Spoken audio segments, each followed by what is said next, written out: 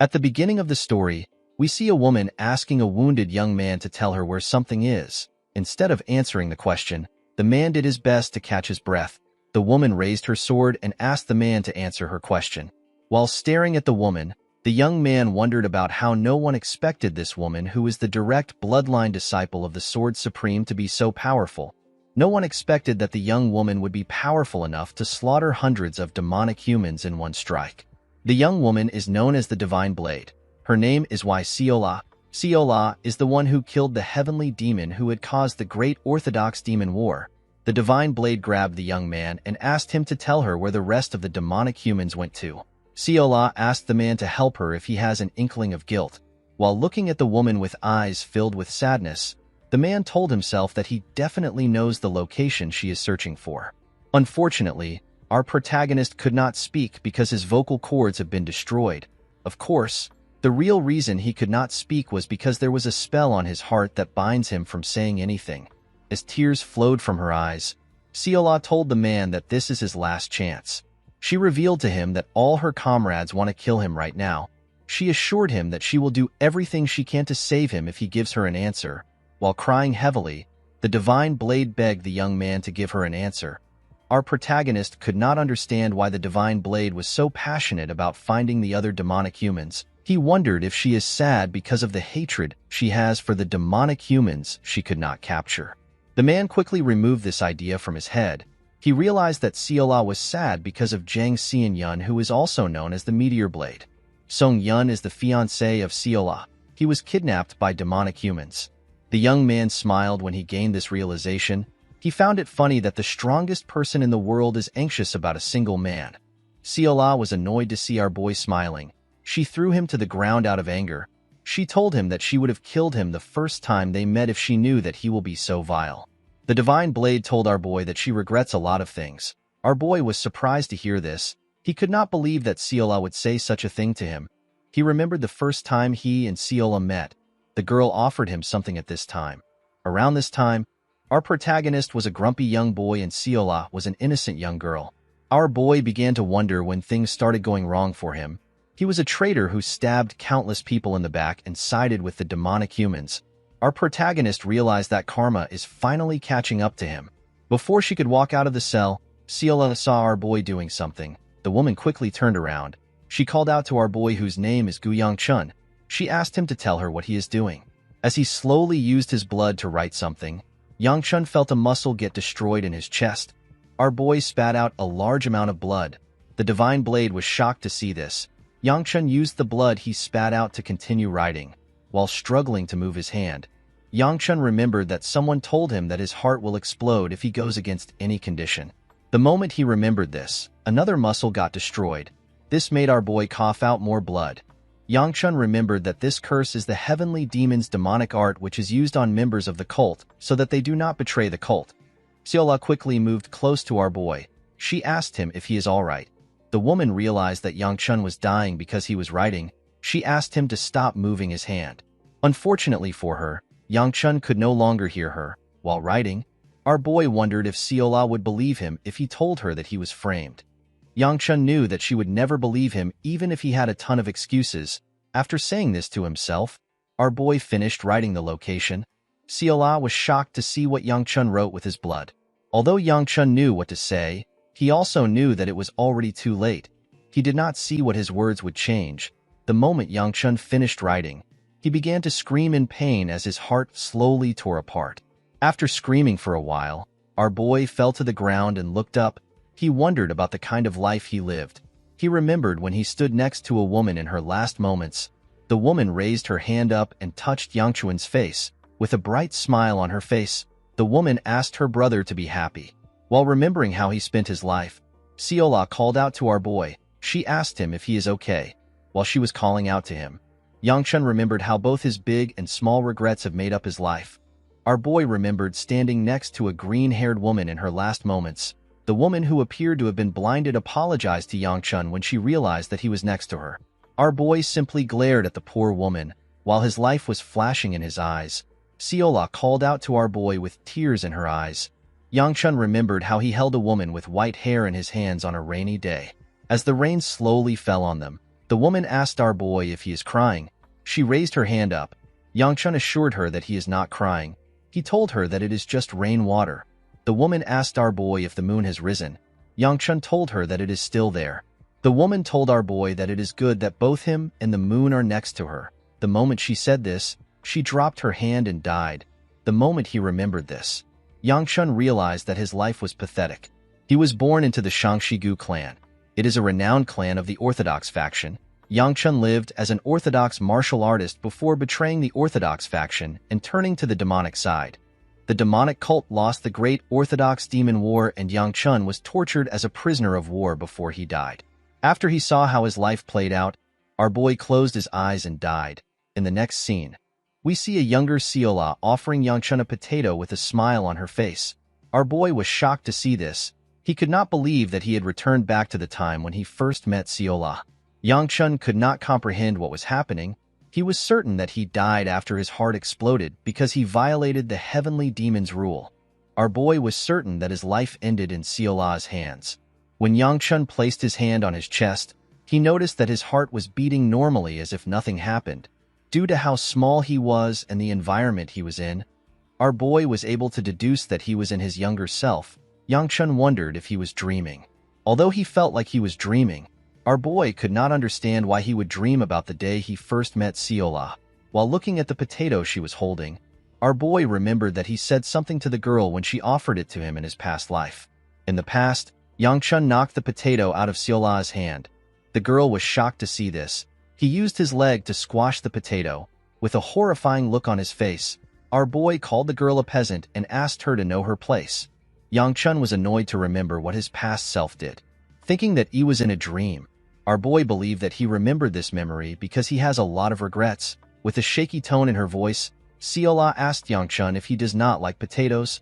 The moment she asked this question, our boy took the potato from her. With a bright smile on his face, Yangchun thanked the girl for the potato. He assured her that he will enjoy it. Immediately he said this, he took a bite of the potato. Our boy began to scream. He never expected the potato to be so hot. He did not understand why a potato would be so hot when he was not in reality. Seola began to laugh when she saw our boy stick out his tongue. She found it funny that his face turned red. While our boy was sticking out his tongue, a young man in the same clothes as him ran to him. The young man referred to Yangchun as young master. The man told our boy that he has been searching for him everywhere because he suddenly disappeared. Our boy remembered the man as his bodyguard. He remembered that his bodyguard's name is Mu Yun. Mu Yun was relieved to see that his young master was not hurt. He told Yangchun that he was worried that something will happen to him. The moment he said this, Mu Yun noticed that his young master's tongue was burnt. He noticed that Yangchun ate the potato that Seola gave him. The man quickly placed his hand on his sword. He asked Seola if she wants to die. Our boy told Mu Yun that everything is fine. He asked the man to give him something. Mu Yun did not know what his young master was talking about. Yangchun asked the man to give him the honey cookie that is with him. The bodyguard was surprised to hear this. He put his hand into his pocket and took out the cookie. He told Yangchun that this is his last one. Our boy took the cookie from the man and offered it to Seola. The girl was surprised to see this. She asked our boy if he is really going to give it to her. With a smile on his face, Yangchun told the girl that this is the only thing he can give her for her delicious potato. Seola began to drool when she heard this. She revealed to our boy that this is her first time getting something that shines so well and smells very nice. Before she could accept the snack, someone called out to her. Seola turned around to see an old man who she calls Grandpa. The old man ran to hug his granddaughter and told her that she is safe. Seola hugged her grandpa with a smile on her face. The old man reminded his granddaughter that he told her to never let go of his hand. Seola assured the man that everything turned out okay. She told him that she even got some potatoes. The man told the girl that potatoes are not the problem. He asked her if she is fine. Seola assured her grandfather that she is fine. Yangchun became nervous when he recognized the old man that was standing in front of him.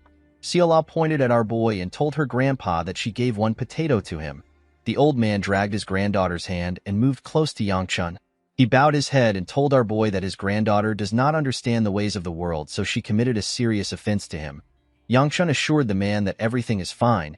He told him that he is actually thankful to Seola. He put his hand together and explained to the old man that he was actually hungry. He told him that he is thankful that the girl offered him a potato.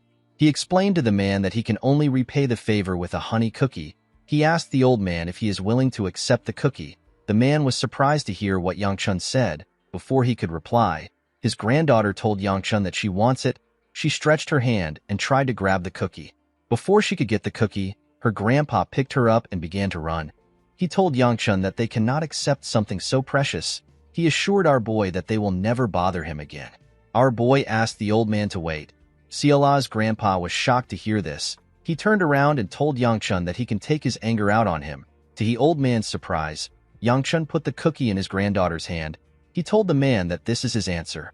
Siola was extremely happy to receive the cookie. She offered our boy another potato. The old man smiled when he noticed something. He realized that Siola has found the person she is searching for. After receiving the cookie, Siola waved to Yangchun. Her grandpa bowed to our boy. When the two turned around, Yangchun stopped smiling. He let out a huge sigh. Mu Yun was surprised to see this. He asked his young master if he is feeling sick. The reason why our boy was nervous was because Siola's grandpa was the person who held the position of the Murim Alliance leader until a while ago. He is also one of the three Supremes. They are hailed as the strongest people in the Murim.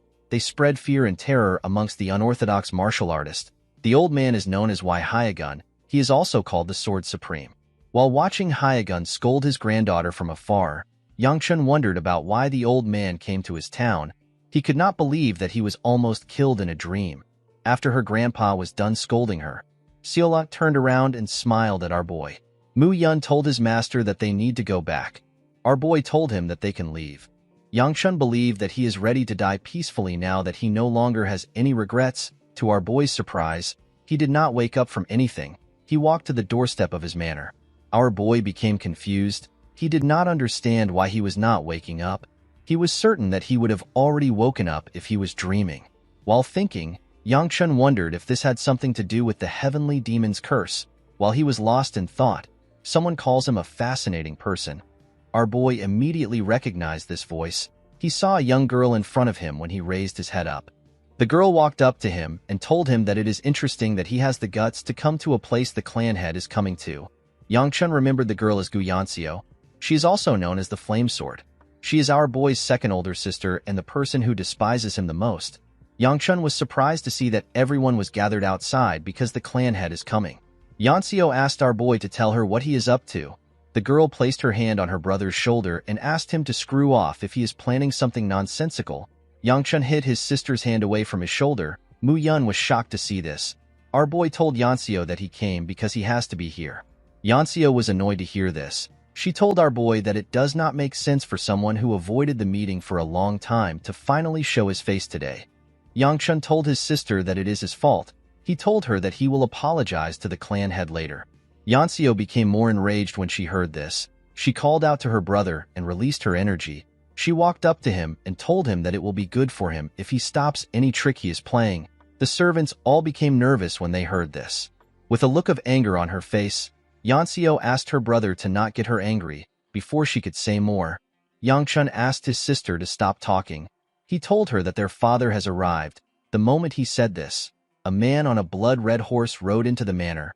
The man wore a red garment and he had blood-red pupils. He also had a huge scar on his face, with a cold gaze in his eyes. The clan head asked his children to tell him what is causing the commotion.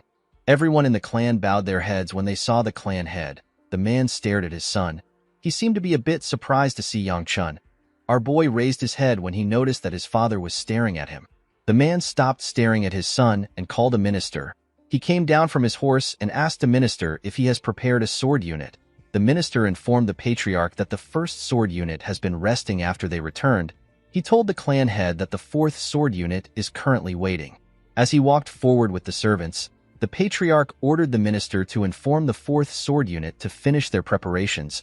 He told the man to tell them to meet him once they are done. Yangchun was nervous when he saw his father's gaze. Although he did not know if he was in a dream, our boy still did not like his father's gaze at all. Before he walked away, the patriarch turned around and asked Yangchun to come to his room once they are done with their meal. Yangchun and his sister were shocked to hear this. Our boy did not understand what was happening. In the next scene, we see Yangchun and his sister eating with their father in a huge dining hall. Our boy was surprised to see that his family still had the same awkward atmosphere in the dining hall. The atmosphere was awkward to the point where Yangchun could not tell if he is eating through his lips or his nose. Our boy began to hope that someone would talk in order to do something about the vibe. The patriarch referred to Yanseo as second child and told her that he heard she made an accomplishment in martial arts. With a bright smile on her face, Yanseo explained to her father that she has gotten a small enlightenment. She revealed to him that she reached 3-star a few days ago.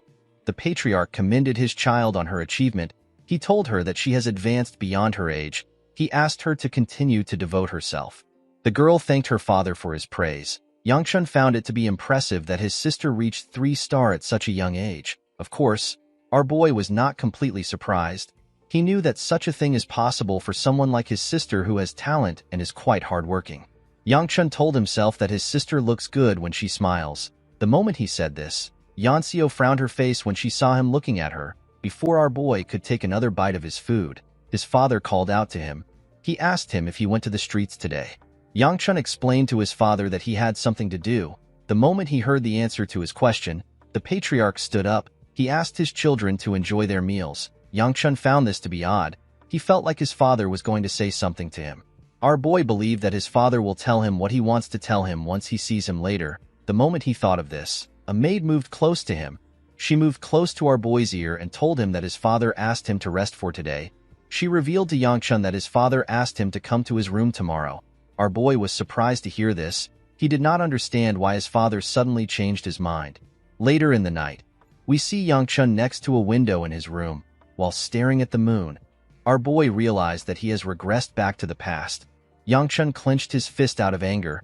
He realized that he finally had an opportunity to kill the heavenly demon. Our boy quickly removed this idea from his head. He knew that he was hoping for the impossible. He did not know how he was supposed to kill the person that killed the 3 supremes who were said to be above the heavens. When he thought about his life as a demonic human that served the heavenly demon just so he could survive, our boy was annoyed. He lived his life with so many regrets. Although he did not like his regret-filled past life, our boy was still able to learn many things. Yangchun decided to live a new life now that he has been reborn. He did not see a reason to stress himself since the heavenly demon will later be killed by Seola and the demonic cult will eventually disappear as well. Our boy decided to live a quiet life with his new chance. With a serious look on his face, Yangchun assured himself that he will not repeat the same mistakes he made in his past life. In order to get a smooth life, our boy realized that he had to increase his strength. He sat in a lotus position and sensed the energy in him. Yangchun was shocked to see the tiny amount of internal energy he had. After seeing how pathetic his internal energy was, our boy understood how impressive it is for his sister to be at 3-star when she is just a year older than him. Of course, our boy had a way of helping himself. Yangchun decided to train with the cultivation technique that is only passed down to the blood relatives of the Gu clan. The moment he activated the technique, his internal energy began to spin. The technique is known as the Gu flame wheel art. Once a person reaches 4-star, they will be able to emit the flaming inner energy. When a person reaches 7-star, they will be able to wrap their body in flames. Unfortunately for our boy, he was merely at 1-star. Yangchun knew that he had to gather internal energy as quickly as he could in order to polish it until he reaches 2-star. In order to live a smooth life, Yangchun assured himself that he will not borrow the power of demonic humans. He decided to focus on increasing his own power. After circulating his internal energy for a while, our boy began to feel exhausted. He grit his teeth and let go of his energy. While breathing heavily, Yangchun fell on his bed. He stopped circulating his energy because he might die if he pushes his body too hard. Our boy knew that his current body could not easily handle internal energy. He was certain that he will suffer from energy deviation if he continues to push himself. While breathing heavily, Yangchun began to laugh. Our boy was happy to see that he got some result from his energy circulation. His internal energy had now increased, and he had reached the early stage of 2-star. While looking at his hand, Yangchun assured himself that he will take things step by step. He wanted to improve in a way that isn't slow but still different from his past life. He assured himself that he will not make stupid mistakes that will negatively affect his upcoming future. The next day, Yangchun woke up tired. Our boy was surprised to see that his entire body was still in pain from the training he did yesterday. While wearing his clothes, Yangchun told himself that it is his fault that he did not train until now. Yangchun decided to go to his father's room later. He decided to use his time to train now. The moment our boy opened his door, he saw something shocking. Yangchun saw Seola at his doorstep. The girl greeted our boy with a smile on her face. In this world, a crack suddenly appeared in the sky. A man on the road was surprised to see the crack. The man's friend asked him to tell him why he is looking up. The man asked his friend if a star has always been in that part of the sky. While looking at the crack, the man saw a huge eye inside it. The man was horrified to see this. Unfortunately for the man, monsters tore through the empty space before he could react. The cracks are known as the gates of the demon realm. Each sect created a group that could fight against these monsters. These groups are known as sword units. Every sect has a sword unit. The Gu family had 5 sword units. Our boy's eldest sister, whose name is Gu Weibai, is the commander of the 5th sword unit. Yangchun spent half of his life under his harsh sister's command. It was during his time with his sister that he formally met Seola. Yangchun was certain that he was supposed to meet Seola half a year later after the potato incident. Our boy could not comprehend why the girl was currently at his doorstep. He decided to go back into his room. He believed that he was seeing things because he slept so late last night. Seola held his clothes before he could go back in. She asked him to wait. She greeted our boy and decided to formally introduce herself. Before she could speak, someone hits her hand. The person turns out to be Hyagun. The old man reminded his granddaughter that she cannot treat Yangchun like that. Our boy was shocked to hear what the Sword Supreme said. Hyagun asked Seola to apologize to our boy. The girl bowed her head and apologized to Yangchun. Our boy did not understand what was happening. Hyagun bowed his head to him and introduced himself as Waimun. He explained to Yangchun that he will be serving him starting from today thanks to his father. He assured our boy that he will move his weak body to serve him well. Yangchun was surprised to see that the Sword Supreme introduced himself as Waimun instead of Wai Hyagun. Seola introduced herself with her real name and told our boy that she will be serving him with her grandpa. Yangchun was horrified to hear that the strongest people in the world want to serve him. Our boy realized that his father must have allowed the Sword Supreme to do this for a reason. He realized that his new life is already screwed from the beginning. Yangchun greeted the Sword Supreme and asked him to call him by his name. Hyagun called our boy Young Master. This made Yangchun more uncomfortable. While sitting at his doorstep, our boy was shocked to see what was happening. He couldn't believe that the Sword Supreme was using a broom to sweep his house. The old man turned around and smiled at Yangchun when he saw him staring at him. Our boy felt nervous when he saw the old man smile at him. He did not know what to say. While her grandpa was sweeping, Seola received a large amount of clothes from the other maids. The maids told our girl that the clothes are too much. Seola assured them that she can carry the clothes. While she was shaking, one of the maids offered to assist her with the clothes. The girl assured them that she can carry the clothes. Unfortunately for the girl, she hit her leg on a rock and fell to the ground. The clothes scattered and poured all over the place. Seola hit her head on the ground and the bucket fell on her head. Yangchun and the others felt bad for the girl. The other maids quickly rushed to assist her. Yangchun was surprised to see that the girl was bad at chores. Our boy was certain that Seola was supposed to possess a martial arts talent within her. He did not understand why she was so clumsy. While thinking, Yangchun stood up. The moment he stood up, Seola stopped crying and walked up to him. Our boy asked the girl to finish the chore she is working on. Seola revealed to Yangchun that she was told to follow him around. With a confident look on her face, the girl revealed to our boy that her grandpa ordered her to follow him around. The moment she said this, Yangchun realized that the girl was his direct servant. Our boy quickly understood that Seola was dumped on him because nobody wanted to deal with him. Yangchun wondered if it is fair for his personal servant to be decided so haphazardly. Seola climbed on his stairs and moved close to him. The girl was helping our boy fix up his clothes. Yangchun could deal with Seola, but the pressure of the Sword Supreme was just too much for him to handle. After she was done tying his clothes, Seola asked our boy to take a look. Our boy's clothes was wrinkled. Yangchun turned around and fixed his clothes himself. Our boy wondered if his father hired the Sword Supreme and his granddaughter even after he knew their identity. He wondered if they hired Hyagun and Seola because too many servants have quit. Yangchun put on his shoes. He decided to confront his father on the issue when he gets to his room, before our boy could leave his house. Seola asked him to wait for her. Our boy told the girl that she is not going with him. He told her that she has to stay in order to get a hang of things. Seola became sad when she heard this. Our boy was surprised to see this. He walked to his gate and asked our girl to finish learning how to do her job before closing the gate. Yangchun asked Seola to do her best. He told her that he will bring her a treat. After saying this, our boy closed the gate. Seola became happy when she heard about the treat. Her grandpa was relieved to see that her mood had changed. The scene shifts and we see Yangchun at his father's doorstep. Before entering his room, Yangchun thinks about how scary the situation is. He was never close with his father, and he had never personally spoken to him.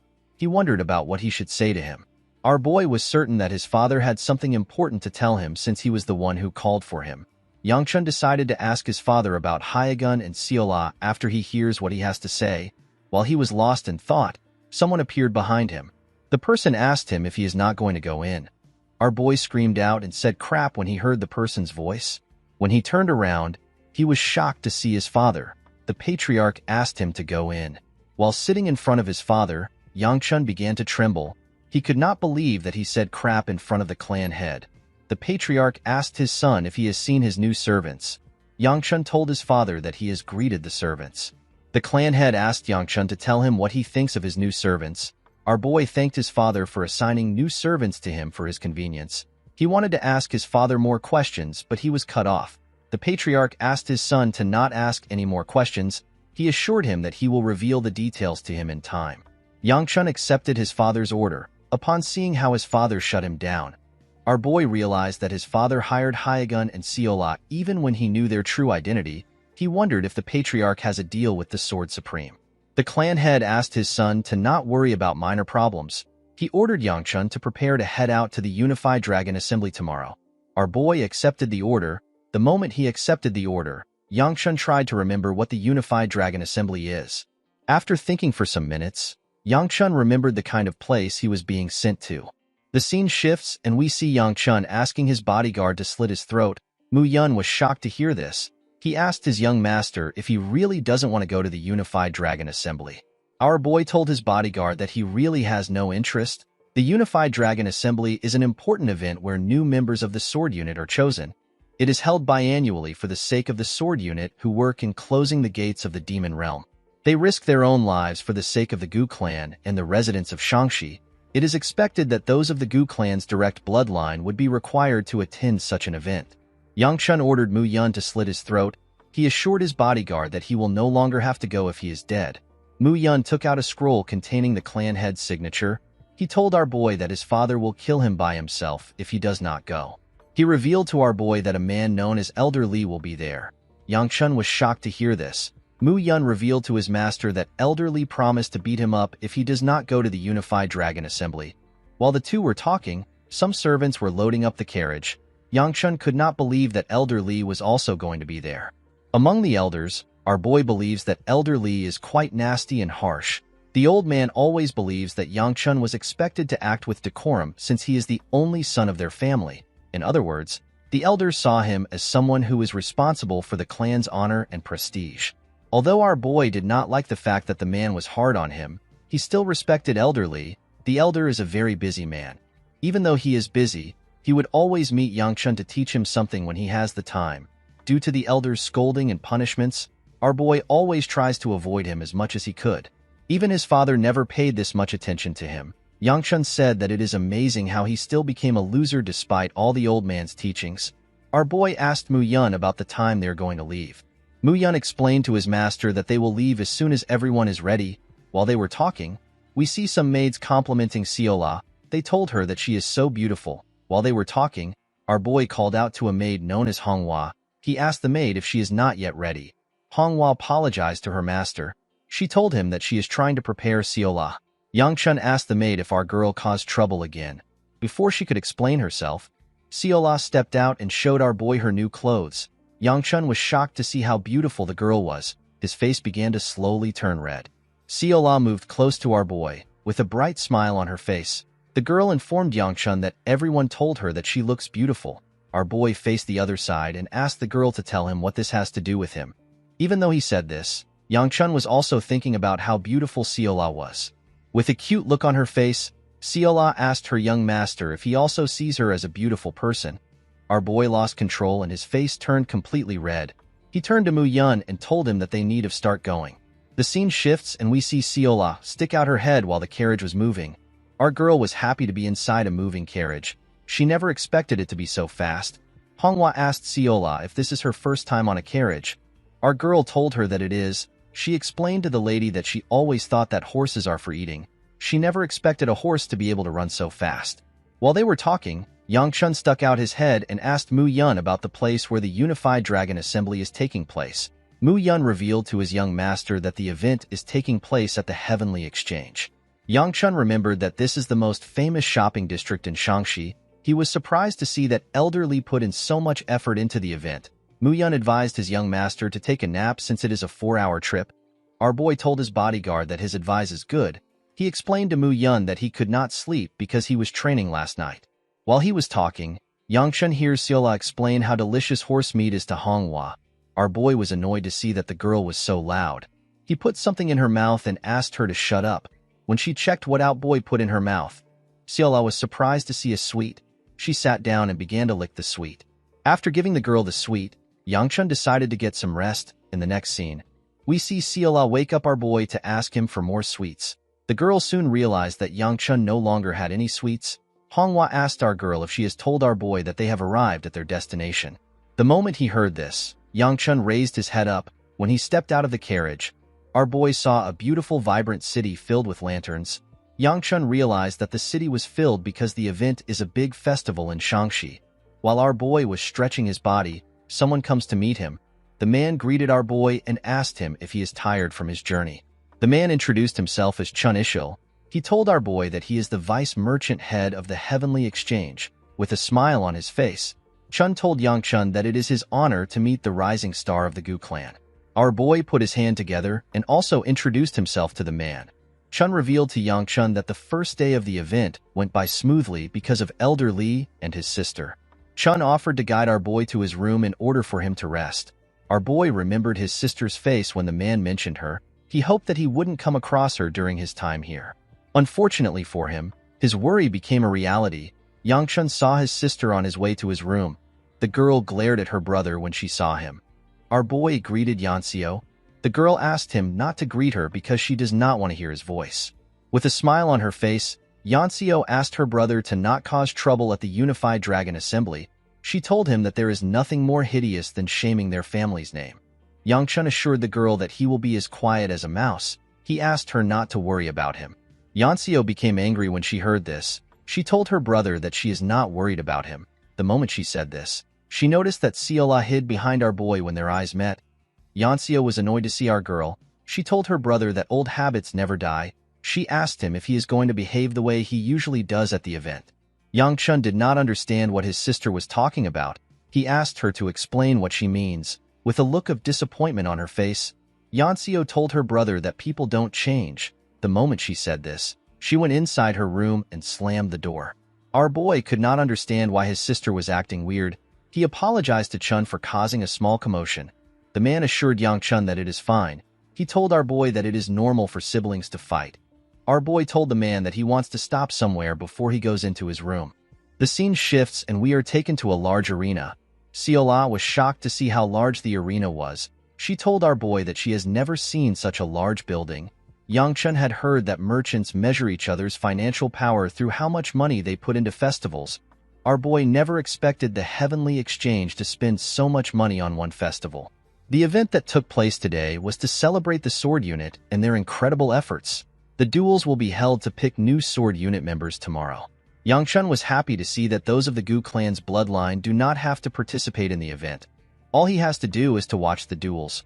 Our boy assured himself that nothing will happen because all he has to do is watch. The moment he said this, we see a huge man standing behind him. The man was also wearing the same red clothes as Yangchun. The huge man told our boy that he is surprised to see that he did not run away. Yangchun was shocked to hear the man's voice. He quickly turned around. The man stretched out his hand. Yangchun was terrified to see the man's hand coming towards him. He realized that he needed to block the attack. To Yangchun's surprise, the huge man simply pat him on the head. With a smile on his face, the huge man asked our boy to tell him why he is scared. He pat Yangchun's head and asked him to tell him why he did not run away when he saw him. Yangchun reminded the man that he promised to fold him in half if he did not come to Shaanxi. The old man was surprised to hear this. He asked our boy to tell him who said such a thing. Yangchun told him that it was the second elder. The second elder laughed when he heard this. He was surprised to see our boy talking back. Yangchun noticed that the second elder always had a strange fixation on him. He believed that this was because he is the only son of the clan head. Sola was surprised to see the huge man. She called the second elder a bear. The girl said that bears are as delicious as horses. With a scary look on his face, the second elder glared at Sola. Our girl became nervous when she saw the look in the man's eyes. She wanted to continue yapping, but she immediately became quiet when she saw the look in the man's eyes. Sola became terrified. She quickly hid behind Yangchun. Our boy told the second elder that he will scare people away if he continues to look at them with such a terrifying gaze. The huge man laughed and asked Yangchun if Sola is his concubine. Our boy was surprised to hear the question. He asked the man to take a look at Sola's clothes. He told him that our girl is a servant. The second elder was disappointed with Yangchun's answer. He told our boy that he will accept his answer. The second elder reminded our boy that tomorrow is the Unified Dragon Assembly. He asked Yangchun to go to bed immediately. He explained to our boy that he will still need to take part of the event even if he is a spectator. Sola quickly ran to the exit when she heard this. She asked Yangchun to leave with her before the second elder eats them. Our boy accepted the second elder's order. Before he could leave, the second elder called out to him. With a smile on his face, the old man swiped his hand on his neck and told Yangchun that he will do this to him if he tries to run away. Our boy immediately understood the man's threat. After hearing what the man said, Yangchun moved closer to Sola. Our girl asked Yangchun if the bear is going to eat them. Our boy told her that the man will strangle her first. Sola screamed when she heard this. While walking away, the second elder realized something. He noticed that there was something different about Yangchun. The next day, we see a large amount of people gathered for the Unified Dragon Assembly. While looking at the people lined up for the event, Yangchun explained to his bodyguard that he thought the event would start in the morning. He told Mu Yun that the event will definitely start in the afternoon. According to Mu Yun, people from the numerous clans in Shangxi, or anyone who can prove their identity, is allowed to participate. The bodyguard told his master that he never expected so many people to show up. Yangchun reminded the man that it is a big deal to be a member of a sword unit. While our boy was talking, Sola hid behind him. With a shaky tone in her voice, she asked Yangchun if the bear grandpa is going to take off her head. She asked our boy if they cannot ask the second elder to hibernate. Yangchun was annoyed to hear this. He told our girl that she should have stayed in the room if she was so scared. Sola reminded our boy that her grandpa asked her to stick with him. Yangchun knew that he could not ask our girl to disobey the Sword Supreme. Our boy assured Sola that everything is fine. He told her that Mu Yun can defeat the bear grandpa. Sola was happy to hear this. Mu Yun asked his master to tell him who bear grandpa is. Our boy revealed to the man that Sola is talking about the second elder. Mu Yun told our boy that it is impossible for him to lay a finger on the second elder. He asked his master to address the second elder more respectfully. Our boy decided to tease Sola. He told her that Mu Yun can't defeat the bear, so they need to give him her head. Sola was shocked to hear this. With a shaky tone in her voice, she told our boy that she is alright if everyone will be happy with her head. Yangchun told Sola that he is simply joking. While drooling heavily, our girl pointed at a food cart. She told our boy that her grandpa said that ghosts who die with a full stomach look prettier. Sola assured Yangchun that ghosts who die eating dumplings look quite beautiful. Yangchun realized that our girl wanted him to get her some dumplings. While our girl was ordering for dumplings, Mu Yun told him that he treats Sola well. With a nervous look on his face, Yangchun asked his bodyguard if he did not see our girl begging him to buy her some dumplings. Truthfully, Yangchun did not know how to treat Sola.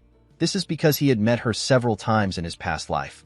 Our boy told his bodyguard that Sola does not fully understand what it takes to be a servant. With a smile on his face, Mu Yun told his master that he still bought our girl the dumplings despite her being his servant. Yangchun did not know how to explain this. Mu Yun was proud of his young master.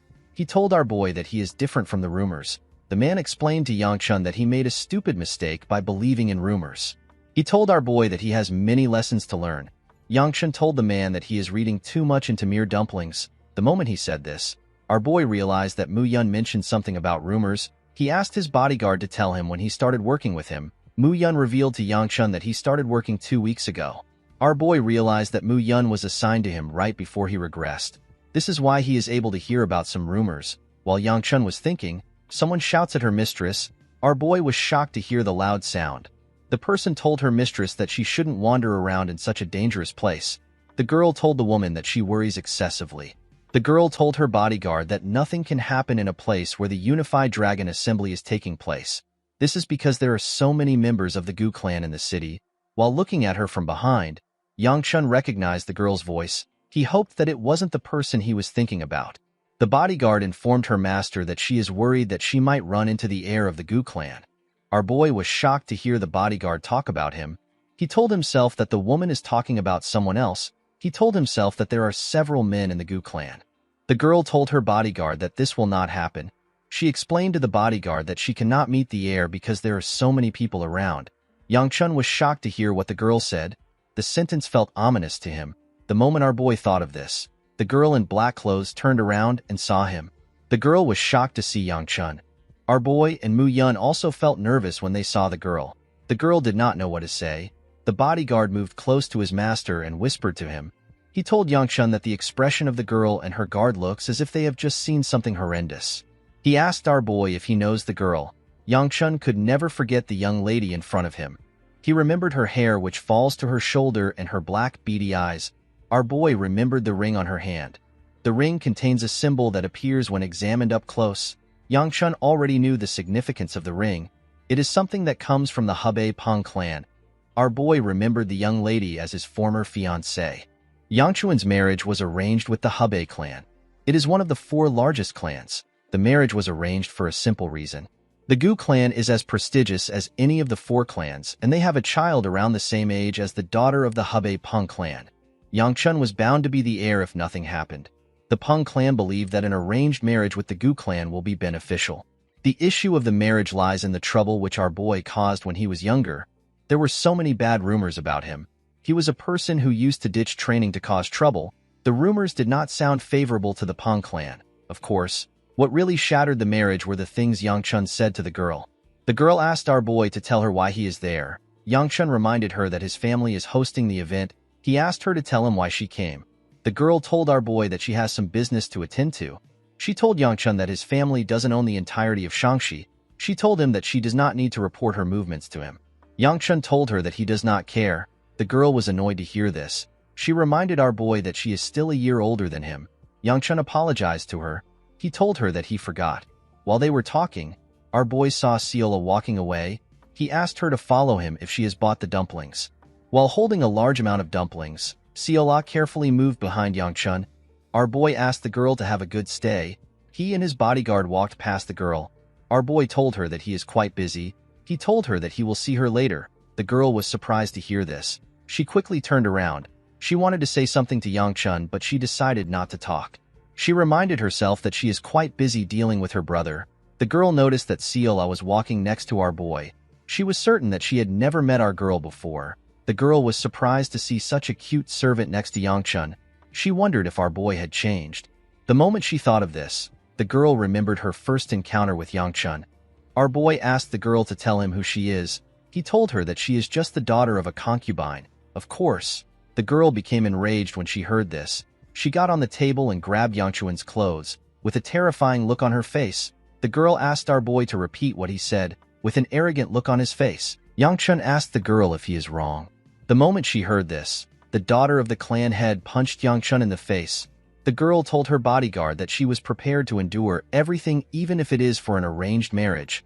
She told Yangchun that she was willing to marry him despite all the terrible rumors around him. She told him that she was willing to do anything for her clan.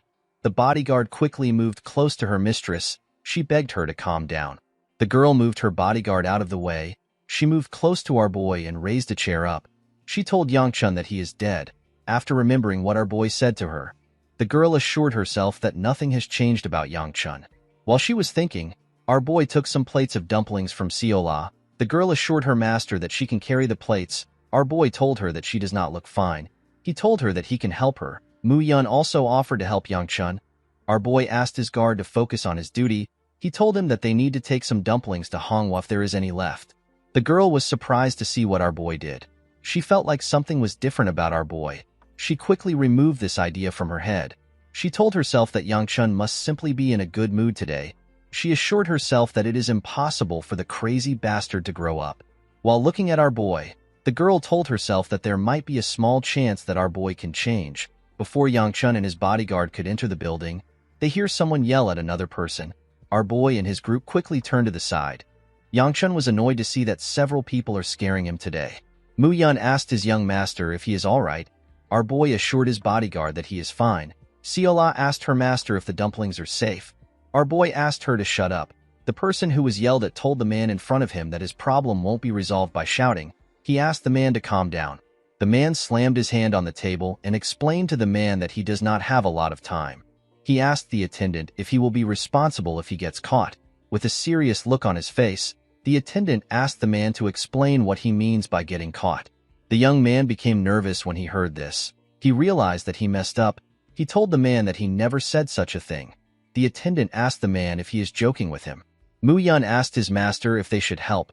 Our boy reminded his bodyguard that anyone can participate in the Unified Dragon Assembly as long as they can prove their identity. Mu-yun explained to our boy that he was asking if they should allow the man to keep causing a scene. Yang-chun explained to his bodyguard that it is nothing new to see someone squabbling over the Unified Dragon Assembly entry. He assured Mu-yun that the martial artists of the Gu clan that are on standby will take care of the issue. One of the martial artists moved close to the man and placed his hand on his shoulder. He asked the man to stop his act here. The moment the martial artist touched his shoulder, the man held his hand and slammed him to the ground. The attendant was shocked to see this. He asked the man to tell him what he is doing. With a cold gaze in his eyes, the man told the attendant that he has proved his skill. He asked the attendant if he can participate now. The attendant asked the man if he is crazy. He told him that he cannot participate after knocking their martial artist down. The man explained to the attendant that he was simply showing his skills. While watching the man and the attendant argue, Mu-yun asked his master if they should interfere now. The moment the bodyguard said this, Sola explained what she saw in a stupid manner. She told our boy that the man slammed the martial artist like wham. Yang-chun walked forward and asked Mu-yun to follow him. The bodyguard was surprised to hear this. He asked our boy if it is right to leave the man there. With a nervous look on his face, Yang-chun explained to Mu-yun that he does not want to get caught up in the issue. He asked his bodyguard to head in with him. Mu-yun wanted to argue with his master. Yang-chun assured him that the others will take care of it. The moment he said this, the attendant told the man that he cannot just have things the way he wants. He explained to the man that they have their own rules. He told him that he cannot enter if he cannot be properly identified. The man asked the attendant if his skills are not enough. The attendant told the man that he does not have any issues with his skills. The man became annoyed when he heard this. He asked the attendant if he is disrespecting the young clan head of the Peng clan. Our boy and the daughter of the Peng clan turned around when they heard this. They were shocked to hear the young man refer to himself as the young clan head of the Peng clan. In the next scene, we are taken to the past. We see snow falling in a huge manner. Aoi asked her elder brother to tell her what he is doing. With a bright smile on his face, the young man greeted his sister.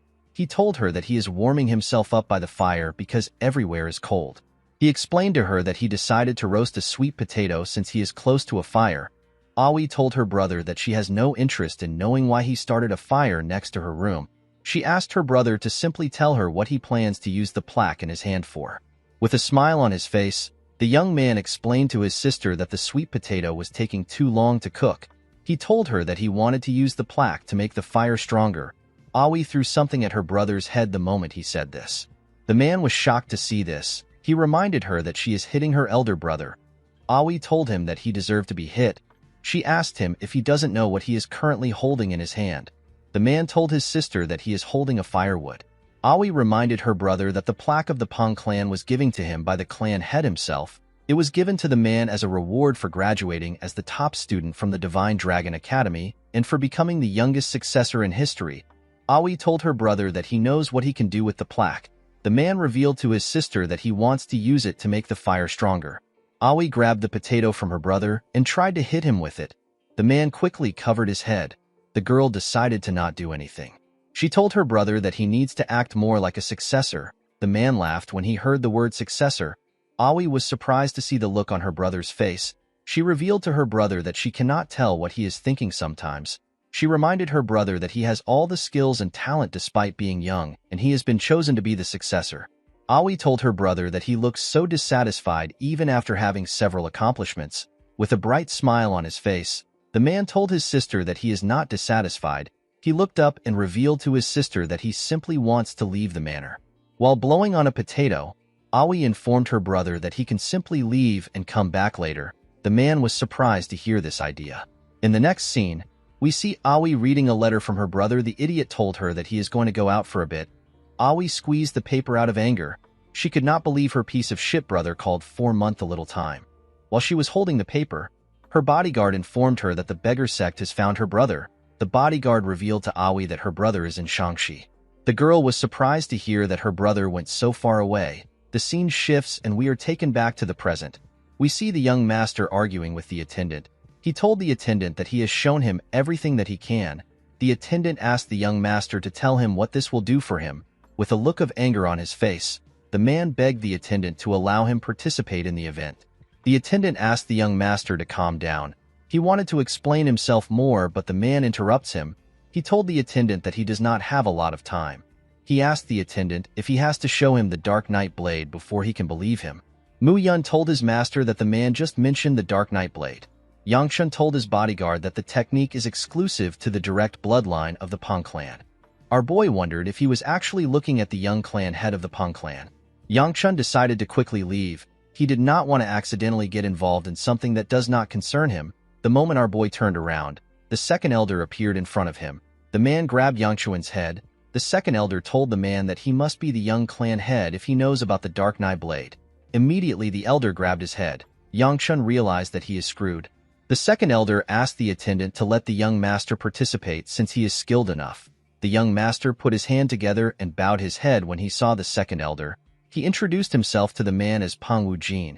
He referred to the second elder as the Grandmaster Pure Flame Fist of the renowned Gu clan. He told the second elder that it is an honor to meet him. The second elder began to laugh when he heard how Wu Jin greeted him. He told the young man that he has not heard the title in a long time. He assured Wu Jin that he can participate in the event.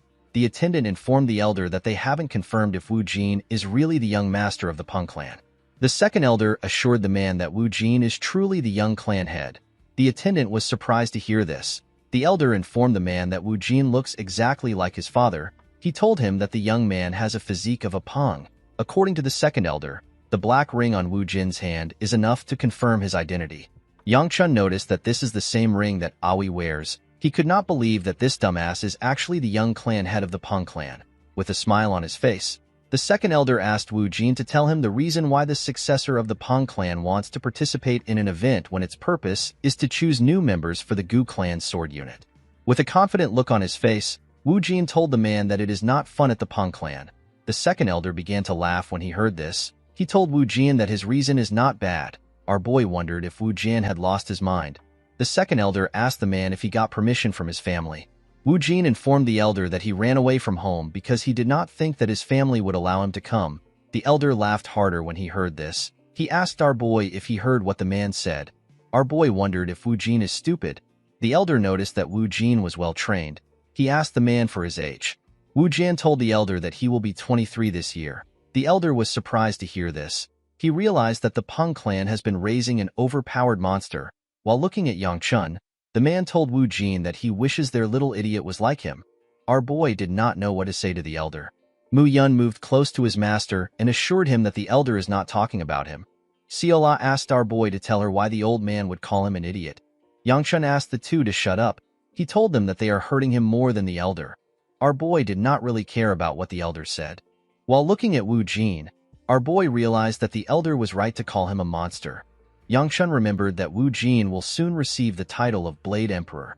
Our boy became certain that Wu Jin is from the Peng clan.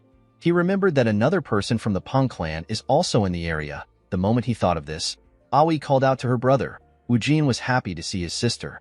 The moment the girl got close to him, she used her leg to kick his face in. The attack sent the idiot flying. With a terrifying aura around her, Aoi called her brother a worthless bastard. She could not believe that he claimed to be the successor when he ran away from home after leaving a note behind. Wu Jin asked his sister to calm down and listen to him. With a horrifying look on her face, Aoi asked the man to tell her what he wants to say. Wu Jin was surprised to see that his sister actually gave him a chance. He begged her to spare him. The moment she heard this, Aoi began to beat the shit out of her brother. She asked her brother to tell her why he would run away from home and try to join another clan's sword unit. She asked him if he has lost his mind. Wu Jin begged his sister to spare him. Yangchun was surprised to see this. He told the elder that it is better they stop Aoi because she might kill her brother. The second elder assured our boy that things are fine. He told him that men from the Peng clan are quite sturdy and can even endure getting hit by a metal rod. Wu Jin called out to the Grandmaster and begged him to save him. Yangchun asked the elder if he is sure about what he said. The second elder asked Aoi to stop beating her brother. He told her that she might kill him. Aoi was annoyed to hear someone talking to her. She wanted to curse the person who intervened, but she quickly kept her mouth closed when she realized that it was the Grandmaster.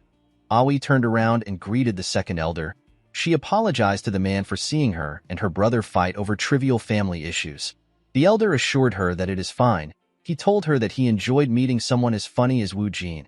Aoi assured the elder that she will definitely compensate him for the incident. She told the man that she and her brother will be leaving. Wu Jin told his sister that he will stay. Aoi was annoyed to hear this. She asked her brother if he was not beaten enough. With a cold gaze in his eyes, Wu Jin asked his sister if he looks like someone who is joking. The girl became nervous when she saw the look in her brother's eyes. She asked him to tell her his reason. Wu Jin revealed to his sister that their clan is boring. Aoi asked her brother if the Gu clan and other clans are more interesting. The man told his sister that this clans are probably more interesting than their own. Aoi placed her hand on Wu Jin's shoulder and begged him to grow up. She reminded him that he is the clan successor. Wu Jin explained to his sister that he wants to enjoy life before he becomes the clan head. He reminded her that the only way to not become clan head is to be crippled or to die. However, both options were not good to the man. Wu Jin revealed to his sister that he does not want to become clan head. He told her that everyone in the clan apart from them is simply a beast wearing a name tag. The man told his sister that he will become the clan head so that she doesn't have to. Yangchun asked the second elder if he is really going to let Wu Jin participate in the competition. He asked him if he wants to get involved in the matters of the Peng clan. The Grandmaster told our boy that he wants Wu Jin to participate, but he does not want to get involved in the Peng clan's problem. While looking at the two siblings, the second elder thought of a solution. With a smile on his face, the elder told Wu Jin that he can participate if he wins against him. Everyone was shocked to hear this. Aoi told the elder that this doesn't make any sense. Yangchun asked the second elder if he has finally lost his mind. With a smile on his face, the elder informed Wu Jin that the winner will be decided in 10 moves. With a serious look on his face, Wu Jin asked the man if that is all. The second elder told the man that he does not lie. The moment he said this, Aoi asked her bodyguard whose name is Yobi to get her brother. The second elder decided to create some rules. He told Wu Jin that he will win if he manages to touch him within 10 turns. The moment he said this, Wu Jin appeared behind him. He grabbed Yobi's sword and was about to strike the elder. Before his attack could touch the man, he began to laugh. The second elder told Wu Jin that he is too impatient. The moment he said this, the man turned around and clenched his fist. The scene shifts and we are taken to the arena. An announcer informs the audience that they are going to see a fight between the two stars who will lead the Gu clan in future. He refers to Yanxio as the Flame Sword. The girl smiled when she heard this. The person who Yanxio is fighting is Yangchun. While staring at his sister, our boy wondered about why he is currently about to fight his sister. The scene shifts and we are taken back to the past. We see the second elder land a heavy punch on Wu Jin's face. The attack sent the young man flying. The old man took a deep breath. With a smile on his face, he told Yangchun and Aoi that he won. Our boy and Aoi were surprised to hear this. Yangchun reminded the Grandmaster that he was supposed to dodge the attack. The second elder asked our boy if he ever created such a rule. He told Yangchun that they both agreed to the sparring match. He assured him that Wu Jin will soon wake up since he controlled his strength. Our boy informed the man that he will not do anything if the Peng clan comes to meet them. The second elder reminded Yangchun that he is the pure flame fist. He assured him that he will not die alone. Yangchun told the man that he hopes he dies a lonesome death. Immediately he said this, he called out to Aoi. He informed her that the second elder did everything on his own accord. Aoi informed him that it is fine. She told our boy that she is relieved to see her brother unconscious. She explained to him that she does not know the kind of trouble her brother could have caused. She told our boy that it made sense for the second elder to suggest the spar. The Grandmaster laughed when he heard this. He never had such an intention. He revealed to Aoi that he suggested the spar because he believed that it was funny. Yangchun could not believe that a man like this became an elder in their clan. While our boy was thinking, Ciela tapped him. Yangchun told her that they can leave now. To his surprise, Ciela was impressed by the elder. She told our boy that the bear grandpa was so cool. She even tried to describe how he fought. Yangchun was surprised to hear this. Our girl's expression were so honest. Yangchun wondered about how such a nice kid saved the world. The second elder was happy to hear Ciela praising him. He told her that she has a better eye than the gloomy kid next to her. The man decided to give Seola a present. He put his hand into his clothes and brought out a red cookie. Seola was shocked to see the cookie. She told the old man that she has always liked him from the start. The second elder asked Yangchun if he is disappointed because only Seola received a gift. He told our boy that he has something to give him. Yangchun told the elder that he does not like sweets. To his surprise, the Grandmaster revealed to him that he is going to participate in an exhibition match after the Unified Dragon Assembly. The scene shifts and we are taken back to the present. Yanseo asked her brother if he is not using a sword. Yangchun was surprised to hear this. He wondered if he used a sword in the past. The Gu Flame Wheel art can be utilized with a variety of weapons, and it is known to be especially effective with the sword or the fist. Eventually, Yangchun realized that using his fist worked best for him. He decided to quit the sword. Our boy wondered if it looks weird for him to suddenly stop using a sword. Yanseo told her brother that she does not really care if he uses a sword. Our boy was happy to hear this. He was happy to see that his sister would overlook this thanks to her nasty personality. With a smile on her face, Yanseo told our boy that she is happy and grateful to have this opportunity. Yangchun was surprised to hear his sister call the situation an opportunity. With a creepy smile on her face, Yanseo told our boy that she finally has a legitimate reason to beat him up in front of everyone. Yangchun became nervous when he heard this. Our boy remembered how he argued with the second elder. He asked the man to tell him why he has to fight with his sister. With a weird look on his face, the Grandmaster revealed to our boy that he does not want people to go home thinking that the Gu clan is boring. Yangchun could easily see through the old man's intentions. He knew that the second elder simply thought that the situation would be funny. Our boy did not care. He decided to surrender while he is fighting. Almost like he knew what Yangchun was thinking, with a smile on his face, the second elder pointed at Wu Jin and informed our boy that the same thing will happen to him if he surrenders. Yangchun could not understand why the elder was causing him so much trouble. He asked the man if he really wants to see him get beaten up badly in front of many people. The Grandmaster asked our boy if he is really planning to lose. While staring at his sister, Yangchun reminded himself that he cannot waste his regression. He did not see a reason to waste his energy on a fight that never happened in his past life. While he was thinking, Yanseo called out to him. She referred to him as the boy who will become the next clan head simply because he is a man. She took a stance and told her brother that she despises him to death. Immediately she said this, the announcer asked her to begin. Yanseo rushed to attack her brother. Our boy managed to dodge her attack. The girl swung her sword at his neck. Yangchun managed to dodge it by going low. He quickly moved back. Yanseo moved close to him and attacked his head. Our boy easily dodged this attack too. His sister was surprised to see this. She did not know how a 2-star was dodging the attacks of a 3-star. Yangchun could easily see through his sister's thoughts. Our boy was able to dodge her attacks by moving half a beat earlier than her. Even though he was doing this, Yangchun was still short of breath. He realized that he really lacks training. He quickly put a gap between himself and his sister. He wondered about how he wanted to end the fight. He wondered if he should let himself get hit. Yangchun was not sure if he will make it out in one piece when he receives his sister's strike. While he was thinking, his sister told him that he is still used to dodging. Immediately she said this. Yanseo appeared next to our boy. She grabbed his clothes and took out her sword. She tried to hit him with her wooden sword. Fortunately, Yangchun managed to take off the clothes. Yanseo's sword tore through our boy's clothes. Yangchun informed his sister that it is easier to dodge when she swings with such obvious intent. He asked his sister to stop acting like this. Our boy wondered about the amount of murderous intent his sister must have for her to tear through his clothes. Yanseo revealed to her brother that she forced herself to accept that she could never be the clan head even though she worked herself to death. The girl could not comprehend why someone like her brother who has been wasting his life like a scum gets to become the clan head because he is a man. She asked Yangchun if he can understand her pain. The moment she said this, Yanseo covered her sword with her energy. Our boy was shocked to see this. He was certain that this technique is far beyond 3-star. While her sword was spinning at a crazy speed, Yanseo began to attack her brother more aggressively. Yangchun barely managed to dodge the attacks. The girl clenched her fist out of anger. She told her brother that he always runs away. Immediately she said this. She tried to punch our boy. Yangchun also dodged this attack. Yanseo quickly turned around and kicked her brother. She told him that he is talentless and he does not work hard. Our boy blocked her kicks with his hand. The girl stepped back when she saw this. With a look of anger on her face, Yanseo asked her brother to simply disappear if he is going to live a worthless life. The moment she said this, she rushed to attack him. When his sister got close to him, Yangchun could see the tears in her eyes. Before her sword could reach our boy, Yanseo asked her brother to disappear just like his mother. Immediately she said this, our boy grabbed her hand. Yanseo was shocked to see this. Her energy left the sword. With a horrifying look on his face, Yangchun asked his sister to repeat what she said.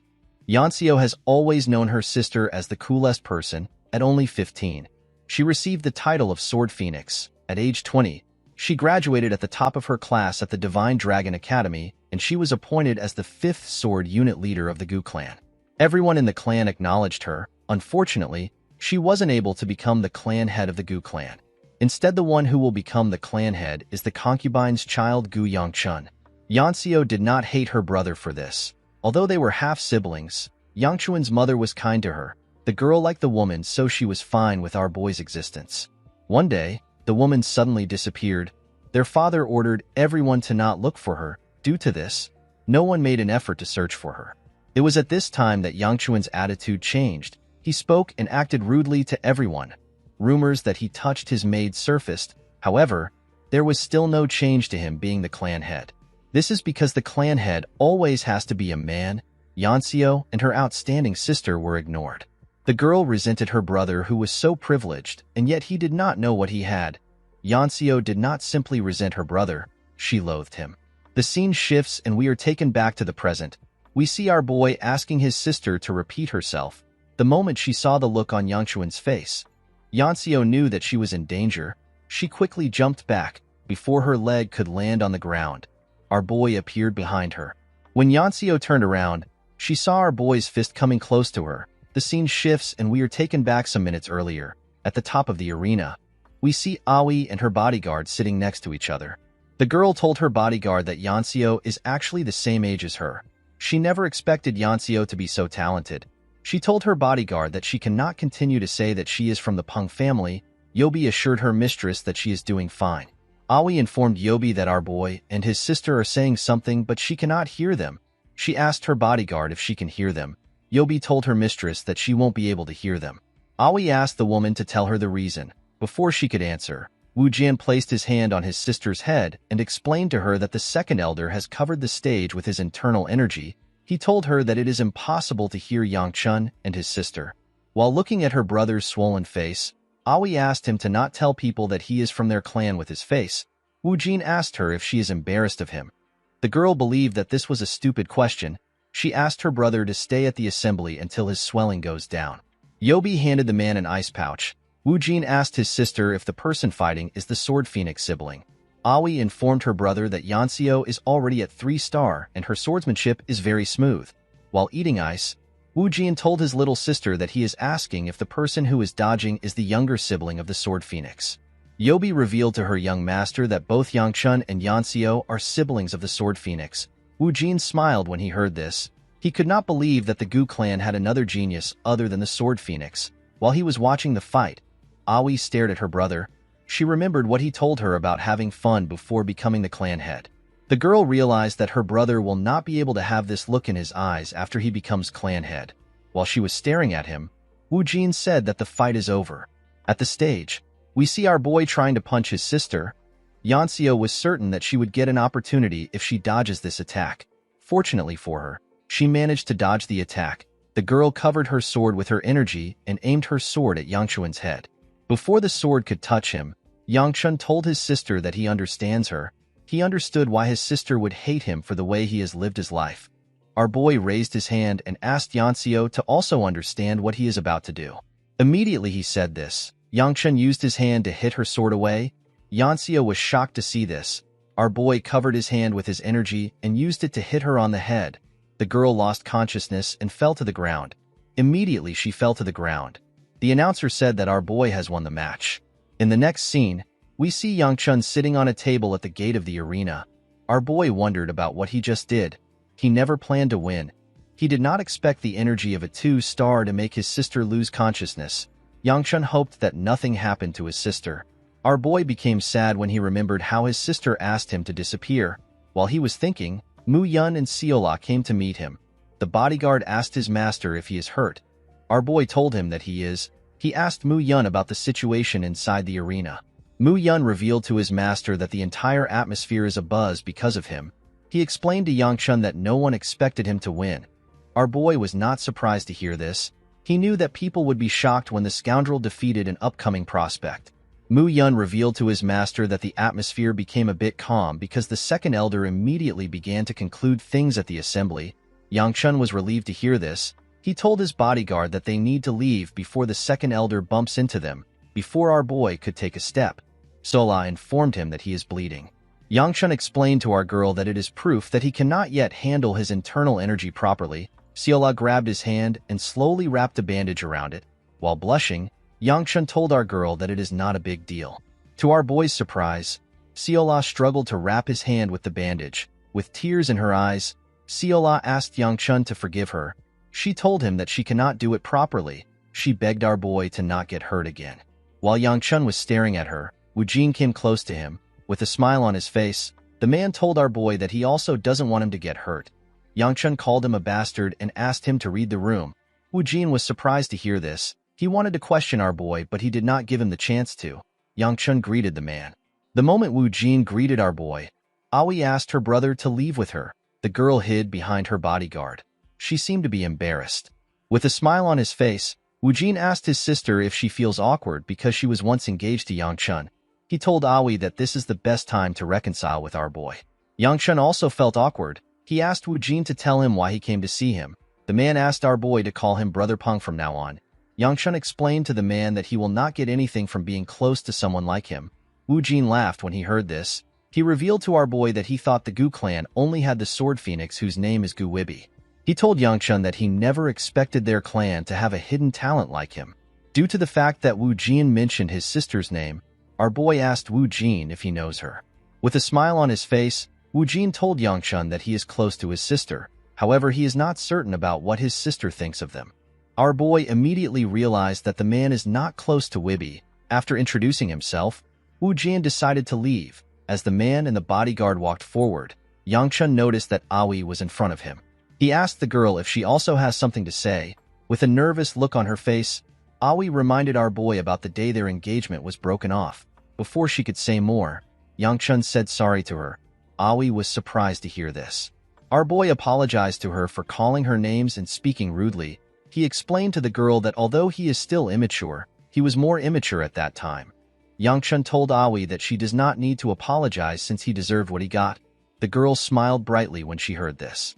She turned around and asked our boy to not lose what her brother gave him. Yangchun was surprised to hear this. When he looked at his hand, he saw the Peng clan's plaque in his hand. Our boy wondered about what he was holding. While watching Aoi and her brother walk away, Yangchun realized that there are still so many things that he needs to fix. In the next scene, we see Yangchun returning home in his carriage. Seola had already fallen asleep, and she was resting on Manhwa. The woman was uncomfortable, but she did not want to disturb our girl.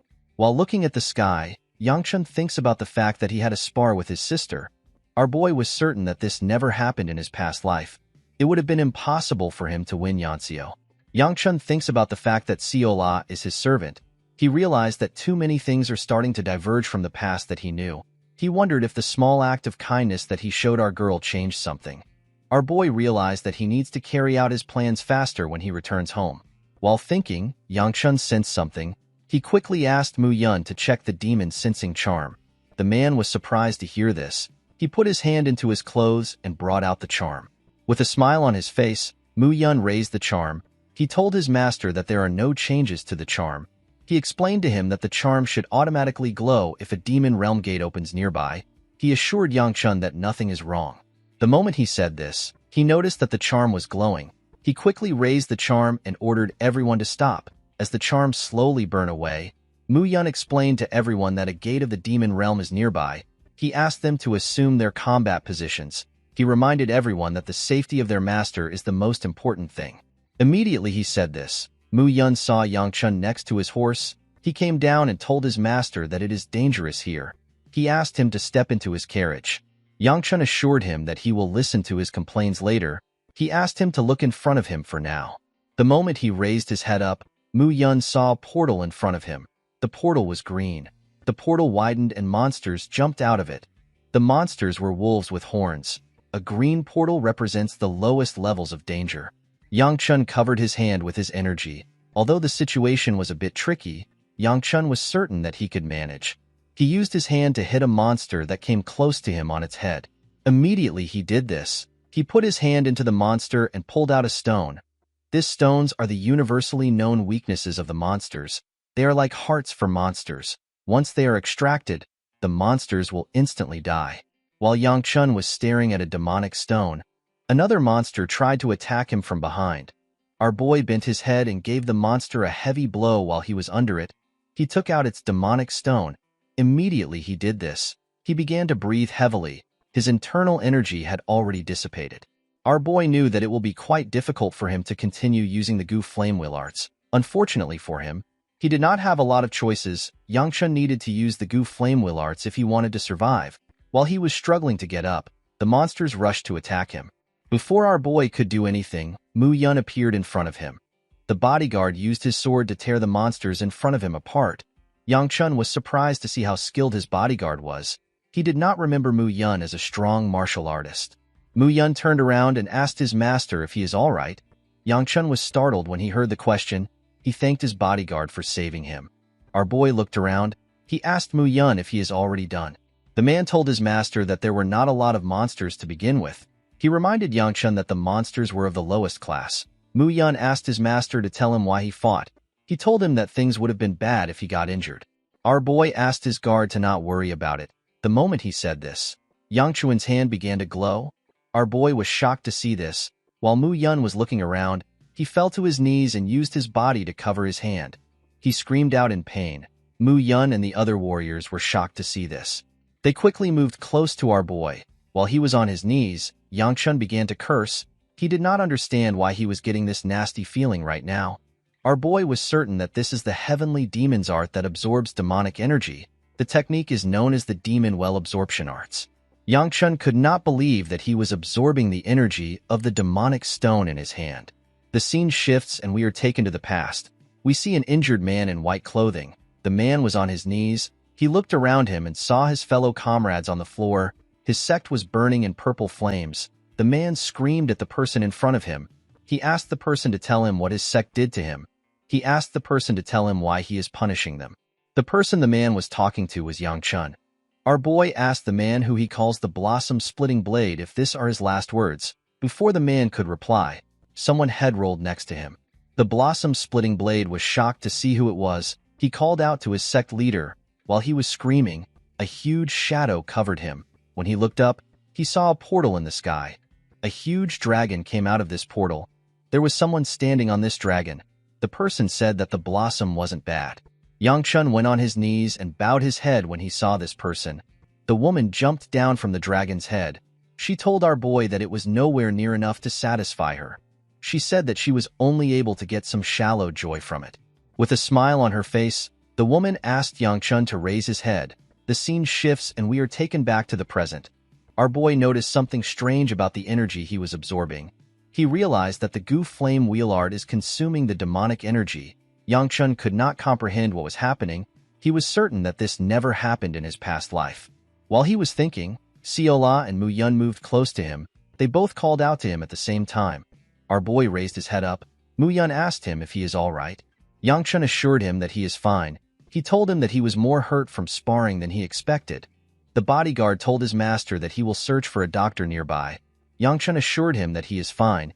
He told him that he no longer needs to worry. Our boy believed that it will be best for him to hide the truth. He knew that it will not be good if people found out that he absorbed demonic energy. Siola grabbed her master's face. With a worried look on her face, she told Yang Chun that his face looks bad. She asked him if he is in a lot of pain. Our boy assured her that he is fine. Our girl asked him if he is certain. She told him that his face looks bad. Yang Chun was annoyed to hear this. He asked her to stop talking. Manhwa grabbed Siola's head. She told her that she is supposed to help their master instead of annoying him. Mu Yun explained to his master that they can visit a nearby apothecary if he is not feeling well. Our boy told him that he will be fine after a good night's sleep. He asked Mu Yun to get ready to continue the journey. Mu Yun accepted his master's order. He asked the other warriors to take care of things and take the useful carcass. While he was talking, Yangchun looked at his body. He noticed that he could no longer feel the demonic energy in his body. He wondered if the Gu Flame Wheel Arts really did something, due to the fact that the color of the demonic stone had faded. Our boy could tell that the energy within it has been properly absorbed. Yangchun crushed the stone with his hand. He decided to continue his journey. In the next scene, we see Yangchun and Siola at a stall. With a look of excitement on her face, Siola pointed at the honey cookies. Our boy walked past her and told her that he does not care. Siola was shocked to hear this. She asked our boy to tell her why he brought her out if he does not plan to buy any honey cookies for her. Our boy was surprised to hear this. He reminded Siola that he simply told her that he has some business in the market. Our girl latched onto Yangchuan's leg and used her grandpa as an excuse to follow him. Mu Yun asked his master to tell him why he came to the market. He reminded him that he has not recovered from his ordeal. He told Yangchun that there is no reason for him to come to the market the day after the Unified Dragon Assembly. He advised him to return home. He asked our boy if there is something he is looking for. He assured him that he can help him search for it. Yangchun understood that his bodyguard was worried. He told him that he cannot help him now. Our boy stopped walking when he arrived at an alleyway. He looked around to confirm if he is in the right place. Mu Yun asked his master if something is on the alleyway. Yangchun asked Siola to go home. He ordered his bodyguard to follow him. Siola asked our boy to tell her the reason why she has to leave. Yangchun asked her to return to the clan and to tell the other servants that he will be back in the afternoon. With a nervous look on her face, Siola mentioned her grandpa to our boy. Immediately he heard this. Yangchun told her that he will give her 10 honey cookies if she goes home now. Our girl stretched out her hand and asked our boy to add some dumplings to the deal. Yangchun accepted this offer and shook her hand to close the deal. Mu Yun asked his master to tell him where they are going. Our boy told him that he will soon find out. While walking in the alleyway, Yangchun looked at the buildings around. Mu Yun told his master that their current location is dangerous. Yangchun told him that he knows. Immediately he said this. He found the building he was looking for. The two of them moved to the entrance. Our boy told his bodyguard that he was worried that he won't find this place. Mu Yun asked him to tell him why he came here. Yangchun asked the man if something feels off. Mu Yun told his master that he is actually getting a bad feeling from the building itself. With a smile on his face, Yangchun commended his bodyguard for having keen senses. The moment he said this, our boy opened the door. When they stepped into the building, they saw some huge men. The men were surprised to see Yangchun and his bodyguard. They said that our boy might have taken a wrong turn. They asked themselves if they should kill the people in front of them. Mu Yun quickly placed his hand on the sword when he saw the mood in the air. While the huge men were talking, someone turned on a lamp. With a smile on his face, the man told Yangchun that he is in the wrong part of town. He asked him to tell him why he came here. Our boy told the man that he is a customer. The man laughed when he heard this. He told Yangchun that he will fix his attitude by chopping off his tongue. Mu Yun was annoyed to hear this. Our boy asked him to back down a bit. He turned to the man and told him that he already knew who he was from the moment he stepped in. He asked the man if he is worried that his clan will wipe the area clean. He assured the man that his clan has no reason to do this because it will be a loss for them. With a smile on his face, Yangchun asked the man to bring the regional manager before things turn into the situation that he fears. The man laughed when he heard this. He told our boy that he does not know where he heard his crap from. He told Yangchun that he actually lacks a lot of respect for his elders. The moment he said this, the huge men surrounded our boy and Mu Yun. With a smile on his face, Yangchun told the man that he also doesn't look like a polite person. The man laughed when he heard this. With a serious look on his face, he asked his men to attack. The men immediately charged at our boy. Before they could even touch Yangchun, Mu Yun took out his sword. He asked the men to not lay a finger on his master. He used his sword to knock the men out. The leader and the other men were shocked to see this. The man realized that he messed up. He remembered that Yangchun is the heir of his clan.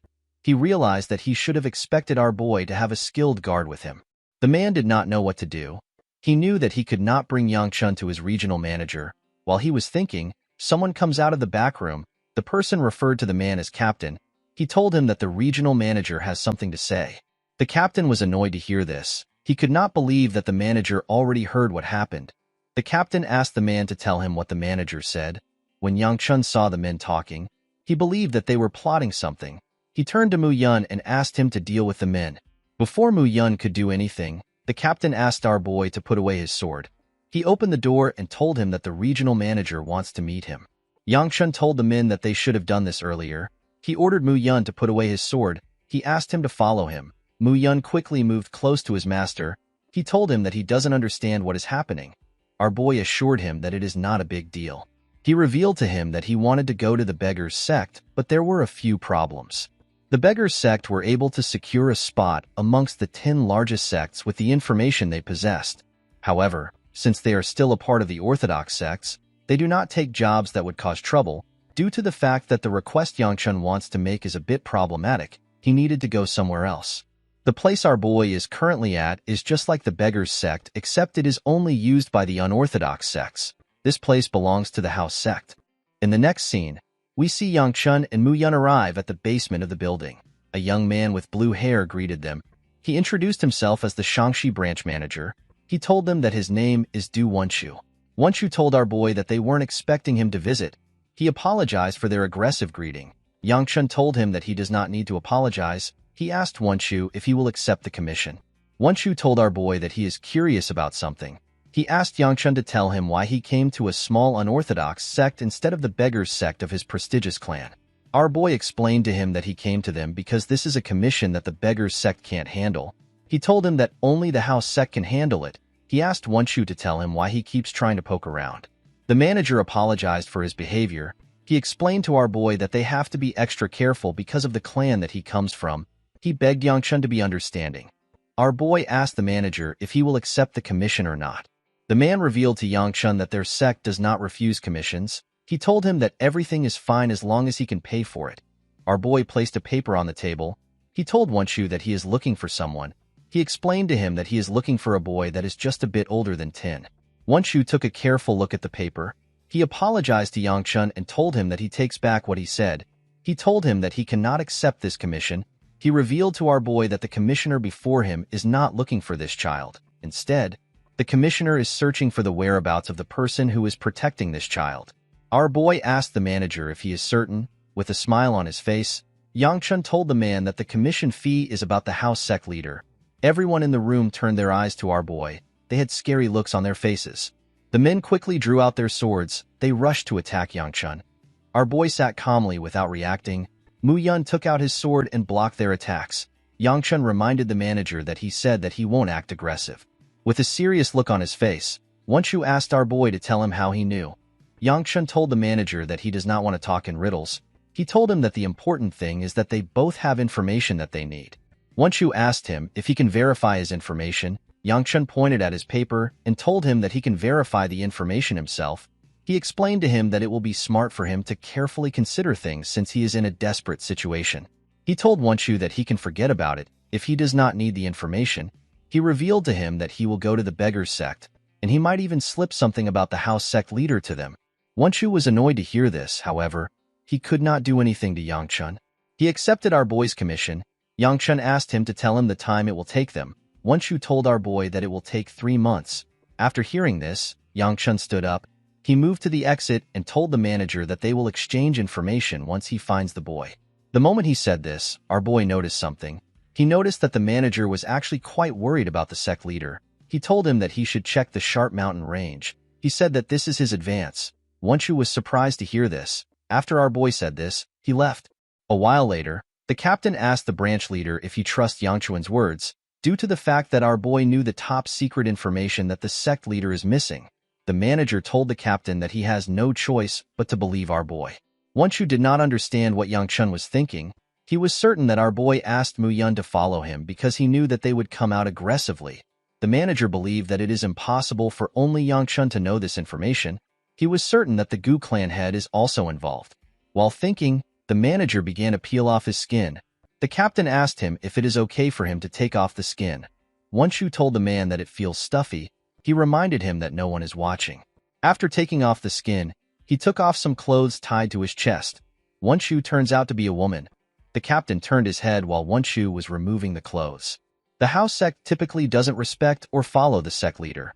This is why the sect leader went into hiding in order to avoid those who were after him. Wenshu felt bad for the sect leader. She wondered about what had happened to her father.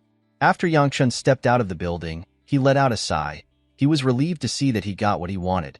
He was already planning to fight Wonchu if the situation went out of control. He was happy to see that the little information he knew helped him. In his past life, Yangchun found out that the house sect leader was captured by the Dark Knight Palace for more than 5 years. Due to this, the house sect and the Dark Knight Palace went into battle. The Murim Alliance made a surprise attack which caused the Dark Knight Palace to collapse and the battle to come to an end.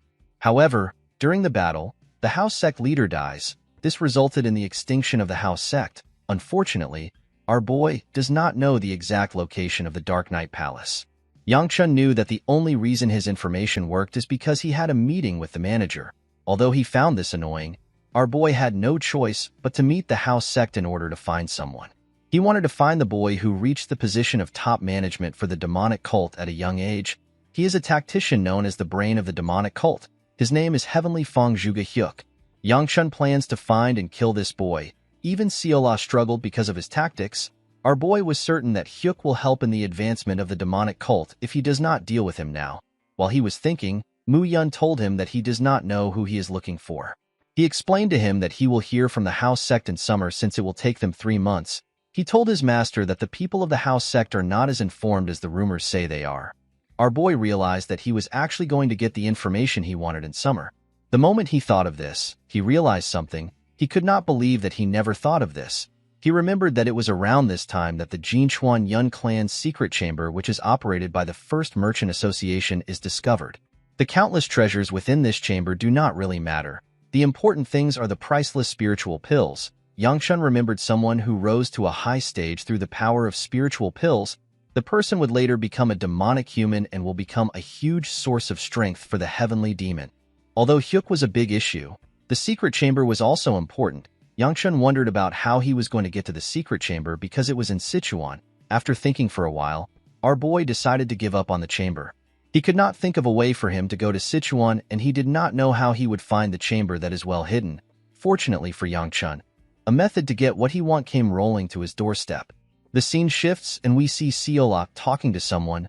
The person asked her to tell him what she thinks of him. The boy assured Seola that he can make her happier. In the next scene, we see the second elder telling a servant that he missed a spot. The servant turns out to be the Sword Supreme. With a smile on his face, the elder informed Hyagun that he came here because he heard that Yangchun is causing trouble. He said that he never expected an old geezer to be the root of the problem. Hyagun laughed when he heard this. The second elder asked him to stop laughing. He ordered him to continue working. Hyagun crushed his broomstick out of anger. He referred to the second elder as Gu Ryan. He asked him to tell him why he is acting weird. The second elder became scared when he heard this. He explained to the Sword Supreme that he was simply assisting him in his disguise as a servant. Hyagun asked Ryan to help him sweep the floor if he wants to assist. The second elder told him that he just broke the last broom.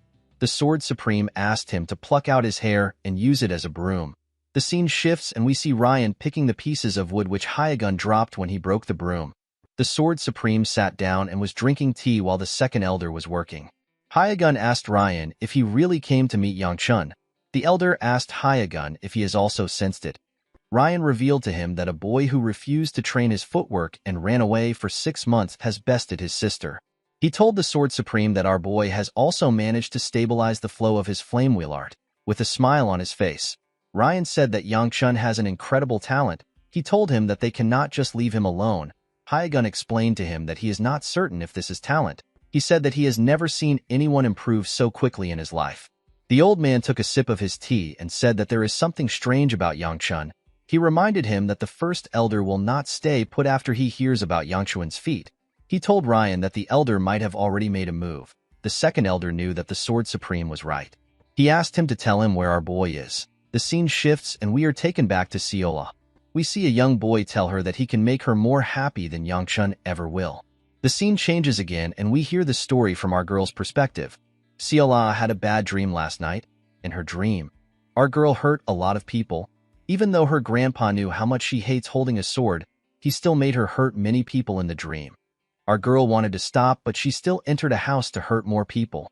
Inside the house, Seola saw a man. With a smile on his face, the man said that if he just had more time. The older Seola seemed to be shocked by what the man said. The man was pointing his broken sword at our girl. Seola closed her eyes and apologized to someone known as Chun. The dream looked like something that had happened in our boy's past life. Our girl woke up after having the nightmare. She wanted to see Yang Chun because she was so scared. For some reason, Manhwa asked her to go to the courtyard quickly. Our girl arrived at the courtyard earlier than our boy. She saw someone else at the courtyard. The boy told Seola that he will make her happy. Our girl did not know what to say because she was already happy by Yang Chun's side. While the boy was begging Seola, our boy arrived and made a scary face. Yang Chun told the boy that Seola is his servant. He asked the boy for his identity. Our boy could not believe that this kid was asking for Seola. He noticed that the boy was heavily blushing. He could not believe that the boy had the guts to do this in front of him. The boy apologized to Yang Chun for offending him. Our boy was surprised to hear this. He asked the boy if he knows him. The young man bowed his head and introduced himself as Gu Juliap. He told Yang Chun that he would like to request a spar with someone from the main bloodline of the family. With a bright smile on his face, Yang Chun refused the request. The boy was surprised to hear this. Yang Chun told him that he is not fighting him. Juliap asked our boy if he is scared. Yang Chun told him that he is. Juliap was annoyed to hear this. He tried to taunt our boy by telling him that only a feeble person would run away from something like this. Yang Chun commended him for having a good eye. He told him that he is extremely feeble. Our boy already caused a mess with the spar he had with his sister. He did not think it would be smart for him to make the same mistake by sparring with some random loser. He turned around and told him that he will be leaving. Immediately he turned around. He saw the second elder in front of him. With a smile on his face, the old man told Yang Chun that he is not leaving. He explained to him that Juliap came from a long distance for this duel. He asked our boy to accept the spar. Yang Chun asked the man to tell him why he came. Juliap greeted the second elder. Ryan responded to the boy's greeting. Our boy asked the elder if he knows Juliap. Ryan could not believe that Yang Chun had forgotten who the boy was. He revealed to him that Juliap is the first elder's grandson. Upon hearing this, our boy noticed that Juliap had the same face as the first elder. The second elder grabbed Yang Chun's head and asked Juliap if he wants to spar with him. The boy told him that he does. He said that our boy is too scared of the spar. Yang Chun told Ryan that Juliap is simply here to hit on girls. The second elder asked the boy if he received the order from the first elder. Yang Chun finally understood what was happening. He assumed that Juliap wanted to spar because he had martial arts-related reasons. Our boy realized that it was simply politics. It is a well-known fact that the first elder is an ambitious man. He is waiting for someone as useless as Yang Chun to become the head of the clan. However, after seeing the person who he believed is useless defeat Yanseo, his plan got messed up. Our boy realized that the first elder is probably trying to use his grandson to stomp on him again. Yang Chun told the second elder that he still has no interest in fighting the boy. Ryan told our boy that Juliap came from a far place. He asked him to have one match with him. Yang Chun explained to Ryan that there is no point to the match. He told him that he will lose. With a smile on his face, Ryan told him that he has a hunch that he won't lose. Yang Chun grabbed Seola. He told the elder that he can tell that Juliap is stronger than his sister just by taking a single look at him. He said that he does not want to fight a losing battle or get involved in politics. Before our boy could leave, Juliap grabbed our girl's hand and asked her to wait. The boy told her that Yang Chun does not deserve her. He asked her to follow him instead of a cowardly freak. Our boy turned around when he heard this. With a horrifying look on his face, Yang Chun asked Juliap to remove his hand and follow him. He told him that he will accept his request. The scene shifts and we see Yang Chun and Juliap on a stage. Our boy began to regret his irrational decision. The second elder asked our boy to stop worrying. He told him that a fight with a new martial artist will help him improve. Yang Chun told Ryan that he needs to do him a favor whether he wins or loses because he wanted things to turn out this way. The second elder told our boy that he has no reason to do him a favor. He explained to him that he will bear the loss alone if he loses. He reminded him that he is the future clan head. Yang Chun told the elder that he is mistaken. While stretching, our boy revealed to him that he has no plan of becoming the clan head. Ryan was shocked to hear this. He asked our boy to tell him who will become the clan head other than him. Yang Chun had already gave up all hopes of becoming the clan head in his past life. However, most people still think that he wants to be the head. With a smile on his face, our boy told the old man that he is going to roll on the ground and surrender if he does not do him the favor. Ryan realized that Yang Chun was not joking. He told our boy that he has a single condition. Our boy asked him to tell him. The second elder assured him that he will give him what he wants if he wins. When Yang Chun stepped on the stage, Juliap asked him if he is warmed up. Our boy told him that he is alright. While pointing his sword at Yang Chun, Juliap apologized to him for what is about to happen. Our boy did not understand what Juliop was talking about. He asked him to explain himself. With a cocky smile on his face, the arrogant bastard reminded Yangchun that he did too much against him in last year's duel. He told our boy that he never expected him to be bedridden for a month after the duel.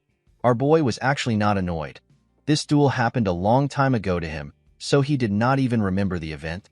Juliop told him that he believed he was weak back then. He told our boy that it was probably a coincidence that he won Yanxio. Unfortunately, the first elder does not think so. Juliop explained to Yangchun that he does not like harassing the weak.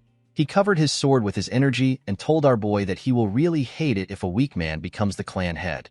Yangchun did not respond to the boy. Juliop called out to the second elder and told him that he also has something he wants for winning the duel. The second elder believed that this was fair. He asked the young man to tell him what he wants.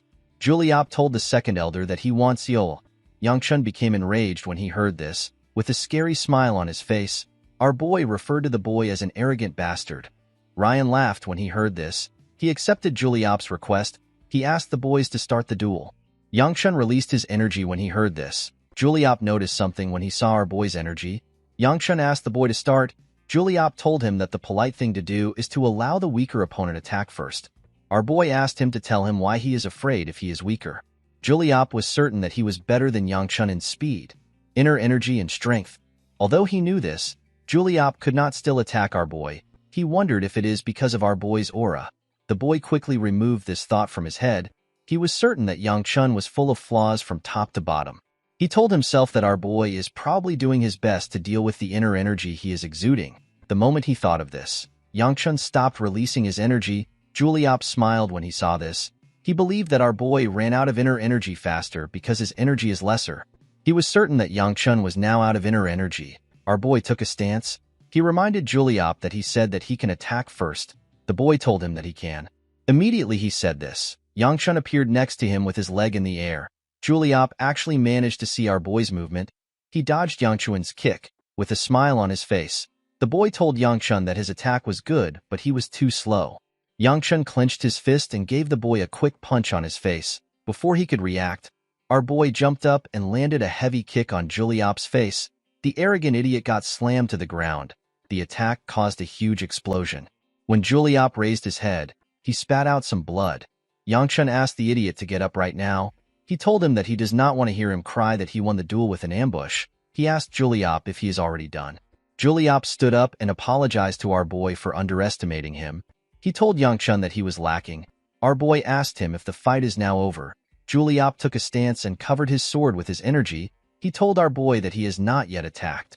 Yangchun was annoyed to see that the fight won't end as fast as he wanted. Our boy knew that he did not have a lot of time left. Usually, Yangchun would utilize his inner energy by exuding it the same way Juliop is. However, in order to fight someone stronger, our boy needs to embody the inner energy within himself to reinforce his body. Unfortunately for him, his body cannot handle this level of inner energy yet. Our boy knew that he might experience energy deviation if he pushes himself too hard. Yangchun realized that he needs to finish this fight in 7 minutes because of the energy he had left. Our boy remembered that the sword technique Juliop uses starts and ends with the utilization of friction of force between the sword and sheath. He believed that he will be able to dodge his attack if he focuses on him. The moment our boy thought of this, Juliop launched his attack. The boy's attack was ridiculously fast. Yangchun barely managed to dodge it. It was as if Juliop was cutting the wind. The boy quickly turned around. He began to attack Yangchun more aggressively. Our boy could not do anything but focus on dodging. Yangchun noticed that the moves in Juliop's technique are well connected and natural. He could tell that Juliop trained quite hard to get to this stage. Our boy went down to dodge his attack. He turned his back to Juliop. Because of how well trained he is, our boy realized that Juliop won't be able to do anything once he cuts his technique off. Yangchun gathered his energy in his chest. As he did this, Juliop prepared to land the final attack. Before his attack could land on our boy, he released his energy from his back. Juliop had to use his hand to block his face. He could not believe that Yangchun managed to exude this kind of energy. The split moment when he exuded all of his heat energy was enough for our boy to end the fight. Yangchun moved close to the idiot and landed a heavy punch on his stomach. Yangchun sent him flying with the punch. The idiot crashed into a wall. Our boy asked him if he knows what he hates most. He told him that he has no issues with people who insult him or try to take the position of clan head. Juliop spat out some blood. He noticed that he couldn't move. With a menacing look in his eyes, Yangchun revealed to him that he tried to take something that he shouldn't have dared to covet. He told the boy that he really hates this. Our boy did not like the fact that Juliop tried to take something that he did not deserve so easily. He wondered if he should break his arm so that he does not dream of trying something like this again. Yangchun decided to break his right arm. Before our boy could do anything, the second elder placed his hand on his shoulder and commended him on his win. He told him that he has done enough. In the next scene, we see Ryan scolding Yangchun. He told him that he was too harsh. Our boy told the elder that he expected Juliop to have prepared since he suggested the duel. He reminded him that the idiot got up on his own and went home by himself. He assured the elder that Juliop is fine. Ryan asked Yangchun if he is not worried about what the first elder will do. Our boy told him that he does not care. He reminded him that he is not going to become the clan head. The second elder ordered Yangchun to stop spouting nonsense. He told him that nobody can become the clan head other than a direct bloodline. Our boy told the man that Seola can do it. The girl asked him if she will get any food. Yangchun told her that she will be able to get as much as she wants. Our girl said that her dream is to now become captain of the clan. The second elder told our boy that this is not something to joke about. Yangchun told him that Seola can probably do it. The moment he said this, he realized something. He wondered about when Seola was going to learn how to wield a sword, due to the fact that she was called the direct disciple of the Sword Supreme. Our boy was certain that she was taught by him. However, Yangchun has never seen Seola hold a sword. She has only been learning chores. Our boy was certain that Seola was not always this stupid. He wondered about what our girl was like when he met her during winter. While thinking, Yangchun noticed that he had forgotten. He found this to be weird. This was not something that he should have forgotten easily. Upon seeing that her master was thinking, Seola asked him if he is all right. She believed that our boy hurt his head in the duel. She asked him to make her captain before he goes to heaven. Ryan stood up and told our boy that he will talk to him later. He asked him to rest. Yangchun asked him to tell him where he is going. The second elder realized that our boy had caught on. With a smile on his face, our boy reminded the man that he needs to keep his promise. The elder was annoyed to see that Yangchun remembered. He asked him to tell him what he wants. He asked him if he wants money or food. Yangchun laughed when he heard this. He told the old man that he does not need something so trivial. He told the elder that he needs someone as powerful as him to help him with a difficult situation. Ryan asked him to tell him what he wants. Our boy pointed outside and asked the elder to send him to Sichuan. The man was surprised to hear this. Yangchun told him that he should be able to do this as an elder. Ryan did not understand what our boy was saying. He asked him to tell him why he does not simply go if he wants to. Yangchun was surprised to hear this. Ryan was worried about the favor our boy wanted to ask him. He never expected him to ask for something so simple. Our boy reminded the elder that he is talking about Sichuan and not a marketplace. He reminded him that the only son of the clan cannot just move around as he wishes. He explained to Ryan that he needs to have an important reason to go somewhere so far. Ryan revealed to Yangchun that he can simply attend the Tang Weapon Exhibition. Our boy was shocked to hear this. The Tang Weapon Exhibition is an event that is held every year. The Tang clan invites other households to exhibit weapons made by artisans. The elder told Yangchun that he does not need to attend the event, but he could use it as an excuse to go to Sichuan. Ryan could not believe that Yangchun actually fought in a duel for this request. Our boy quickly changed his words. He told the elder that he was joking. He asked the elder to give him money. The man told Yangchun that he must really want to go to Sichuan. He said that he did not realize this. He told our boy that it is scary to grow old. Our boy begged the man to give him a spiritual pill if he cannot give him money. Ryan stood up and told our boy that he will send him to Sichuan as early as he can. He assured him that he will show him the power of an elder. Yangchun told the man that he has changed his mind. He begged him to give him something else. While screaming at the top of his voice, Ryan told our boy that he will send him to Sichuan right now. Yangchun was surprised to hear this. He told Ryan that it is impossible to do this. He reminded him that they need to first report about it, and he needs to also get ready. Immediately our boy said this. He found himself near some workers. They said that they received an urgent order from the second elder. They were told to send Yangchun to Sichuan right now. The Sword Supreme asked Seola to stay and work with him. Our boy could not comprehend what was happening. While he was looking around, he found himself in the carriage. He did not know when the carriage started moving. Yangchun never expected everything to happen so quickly. With a smile on his face, Ryan waved to our boy's carriage. He asked him to have fun. Hyagun turned around and told Ryan that they need to get to work. The elder asked the old man if he is talking to him. The Sword Supreme asked the second elder if he will let an old man like him do all the work. While sweeping, the elder told Hyagun that he is bored. He asked him to listen to his worries. The Sword Supreme asked the elder if he sent Yangchun off so quickly because he wanted to share his worries. Ryan revealed to the old man that the clan head asked him about the immortal physician a few days ago. He told him that the clan head was asking because someone told him to. The elder asked Hyagun to tell him why he is looking for the immortal physician. The old man walked forward and ignored him. The elder decided to change the topic. He decided to ask about Seola. He told the Sword Supreme that his granddaughter did not seem human. He asked him to tell him what our girl is. Hyagun told Ryan that he is crossing the line. The elder became nervous when he heard this. The Sword Supreme took out some swords that he created with his energy. He asked Ryan to watch his mouth. The elder explained to him that he would have sensed a presence similar to his if she was human. He told him that the vividness of the presence only differs from person to person. Ryan revealed to Hyagun that Seola had no presence when he met her at the Unified Dragon Assembly. The elder asked the Sword Supreme to give up if he believes that the immortal physician will come down and fix her with divine skills. He told him that he already knows that this is not a disease.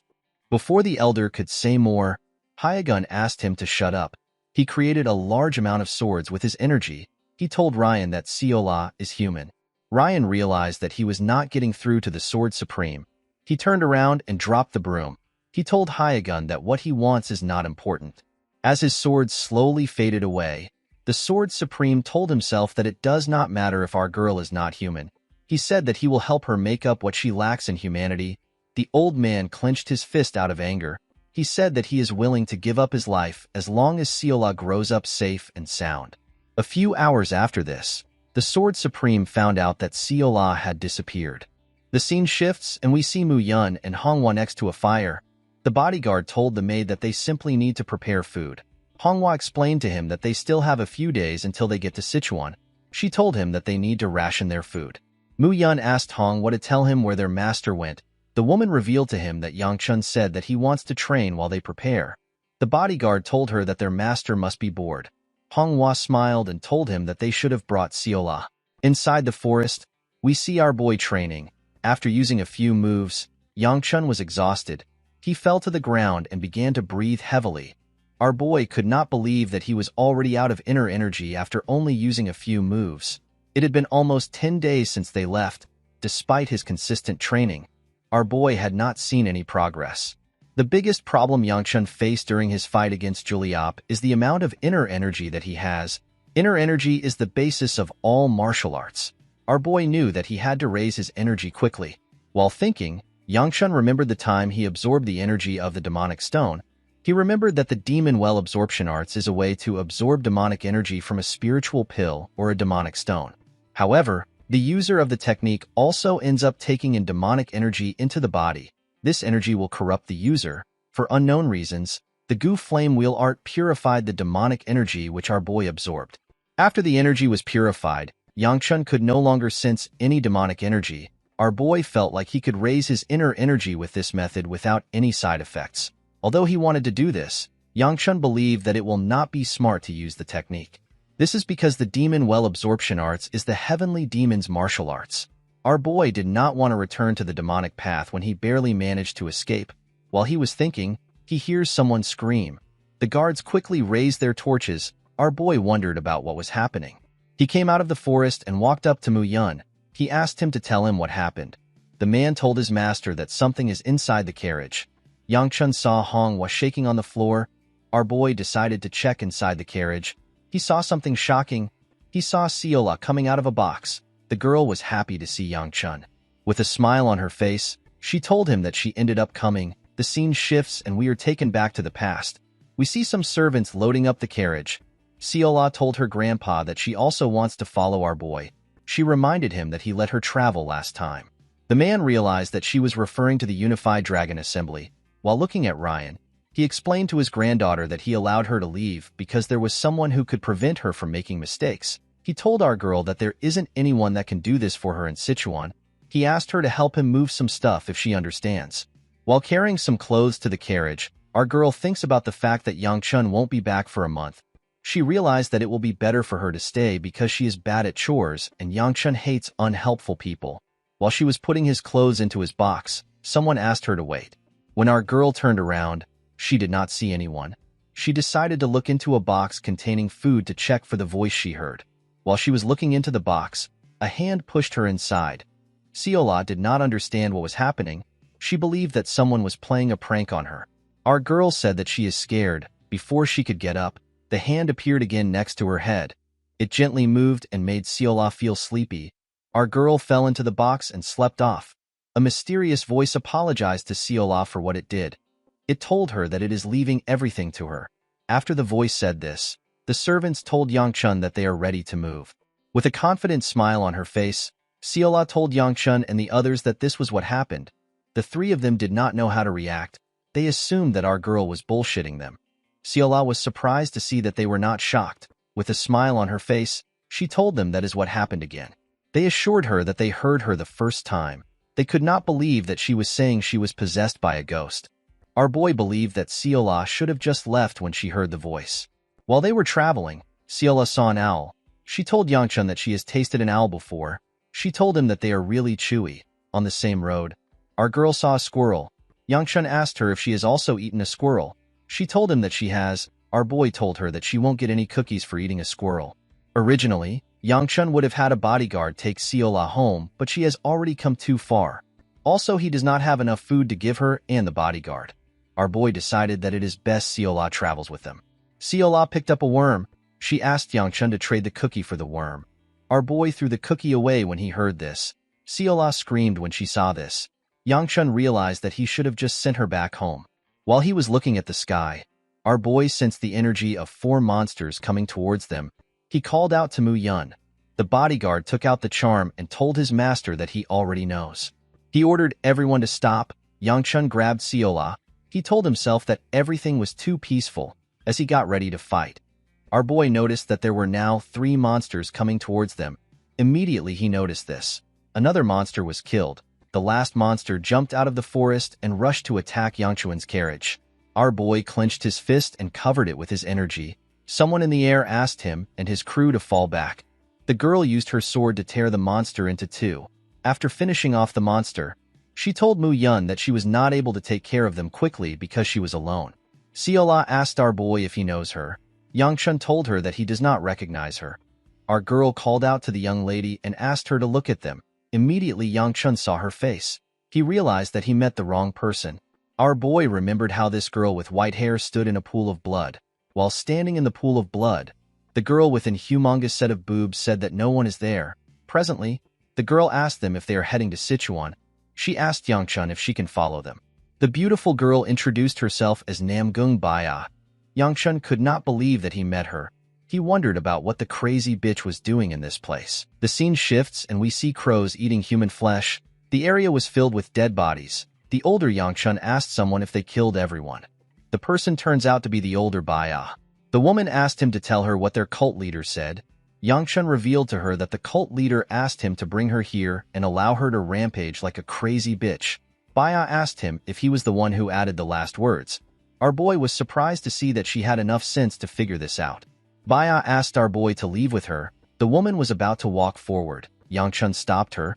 He told her that she is looking the wrong way. He asked her to turn left.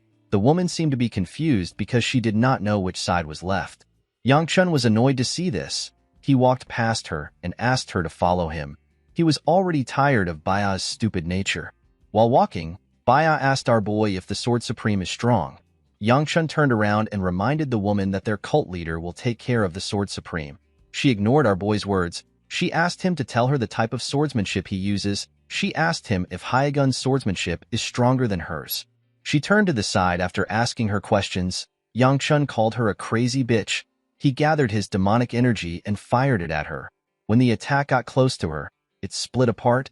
It destroyed some rocks behind her. With a scary look on her face, Baya asked our boy if he wants to fight. Yangchun did not know what she was talking about. He pointed at her and told her that she is going the wrong way. He asked her to simply shut up and follow him. While they were walking, the woman told him that she has another thing to say. Yangchun turned around and warned her that he will tear her apart if she mentions anything about the 3 Supremes. Baya pointed to her right. She said that it looks like a shortcut.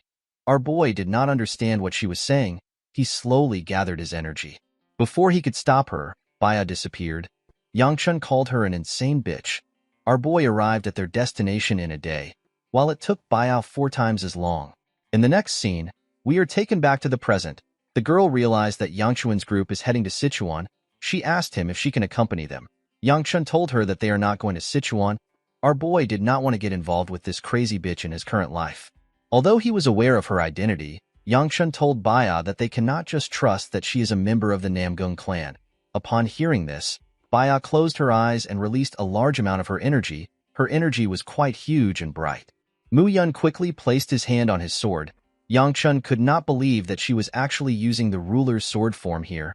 He knew how dangerous the technique was. When Baya opened her eyes, an explosion occurred in the area. When the dust cleared up, we see a sword at her neck. The girl explained that this is all she can demonstrate. She told them that she is not yet adept at it. She asked Yangchun if the evidence is sufficient. Our boy said that he is now aware of her identity. With a smile on his face, he told Baya that he does not think they should accompany someone with such a fearsome martial arts. The scene shifts and we see Baya roasting a frog on a stick. The girl was not far away from Yangchun's group. Siola told her master that Baya will probably be sleeping next to the fire. Our boy already knew this. While he was happy that Baya did not say anything when he rejected her, he never expected that she would follow their carriage. Yangchun did not know why she was following them when he said that he was not going to Sichuan. He decided that the best thing to do would be to ignore the girl. He asked Siola to stay away from her. Immediately he said this, he noticed that our girl was no longer sitting next to him. When he raised his head, he saw Siola teaching Baya how to peel a frog's skin. Yangchun walked up to her and pulled her back. He asked her to tell him what she is doing. Siola revealed to her master that she wanted to help Baya because she was about to eat a frog the wrong way. While talking, he noticed that the crazy girl was staring at him. Yangchun asked her to tell him why the daughter of a prestigious clan is traveling to a far land alone. Baya became shy when she heard this. She revealed to our boy that she actually left with her clan members, but she got lost on the way. Yangchun already knew that this was going to be the reason. The girl had zero sense of direction in her previous life. Our boy did not know why he expected it to be different in this life. Yangchun reminded her that they are going to Sichuan. He asked her to tell him why she is following them. Baya told him that she had a hunch that they were heading there. She could not believe that they were not going to Sichuan. Sola was surprised to hear this. She rose her head up to look at Yangchun. Our boy nodded his head to ask her to go with the lie. Unfortunately for him, Sola is not that smart. With a look of shock on her face, our girl asked Yangchun if they are not going to Sichuan anymore. Our boy could not believe what he was hearing. He realized that he should have sent the idiot home. Yangchun told Baya that he cannot stop her from heading in the same direction as them. He told her that he is not going to do anything for her. Baya reintroduced herself. She asked our boy to tell her his name. Yangchun introduced himself as Gu Juliop. He did not want this crazy girl to know anything about him. 2 days later, we see Siola showing the girl the forest. Our girl got off the carriage and went to chat with Baya. Thanks to this, their pace naturally slowed down. Yangchun asked Siola to get on the carriage. Our girl asked him if he will also let Baya join them. Our boy told her that he will never allow it. She said that she will not step into the carriage if he does not do this. Yangchun was surprised to hear this. He turned to Mu Yun and asked him about the time they will get there. The bodyguard explained to him that they would have gotten there in a day if they had their original pace. Our boy asked him to tell him how long it will take at their current pace. The man said that it will probably take them 3 days.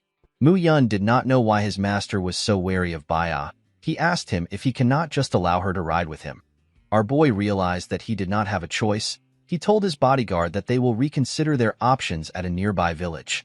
In the next scene, we see the group arrive in a town. While stretching his body, Yangchun said that they only have a day left to get to Sichuan.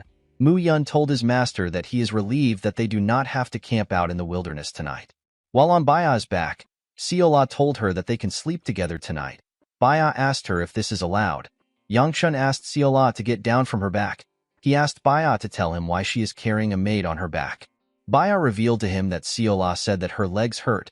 Our boy told Siola that she should have got into the carriage if her legs hurt. Our girl reminded him that he said that Baya cannot join them. While they were talking, Mu Yun said that he will look for a place where they can spend the night. Yangchun asked Siola to get down since they have arrived in a town. Baya asked her if she will come down now. Before she could move, Sola saw something in front of her. She told Baya that some people wearing the same clothes as her are coming towards them. A young boy with white hair ran to Baya. He referred to her as sister. He placed his hand on her shoulder and asked her to tell him where she went. He told her that they have been searching for her for a while. Baya revealed to her brother that she got lost. The boy reminded her that he suggested they tie ropes to each other. The girl told her brother that it would have been embarrassing to do this. Her brother reminded her that she disappeared immediately they began their journey. Before he could say more, he noticed that someone was on his sister's back. He asked Siola for her identity. Our girl introduced herself. She tapped Yangchun and told the boy that he is her master. Yangchun ordered her to get down immediately. Since this boy was Baya's younger brother, our boy realized that he is the future Lightning Blade, one of the 5 great swordsmen in the Murim. With a smile on his face, the boy introduced himself as Namgung Chunjin. Chunjin is currently known as the Lightning Dragon. Yangchun introduced himself as Juliop. He told Chunjin that he is honored to meet him. The boy began to blush. With a weird smile on his face, Chunjin asked our boy to tell him why he is with his sister. Yangchun told the Lightning Dragon that they coincidentally came across each other on their way to Sichuan. He told him that they got here together. Baya was surprised to hear this. She reminded him that she walked here. While they were talking, Siola seemed to notice something strange about Chunjin. Chunjin apologized to our boy for his sister's intrusion. He explained to him that they have booked a lot of rooms for the night. He asked him to use one of the rooms. Yangchun declined the offer. He told him that he only helped because it was the right thing to do. Our boy did not want to get more involved with Baya. He was certain that they could find another room on their own. While he was thinking, Mu Yun moved close to him. He revealed to his master that there are no more rooms available. Yangchun asked him to prepare to camp out. With a worried look on his face, Mu Yun reminded his master that they have been camping in the outdoors for days. He asked him if he intends to make them sleep outside again. Upon seeing how concerned his bodyguard was, Yangchun accepted Chunjun's offer. The first thing Baya did as a demonic martial artist was to neutralize her clan. She killed the clan head, her brother, and all the disciples of their clan. After this event, she achieved the title of Demonic Blade Empress and began her rise to fame. Yangchun wondered about how much Baya hated her clan for her to do something so cruel. Our boy believed that Baya did not have any problems with her brother. He assumed that they were going to be like him in Yansio. What he was most curious about was the ruler's sword form, which is the Namgung clan's secret technique. Yangchun could tell that Baya was much stronger than her brother, yet she did not have any title or fame at this point. Our boy believed that Chunjin was normal. He wondered if he is not seeing something. When Yangchun came out of the room, he saw Chunjin walking towards him. He bowed his head and thanked him for giving them a nice room. The Lightning Dragon walked past our boy and used his shoulder to brush him aside. With a look of anger on his face, Chunjin asked Yangchun to know his place. Our boy was shocked to hear this. Chunjin explained to him that he tried to be nice yesterday. He said that he never expected Yangchun to not know his place. He told him that he does not deserve to talk to his sister.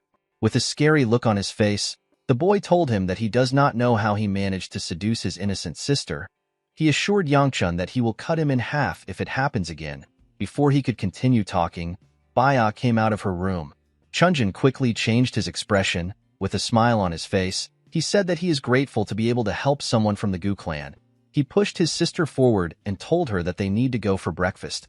Yangchun did not know what he just witnessed. He realized that everyone in the Namgung clan has lost their minds. The scene shifts and we see Mu Yun bowing to our boy. He asked him if he slept well. He wanted to tell him something about the Namgung clan. Yangchun asked him not to say it. He asked his bodyguard to tell him when they are going to leave.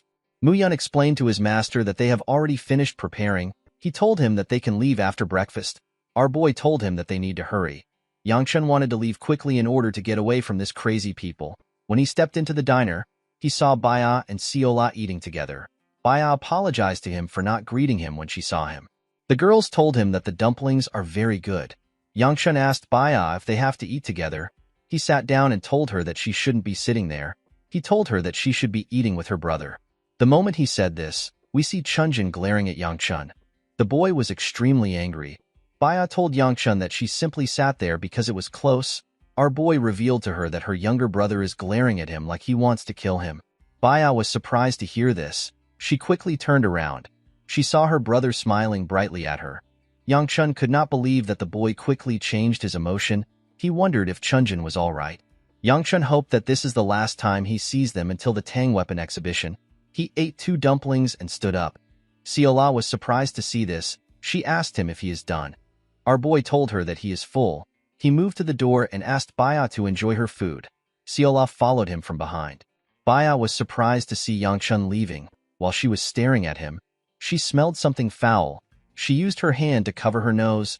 Chunjin walked up to her. He asked his sister to tell him why she did not join them when they were sitting close. When Baya turned to her brother, she noticed that he was the one releasing this foul energy. Chunjin asked his sister to sit with him next time. Baya assured him that she will do that. While looking at Yangchuan's group, the girl stood up. Her brother reminded her that she is not yet done eating. He asked her to tell him where she is going. Baya told him that she is going to rest in the carriage. Chunjin watched his sister as she walked up to Yangchuan's group, with a scary look on his face. The boy said that he hates it when people interfere in their relationship. This is a really creepy thing to say. I hope this guy gets killed soon. In the next scene, we see our boy in his carriage. He asked Baya to tell him why she is still following them. The girl told him that she is simply accompanying them. Yangchun pointed at Chunjin's carriage, which was next to theirs. He asked Baya to tell him why she joined them when her brother is close to them. With a smile on her face, Siola said that she was the one who brought her. With a look of anger on his face, Yangchun asked Mu Yun to get them both outside. The man told his master that they will both get down by themselves. He told him that they have arrived at Sichuan. The Sichuan Tang clan is an extremely prestigious orthodox clan that has had their roots in the Sichuan region for centuries. The Namgung family's sharpness, the Hebei Peng clan's vigor, the Moyong clan's precision. The Tang clan may seem lacking compared to the other clans, but they are known as the best handlers of poison and steel. The Tang weapon exhibition is the result of their confidence. The scene shifts, and we see Yangchun thinking at the top of a building. Our boy was thinking about the fact that he needed to find the hidden treasury within 3 days after the exhibition comes to an end. All he knows is that the treasury is in Sichuan. While he was thinking, Siola was jumping around. She seemed to be quite excited. While looking at the city, Yangchun wondered about how he was going to find the treasure in this large place. Our boy decided to leak the information to the beggar sect if he cannot find the treasury. This was his last resort. He hoped to find the treasury before this happens. While he was thinking, Siola moved close to the edge to see the beautiful city. She screamed when she saw how it looked. Yangchun was shocked to hear her voice. He wondered why she was there. Our girl said that this is the first time she has been somewhere so high. She liked the wind she was feeling. She turned to her master. With a smile on her face, she told Yangchun that fireflies are dancing under the moonlight. Our boy did not seem impressed. Siola told her master that Baya talked about a pretty lake. She grabbed Yangchuan's hand and asked him to follow her there. In the next scene, we see the two at the lake. Our boy said that it is actually massive. Siola could not respond because she was still feeling pain from the hits our boy gave her on her head. Yangchun wondered about how large the clan was. He could not believe that there was an actual forest next to the lake. Siola took 2 flowers and asked her master to look for her. Our boy told her that he is not interested in the game. Our girl explained to him that she is simply trying to cheer him up. Yangchun told her that it is not something she can help with. He asked her to stop worrying about it. Our girl told him that she might be able to help if he shares the issue with her. Yangchun asked her to tell him where someone would hide some valuables in this vast land. Siola said that the people who hid it are wicked. Our boy told her that he is not asking for emotional support. While they were talking, someone asked them for their identities. The person explained to them that outsiders are not allowed to transverse here. Yangchun immediately recognized the girl who was speaking to him. He remembered the woman who single-handedly stopped the swarm of several thousand demonic humans that attacked Sichuan. The girl in front of him is Tang Soyol. She will be known as the Poison Queen. She is actually someone who Yangchun killed in his past life. The scene shifts and we are taken to the past. We see an older Soyol lying in rubbles. Yangchun walked up to her. He asked her if she is all done. The woman's eyes appeared to have been injured. She asked our boy if he is a particular person. Yangchun revealed to her that her kin has already deserted long ago. He asked her to tell him what she thought would change if she guarded this place by herself. Soyol told him that she never expected any change. Our boy did not understand this. He asked her to tell him why she guarded the place then. With a smile on her face, the woman asked him to tell her why he came here. Yangchun grabbed her neck and told her that he came to end her life. Soyol did not seem to be worried. She apologized to our boy. Yangchun could not believe that she was apologizing to a demonic human. He asked her if she has lost her mind. The woman said that she has actually lost her sanity. She told him that there are too many things she can now see after losing her eyes. She said that she should have let go earlier. Yangchun could not comprehend what she was saying. He asked her if she is done. She revealed to him that she has a selfish request. She asked Yangchun to do something if there is still time left in the world. After hearing what she said, our boy snapped her neck. When he stood up, he took a look at the blood on his hand. He was repulsed by it. The scene shifts and we are taken back to the present. Soyeol moved close to our boy and asked him to tell her why he is not answering her. Yangchun realized that the girl was still known as the Poison Peak at this point. Soyeol told him that she will call the guards. Before she could do anything, Baya arrived. She shared our boy's identity with her. The girl could not believe that Baya was just telling her now. Baya told her that she never asked. Soyeol bowed her head and introduced herself. She apologized for yelling at him. Yangchun introduced himself as Juliop and apologized for not responding to her. With a serious look on her face, Soyeol asked our boy to tell her why he came to the lake. She explained to him that those who are not part of their family have no business there. Our boy reminded her that Baya is also an outsider. The girl revealed to him that her kin has allowed her into the lake. Yangchun realized that the girl was telling him to leave because she did not invite him there. He did not have any problem with this because he was already leaving. He told her that he will take his leave. After he left with Seola, Soyeol told her friend that Yangchun is unbelievably rude. Baya asked her about why she glared at our boy so harshly. The girl explained to her that she did not like the fact that Yangchun didn't apologize even after she pointed out his mistake. While blushing, Soyeol said that good looks are not everything. She told her friend that she hates guys who act rude just because they are a little handsome. The girl realized that she just called Yangchun handsome. She quickly tried to explain herself, but she wasn't making any sense. Baya could not believe that her friend thought our boy was handsome. She had only seen him with an angry face. Soyeol walked forward and said that she prefers guys who are homely even if they are a little ugly. In the next scene, we see Yangchun step out of his room. He thinks about the fact that the Tang weapon exhibition is tomorrow. He decided to train with his free time. When our boy turned around, he saw Baya and her brother. Yangchun was not happy to see them. He asked them about why they came to see him. Baya told him that she came for food. Our boy did not understand what she was talking about. He asked her to explain herself. Chunjin revealed to him that the Tang clan has invited them for a meal. He told Yangchun that his sister suggested inviting him as well. Our boy thanked her for the offer. He told her that he is quite shy. He told her that the place will not be comfortable for him. Yangchun hoped that the two of them understood his message. He wanted them to leave. Baya did not understand what our boy was trying to say. Chunjin grabbed Yangchun's hand. With a forced smile on his face, he asked our boy to join them. Yangchun was annoyed to see this. He could not believe that Chunjin was threatening to bring him to the dining hall. Out of anger, Yangchun released his murderous energy. Chunjin became terrified when he felt this energy. Our boy quickly took away his energy when he noticed that the boy was scared. He decided to go to the hall. With a smile on his face, he told Baya that he cannot reject her thoughtful invitation. He told her that he will follow her. Our boy grabbed Chunjin and moved him close. With a smile on his face, he asked the idiot to keep smiling. He reminded him that his lovely sister is watching. The idiot grit his teeth out of anger. He was forced to thank Yangchun for accepting the invitation. Our boy assured him that it is fine. In the next scene, we see Yangchun at the dining hall. Our boy was shocked to see the food placed in front of him. He already knew that Sichuan is known for having spicy food, but he did not expect every dish to be spicy. He did not know what to eat. Tang Jiak, who is the son of the Tang clan head, asked our boy to enjoy. Yangchun decided to eat some dumplings. It looked a little less red than the other dishes. Before he could place the food into his mouth, he noticed that Soyeol was staring at him. The girl was breathing heavily as she stared at him. Yangchun did not understand what was going on. He remembered that the girl always gave him this weird look whenever he met her in his previous life. He could not believe that he had to endure this same look in this life. While thinking, our boy took a bite out of the dumpling. Unfortunately for him, the dumpling was quite spicy. Yangchun began to panic. He wanted to spit out the food. Soyeol's breathing got heavier as she watched our boy panic. While trying to blow some air into his mouth, someone offered him some water. Our boy quickly accepted it. The person placed a slice of meat on a plate. The person turns out to be Baya. The girl told him that the meat is not spicy.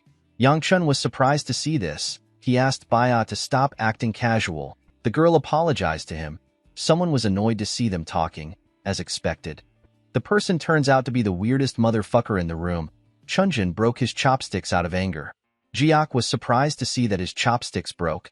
He apologized to him for giving him something defective. Chunjin told the boy that he tends to use chopsticks a little forcefully. While he was drinking his water, Yangchun noticed that Soyeol sat next to him. The girl had a flushed look on her face. Our boy did not understand why she was acting weird. He asked her if she has anything to say to him. The girl panicked when she heard this. She told him that she has nothing to say. Yangchun asked her if she is certain. He told her that she can ask him anything. Before Soyeol could finish her sentence, Chunjin asked Jiak if the training ground is downstairs. Jiak reminded him that he showed him last time. He explained to him that the place is their clan's exclusive training ground. He told Chunjin that they actually don't use the place even though they maintain it. This is because everyone has their own personal training area. While looking down at the training ground, Chunjin said that he wants to see the place. Due to the fact that everyone was done eating, Jiak asked them to go together. Yangchun could tell that the weird bastard was planning something.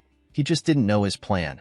When they arrived at the training ground, Chunjin told his friend that it is quite spacious. Even Yangchun was surprised to see how big it was. Jiak revealed to him that their ancestors believe that a place is better if it is larger. The boy did not really get it. While looking at the wooden swords there, Chunjin told his friend that there might be a deeper meaning to the size of the training ground.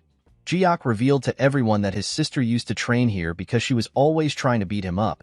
He said that his sister has now changed because she is older. He was sad to see that she did not want to fight him anymore. Soyeol was embarrassed to hear this. She felt embarrassed that Yangchun heard this. She did not know what to say. Our boy was actually just relieved that he did not have a sister like her. Chunjin told everyone that they need to move around a bit to let their food digest. Yangchun could not relate to what the boy said. He barely ate anything. Chunjin took out a sword and asked our boy if he wants to have a sparring match with him. Yangchun was not surprised to hear this. He could tell that Chunjin plans to beat him up. His face already gave away his intent. Our boy was not interested in falling for a stupid trap. With a smile on his face, Yangchun told him that it is not smart for a third-rate martial artist to fight the lightning dragon. Before he could say more, someone told Chunjin that the fight is unacceptable. The person turns out to be Soyeol. The girl reminded the boy that there is a massive difference between them in age and skills. She asked him to tell her what he will do if he hurts Yangchun's face. Our boy was actually annoyed to hear what she said. Chunjin assured Soyeol that they will not use internal energy in the match. He told her that it will simply be a mentoring match. With a cocky look on his face, Chunjin asked Yangchun if he is okay with this terms. Our boy smiled when he heard this. He could not believe that this bastard wanted to fight him without using internal energy. He was more provoked by the fact that the bastard said that he would mentor him. Yangchun asked him if he can handle it. Chunjin did not understand what he was saying. Our boy asked him if he is skilled enough to mentor him. Jiak was surprised to hear this. He told our boy that he phrased his words too rudely. He reminded him that Chunjin is his senior. Chunjin laughed when he heard what Yangchun said. With a creepy smile on his face, he asked our boy to show him what he can do. The two of them stepped on the training ground. Chunjin asked Yangchun to go first. Our boy asked him to do the same thing. Chunjin was annoyed to hear this. He could not believe that Yangchun was asking him to start first. With a forced smile on his face, he accepted our boy's offer. He quickly rushed to attack him. He swung his sword at him when he got close to him. Yangchun managed to dodge the attack by moving to the side. Chunjin turned around and attacked him again. Our boy easily dodged the attack. He could tell that this first two attacks were just for show. The real fight was just about to start. Chunjin began to attack him aggressively. Soyeol watched this fight with a worried look on her face. Soyeol has always been different, even as a child. While children her age chased after dogs or cats, she frolicked with beasts such as tigers and wolves. She liked the slanted, ferocious eyes and the growling, revealing sharp fangs. As beasts that were apex predators, they gave off an unapproachable aura. The power which differentiated them from feeble animals was what entranced the girl the most. While lying on her wolf, which is known as Danglang, Soyeol asked it if there is a guy like him in Sichuan. She hoped that she would meet someone at the weapon exhibition. The girl told her wolf that she does not understand why other girls love Chunjin's feminine-looking face. She asked her wolf if there is no one like him around. Fortunately for Soyeol, she met the love of her life who she never expected to meet. The girl did not know why her heart was beating on the first day she met Yangchun. The girl told herself that she must be confused. She was certain that this was a lapse caused by the cold morning air. She believed that our boy will look like another ugly clan heir when she wakes up tomorrow. The next day, The girl found herself more attracted to Yangchun. She found his eyes to be cool. She found it amazing that he cannot eat hot food. She even found it cute to watch him drink water. When our boy asked her if she had something to say, she began to panic. She did not know when she got there.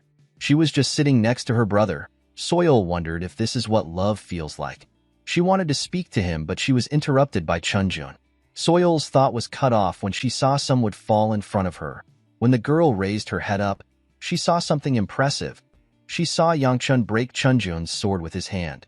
The boy was shocked to see this. Yangchun smiled when he saw the look on his face. Soil fell to her knees. She had completely fallen for our boy. Chunjun did not understand why his sword broke. He made sure that Yangchun could react to his first 2 attacks to play with him, but he went all out afterwards. Our boy told the idiot that geniuses like him have a habit of daydreaming while fighting. He told him that he would have died 3 times if this was a real battle. Yangchun clenched his fist. He asked him if he is aware of this fact. Chunjun immediately stepped back before Yangchun's punch landed on him. He could not believe that our boy was attacking without a sword. He called him a dirty bastard in his head. Yangchun asked the idiot to get another sword behind him. He reminded him that he said that this was a mentoring match. He asked him to teach him a lesson. Chunjun was quite angry to hear this. Our boy told the idiot that he might be the one teaching him. He said that education is not his strong suit. Immediately Chunjun took out a sword. Yangchun sensed something. He saw the bastard adding his energy to his sword. The moment he was done, he rushed to attack our boy. His attack was ridiculously fast, but Yangchun managed to dodge it. He could not believe that this bastard was using internal energy. He decided to fuck him up. Before Yangchun could attack him, Chunjun used his technique.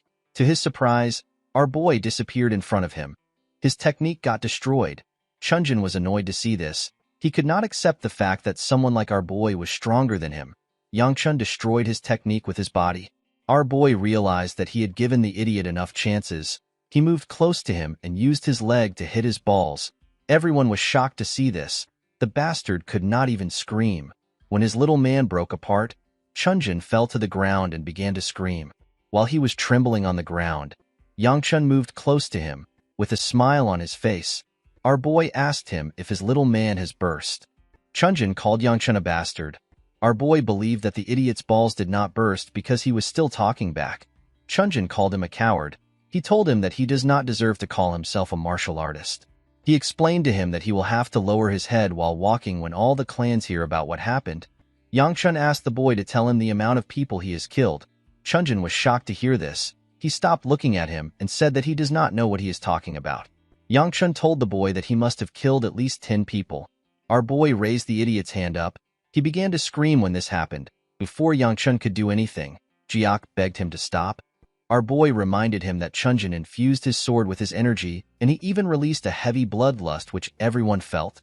He asked Jiak if he believes that Chunjun made this mistake because he was immature. He reminded the boy that the asshole in front of him is older than him. Jiak told Yangchun that the idiot is from the Namgung clan. He asked him if he knows what will happen if Chunjun is seriously hurt. Yangchun explained to him that he is already holding himself back a lot because the idiot is from the Namgung clan. He asked Jiak to tell him what would happen if their position were reversed. Jiak asked him to tell him what he wants to do. Without saying anything, Yangchun broke the idiot's arm. Chunjun grit his teeth to withstand the pain. Jiak did not know what to say. While hearing Chunjun's screams, our boy walked forward. Before he could get far, Yangchun realized that he has gotten into trouble. He wondered about what the second elder would say if he told him that he beat up a member of the Namgung clan. Our boy quickly realized that the elder might let it go if he gives him a rough explanation. He might even praise him and say that he did a good job. Yangchun was certain that he can explain things since he had witnesses. Before he could walk far, someone grabs him. When he turned around, he saw Baya. The girl asked him to tell her his name. Our boy reminded her that he already introduced himself as Juliop. Baya told him that he is lying. Our boy was surprised to hear this. He did not know how she found out. He asked her if she wants to know his name in order to get revenge for her brother. When Yangchun looked into her eyes, he could tell that she did not care about that. He could not believe that her expression is still the same even after he beat up her brother. Baya moved closer to our boy and asked him to tell her his real name. Yangchun was surprised to see this. He asked her to tell him why she is acting like they are friends. Baya apologized to him. He asked her if she will stop following him after hearing his name. Baya nodded at him. Upon seeing this, Yangchun revealed his true name to her. Baya was surprised to hear his name. She gently smiled as she repeated it to herself. The scene shifts and we see Yangchun walking somewhere. Our boy realized that he cannot attend the Tang weapon exhibition after hurting Chunjun. This was not actually a bad thing. He had now earned himself an extra day to look for the secret chamber. Yangchun decided to start his search after resting a bit. He was tired from the fight. Before he could take another step, our boy wondered about what Mu Yun would say. He realized that his bodyguard can tell him that he will follow him around to make sure that he does not cause any trouble. Yangchun realized that he cannot go into his room. In the next scene, we see Seola looking at the city from a balcony. While she was looking around, Mu Yun barged into the room. He called out to his master. He asked Seola if she has seen their master. He did not know why she was in Yangchun's room.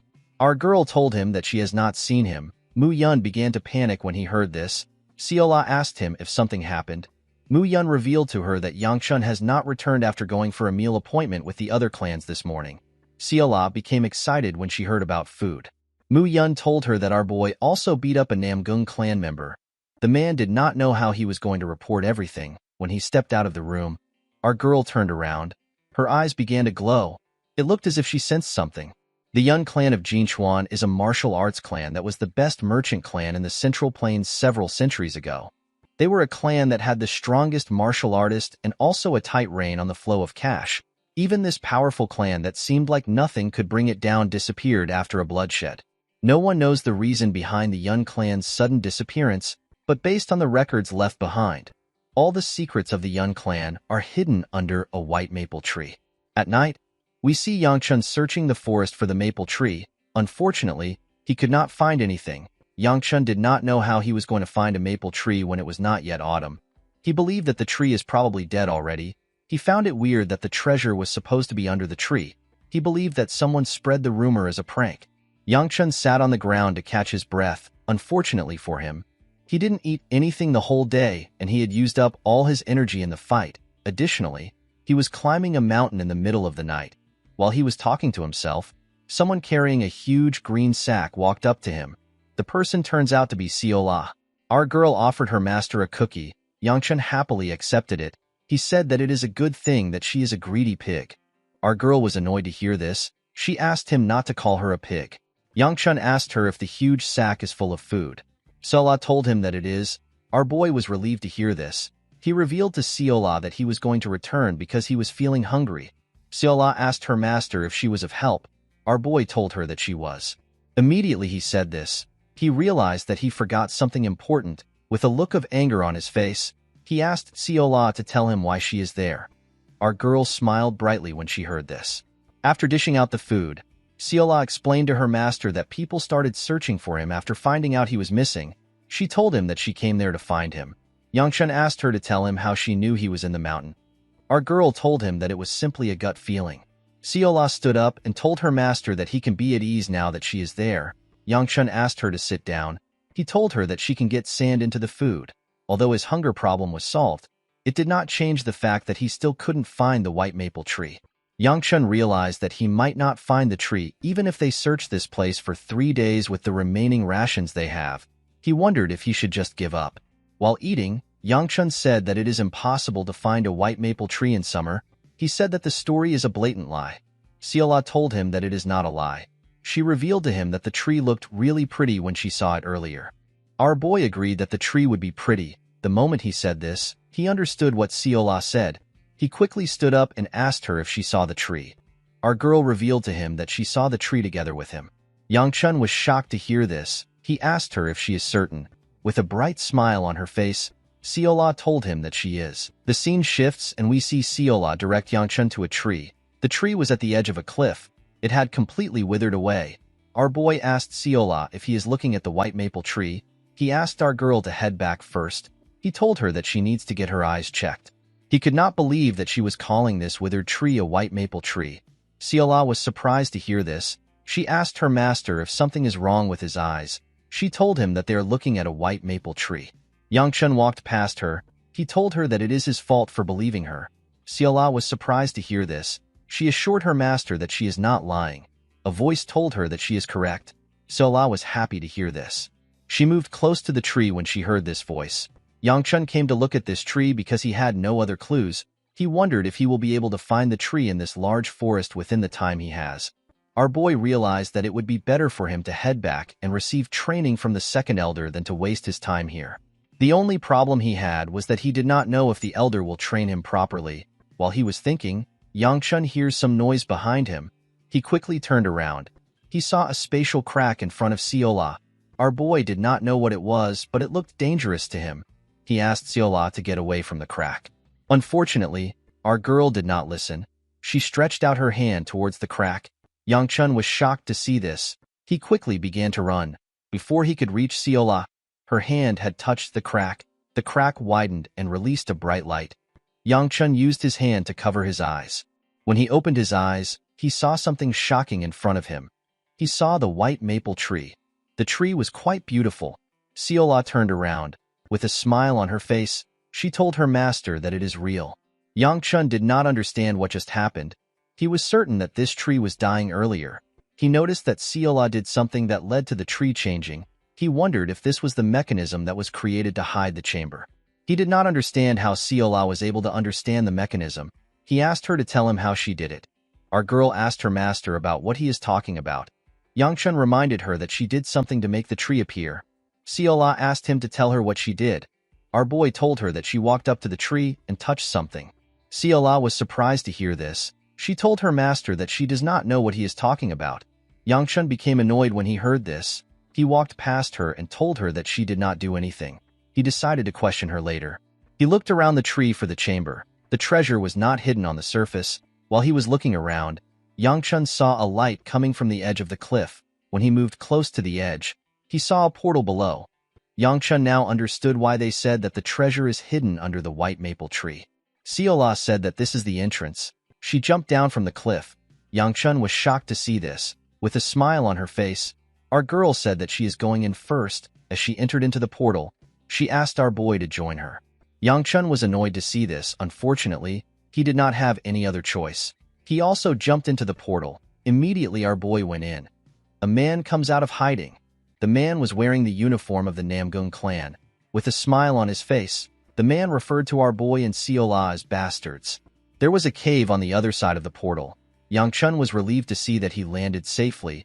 He moved close to Siola and told her that it is dangerous. Inside the cave, there were two paths. Yangchun became certain that he was in the treasury because of the two paths. He wondered about the path they should choose. Siola grabbed her head and carefully thought about the best path. After thinking for a while, our girl pointed at the tunnel on the left. Yangchun wanted to question her, but he remembered how she found the tree. He decided to go with her decision. Our girl was shocked to see that her master has been agreeing with her throughout the day. Yangchun decided to not say anything for now. After they walked into the tunnel, the man landed on the ground. While they were walking, Yangchun became annoyed.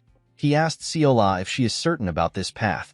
He reminded her that they have been walking for a while. He told her that he does not see an end.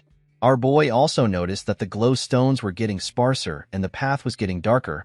He asked our girl if she is certain about the path. Siola asked him to trust her. This just made Yangchun angrier. Before our boy could complain again, Siola told him that they have arrived. The place was completely dark. Yangchun smacked her on the head and asked her to stop being annoying. When he looked around, he noticed that the glow stones in this place have lost their light. Yangchun could not find anything in the room. He asked Siola if this is truly the treasury. Before he could say more, she placed her hand on his shoulder. With a nervous look on her face, she said that something is here. Immediately she said this, something passed by her side.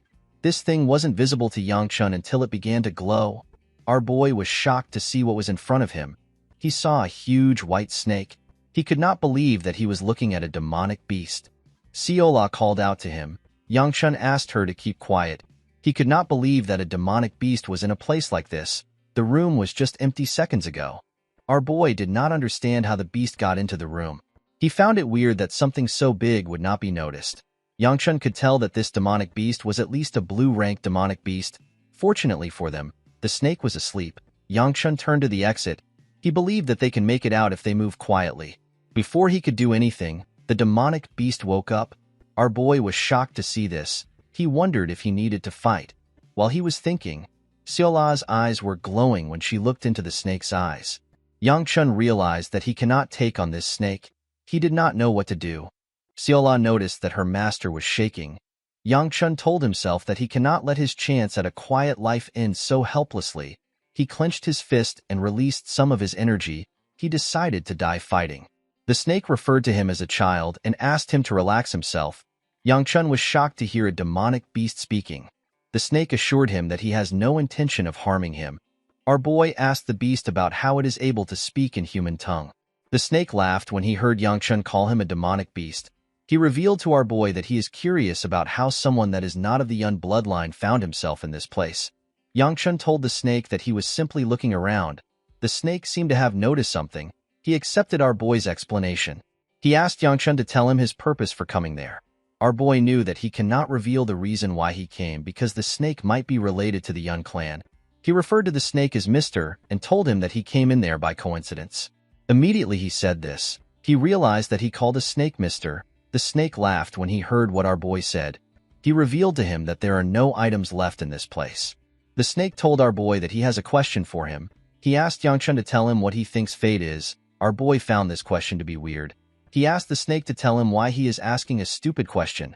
The white snake felt silly when it heard this. It began to laugh like a crazy person. Yangchun became nervous when he saw this. He wondered if the snake had gone senile. The snake apologized to him for asking a silly question. He told Yangchun that he should have already known that something was wrong when the person in front of him is not from the Yun clan. He realized that the Yun clan has passed away. The snake wondered why he felt regret for things that would vanish. He wondered why he endured.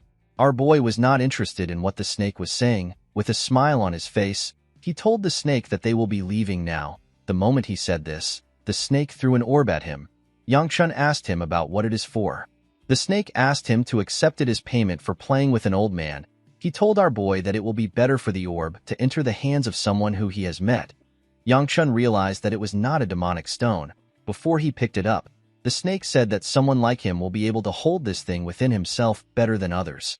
Our boy picked up the orb. He asked the snake to explain what he means. Immediately he said this. The orb began to glow.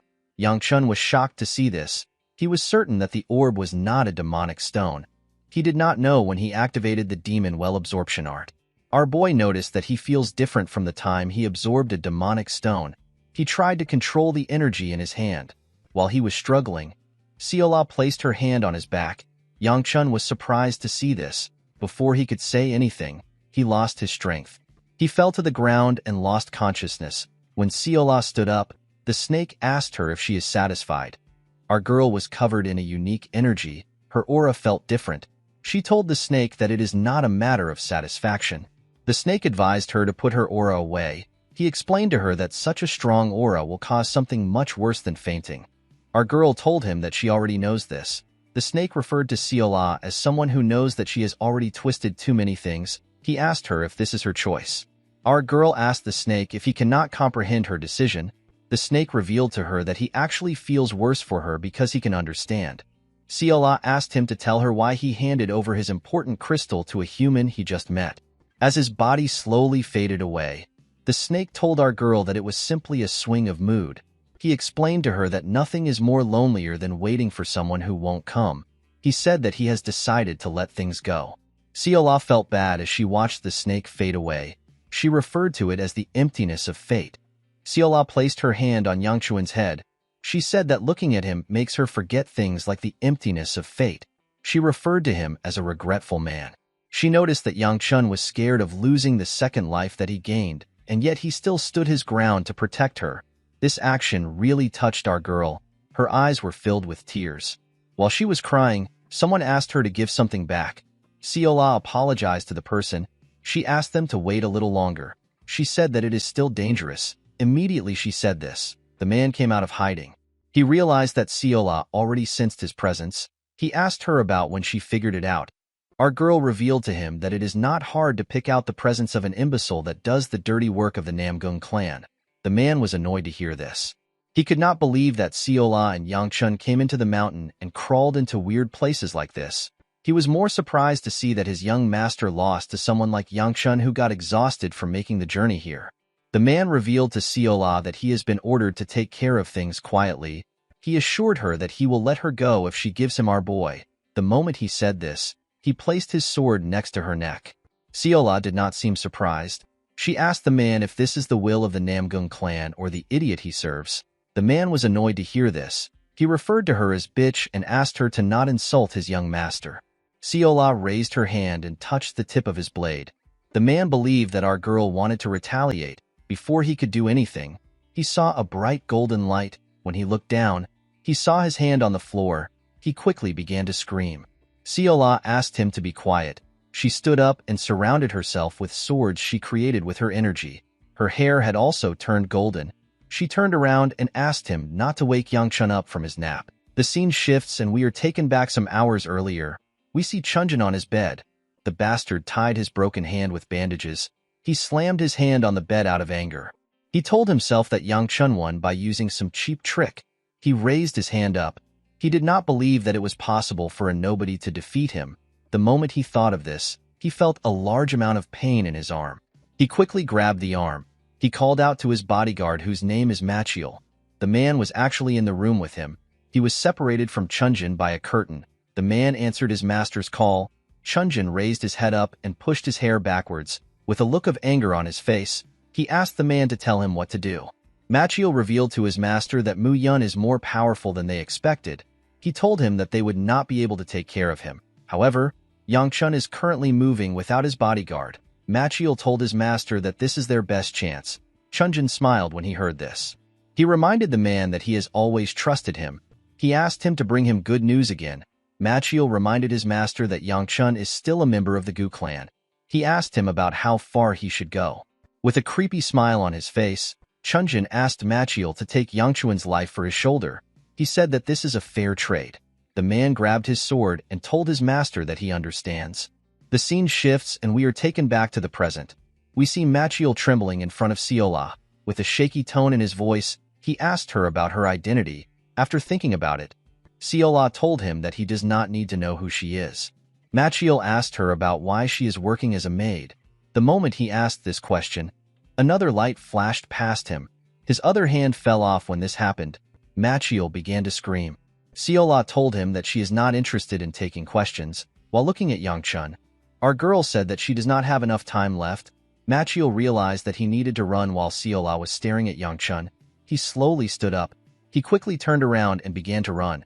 He knew that he only had one chance to get away. He believed that he needed to return to his clan to survive. The man had never heard of such a monstrous girl.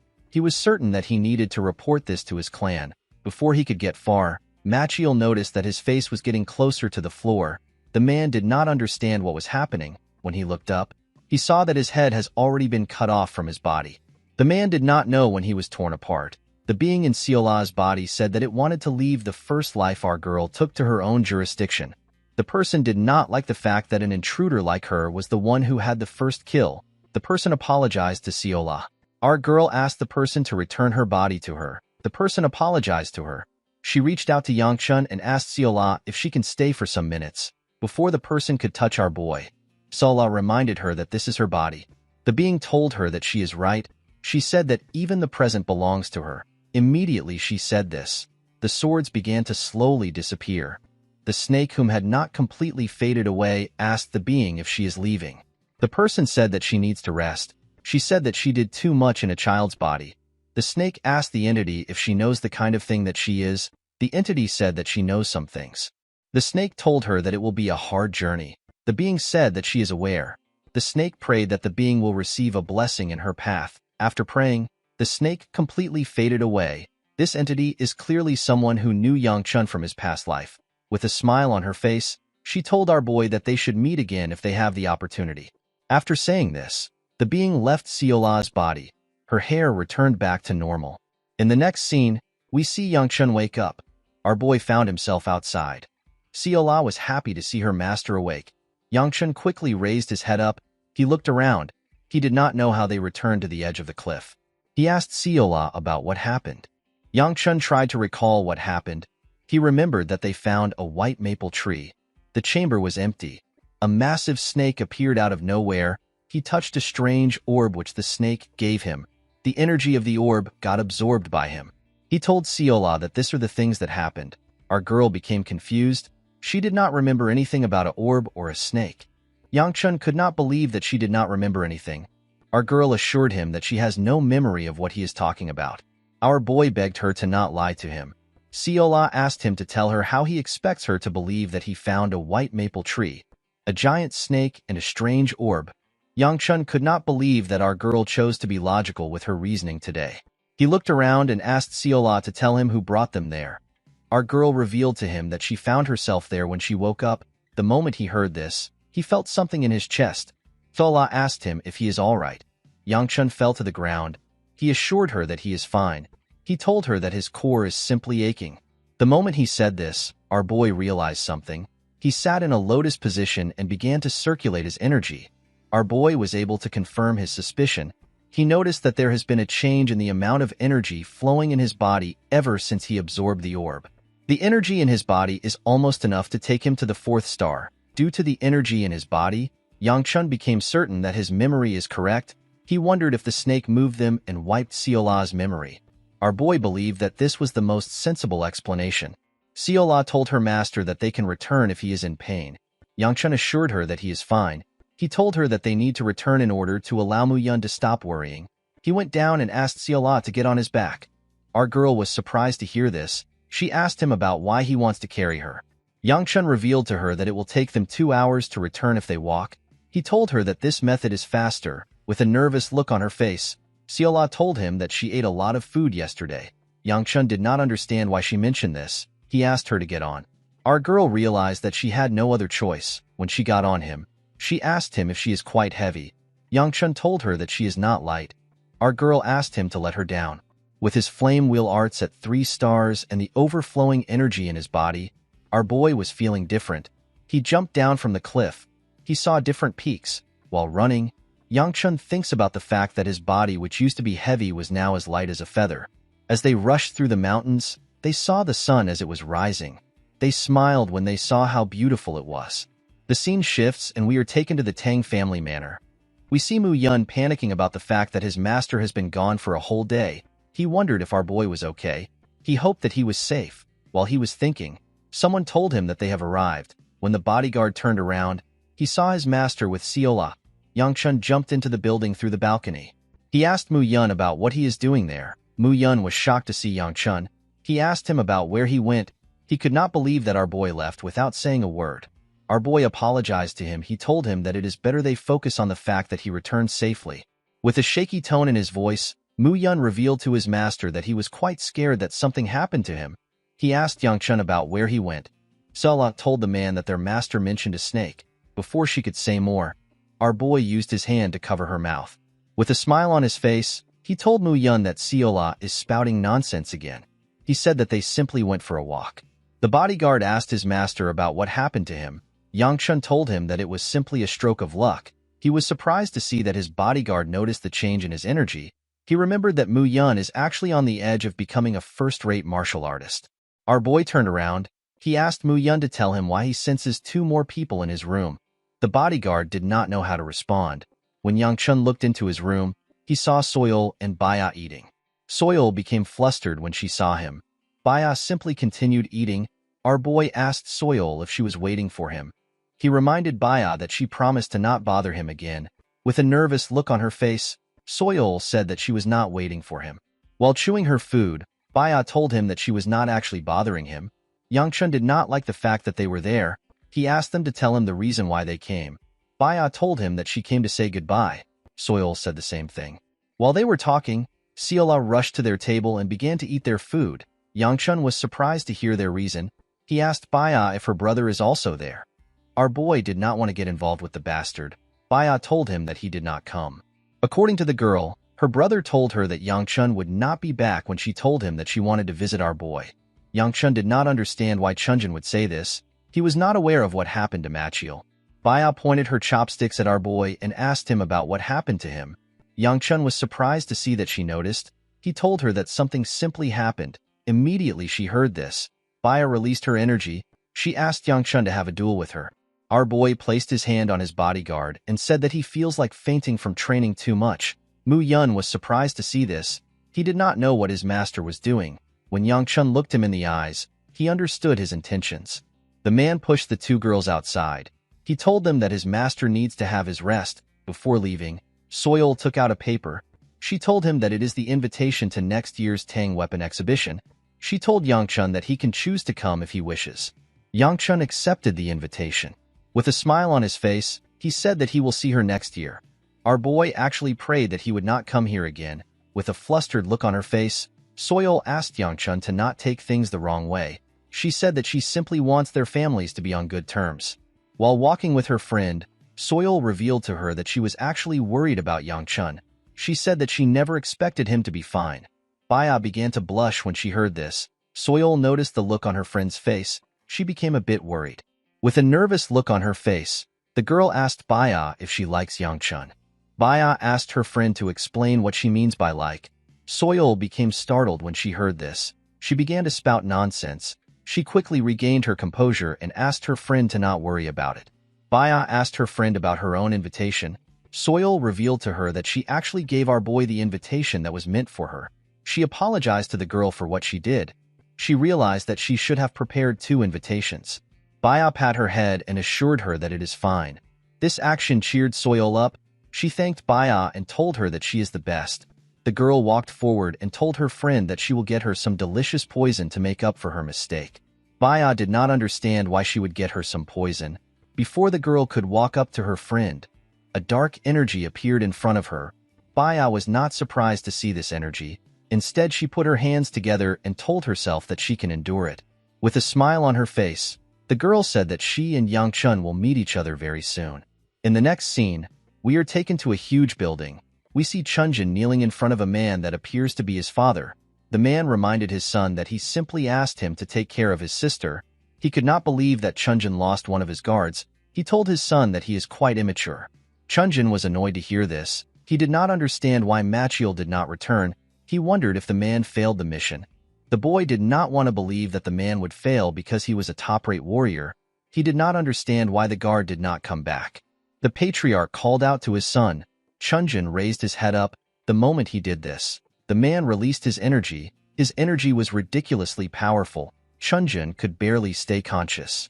His father told him that he is not disappointed in him because he lost to some nameless child, or because he used killing strikes in a spar. He told him that he is disappointed because he couldn't clean up after himself properly.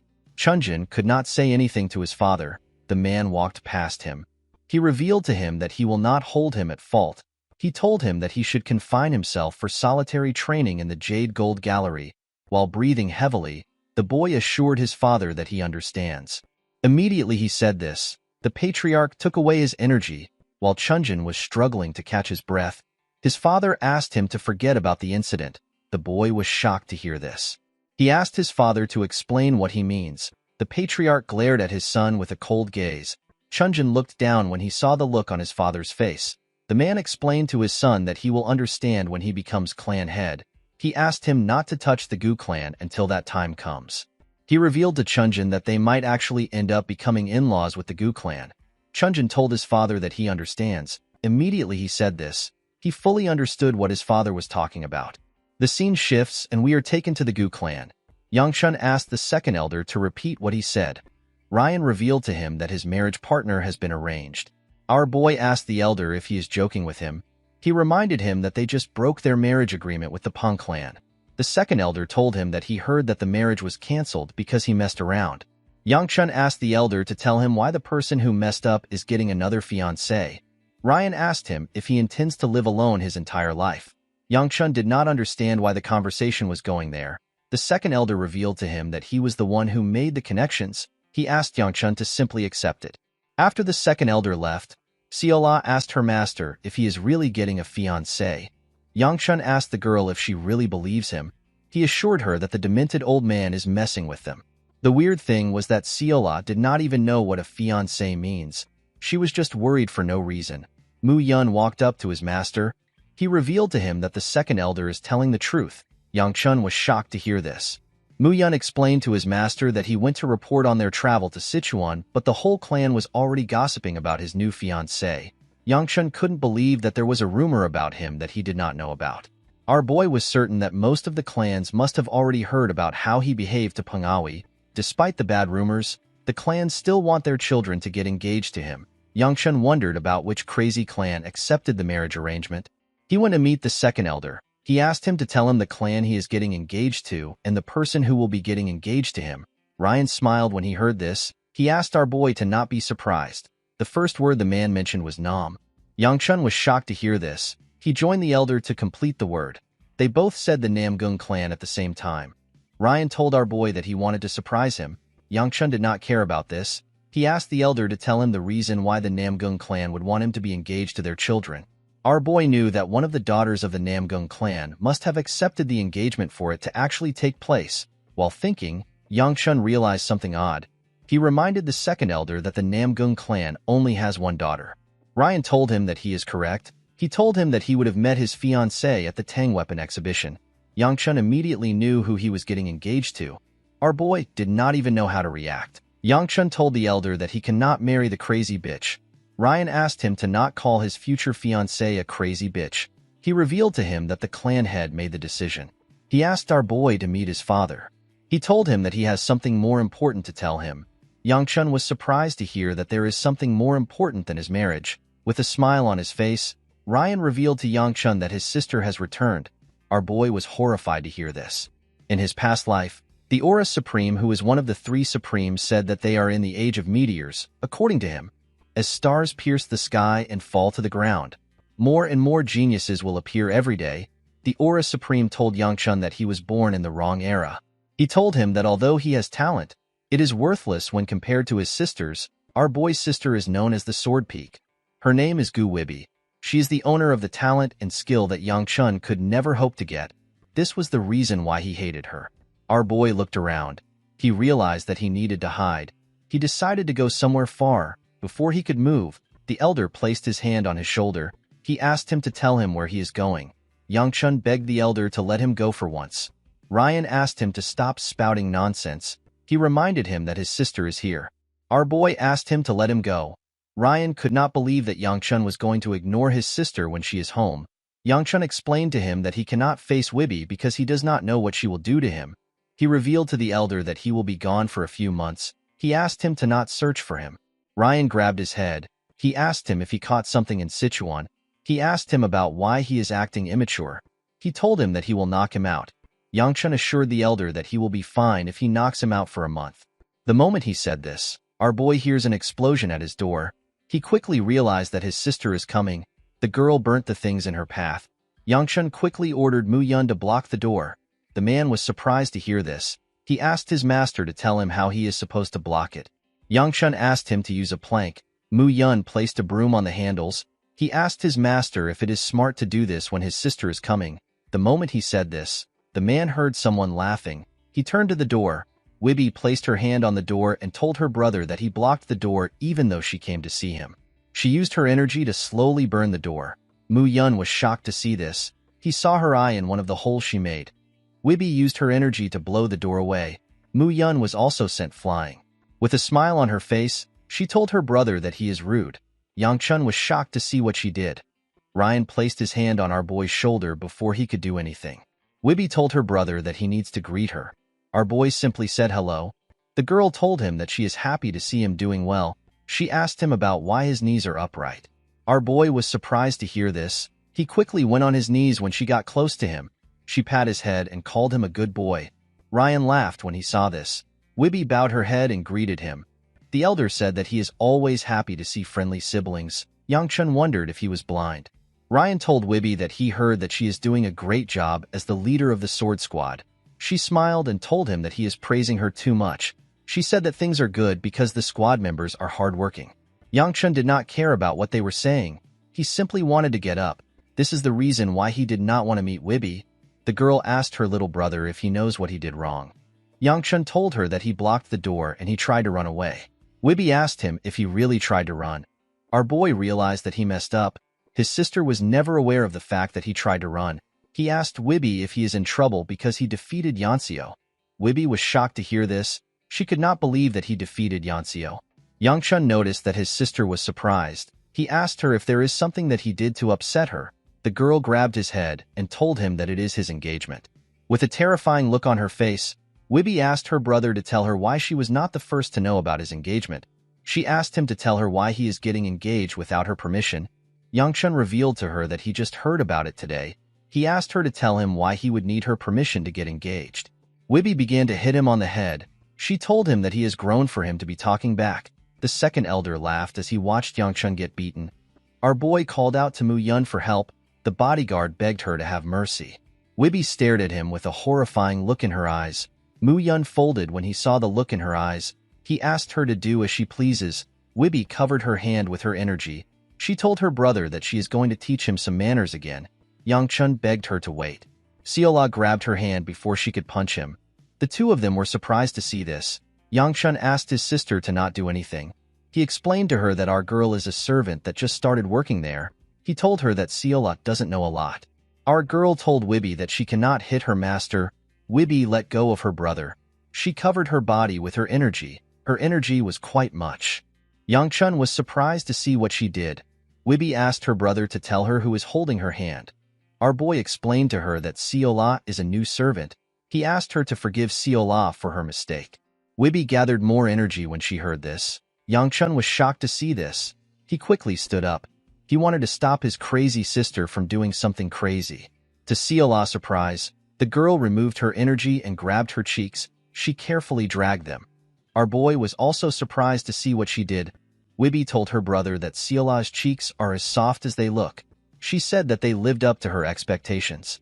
Yangchun could not believe that she released that amount of energy just to grab our girl's cheeks. Wibby told her brother that he never mentioned that he had a servant like Seola. She asked him to give her our girl. Yangchun told her that he cannot do it. Wibby found this to be interesting. She said that she did not expect her dear brother, who normally gives her everything, to refuse. She told him that she never asked him to get up. Our boy went back on his knees and apologized. While looking at the energy her brother was giving off, Wibby asked him if the elder was the one who helped him. Yangchun was not surprised to hear this. He knew that his sister would eventually notice his growth. The second elder assured her that he did not do anything. The girl was surprised to hear this. She could not believe that her brother changed so much in a few months.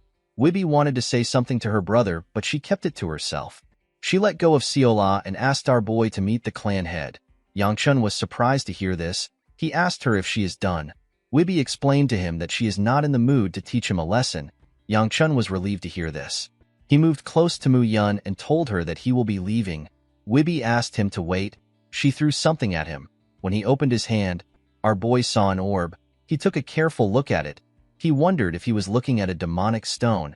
He noticed that he could not sense any energy from it. He asked his sister to tell him what it is. Wibby told him that it is a souvenir. She explained to him that she bought it from a peddler that said it is a good luck charm. She asked him to keep the charm by his side. Yangchun believed that his sister gave him some junk. Wibby moved close to her brother and placed her hand on his shoulder. With a creepy smile on her face, she explained to him that she will show him more love if he loses the charm. Our boy began to tremble when he heard this. The girl smiled when she saw the look on his face. With a bright smile on her face, she told him that she knew he was working hard. Immediately he heard this. Yangchun remembered what she said to him in his past life. Wibby asked him to stay happy. Our boy could not look his sister in the eye when he remembered this. After her brother left, Wibby asked the elder if he truly didn't do anything. Ryan assured her that he is innocent. The girl remembered that her brother was only at the proficiency of 1 star last winter. Compared to Yansio, he was not able to release heat, and he could not move properly. Wibby did not understand how he got stronger. She noticed that his energy art has stabilized and his chi has more than doubled. She found it weird when she heard that Yansio was undergoing solitary training after losing to Yangchun. Ryan explained to her that he is also surprised. He told her that he also had no idea that our boy possessed so much potential. Wibby asked him if he knows what happened to him. The elder found this question to be weird. He asked her to tell him why she did not ask Yangchun by herself. Wibby told him that she could tell that her brother won't explain it to her. Ryan told her that he might answer his sister. Wibby explained to him that she already knew her brother's response from his eyes. She decided to change the topic. She asked the elder if he noticed something about Seola. With a weird smile on his face, Ryan asked her about what she is talking about. Wibby told him that she asked the question because she noticed something off. She revealed to him that she inspected Seola because she was curious. She told him that our girl was only chubby. Ryan became more nervous when he heard this. He told her that she is too sensitive. He assured her that Seola is just a servant. Wibby decided to accept the elder's words. She placed her hand on her head and said that she might be overreacting because she has fought demonic beasts for months. Ryan smiled when he heard this. He could not believe that she actually sensed something off about our girl.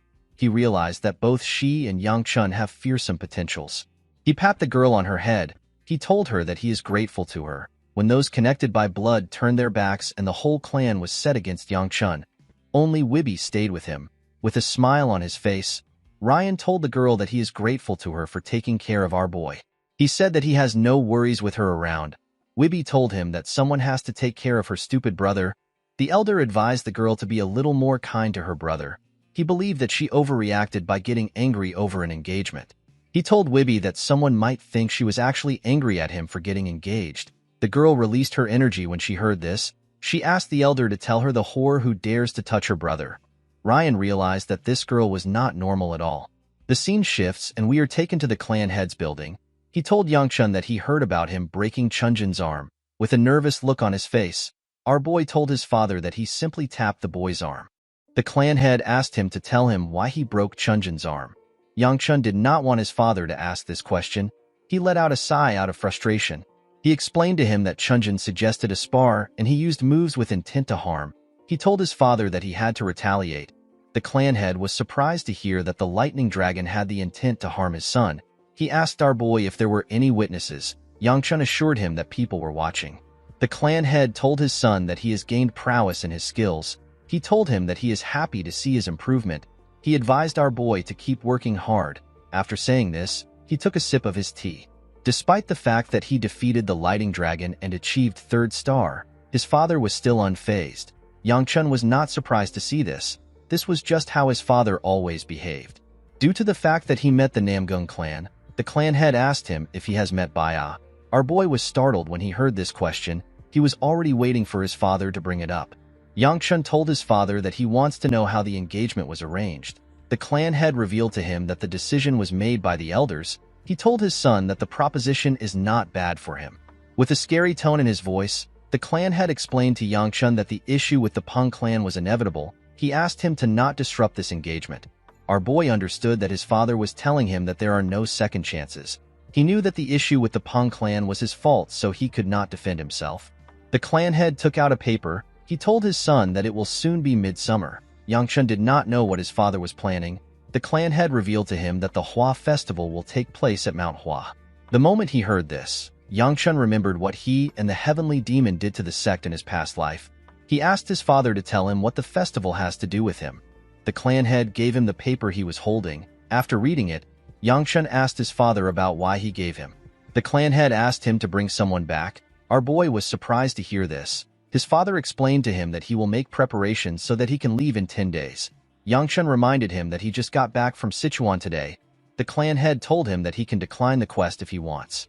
Before our boy could decline, his father explained to him that he will open their treasury and give him a great sage pill if he accepts the quest.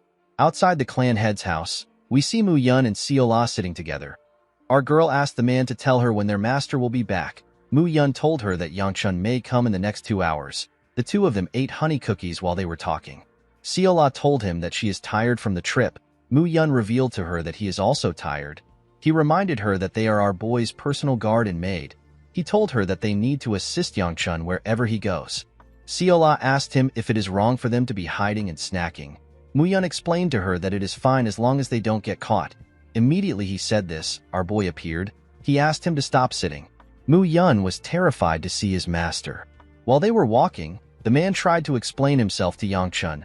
Before he could say anything, our boy revealed to him that they are going to the Mount Hua in 10 days. He asked him to get ready. Mu Yun was surprised to hear this. Seola could not believe that they had to go on a trip again.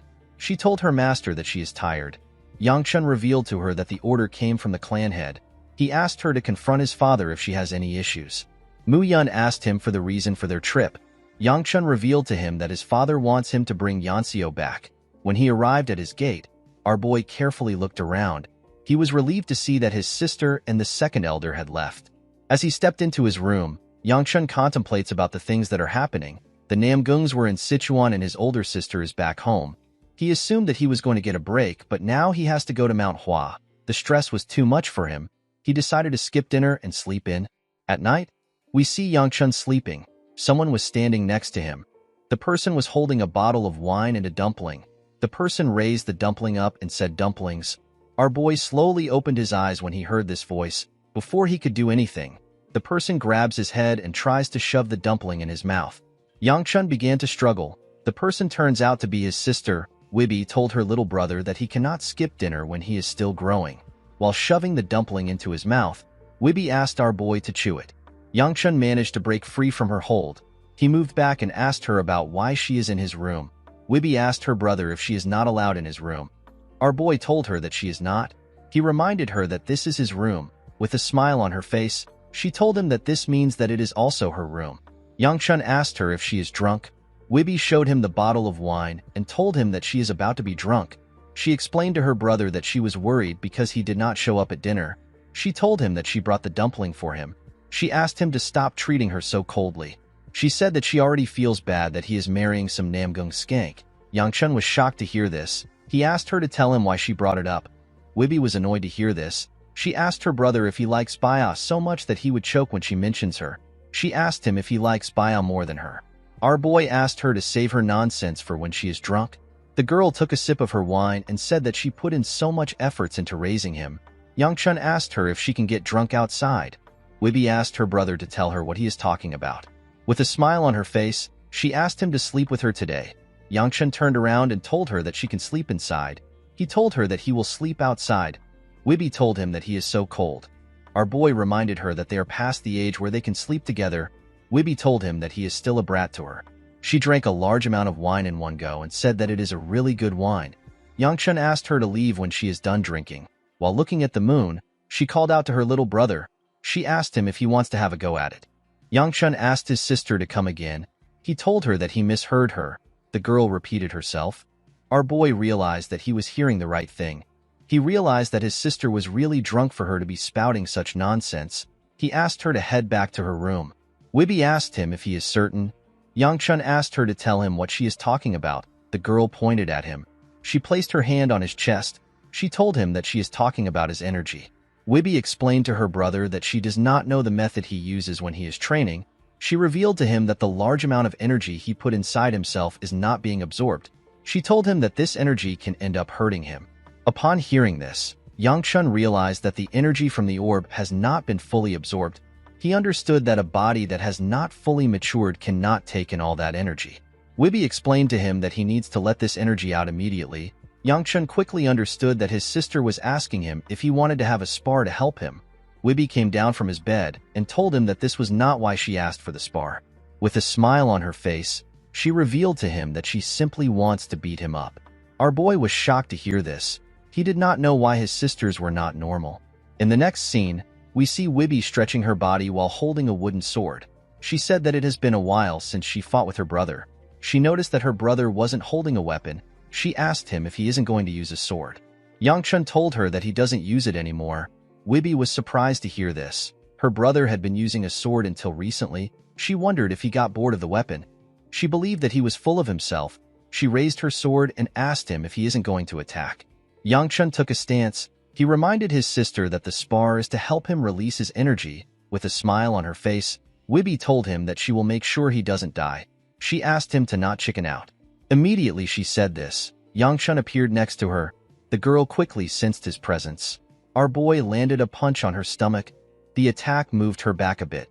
Before she could regain her balance, our boy appeared next to her. He covered his fist with a large amount of energy and used it to hit her. The attack sent her flying. Due to the dust that covered the training ground, our boy could not see her. He called out to her to check if she is all right. The moment she heard his voice, Wibby began to laugh. A large amount of fire burst out on the training ground. The flame was ridiculously large. Wibby stepped out of the large flame with her body covered in fire. With a creepy smile on her face, she told her brother that he is not bad. Yangchun could not believe that his sister was still in the 5th star. He was certain that this power exceeds that of a 5th star. He was more shocked to see that she was fine after he hit her with his all-out attack. Our boy became scared. He told his sister that they should end the spar here.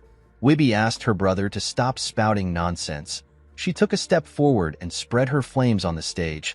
Yangchun had to use his hands to block her energy. While he was struggling, his sister appeared next to him. She told him that the fun is just about to start. She used her sword to hit his hands. The attack sent him flying. He was pushed off the stage. Our boy did not know what would have happened if he didn't block the attack. Before he could regain his balance, his sister threw her sword at him. Yangchun managed to dodge the attack by moving his head. The sword got stuck to a wall. The moment he raised his head up, he saw his insane sister coming towards him. The girl laughed like a mad person. Our boy was terrified to see her coming. Wibby covered her leg with her energy and used it to attack him. Yangchun barely blocked the attack, but Wibby did not give him the chance to rest. She began to attack more fiercely. Our boy barely managed to dodge the attacks. He avoided every hit out of fear. Wibby backed him up to the wall. She got close to her sword that was stuck there. She took out the sword and covered it with her energy. She rushed to attack Yangchun. She stopped her sword before it could touch her brother. Yangchun became nervous when he saw this. She grabbed his hair and tightened her grip on her sword. She asked him to keep his mouth closed if he does not want to lose his jaw. Our boy was terrified to hear this. The scene shifts and we see someone reading a letter saying a person is going to meet their fiancé. The clan head of the Namgung clan was the one reading the letter, with a nervous look on his face. A man tells the clan head that their young miss left the note and ran away from the manor. The clan head was annoyed to hear this. He put the note away and ordered the man to bring her back immediately. In the next scene, we see a farmer harvesting his crops. He threw away the first yam he took out of the ground. He said that the yam cannot be sold. While looking at his crops, the man wondered about when the season will end. Immediately he said this, he noticed that a shadow covered him. When he looked up, he saw a girl. The farmer was shocked to see the girl. The girl landed in front of him. When he got a clear look at her face, he believed that she was an angel. The girl turns out to be Baya. The crazy girl called out to the man. He was surprised to see that she could talk. She asked him for the direction which Shangxi is in. The man raised his hand and pointed at a direction. He told her that Shangxi is east from there. The moment she heard this, Baya thanked the man and began to run. Oddly enough, she ran in another direction. The farmer noticed that Baya left something on the ground. The girl left a silver ingot for him. The farmer could not believe his eyes. The silver ingot was enough to feed his family for months.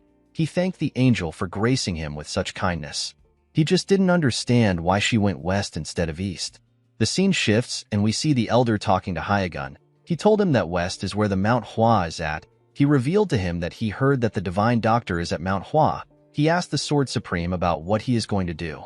Hyagun was surprised to hear that the divine doctor left Anhui for Mount Hua already. He already knew that the divine doctor is a man who disappears with the wind, so he never stays in one place. He just never expected the divine doctor to go to the Mount Hua sect. Ryan did not know why the Sword Supreme was looking for the divine doctor. He revealed to him that the information is not yet confirmed. He asked him to follow Yangchun to check for himself. The elder explained to Hyagun that it is a bit hasty for him to reveal his identity after going through so much to hide it.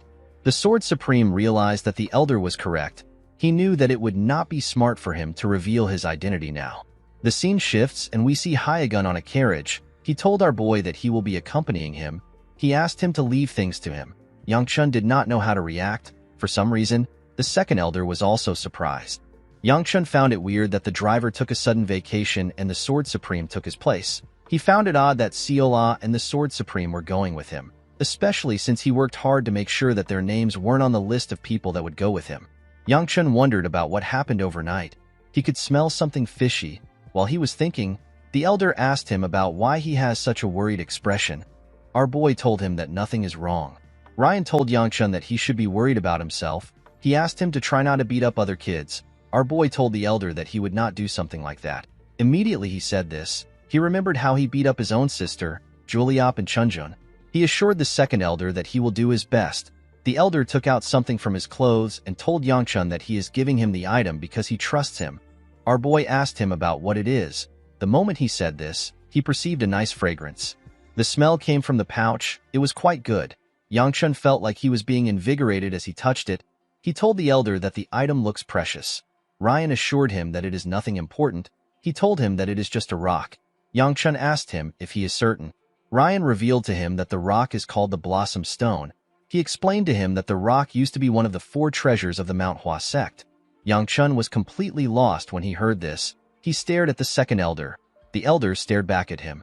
He gave Yang Chun a thumbs up and told him that it is not a big deal. Our boy asked him about why he has the treasure and why he is giving the treasure to him. The elder revealed to him that he won the treasure through a bet over some drinks. He told Yang Chun that he forgot to return it. Our boy could not believe that someone bet something so important over some drinks. He was more surprised to hear that the elder accepted it. He explained to Ryan that the treasure should be delivered more securely. Ryan told our boy that the treasure is already quite secure right now. Yang Chun asked the elder about what he means. He noticed that Ryan was looking somewhere else. When he turned around, he saw the Sword Supreme. He quickly understood why Ryan said that the treasure is secure. He realized that the elder knows about the Sword Supreme. Before he could say more, Mu Yun announced that the preparations are complete. Yang Chun realized that he does not have a good excuse to refuse the elder. He decided to go with it. When he stepped into the carriage, he told the elder that he will be back. Ryan assured him that he will tell his sister that he left safely. Yang Chun noticed that he did not see Wibby. He asked the elder about where she went. Ryan said that his sister is probably crying in some corner because he is leaving. Our boy believed that the elder was messing with him. When the carriage began to move, Yang Chun asked the elder to give his farewell to his sister for him. Ryan turned to a corner and asked Wibby about why she didn't greet her brother directly. The girl's face had swollen. She explained to the elder that she did not want her little brother to see her crying. Ryan reminded her that Yang Chun is not 3 years old anymore. With a look of anger on her face, Wibby told him that her brother is so fragile. On their way to Manhwa, Yang Chun called out to Mu Yun. He asked him about the amount of time it will take to get to the sect. The bodyguard reminded his master that he has asked this question over 30 times. Yang Chun realized that he was questioning the man too much. Mu Yun explained to him that they need to go several times the distance they have already traveled. Our boy told him that it sounds annoying every time he hears this. Hyagun laughed when he heard this. He asked Yang Chun if he is feeling uncomfortable. Our boy became scared when he heard this. With a nervous look on his face, he said that he is fine. Hyagun was the most uncomfortable thing to him in this journey. He could not feel relaxed because he was traveling with the greatest sword in the land. Yang Chun noticed that Siola was eating some cookies. He asked her to not hog them all to herself. He asked her to give him a cookie. He said that he needs to eat something to relax, like a greedy pig. Siola told her master that Hongwa gave her the cookies. She told him that he needs to ask Hongwa for her permission. With a smile on her face, Hongwa revealed to her master that the honey cookies actually belonged to him. Our girl was shocked to hear this. Yang Chun took one cookie and left the rest for her. Siola was happy to see this. She assumed that he was going to take everything. Our boy did not care about the cookies. He just wanted to return to his house. The scene shifts and we are taken to the Gu clan. We see Wibby sitting with someone. She asked the person to introduce herself. The girl pushed her hair back and introduced herself as Namgung Baya. Surprisingly, Baya managed to make it to the clan after taking the wrong direction. The girl was covered in leaves and sticks. Wibby was annoyed to hear the girl's name. She realized that this was her younger brother's fiancé. She took a careful look at Baya. She noticed her blue eyes and her pink lips. Wibby was surprised to see how beautiful she was. She asked Baya to tell her why she came there looking like a bum. The girl revealed to her that she took the wrong turn. Wibby did not understand how a person ends up looking like this from taking a wrong turn. She asked Baya to tell her why she went through so much stress to come there. The girl said that she came to meet her fiancé. Wibby was surprised to hear this. She told her that the engagement is not yet official. Baya did not know what to say. With a smile on her face, Wibby told the girl that her little brother is not in the clan right now. Baya was surprised to hear Wibby call Yang Chun her little brother. With a confident smile on her face, Wibby introduced herself as Yang Chun's elder sister. Baya quickly cleaned her hair and corrected her posture. Wibby was happy to see this. She believed that this was the right attitude a person is supposed to portray in front of their in-laws. Baya asked the girl about where her brother went. Wibby revealed to her that Yang Chun went to the Manhwa sect. She told her that their fates don't cross paths because the place is too far. With a gentle smile on her face, Baya said Manhwa. With a bright smile on her face, Wibby advised Baya to go back home. Immediately she said this, Baya jumped into the nearby forest. Wibby wondered if she was going home. She called her a bitch for leaving without a proper farewell. At night, we see Siola and Hongwa sleeping together. Our girl used her hand to hit the poor lady's face. Mu Yun was also asleep. Hyagun and Yangchun were the only ones awake. While staring at the fire, the Sword Supreme sensed something inside the forest. He turned to the side. Inside the forest, we see Yangchun let out some energy from his mouth. Due to the fact that his energy was mixed with his breath, our boy was able to tell that he will soon attain 4th star. While he was thinking, he got a bad headache. This was a problem he was facing. When he circulates over a certain amount of energy in his body, it flows against the direction he intends for it to flow in. Our boy needed to break this limit of the 3rd star. He could barely expel his energy, and yet his sister had no issue shooting it out explosively. Yangchun hated the difference in their talent. He found the importance of talent to be disgusting. He decided to stop creating excuses and train more. He began to circulate his energy again. While he was trying to circulate his energy, he caught a scent of something. Yangchun took out the blossom stone out of anger. He was annoyed to see that he couldn't throw it away. He wondered why the second elder wanted him to deliver it. He noticed that the scent is now stronger than the first time he received it. He couldn't concentrate because of the scent of the plum blossom. Yangchun decided to end his training for tonight. Before he could take a step, he saw petals in the air. The petals were quite beautiful. Yangchun did not understand why he was seeing plum blossoms in the middle of winter. He reached out his hand to catch one of the petals. Before he could get one, a spirit appeared behind him and said that he is not a child of the Manhwa. Our boy was shocked to hear this. He quickly turned around. To his surprise, there was no one around him. He was certain that he heard a voice. The spirit asked him to tell him how a child who is not from Manhwa is eating all the energy. Yangchun quickly turned around. He was certain that he was hearing an old man's voice. He did not still see anyone around him. The spirit asked him to tell him the bloodline he came from for him to be greedily eating such a large amount of energy. It told Yangchun that he will get sick. Our boy did not understand what the spirit was talking about. He asked it about what he is eating. The moment he said this, Yangchun noticed that the stone was releasing some energy. He quickly realized that he was absorbing the energy. He fainted before he could do anything. In the next scene, we see Seola and Mu Yun calling out to their master. Yangchun slowly opened his eyes. He was surprised to see himself on the ground. He quickly raised his head up. Seola rushed to hug him. He asked Mu Yun about what happened. The man revealed to him that Hyagun found him unconscious in the woods and brought him back. Yangchun thanked him for saving him. Hyagun told him that he was just doing his job as a servant. After saying this, his expression changed. Yangchun noticed the change in his expression. He pushed our girl away. Mu Yun moved close to him and asked him if something happened to him last night. Yangchun remembered that he was training and the stone emitted a light. He took the pouch out of his clothes. Although nothing seemed to have changed on the outside, the stone seemed to have lost its scent. Our boy realized that he absorbed the energy of the blossom stone with the demon well absorption art and got knocked out. He already assumed that the treasure of the Manhwa would contain something, but he never expected to absorb its energy. Yangchun immediately understood something. He placed his hand on his chest to check his energy. He noticed that the rings on his energy core had increased. Our boy was happy to see that he had reached the 4th star. On the road, Mu Yun and the Sword Supreme kept staring at Yangchun in a discreet manner.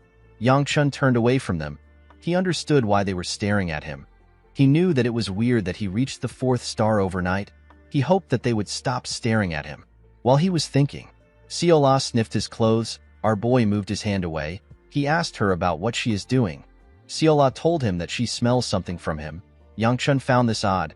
He also sniffed his clothes. He was certain that he changed his clothes. He told Seola that he even washes himself more often than she does. He asked her to tell him what she means. With a smile on her face, Seola explained to him that he has a really nice flowery smell. Our boy became nervous when he heard this. He told Seola that the smell must be coming from the window. Our girl found this odd. She was certain that he was the one giving off the smell.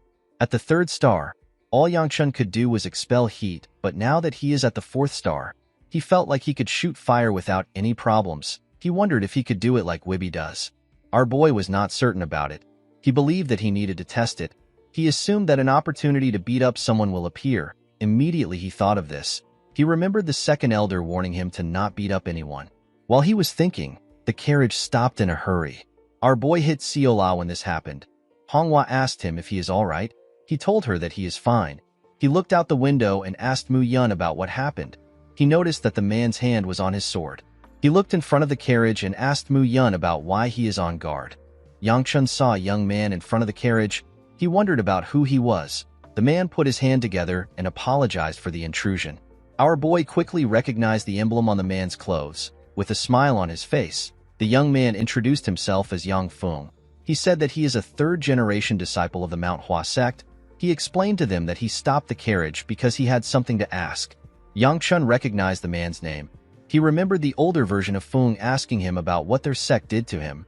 Feng was the man who screamed when he saw his sect leader's head on the ground. Yangchun became uncomfortable. He could not believe that he was looking at a warrior of the Mount Hua who he killed with his own hands in his past life. Mu Yun referred to the man as the Blossom Sword Dragon.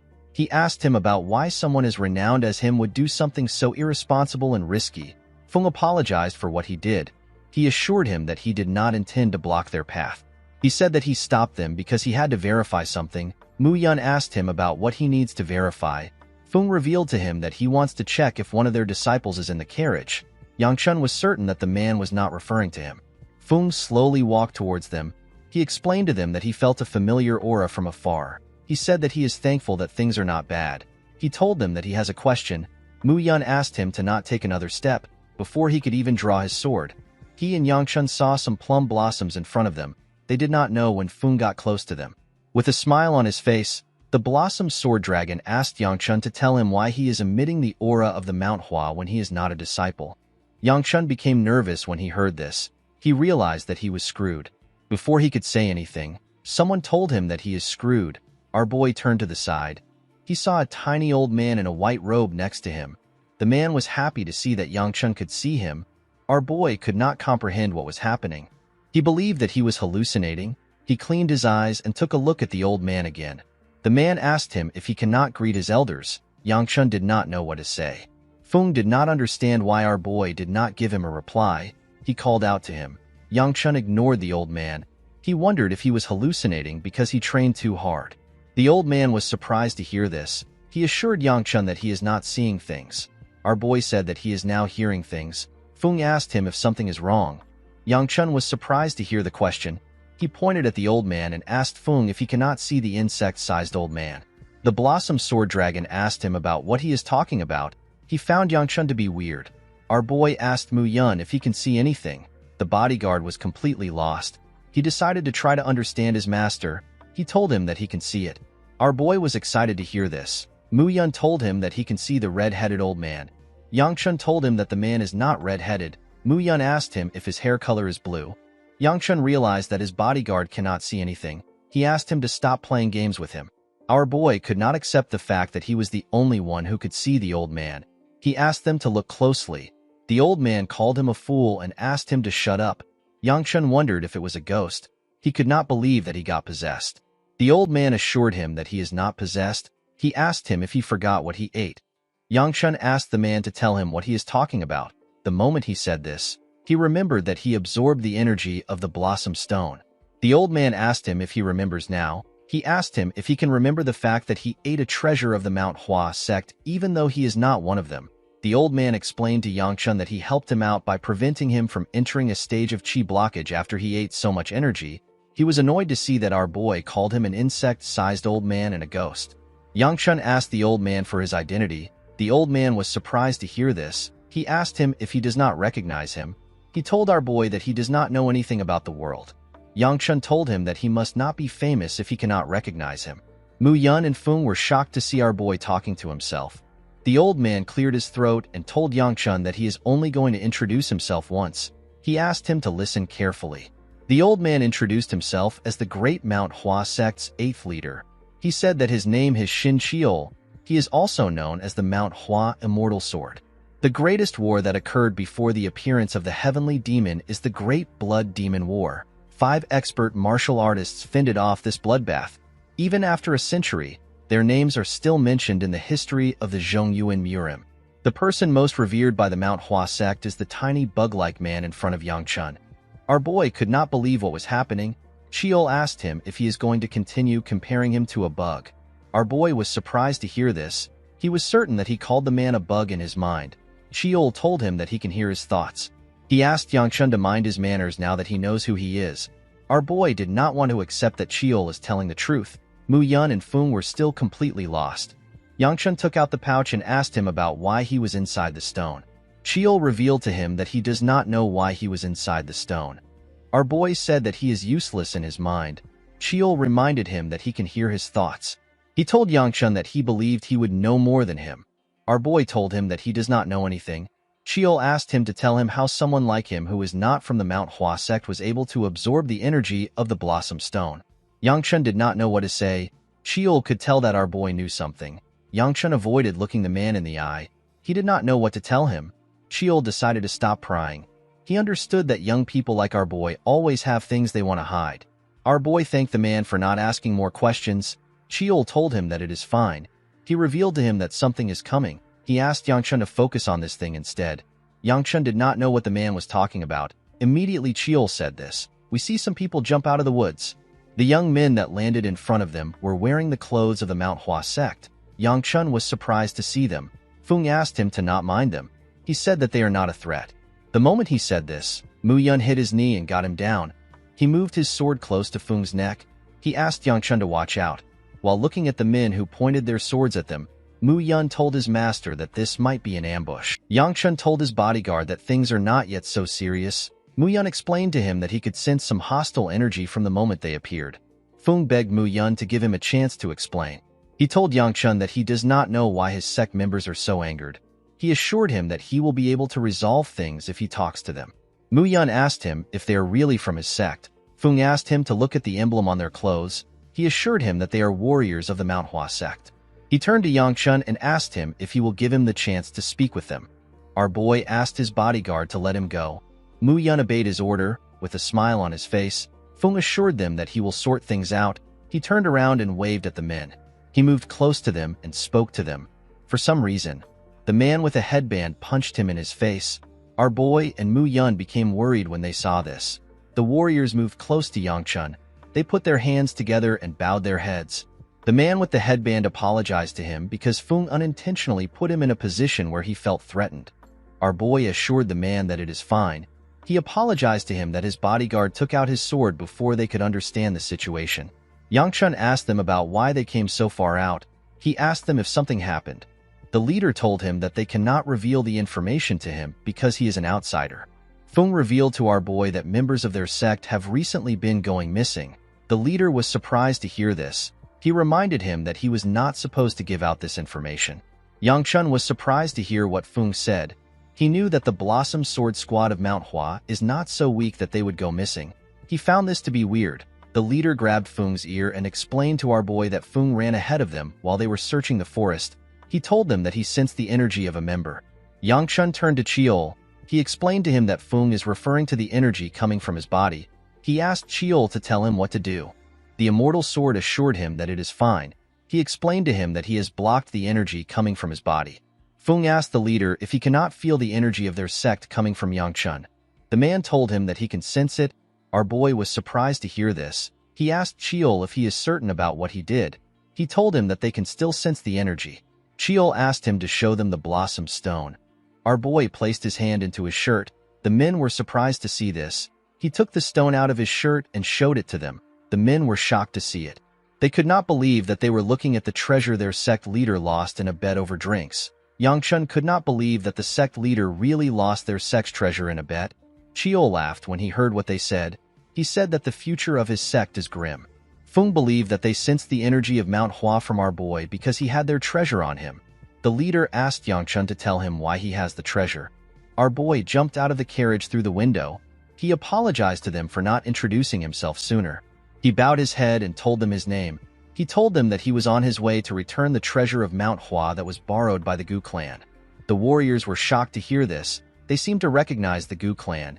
Yangchun and Mu Yun did not understand why they were whispering about their clan. The leader was surprised to see that our boy came from a prestigious clan. He apologized again for showing hostility towards him. Yangchun assured him that it is fine. He asked him if there is something wrong with being from the Gu clan. Fung realized something. He turned to Yangchun and mentioned his sister. Before he could complete his sentence, his teammates covered his mouth and hit him. They pushed him down and began to beat him up. The leader told our boy that he does not need to worry about Fung. Yangchun told him that he does not look fine. The man asked him to not worry about it. Our boy asked the man if his sister caused problems for them. With a weird smile on his face, the man said that she did not. Yangchun could tell that he was lying. He apologized to the man for the trouble she caused him. He revealed to him that he will take her back home as soon as they arrive in the sect. The man was shocked to hear that he was taking Yanxiu back home. The members of his squad seemed to be happy to hear this news. Yangchun asked them if there is a problem. The members of the squad cleared a path for our boy. The leader placed his hand on his shoulder and asked him to follow them. Yangchun and Mu Yun were surprised to hear this. They wondered about the amount of trouble Yanxiu was causing this man. The scene shifts and we are taken to the Manhwa sect. We see Yanxiu knock on someone's door. The person asked her to come in. The girl went in and called out to her master. Her master was an old woman in white. The woman commended her for visiting her every day, even though she is scared of walking alone at night. Yanxiu ran to hug her master. She asked her if her body is all right. The woman told her that she feels better today because she can see the beautiful moon outside. With a smile on her face, Yanxiu told her that she is relieved to hear this. Her master reminded her that her visits will soon come to an end. Yanxiu assured her that she will stay by her side until the end. The woman reminded her that she is returning to Shangxi soon. Yanxiu did not say anything to the woman. With a smile on her face, her master asked her if she dislikes going back to her family so much. With a sad look on her face, Yanxiu said that the people in Shangxi are not her family. Her master was surprised to hear this. She decided not to pry too much. She said that it is not a sick woman's place to speak about someone else's family matters. Yanxiu asked her master to not say such things. She reminded her that she was known as the Blossom Sage before she got sick. The woman said that this are simply words of the past. She wondered about the amount of time she has left. In the next scene, we see someone tear through some demonic beasts. The person tore them apart. The person turns out to be Baya. The energy that surrounded the crazy girl was dark and eerie. Baya closed her eyes and tuned out everything. She was in pitch darkness. When she opened her eyes, she sensed a unique energy. The girl turned around and ran in the direction of the energy. The scene shifts, and we see the warriors of Manhwa moving with Yangchuan's group. Honghua advised Siola to prepare a lot of food because the warriors are also going to join them. The leader ordered them to split into groups. He assigned the first group to guard duty and ordered the second group to prepare the camp for the night. Inside the woods, we see Yangchun talking to Chiol. He asked the old man to tell him what to do to make him leave his body. Chiol told him that he would not be attached to him if he knew a way. He told him that he would have gone with the children of the Manhwa sect. Our boy called Chiol an old man and told him that he has a question. Chiol asked him to not call him an old man. He told Yangchun his name and reminded him that he is the immortal sword of Manhwa. Our boy glared at him. Chiol asked him to not give him a distrusting look. Yangchun told him that he will believe him for now. Before he could ask his question, Chiol stopped him. He asked him not to worry. He assured him that he has no interest in his festering body. Our boy reminded the man that his own body has already decomposed. Chiol told him that he speaks a lot for someone who carries such a nasty thing inside. Yangchun was surprised to hear this. He asked him about what he is carrying. The immortal sword was surprised to hear that our boy does not know what is inside his own body. Yangchun could not believe that there is something inside him. Chiol told our boy that he wants him to answer his question before he can tell him anything. He asked Yangchun to tell him what happened to the bloody demon. Our boy was shocked to hear this. He told himself that Chiol cannot be the immortal sword of Manhwa. Chiol was surprised to hear this. Yangchun revealed to him that the bloody demon was slain by the immortal sword. He asked Chiol to tell him why he would claim to be the immortal sword when he does not know the fate of the bloody demon. Chiol said that he has also asked himself the same question. He revealed to Yangchun that he cannot remember the final fight he had with the bloody demon for some strange reason. Our boy noticed that the immortal sword was being serious. He decided to not pry further. He asked him to tell him what he is carrying in his body. He asked him if he knows something. Chiol was annoyed to hear this. He asked Yangchun to tell him why he should answer him when he doesn't even believe in his identity. Our boy was surprised to see that such an old man was quite moody. The immortal sword cleared his throat and told our boy that he also doesn't know what it is. Yangchun was shocked to hear this. Chiol explained to him that he actually finds it strange that he cannot sense anything. He told him that he has a very violent thing inside him. He revealed to him that he is keeping the thing docile for now. He asked him not to worry. Yangchun could not believe what he was hearing. He asked Chiol if it is quite serious. The immortal sword clenched his fist and asked our boy if he wants to test it. Yangchun told him that he does not want to do anything. Chiol opened his fist. Immediately he did this. A large amount of dark energy covered our boy's shadow. When our boy turned to the side, he saw the energy close to him. It was about to swallow him. Cheol took the dark energy away before it could swallow him. He asked Yangchun if his demonstration is enough. Our boy had already tried to use his fist to defend himself. Yangchun could not respond to Cheol immediately. He was trying to catch his breath. He turned to the immortal sword and asked him about what it is. Cheol showed him his fist and told him that he is keeping the thing docile. Yangchun wondered why such a thing was inside him. Cheol said that he also doesn't know. He told our boy that they have to end things here now even though he has a lot of questions. Yangchun was surprised to hear this. He told the man that he just gave him so many new questions. Cheol asked our boy to look up. When Yangchun looked up, he did not see anything. He turned to the old man and asked him if something is wrong. The moment he said this, we see a bright pink light in the sky. Before our boy could ask more questions, the pink energy moved past him at a terrifying speed. Yangchun was shocked to see the energy so close to him. He quickly turned to the side. He saw someone covered in dust. With a look of anger on his face, he asked the person that moved past him to tell him what he is doing. The person turns out to be Feng. The Blossom Sword Dragon revealed to Yangchun that there is a saying that has been passed down in Manhwa since ancient times. Our boy did not understand what the man was talking about. With a bright smile on his face, Feng told our boy that they need to fight in order to become friends. Cheol said that the spirit of the Manhwa is still intact. Yangchun did not understand what Feng was saying. He asked him if this is how warriors of Manhwa ask others for a spar. Feng apologized to him for his sudden attack. He explained to him that he was excited because he has never seen a fellow martial artist in training. Yangchun was surprised to hear this. He asked him if his sect doesn't have a lot of martial artists in training. The Blossom Sword Dragon did not know how to respond to our boy. Cheol wanted to tell Yangchun something about Feng. Our boy told him that he already knows. He told the old man that Feng is the youngest elite martial artist in Manhwa. To the untalented people, he is like a towering wall. Even if he tried to get along with people his age, he will just make their feelings of inferiority worse. Cheol was surprised to see that Yangchun understood Feng. He believed that our boy must have also experienced something like this. Yangchun told Feng that he will spar with him. The man was so happy to hear this. He thanked our boy for the opportunity. Immediately he thanked him. We see some lightning energy next to him. Feng told our boy that he wants to start right away. Before he could say more, a large amount of lightning was fired at him.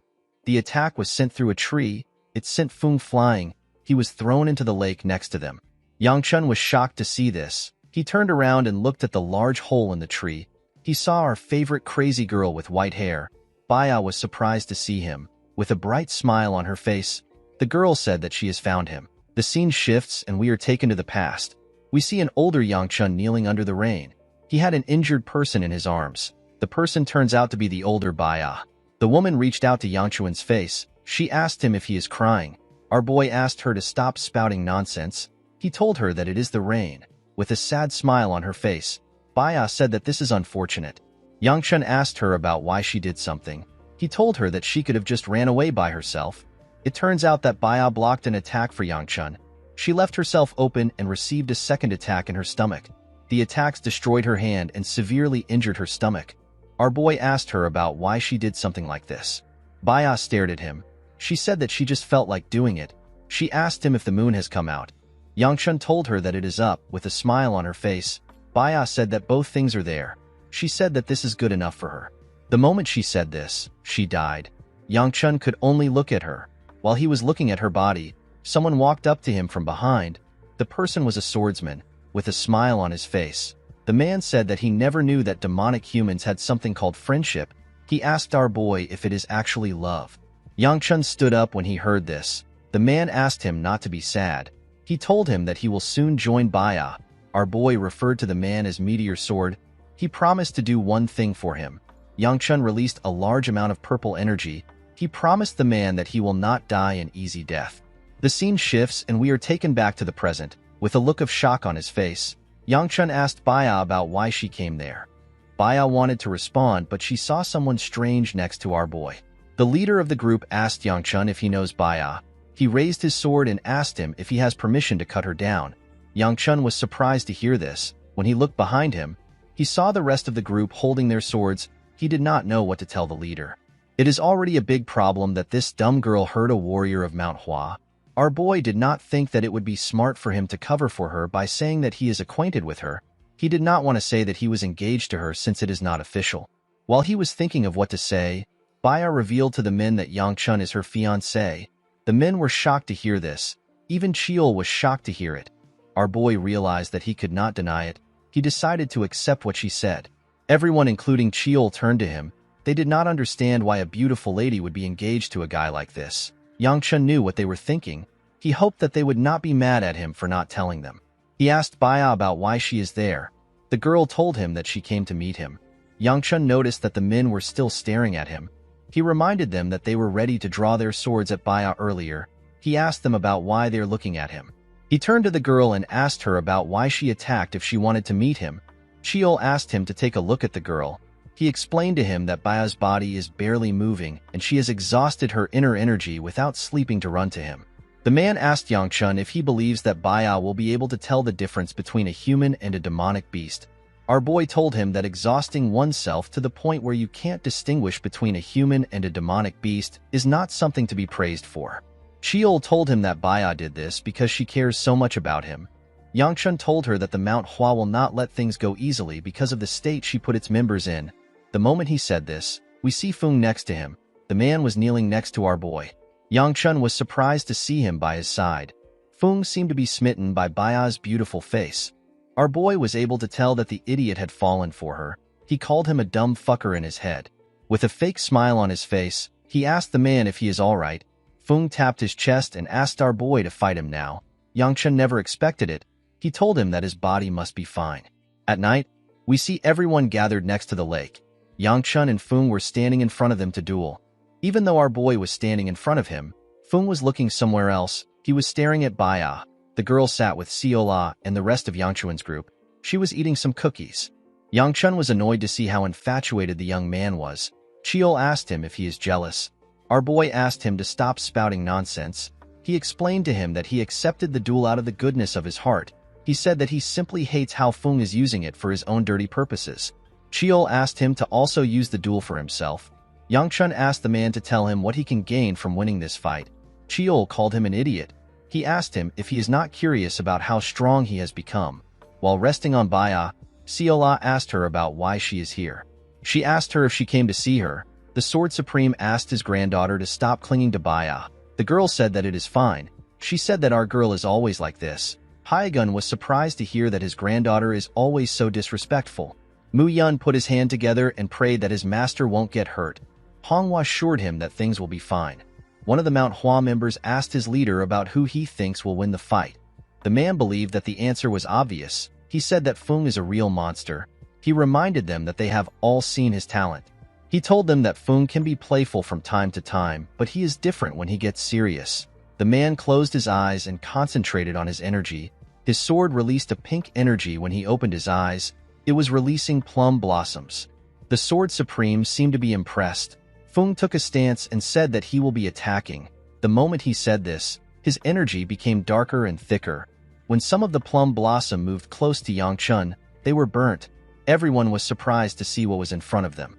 The Manhwa men did not know what they were looking at. Even the Sword Supreme was impressed with what he was looking at. Yangchun's flame energy covered his body. Our boy noticed that he could not expel as much fire as his sister. Fung was shocked to see the flames our boy was exuding. Yangchun asked him to stop making such an expression. With a terrifying look on his face, he asked him if he is scared. Fung tightened his grip on his sword. With a smile on his face, he told our boy that he is fine. He said that he will begin. The moment he said this, he charged at Yangchun. He rushed to attack him at a crazy speed. He released a pink energy from his body as he ran. When he got close to Yangchun, he gathered his energy into his blade. He and our boy looked each other in the eyes. Before his sword could touch him, Yangchun used his hand to push Fung's hand up. Fung's body was completely open. Yangchun gave him a heavy blow in his stomach. Everything happened in an instant, so Fung did not even know when he got hit. Our boy's punch was covered in flames. It made the Blossom Dragon scream out in pain. Baya and Mu Yun were shocked to see what just happened. The leader's mouth opened when he saw how Yangchun destroyed the Blossom Dragon. Even the Sword Supreme was shocked to see what our boy did. Fung knelt in front of our boy. He could not move his body. With a smile on his face, he He said that he lost. Everyone was quite shocked to hear this. Baya stood up. She placed her hand on her sword and asked Yangchun to fight her too. Our boy wondered if she had lost her mind. He told her that he just finished fighting. Baya glared at him when she heard this. Yangchun did not understand why she was glaring at him. He asked Chiol if Baya is angry because he did not accept her request. The old man said that she actually looks upset. Our boy knew that things will become troublesome if he allows her to be upset. He told her that it is already late. He asked her to fight him another time. The crazy girl put her sword away. She grabbed his hand. With a smile on her face, she asked him not to forget his promise. The next morning, we see Yangchun circulating the energy in his body. He was floating in the air and his body was covered with fire. Chiol watched him as he circulated his energy. He called him a monstrous lad. He could not believe that Yangchun has already began to utilize his central core. He asked our boy to tell him what he is. Yangchun told him that he just began to test it. He asked him to not make a fuss out of it. Chiol told our boy that he has an amazing talent for him to be able to use his central core at such a young age. He advised him to not attempt anything beyond what he is doing. He revealed to Yangchun that the thing inside him will run wild if he opens up his central core. Our boy asked Chiol if the thing is responding to his energy. The immortal sword explained to him that the more chi he uses, the more the thing runs wild. He told him that anything beyond expelling flames from his body and wrapping his arms in fire will cause the thing to go out of control. Yangchun became worried when he heard this. He stood up and said that it is not yet enough. The moment he said this, Feng appeared. He asked our boy if he is still unsatisfied with himself despite winning the fight. Yangchun asked him about what he wants. Feng bowed his head and thanked our boy. Yangchun was surprised to see this. He asked him about why he is thanking him. Feng said that he does not know the lesson Yangchun was trying to teach him, but he can tell that he wanted to teach him something crucial. Chiol was surprised to hear this. He assumed that Feng would dwell in sorrow after losing helplessly. He did not expect him to actually clear his mind. Yangchun was annoyed to see that he had to risk his life to train, and yet Feng was talking trash after fighting for one night. Chiol told him that he is being too petty. Yangchun told the Blossom Dragon that he never planned to teach him anything. He told him that he is glad to see that he gained something. Feng explained to him that he always believed that he was the most talented person among his peers. He said that he has now realized that the entire world is beyond his grasp. With a smile on his face, he said that he is certain that Yangchun put in more effort than he can ever imagine. For some reason, our boy was annoyed to see that Feng was acknowledging his efforts. He told the immortal sword that he really hates him. Chiol asked him to shut up and listen. Yangchun said that he cannot shut his thoughts up. Feng put his hand together and bowed his head. He thanked our boy again. Yangchun remembered the older Feng and what he did to him. He told himself that he really hates Feng's guts. Chiol did not know why he disliked the nice boy. In another side of the forest, we see Siola talking to her grandpa. She asked him if he saw what their master did. She said that Yangchun simply went blam blam and the flower guy lost. The members of the Mount Hua passed by her side when she said this. They were sad to be reminded that their prodigy lost. Hyagun asked his granddaughter to keep her voice down. Siola told him that they are actually in big trouble. Hyagun asked her to tell him what happened. Our girl revealed to him that their master is getting engaged. The Sword Supreme told her that this is a joyous occasion. While screaming at the top of her voice, Siola said that it is not. Hyagun was shocked to see this. He did not understand why she was overreacting. Siola revealed to him that she does not understand what it means to get engaged. She said that only she is allowed to do stuff with their master. She asked her grandpa to tell Yangchun to ask for her permission. Hyagun realized that his granddaughter did not know what it means to get engaged. He decided to explain things to her. Siola seemed to be shocked to find out what it meant. The scene shifts and we see the group eating. A few things became uncomfortable for Yangchun after the fight he had with Feng. The biggest thing that made our boy uncomfortable was Siola.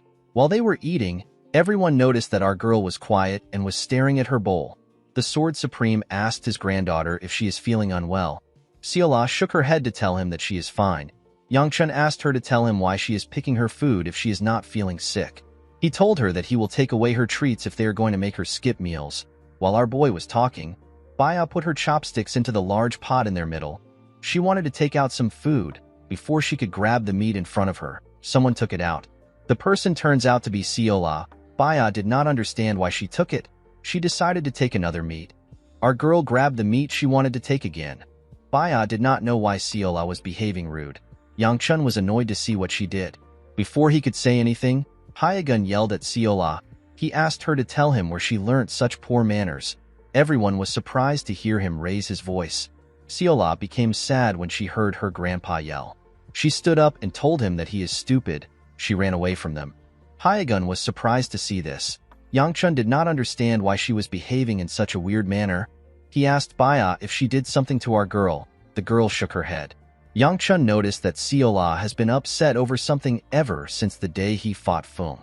In the next scene, we see Yangchun wake up. He commended Mu Yun for standing guard all night. Our boy was exhausted. They had to set up camp for several days. He felt like he had spent more days sleeping outside than in his own house. He moved close to a river and used the water to wash his face. There was a huge hunky man next to Yangchun. The person turned out to be Fung, with a smile on his face. The boy asked Yangchun if he would like to train with him. Our boy was annoyed to see his body. He wondered if it is illegal to wear shirts in the morning in their sect. Chiol explained to him that the body of a martial artist changes to reflect their mental state and their method of gathering chi. The more they become as sturdy as a tree, the more beautifully the blossoms will bloom. Our boy told him that he already knows this.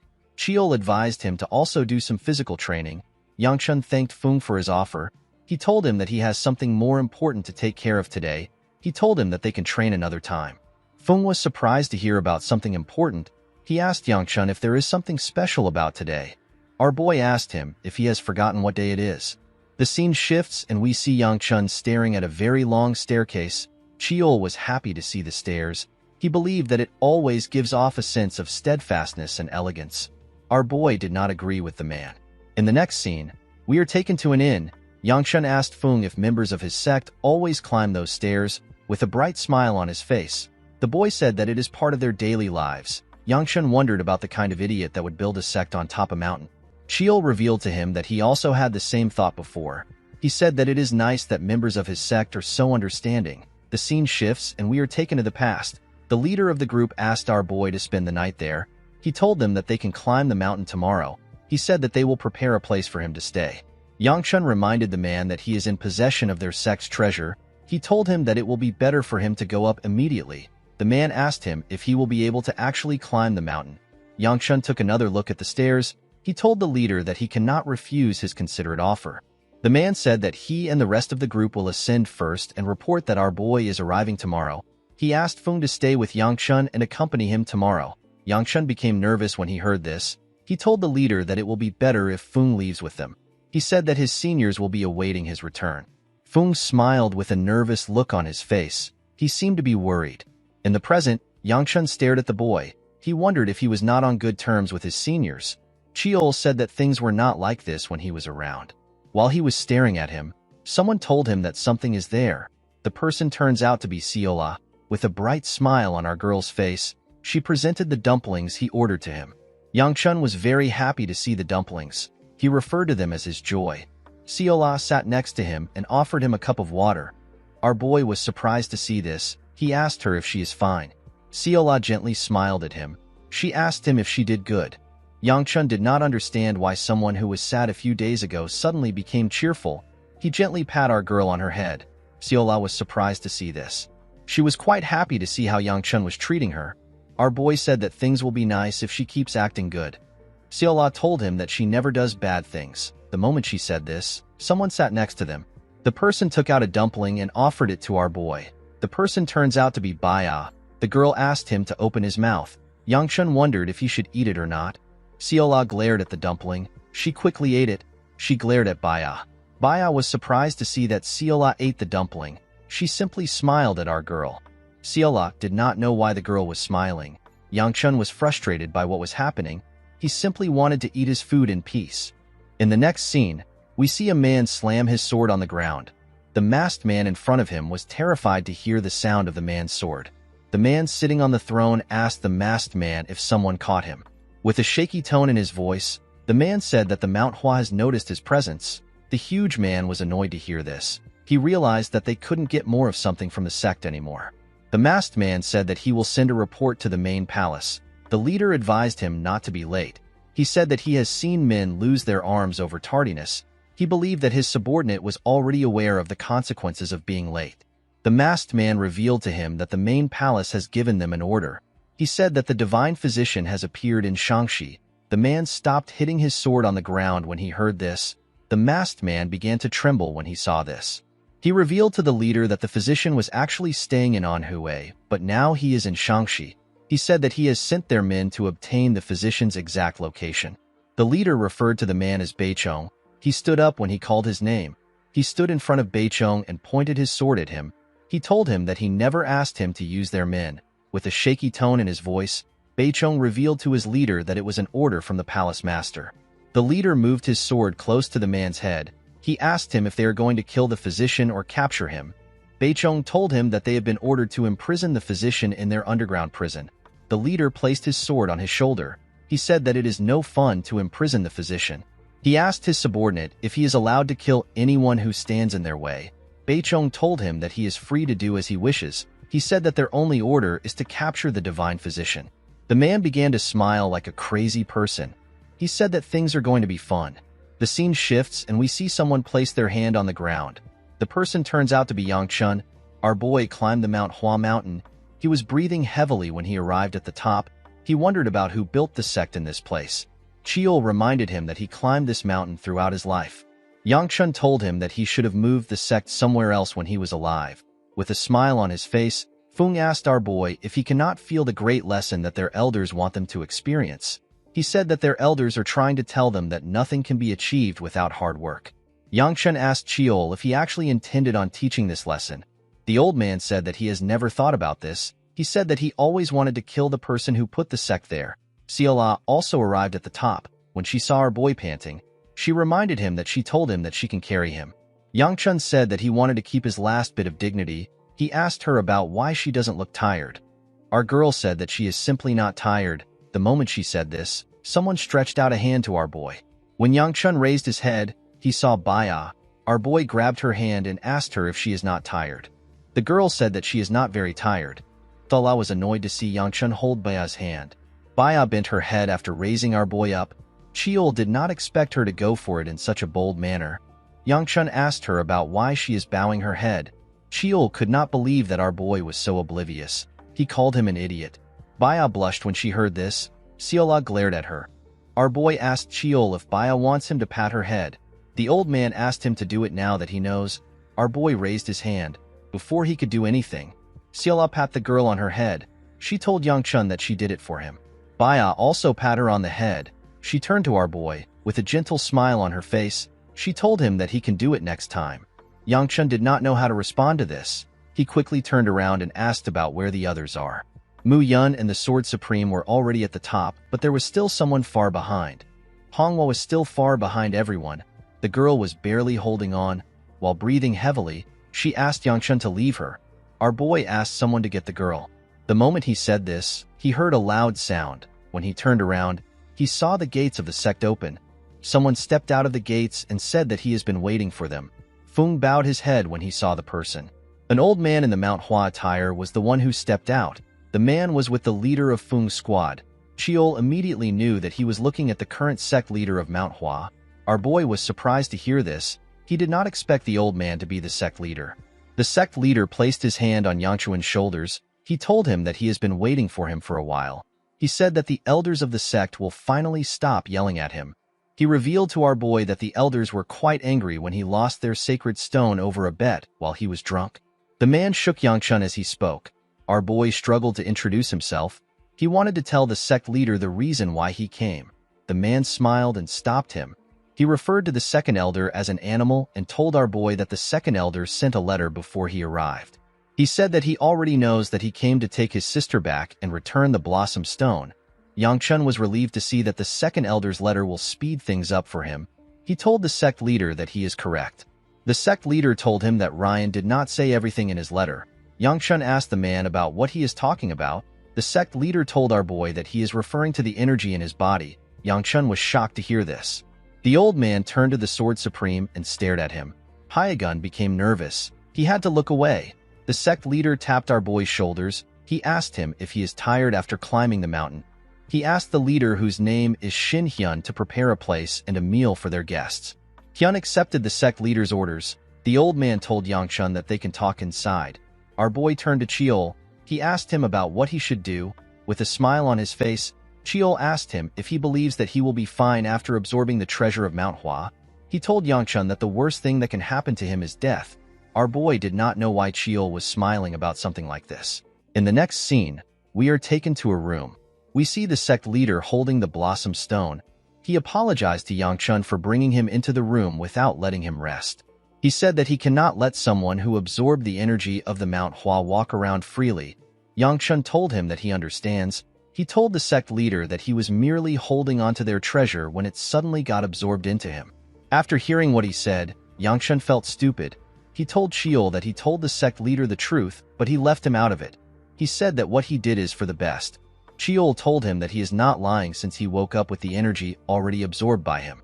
The sect leader said that he finds Yangchun's story hard to believe. He could not believe that someone was holding two energies of such different auras in his body.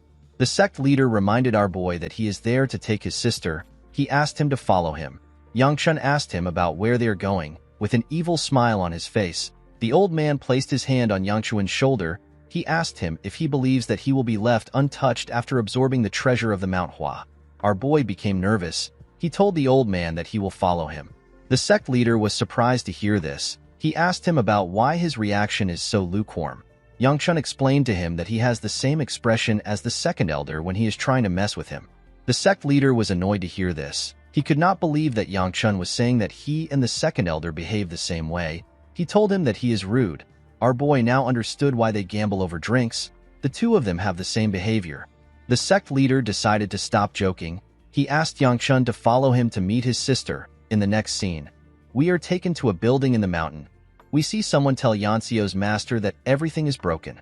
The person said that her blood flow and the flow of her energy is all twisted. The man asked her about how she is enduring the pain as her body rots away. The woman's body has already become very lean. She coughed and said that it is not very painful. The old man asked her not to lie to him. He asked her if she is acting strong because she is in front of her disciple. Yansio and a young boy were in the room with them. The old man asked her about how long she has been sick for. The woman said that it has been 4 years. The man asked her about what happened at that time. When she opened her mouth, she didn't say anything. She became quiet. Yansio was surprised to see this. She called out to her master. The Blossom Sword Queen spat out some blood. Everyone was shocked to see this. The boy next to the old man offered her a handkerchief. The woman accepted it and thanked him. The old man realized that the woman had a seal. He found this odd. He told her that he would have sensed the seal when he checked her flow. The Blossom Sword Queen referred to him as the Divine Physician. The old man asked her not to call him by this name. The woman apologized to him. She called him Elder Tay. She asked him about the amount of time she has left. Yansio became sad when she heard this. Elder Tay told the Blossom Sword Queen that she has at least 2 months. He told her that she will last until winter if she is lucky. The woman gracefully accepted her fate. The Divine Physician noticed that her body was trembling. He could see that Yansio was worried about her master. He remembered how lively the Blossom Sword Queen looked when she was younger. Now she had lost the beautiful spark that she had, and she was barely holding on. He said that he will do as much as he can. He asked the children to leave. Yansio was surprised to hear this. She wanted to stay with her master. The Blossom Sword Queen gently called the girl's name and raised the bloody handkerchief. Yansio realized that her master was barely holding on. The scene shifts and we see Yangchun arrive at the top of a mountain. Our boy was breathing heavily. He told the sect leader that this is torture. He could not believe that they had to climb more stairs after climbing the first stairs. The old man asked him if he does not feel the great teaching of their sect. He said that the sect is telling them that they cannot achieve anything without hard work. Yangchun asked Cheol about why he didn't move the sect when he was alive. Cheol said that it is because of people like the current sect leader that the Manhwa could not move. He also hated the stupid teachings of the sect. While Yangchun was breathing heavily, someone opened the door of the building in front of him. The person turns out to be his sister. While she was cleaning her tears, Yansio raised her head up. She saw her brother. She was surprised to see him. Yangchun was also surprised to see her. Before she could ask him any questions, the boy behind her bumped into her. He hit her head. Our boy was surprised to see that there was someone behind her. When he got a clear look at the boy's face, Yangchun grit his teeth.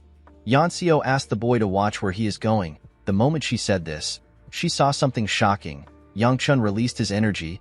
He He released a large amount of energy. He seemed to be enraged by something. The scene shifts and we are taken to the past. We see the older Yangchun barge into a ruined building. The ground was filled with blood. There was a man standing on the balcony of the building. The man was wearing black clothes and he had a hand fan. He was watching the other buildings in the area burn. He welcomed Yangchun. He told him that he is glad to see that he returned safely. The man looked like the older version of the boy who triggered Yangchun.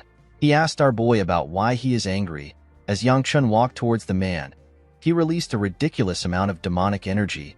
The man asked our boy about what filled him with so much rage. He asked him if he is angry that a certain woman died. Yangchun became more angry when he heard this. He released a large amount of energy. He pushed the corpses that were around him. With a smile on his face, the man said that everything is happening according to the heavenly demon's will. He told Yangchun that he does not seem to appreciate their cult leader's will. Our boy grit his teeth out of anger. The man glared at him. It was as if he knew that Yangchun wouldn't do anything after hearing the heavenly demon's name. To his surprise, Yangchun gathered his energy and clenched his fist. He charged at him. Before his hand could touch the man, he reminded him that only the heavenly demon is above him. Yangchun stopped moving when he heard this. He fired his energy to the other side. The man gently smiled at him. When our boy put his hand down, the man revealed to him that the Heavenly Supreme is dead. The Aura Supreme will die soon, and the Sword Supreme has lost his arm, so the Heavenly Demon will lose interest in him soon. The man asked Yangchun about who he thinks will manage the rest of the things. He begged our boy to reconsider. He told him that the Heavenly Demon will leave everything to him. Our boy turned around. He was quite annoyed to hear what the man said. The scene shifts and we are taken back to the present. We see Yangchun strangling the boy. The boy could barely resist Yangchun's strength. While he was struggling, our boy did not let him go. Something about him was different. It looked like something was controlling him from within his body. Yanxio became nervous. She wondered about what was wrong with her brother. He had a terrifying look on his face. While our boy was strangling the boy, someone put his hand on his face. The sect leader put his hand on his face and placed his other hand on his back. He told Yangchun that he will feel some pain. In the next scene, Elder Tay and the Blossom Sword Queen hear a knock on the door. The person turned out to be the sect leader. He was relieved to see the divine physician. He told him that he has good timing. He held Yangchun up and told the divine physician that he has a patient for him. The scene shifts and we see the sect leader introducing everyone in the room. He introduced Elder Tay as the divine physician. He said that the divine physician is the greatest physician of their time, and he can cure any disease. Elder Tay seemed to be angry that the sect leader introduced him as the divine physician. The sect leader told our boy that the divine physician was the one who treated him. He introduced the Blossom Sword Queen as a renowned swordsman of the sect. He told Yangchun that Yanxio is the disciple of the Sword Queen. He introduced the boy with white and black hair as the grandson and disciple of the divine physician. His name is Jigul Hyuk. According to the sect leader, the boy cannot talk. He told our boy that he can ask the divine physician any questions he has. The sect leader asked Yangchun to tell him the reason why he choked Hyuk. Our boy immediately knew that he was screwed. Oddly enough, ever since he saw Hyuk, his memory has been spotty. He could not put his memories together. Due to the mood in the air, Yangchun knew that no one would believe him if he uses this excuse in his past life. He did not hear anything about Hyuk being the grandson of the divine physician. He could not believe that he found the person he was looking for before the house sect. Yangchun did not like the fact that nothing was going as he planned. The worst part was that Cheol wasn't responding to him. Our boy wondered about what he was going to do. While he was thinking, the sect leader asked him if his memory is spotty. Yangchun was shocked to hear this. He asked him about how he knew. The sect leader remembered how Yangchun strangled the boy. He told him that he does not know why he knows this. He turned to the divine physician and asked him to inspect Yangchun's body. The divine physician asked him to get lost. He told him that he has no intention of helping him. The two old men began to argue. Our boy was surprised to see this. The Sword Queen asked our boy if his name is really Yangchun. Our boy did not expect this question. He asked her if she knows him. The Sword Queen told him that she does. She revealed to him that she was a close friend of his mother whose name is Chunhee. Yangchun was surprised to meet a friend of his mother. With a smile on her face, the Sword Queen told our boy that she is happy that she was able to meet him. Yanxio glared at her brother from behind her master. The Sword Queen told Yangchun that he really looks like his mother. Our boy asked her if she is being serious. She told him that it is his aura that is unique. The two old men were still fighting. The sect leader reminded the divine physician that he is the sect leader of the Manhwa. He asked him to do it for him. The divine physician told him that he does not care about his status. The Sword Queen told our boy that she can sense that he has a quiet but warm heart. Yangchun thanked her for her compliment. The moment he did this, the divine physician stood up. He said that he is leaving. Before he could reach the door, the sect leader mentioned something called the leaf of the dragon herb. The divine physician stopped moving. The sect leader told him that he will give him a single leaf of the dragon herb if he takes a look at Yangchun. Elder Tay let out a sigh. He turned around and told the sect leader that this is the last time he will do something for him. The old man was happy to hear that he accepted his request. The scene shifts, and we see the divine physician holding Yangchun's hand. Our boy seemed to be a bit nervous. The divine physician sensed the dark energy in Yangchun's body. He quickly let go of his hand. The sect leader asked the divine physician if Yangchun is alright. He asked him if our boy has any issues with his body. The divine physician said that Yangchun has more than a few issues. He revealed to the sect leader that our boy is a walking corpse. Yangchun was shocked to hear this. He asked Elder Tay to explain what he means. The divine physician explained to him that there are different energies circulating in his body. He asked Yangchun to tell him how he is able to walk around with the state of his body. Upon hearing this, our boy realized that he has absorbed a lot of things into his body. He did not think that this energies would be such a big problem. He thought that he was handling things well. He assumed that his problem might have been caused by the horrifying energy in his body. Chiol appeared and told him that he is wrong. Yangchun became angry when he saw him. He asked him about where he went to. Chiol explained to him that he lost his connection to him when he lost control of his body. He told him that it was caused by the dark energy. He revealed to Yangchun that he has actually had his suspicions about the energy. He said that the divine physician has helped him confirm his suspicions. Our boy asked him to tell him what he knows. Chiol revealed to him that the dark energy is what is keeping him alive. The energy is suppressing the other energies in Yangchun's body. It is stopping them from running wild. The only downside is that the energy can also run wild. Yangchun did not know how to react to this. He turned to the divine physician and asked him about what he should do with the energies in his body. Elder Tay laughed when he heard this. He told our boy that he can either remove all the energies, or he can continue living his life while praying that his body doesn't explode. He told Yangchun that it won't be weird if his body blows up right now. He said that he cannot do anything about it. The divine physician decided to be more blunt. He revealed to our boy that his body is so unstable that he could die during a bath or while eating. Yangchun simply accepted the man's explanation. Compared to him, the sect leader was quite worried. He did not expect things to be so terrible. With a nervous look on her face, Yanxio asked her brother about why he is so calm. She told him that it is possible for him to die. Yangchun told his sister that he is not yet dead. Yanxio reminded him that he can die at any moment. Everyone in the room understood why the girl was worried. They did not understand why our boy was acting normal. Yangchun asked his sister to not worry about him. He asked her to get ready to go back home. Yanxio held her master's clothes. She said that she is not going back home. Our boy told her that he has no issues with this. The girl was shocked to hear this. She asked him if he is serious. Yangchun asked his sister to tell him what she thinks their father will say if he couldn't bring her back because she didn't want to follow him. He told her that their father wouldn't care. The girl grit her teeth out of anger when she heard this. The sect leader noticed how annoyed the girl was. He stood up and asked our boy to head back to his lodgings to rest. He believed that Yangchun was tired since it was his first day at the sect. Our boy accepted his order. The sect leader told the divine physician that he is also leaving. Elder Tay told him that he is going to leave the sect if he ever does something like this again. He asked him to not even think about it. After Yangchun left, the divine physician said that he is strange. The Blossom Sword Queen told him that she also noticed it. She found it weird that Yangchun did not react even though he was told that he is going to die. It is almost as if our boy has already given up on his life. Later in the night, we see Yangchun walking to his room. Chiol told him that he doesn't have any problem eating even after hearing that he might die. He asked our boy if he is going to eat as much as he can before he dies. Yangchun explained to Chiol that death doesn't really bother him. He said that he has committed too many sins in his life. He told Chiol that it is simply karma. Chiol did not understand why a boy was spouting such nonsense. He told him that he has barely lived. The moment he said this, our boy opened the door to his room. He found someone on his bed. He asked the person about what she is doing. The person turns out to be Baya. The girl told him that she is getting ready to sleep. Yangchun asked her if she is going to sleep in his room. Baya said that she is. She pointed at him and told him that she will be sleeping with him. Cheol told him that it won't be bad for him to have a child before he dies. Yangchun told Baya that the sect leader prepared 2 rooms for them. He asked her to go back to her own room. Baya said that it is only 1 room. Yangchun asked her if the sect leader really gave them only 1 room. The girl said that he did.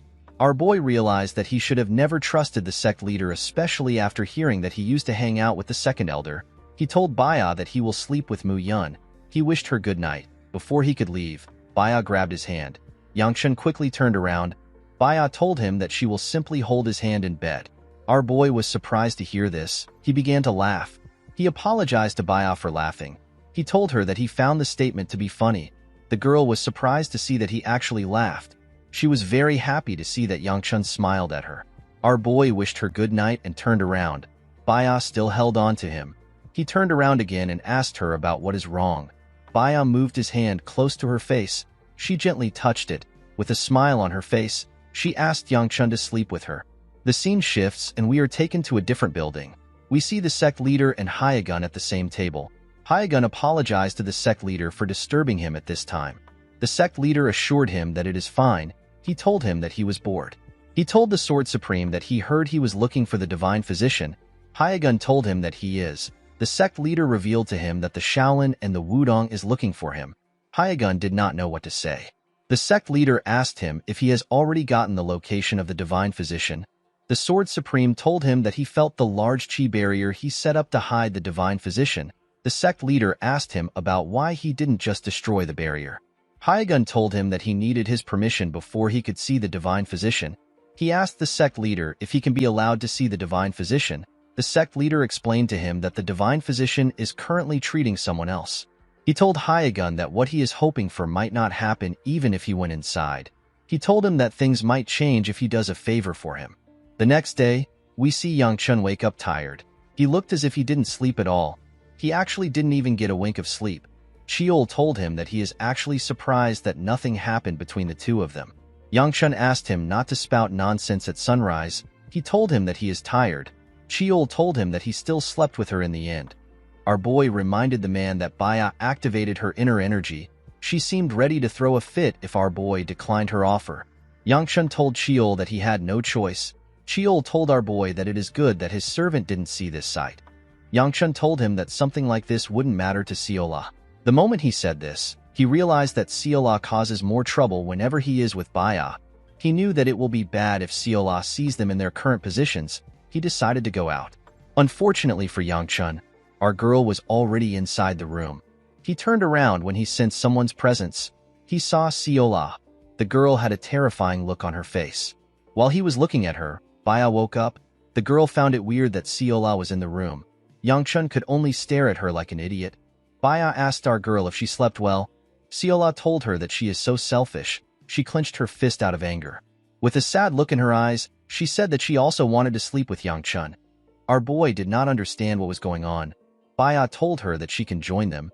Yangchun was shocked to hear this. With a smile on her face, she asked Seola to sleep with them. Seola was surprised to hear this. She asked the girl if she is serious. Baya nodded her head at her. Our girl jumped on the bed when she saw this. She was very happy to be there. She told them that she is glad to be able to join them. Yangchun was relieved to see that this is what she meant when she said that she wanted to sleep with them.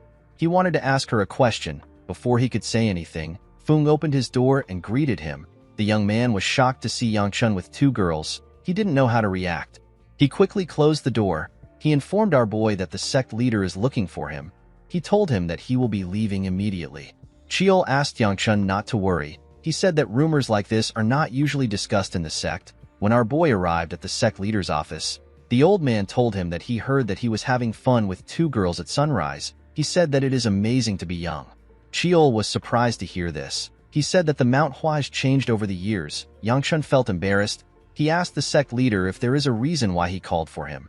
The old man told him that he wanted to hear about the fun he had with the girls last night. Yangchun turned around. He told the sect leader that he is leaving. The old man quickly stopped him. He poured our boy some tea. He asked him if he remembers the small cottage he went to yesterday. Yangchun told him that he remembers the Sword Queen's cottage. The sect leader put his hand into his clothes and brought out a scroll. He asked Yangchun to deliver the scroll to the divine physician. Our boy was surprised to hear this. He accepted the scroll. He told the sect leader that it is not hard to deliver the scroll. He asked him to tell him why he chose him to deliver a scroll. The sect leader revealed to him that most of the sect members do not know about the Sword Queen's illness. He asked Yangchun if he understands. Our boy asked him if he doesn't want to spread word that the symbol of Manhwa is ill. The sect leader told him that he saw right through his intentions. He explained to our boy that the divine physician will throw another fit about leaving if he runs into him. He told him that he cannot ask the other disciples of the sect because the secret needs to be kept. He told Yangchun that he knows a certain someone who is indebted to him, someone who he can ask to deliver this scroll. Yangchun quickly realized that the sect leader was talking about him. The sect leader asked him to be on his way. In the next scene, we see Yanxio step out of the cottage. The girl had a sad look on her face as she walked down the stairs. She went into the town to buy something. She walked into a pharmacy and walked out after getting what she wanted. She looked into her bag to confirm if she bought everything she was asked to buy. She returned to the sect and climbed the stairs leading to the cottage. While walking on the stairs, she hears a sound come from the forest. When she looked into the forest, she saw a deer family. This made the girl remember something that happened when she was younger. She remembered seeing a woman on her knees. The woman was begging someone. She saw a younger version of her father staring at the woman. A younger version of Yangchun was also in the room. He seemed to be terrified. Yanxio was watching everything from the door. When she remembered what happened in the past, she told herself that she is never going back home. After saying this, she passed through something. Someone who was watching her from a tree asked his colleague if he knows where Yanxio went to. His colleague said that Yanxio might have found out that they were following her. The man did not agree with this. He believed that it was impossible for a second-rate martial artist like Yanxio to sense their presence. The man stepped out of the forest. He went to the stairs. Before he could move up, he was blocked by a barrier. The man was annoyed to see the barrier. He immediately knew that it was set up by the sect leader. He did not expect him to set up such an immense chi barrier. Due to the fact that there was a large barrier blocking them, the man became certain that the divine physician is at the cottage. He told his subordinates that they need to return to the base. He said that the regional leader will take care of the rest. The scene shifts, and we are taken to Yanxio. We see the girl still walking on the stairs. While walking, she raises her head up. She saw something odd above her. She saw her brother on the stairs. Yangchun seemed to be resting. Yanxio was not happy to see her brother. While breathing heavily, Yangchun turned around when he sensed her presence. He asked her to stop staring at him. Yanxio asked him about why he is going to her master's place. Our boy told her that he is not there by his own choice. He revealed to her that he was sent on an errand to deliver something. Yanxio walked past him. She asked him to hurry up. While trying to catch his breath, Yangchun told her that he would love to walk faster. The moment she heard this, Yanxio remembered what the divine doctor said. She recalled that he said that Yangchun's body is so unstable that he could die during a bath or while he is eating. As he watched his sister move up, Yangchun wondered about how she was not struggling at all. It looked as if the distance did not bother her. Immediately he thought of this. Yanxio moved close to him and stretched out her hand. She asked him to hand over the package. She told him that she will deliver whatever he wants to deliver. Yangchun found this to be odd. He asked his sister if she is worried about him. The girl became flustered when she heard this. She told him that she simply wants to help him because he is too slow. Our boy walked past her. He asked her to stop being mean. He said that he will walk faster. With a worried look on her face, Yanxio watched her brother move up. She silently asked him about his condition. Our boy didn't hear her. He asked her if the grandson of the divine physician has done anything weird. Yanxio said that he hasn't. Upon hearing her answer, Yangchun turned around and continued walking. Chiol came out of his body and took a look at Yanxio. The old man could tell that Yanxio was worried about her brother. He told our boy that the girl is not a bad child. He asked him to tell him why they are always fighting. Yangchun said that he doesn't know the reason why they fight. Chiol found this odd. He asked our boy if it does not bother him. Yangchun said that it actually bothers him, but he cannot do anything since his body is the bigger problem right now. Chiol reminded our boy that Yanxio is his family. Yangchun was surprised to hear this. He asked Chiol if he has been talking about his sister. The old man could not believe what he was hearing. He asked our boy to tell him who he was thinking of. Yangchun revealed to him that he thought he was talking about Hyuk. He said that he does not care about his sister at all. Sheol asked him if they are really siblings. In the next scene, we see Elder Tay reading the letter written by the sect leader. After he was done reading, he rolled the scroll together. He referred to the sect leader as a bastard and asked Yan Chun if the sect leader asked a dying child like him to deliver such a shitty message. Our boy wondered about what the sect leader did to the divine physician. He believed that the sect leader must have really offended the divine physician. Elder Tay asked Yan Chun if the stress is too much. Our boy told him that he cannot ignore the request of the sect leader. The divine physician asked him about how he is feeling. Yan Chun told him that he is not having any problems at the moment. The divine physician put the scroll into his clothes. He asked our boy if he is not afraid of death. Yang Chun did not reply. He simply looked down.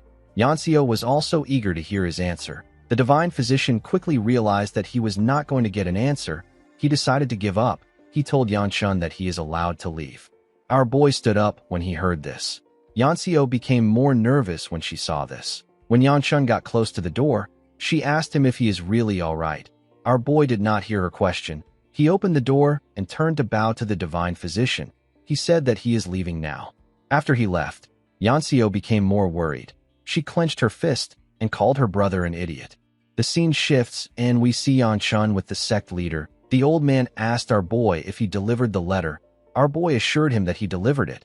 He revealed to him that the divine physician cursed him after reading it. The sect leader laughed when he heard this. He was not surprised to hear what our boy said. He told Yan Chun that it makes sense for the divine physician to do such a thing. Especially after reading what was in the letter, the old man moved close to Yan Chun and gently whispered to him. He asked him about how the Sword Queen is. Our boy revealed to him that the Sword Queen was sleeping. He told the sect leader that he couldn't tell if the Sword Queen was getting better or not. The sect leader seemed to be disappointed with Yan Chun's response. Yan Chun reminded him that the divine physician is the one looking after her. He assured the old man that the Sword Queen will get better. The sect leader said that it would be nice if this can happen. He told our boy that it has been so long since the plum flowers blossomed. He said that all forms of misfortune is hitting them at once. Yan Chun wondered about the other forms of misfortunes that were affecting the sect. Sheol reminded him that the disciples of the sect have gone missing recently. Our boy quickly remembered this. He said that the Sword Supreme and Hyuk being here is also a misfortune. Just one of these events is already a big problem, yet all of them were happening to the Manhwa at the same time. In the next scene, we see someone slam his sword on the ground and destroy it. Beichong was kneeling in front of this person who turns out to be his master. With a look of excitement on his face, the huge man asked Beichong if he really found the divine physician. Beichong explained to his master that they haven't found the divine physician yet, but they know where he might be. The man was annoyed to hear that they haven't actually found the divine physician. Beichong told him that he is certain that the divine physician is there because of the enormous chi barrier that was placed there. This just made the man angrier. He could not believe that Beichong was guessing. He moved to the ground and asked Beichong to tell him what he is certain of. He slammed his sword on the ground. With a horrifying look on his face, he asked his subordinate to tell him what gave him the audacity to return to him when all he has is useless information. Beichong began to sweat when he heard this. The huge man asked him if he has lost his mind. Beichong said that he has. He quickly apologized to his master and said that it is all his fault. The man said that he knows. The moment he said this, he swung his sword and cut off Beichong's arm. Beichong screamed out in pain. While he was screaming, his master asked him if it is difficult to find a dying old man. Beichong used his hand to hold his shoulder. While shaking in pain, he apologized to his master. With a smile on his face, the man told Beichong that he was kind enough not to kill him. He told him that he is the smartest person in this branch. Beichong gathered his strength and thanked the man for his mercy. The man returned to his chair and let out a sigh. He believed that Beichong was not going to come back with useful information even if he goes out again. He remembered Beichong mentioning a chi barrier. He decided to take the risk. He recalled that he had to prepare some things. He told his subordinate that they will go to the Manhwa in 3 days to see if the divine physician is there. He said that they will bring the old man here if he is there. He told Beichong that everyone will die if they fail. The man was horrified to hear this. The leader asked his subordinate if the plan is perfect. Although he did not like it, Beichong was still scared for his life. He told the man that it is a perfect plan. The scene shifts and we are taken to the Manhwa. We see Yan Chun yawning as he walked to his room. Cheol told him that it is rare for someone to have something happening every day in their life. Yangchun told him that he doesn't feel like he has done anything today. He said that he simply woke up, delivered a letter, and spoke to the sect leader, and the day is already over. Cheol advised him to return home. Yangchun believed that this was a good advice. His sister already said that she is not coming home, and he has delivered what he wanted to deliver. He had no reason to stay in the sect. He decided to return as soon as he is ready. The moment he thought of this, someone called out to him. Our boy turned around to see the person who called him. The person turns out to be Seola. Our girl seemed to be quite happy to see him. She ran to hug him. Yangchun easily avoided her. He asked her about what she is doing. He reminded her that this isn't the way to her room. Seola asked him if he doesn't remember. Our boy asked her about what she is talking about. With a bright smile on her face, she reminded Yangchun that she is going to be sleeping with him tonight. Our boy told her that he does not remember making such arrangements. Seola asked him not to worry about it. She said that she remembers. Cheol also said that he remembers. Yangchun asked her if her grandpa knows that she is like this. Seola said that it is all right. She revealed to him that Hyagun has gone somewhere. Our boy was surprised to hear this. He asked her about where Hyagun went. Seola told him that she doesn't know. She said that he simply left. Yangchun asked her if she knows when he is going to return. Seola said that she doesn't. Our boy realized that he has to wait for the Sword Supreme to return before he can leave.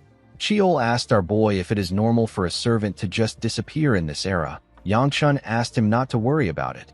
Cheol said that the world has changed. When our boy opened the door to his room, he found someone there. He saw Baya waiting for him inside. Our boy was not happy to see her. Seola quickly rushed to the bed. She called out to Yangchun. She and Baya asked him to join them on the bed. They told him that they need to sleep. Our boy did not seem interested in going through this nonsense today. He turned around and began to walk. Baya quickly charged at him. She managed to bring him into the room. Unfortunately for Yangchun, he had to give up. He was in the middle of the girls. While he was struggling to sleep, Seola hit his face with her hand. Our boy really hated his situation. Hi guys, before I continue with the story, I just wanted to let you know that the girl in the Manhwa sect is actually known as Gu Ryonghwa. She is Yangchun's biological sister and his younger sibling. I sincerely apologize for the mistake on my side. Alright, let's get on with the story. Yangchun woke up the next day in an uncomfortable position. The two girls were resting on his shoulders. He did not know what to do. He quickly called out to Cheol. The old man appeared above him. Yangchun begged him to save him. He told Cheol that he cannot move his arms. Cheol was annoyed to see the position our boy was in. He called him a fortunate bastard. He advised him to simply get up. Yangchun revealed to him that Seola is holding on to him too tightly. He said that he can't move. Cheol called him a very fortunate bastard. Yangchun asked him if he can't do something. He said that it will be bad for him if someone catches him in this position. The moment he said this, Ryonghwa opened the door to his room. The girl was shocked to see what was in front of her. She did not expect to meet her brother in such an awkward position. She became angry. She slammed the door and told her brother that she will wait outside. Yangchun wondered if it is a tradition to not knock before entering in the Manhwa sect. Cheol told him that people are not knocking because it is his room. Our boy decided to wake the girls. He carefully shook his right arm to wake Seola. When our girl opened her eyes, Yangchun asked her to get up. He told her that there are bugs on her clothes. Seola quickly jumped out of bed. Since his right arm was free, he decided to use it to wake Baya. He moved his hand close to her head and flicked her on the head. The girl quickly woke up. She asked him about why he hit her. Seola asked him about where the bug is. Yangchun became more frustrated when he heard their voices. He did not know that waking up could be so annoying. After getting dressed, our boy went outside to meet his sister. He asked Ryonghwa about the reason she came to see him. The girl revealed to him that her master wants to see him. Yangchun was surprised to hear this. Ryonghwa told him that her master must have been disappointed that she didn't get the chance to talk to him well last time he was at her place. She turned around and told her brother that she would have come later if she knew that she was going to witness a scene like that. Our boy asked her if she came to his room just to tell him this. Ryonghwa revealed to him that she is there for the Hua festival. Yangchun asked her if she is also attending the event. The girl reminded him that she is actually a Mount Hua disciple. She told him that it is natural for her to attend. She told her brother that she has relayed her master's message. She asked him to continue hanging out with his ugly girls. Our boy was surprised to hear that she called Baya and Seola ugly. With a smile on her face, Ryongwa told her brother that no pretty girl would spend time with him. The moment she said this, she saw something shocking. Our boy wondered about why she looked stunned. He quickly turned around. It turns out Ryongwa saw Baya and Seola's face as they stepped out of the room. She did not expect the girls to be so beautiful. Yangchun asked the girls about what they are doing. Baya and Seola asked our boy about who Ryongwa is. Yangchun told them that they don't need to know. Ryongwa grit her teeth out of anger. She turned around and left. Our boy was surprised to see this. He did not understand why she was angry. Baya stared at the girl as she left. In the next scene, we are taken to the past. We see a younger Ryongwa crying for her brother. She asked him to show himself. With tears in her eyes, she told her brother that she can't find him. She asked him to come out. The moment she said this, she noticed that the trees were moving. She quickly took a look at the trees. When she moved close to them, her brother jumped out in a terrifying manner in order to scare her. The girl was shocked to see him. She immediately began to cry. Yangchun had to beg her to stop crying. After she calmed down, our boy sat with her. He apologized to her for making her cry. He noticed that the girl was still feeling down. He asked her to tell him what he can do to earn her forgiveness. Ryongwa asked her older brother to scold Yanseo for him. She said that Yanseo is always saying that their mother is also her mother. She told Yangchun that the girl is always mean to her. Our boy was surprised to hear this. He asked her if she is certain. Ryongwa said that she is. Yangchun pat her on her head. He told her that Yanseo should be allowed to say such things since she is also part of their family. Ryongwa smiled when she heard this. The scene shifts, and we are taken back to the present. We see Ryongwa take out her sword from the ground. The girl seemed to have been training for a while. She was breathing heavily. She told herself that she should not be tired. She stood up and continued swinging her sword. After training for a while, her body gave out and she fell to the ground. Ryongwa grit her teeth out of anger. She threw her sword at a tree. She said that something is pissing her off. The moment she said this, someone picked up her sword from the ground. The person told her that she should never let go of her sword no matter how tired she is. Ryongwa was surprised to see the person in front of her. The person turned out to be Baya. Our gentle sword princess stretched out her hand to give the sword to the girl. Ryongwa remembered Baya as the girl that was with her bastard of a brother. She reached out her hand and was about to say thank you. Suddenly her mood changed. She grabbed the sword and told Baya that she doesn't need her help. She stood up and asked Baya about why she came there. The girl said that she noticed that she and Yanchun are close. Ryongwa was surprised to hear this. She could not believe that Baya followed her here simply because she thought that she was close to our boy. Baya asked her if she is not allowed to follow her for this reason. Ryongwa told her that she can do whatever she wants. With a bright smile on her face, Baya said that this is good. Ryongwa was blinded by Baya's bright smile. She believed that Baya was weird. She assumed that the girl was not special because she was hanging around her brother. While she was staring at Baya, she told her that she needs to relax a bit. Ryongwa was surprised to hear this. Baya explained to her that she is using too much force to hold her sword. She advised her to practice how to relax a bit more. Ryongwa seemed to be annoyed by Baya's advice. She turned around and told the girl that she looks like someone who has never even held a sword in her life. She asked Baya to stop trying to teach her when she does not know anything. Baya asked the girl if she wants to try fighting her. The two of them put some space between themselves. Ryongwa asked the girl about what she is doing.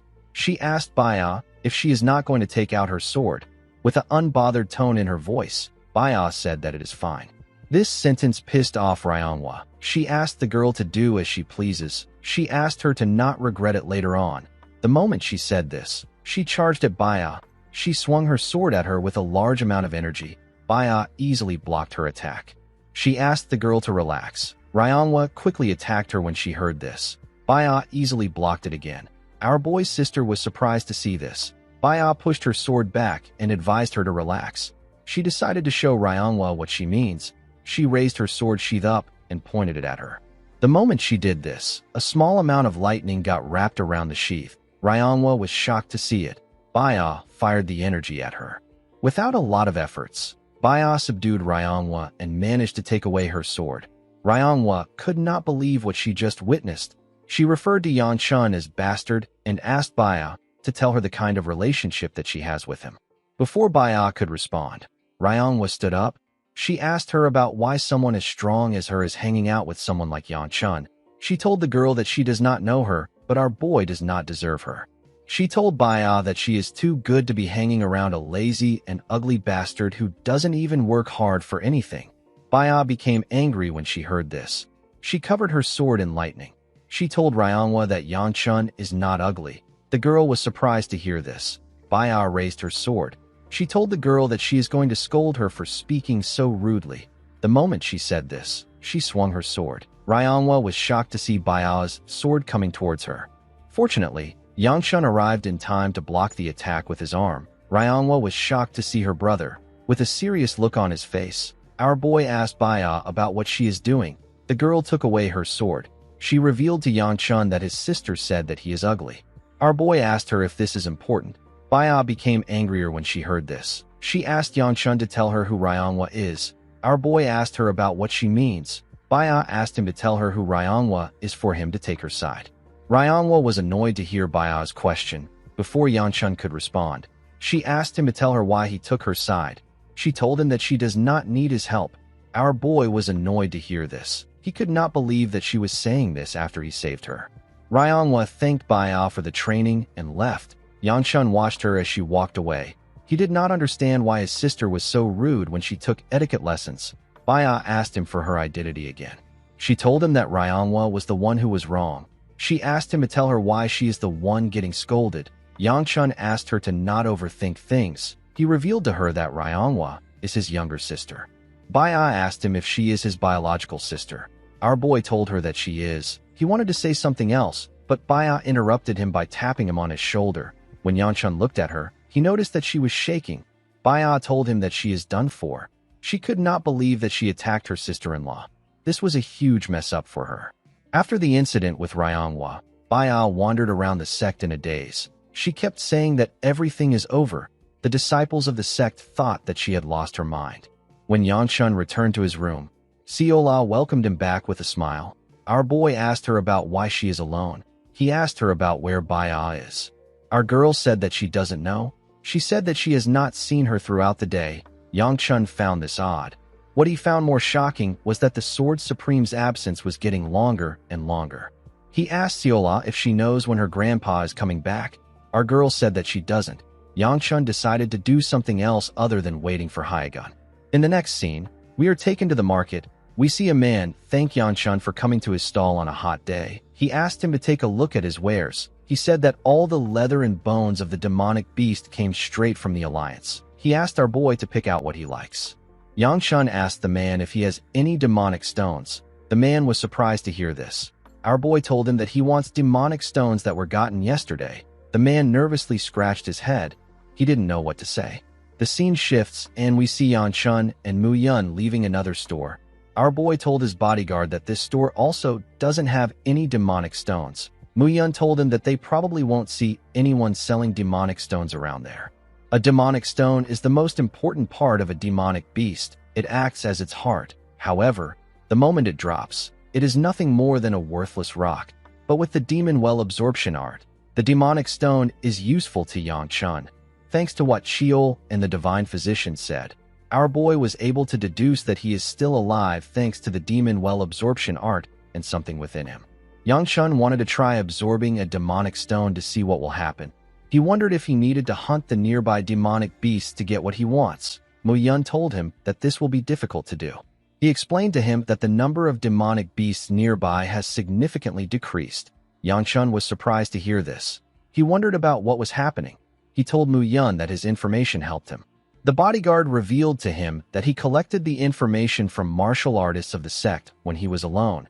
Our boy knew that it won't be good for him to reveal information on things related to the health of the Sword Queen and the divine physician to Mu Yun. This is why he didn't take the bodyguard with him. While he was thinking, his stomach began to growl. Yangchun told Mu Yun that he is hungry. He said that they need to head back. Mu Yun agreed with him. Yangchun wondered about what Manhwa will cook today. When Yangchun went to the dining room, he was served a burnt fish. Siola was the one who served him this delicacy. She told him that she was the one that made it. She asked him to eat it. Our boy did not even know if it was still a fish. With a bright smile on her face, Siola asked him to eat again. Yangchun asked her if he is really looking at a fish. With tears in her eyes, Siola begged him to eat it. After they left the dining room, Muyun informed him that Honghua will make a new dish soon. He asked him to rest for a while. Yangchun asked the man to rest first. He told him that he has something to take care of. He said that he has to finish it first. Muyun told him that he can go with him if he needs to go somewhere. Our boy declined his offer. He said that it is better for him to go alone. In the next scene, we see someone training in the forest. It turns out that Baya was training Ryonghua. She told the girl that her legs are too far apart. She asked her to loosen up. Ryonghua accepted her order. While they were training, they heard a sound come from the woods. When they turned around, they saw Yangchun. Our boy was also surprised to see them. He asked his sister to tell him what she is doing. Ryonghua asked him if he can't see. She told him that she is receiving training from Baya. Our boy reminded her that they were fighting yesterday. The girl pointed her sword at him and told him that she wasn't mad at Baya. She told him that she was mad at him. Yangchun could not believe that she was blaming him. Ryonghua said that it was actually her fault, but Baya apologized first. She told her brother that she begged Baya to teach her. Yangchun glared at Baya. The girl quickly looked away. Our boy let out a sigh and turned around. He told Baya that the sun will soon set. He asked her to head down with him. He told her that dinner is getting cold. Baya turned to Ryonghua and told her that she is also going down with them. The girl became nervous. Baya was surprised to see this. Before she could say anything, Yangchun called out to her. He asked her about what she is waiting for. He said that Seola might die if they don't get there quickly. Baya was surprised to hear this. She told Ryonghua that she is leaving first. After Baya left, Ryonghua let go of her sword and took a look at her palm. She saw that her skin was peeling off. The girl was reminded of her past. She was reminded of the time she was chasing after her brother. Yangchun yelled at her and asked her not to keep her head up. He told her that just looking at her makes him angry. The little girl gently called out to her brother. Our boy asked her not to call him brother. He walked forward and asked his sister to shut up and live quietly. He asked her not to get in other people's sight. The moment she remembered this, Ryonghua picked up her sword and began to swing it again. While swinging it, she was reminded of her mother. She remembered her mother telling her that she wants to make a flower blossom. Ryonghua continued swinging her sword. In the next scene, we see the girl at the market. She was holding a meat skewer. Because the preparation for the Manhwa festival has been making things bustling, Ryonghua was able to get a meat skewer from the skewer stall. She was very hungry because she has been skipping meals to train for the past few days. As she walked forward, a little girl asked her for the skewer. Ryonghua apologized to the girl. She told her that it is her food. This was Ryonghua's first meal in days. She decided to buy some for her master if it tastes good. Before she could put it in her mouth, she remembered her master. She remembered taking some food to the Sword Queen. The Sword Queen asked her to put it next to her bed. She asked her disciple if she has eaten. Ryonghua told her master that she is going to wait until she eats. The Sword Queen told the girl that a martial artist shouldn't skip meals. She asked her to go eat something outside.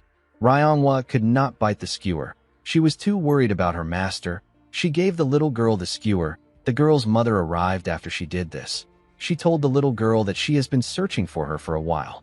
As Ryonghua walked forward, the little girl waved to her and thanked her. Ryonghua began to run. She wanted to stay with her master. She ran towards the sect. She wanted to tell her master many things. As the girl got close to the stairs leading to the cabin, she thought of the things she wanted to say to the Sword Queen. She wanted to tell her about how she had a duel with Baya and how she got advice from someone else for the first time. She also wanted to say something about Yangchun. The moment the girl thought of this, someone dragged her down. The person was trying to save her from an attack. The sword slash cut down the trees around them. The person who saved Ryonghua was Baya. The person who attacked them turns out to be the crazy leader of the mysterious group. The man said that two pretty girls have dropped out of nowhere. He said that this is good. Ryonghua quickly stood up and asked the man for his identity. The man asked her if she will know him if he says his name. He introduced himself as Yahello. He referred to the girl's sword as a stick and advised her to keep it on the ground. He told Ryonghua that he likes a pretty girl to stay pretty. He told her that he doesn't want to ruin her face. Baya drew her sword and moved in front of the girl. She asked her to inform the rest of the sect. She advised her to get a grip. She told Ryonghua that she won't be of any help in this situation. With a creepy smile on Hyljok's face, he asked Ryonghua if she is really going to do it. He told her that he is too busy to go easy on both of them. He called the girl cutie and asked her to think wisely. Baya asked the girl to think of her priorities if she has something to protect. Ryongwa told Baya that she cannot handle this man alone. Baya released her energy and asked the girl to run. In the next scene, we see Seola talking to Yanshan. She asked him if he just woke up. Our boy told her that he woke up earlier. He told her that he wants to go for a walk. Seola asked him about where he is going. Yanshan told her that he has some business to attend to. Seola asked him if she can follow him. Our boy told her that he will go alone. He wanted to go to the divine physician's quarters. Our girl told him that her grandpa asked her to stick with him. Yanshan told her that he will bring back chicken skewer. Seola became excited when she heard this. She asked our boy to stop waiting around. Yanshan stood up and advised her not to get in trouble. Seola asked him not to worry about anything. She asked him to be careful. As he walked towards the Sword Queen's cabin, Yangshan told Cheol that training day and night has really made him tired. The man told him that he has never seen a kid as whiny as him. He told our boy that he looks like a damned mantis. He did not understand why girls were so interested in Yangshan. Our boy did not know why Cheol was insulting him. He told him that he does not look like a mantis. The old man assured him that his slanted eyes make him look like a mantis. Yangshan reminded the old man that he is dead. He told him that he is not in a position to talk about looks. Our boy wondered if Cheol thinks that he is super handsome. Cheol became angry. He said that he wasn't going to go this far before. He asked Yanshan if he thinks that his name is engraved in the sect just because of his feats. Our boy asked him if he is trying to say that even an ugly man can do great things. Cheol was annoyed to hear this. While they were arguing, Ryongwa called out to our boy. She called him brother. Yanshan was surprised to hear this. He knew that his sister never calls him brother. He asked her about what is wrong. While struggling to catch her breath, Ryongwa told him that they are in big trouble. Yangshan advised her to take a deep breath. With tears in her eyes, Ryongwa mentioned Baya's name. Our boy asked her if she is talking about the bitch. He asked her if something happened. Ryongwa revealed to her brother that Baya is in danger. Yangshan snapped when he heard this. The scene shifts and we see Baya dodge Hyeljik's attack by jumping. She landed behind the man. Hyeljik was annoyed to see this. He came to find the divine physician. He did not know why he was wasting time of Baya. He turned around and began to attack her more aggressively. He told the girl that he doesn't want to scar her pretty face. Baya struggled to block his attacks. The man made a huge swing, but the girl managed to dodge it. Hyeljik did not stop. He continued attacking her with more strength. Baya did not slow down. She continued blocking his attacks. The man tried to press her with his sword, but Baya managed to dodge it by jumping. With a creepy look on his face, Hyeljik wondered about how it will feel to breed with Baya. He became excited just from thinking about it. While she was in the air, Baya gathered her energy. She released lightning as she slowly descended to the ground. Her sword was covered with lightning. The insane man quickly recognized this technique. He knew that it was the ruler's sword form used by the Namgung clan. He said that this is the first time seeing it since the battlefield. He told Baya that it is still weak. He was able to dodge the attack by moving back a bit. He quickly realized that the attack was a feint. Baya raised her head up and swung her sword at him. The moment their swords touched, a large amount of lightning was released. The attack pushed Hyeljik back. Unfortunately, he managed to block it. He referred to her as cutie and asked her about what her relationship is with the Namgung clan. The man did not expect the Gu clan and the Namgung clan to be at the Manhwa sect. He wondered about what the occasion is. Baya struggled to catch her breath. The attack took a lot out of her. With a creepy look on his face, Hyeljik told the girl that she put on a fun show. He raised his sword and told her that she is going to lose because she has not killed anyone before. As Baya slowly lost consciousness, he told her that she used up most of her energy. He wondered if all young martial artists were this talented. He asked her to stay still. He told her that he already restrained her by hitting her nerves. He told her that he has some business to handle. He said that he will shower her with a lot of love for some decades when they get back. After saying this, the man stood up. He said that he can sense Taoist energy. As her eyes slowly closed, Baya realized that she will be treated like a toy if she is taken by this man. Hyeljik found the barrier. He could not believe that it was real. He could not believe that the sect leader did not allow anyone to guard the place. He decided to destroy it in order to find out what is inside. Baya could not believe that she won't be able to meet Yanshan anymore. She believed that she will be left in a world where she can only perceive a foul stench. She didn't want this. She wanted to move her body. As she was about to lose consciousness, someone asked her not to force things. When Baya opened her eyes, she saw her Prince Charming. Yanchun knew that the girl won't run away even if he asked her to. He asked her to just hide nearby. Our boy was relieved to see that she was alive. Baya was shocked to see the look on Yanchun's face. Our boy quickly ran after Hyeljik. In his past life, Baya died trying to save him. Our boy believed that she should have cared more for herself than anything else. He wondered why she sacrificed herself to save him. A thought crossed Yanchun's mind.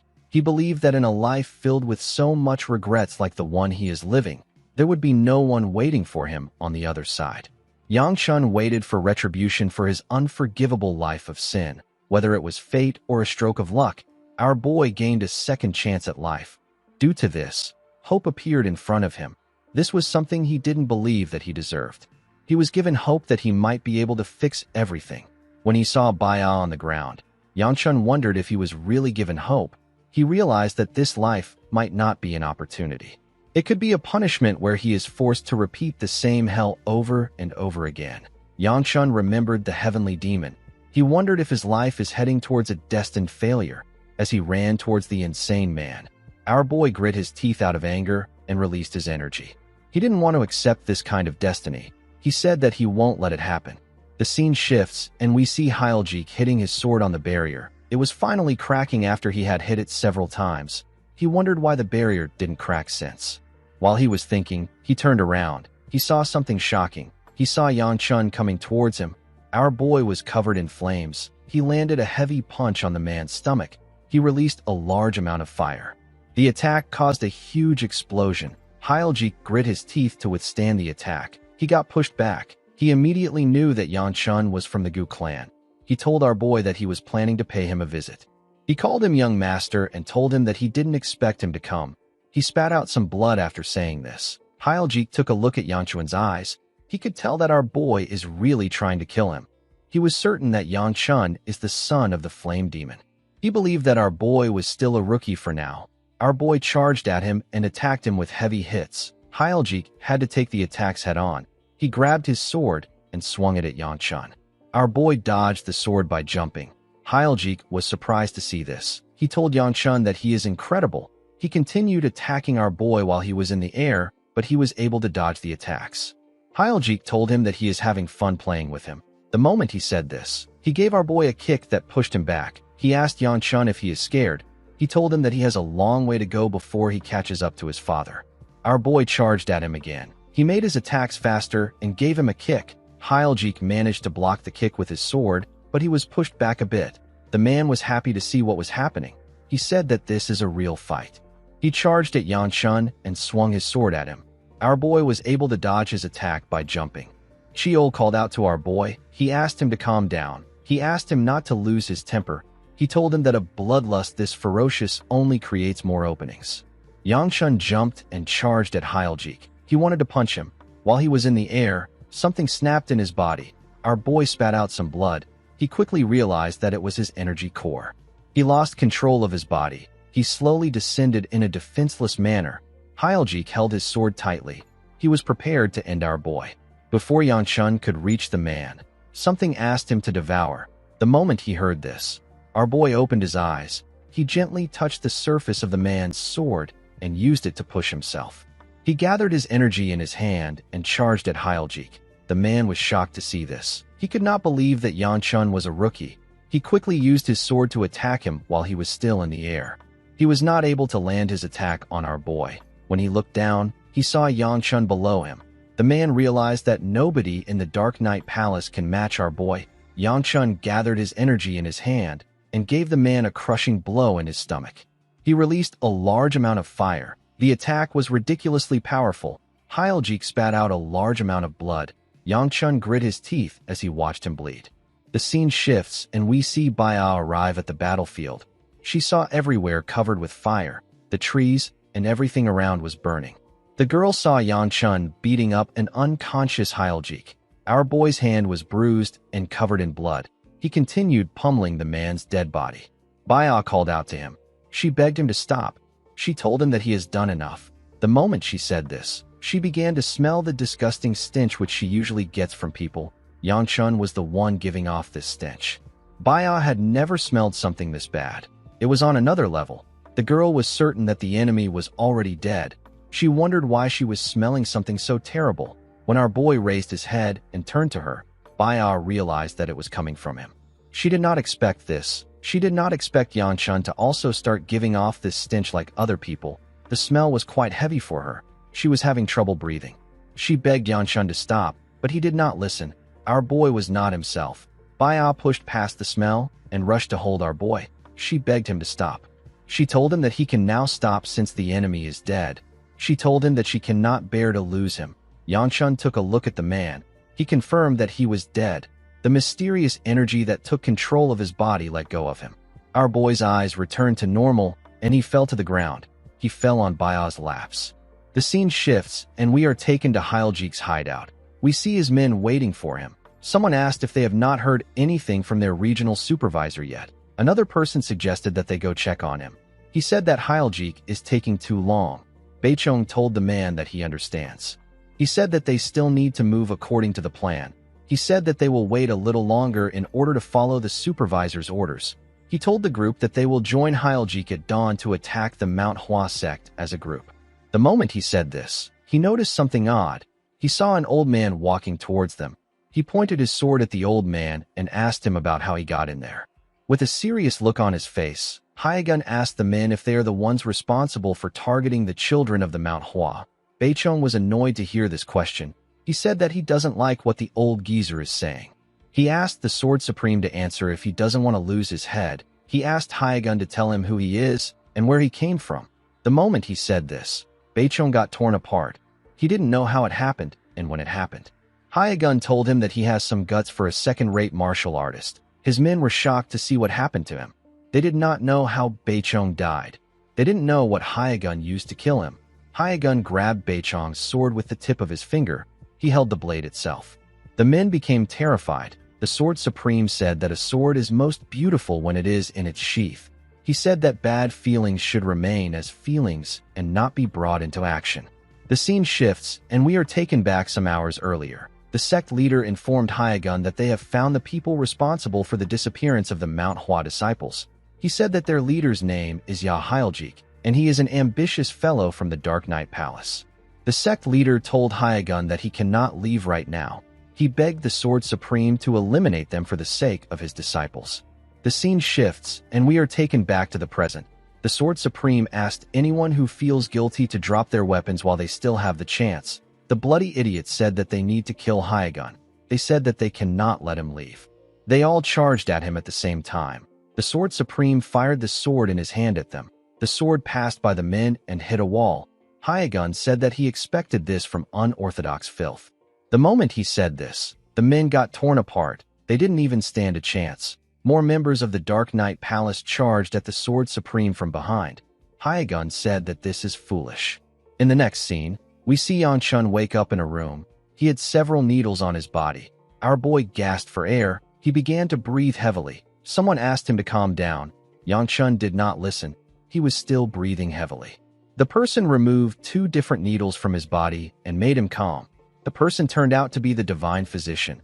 The old man told him that this is the first time he is waking up after 2 days. He asked our boy not to twitch. He told him that a single wrong needle could lead to chi deviation. Yanchun was surprised to hear that he was out for 2 days. He told the divine physician that he can see smoke coming out of his mouth. He asked him if he has reached the level of ascension.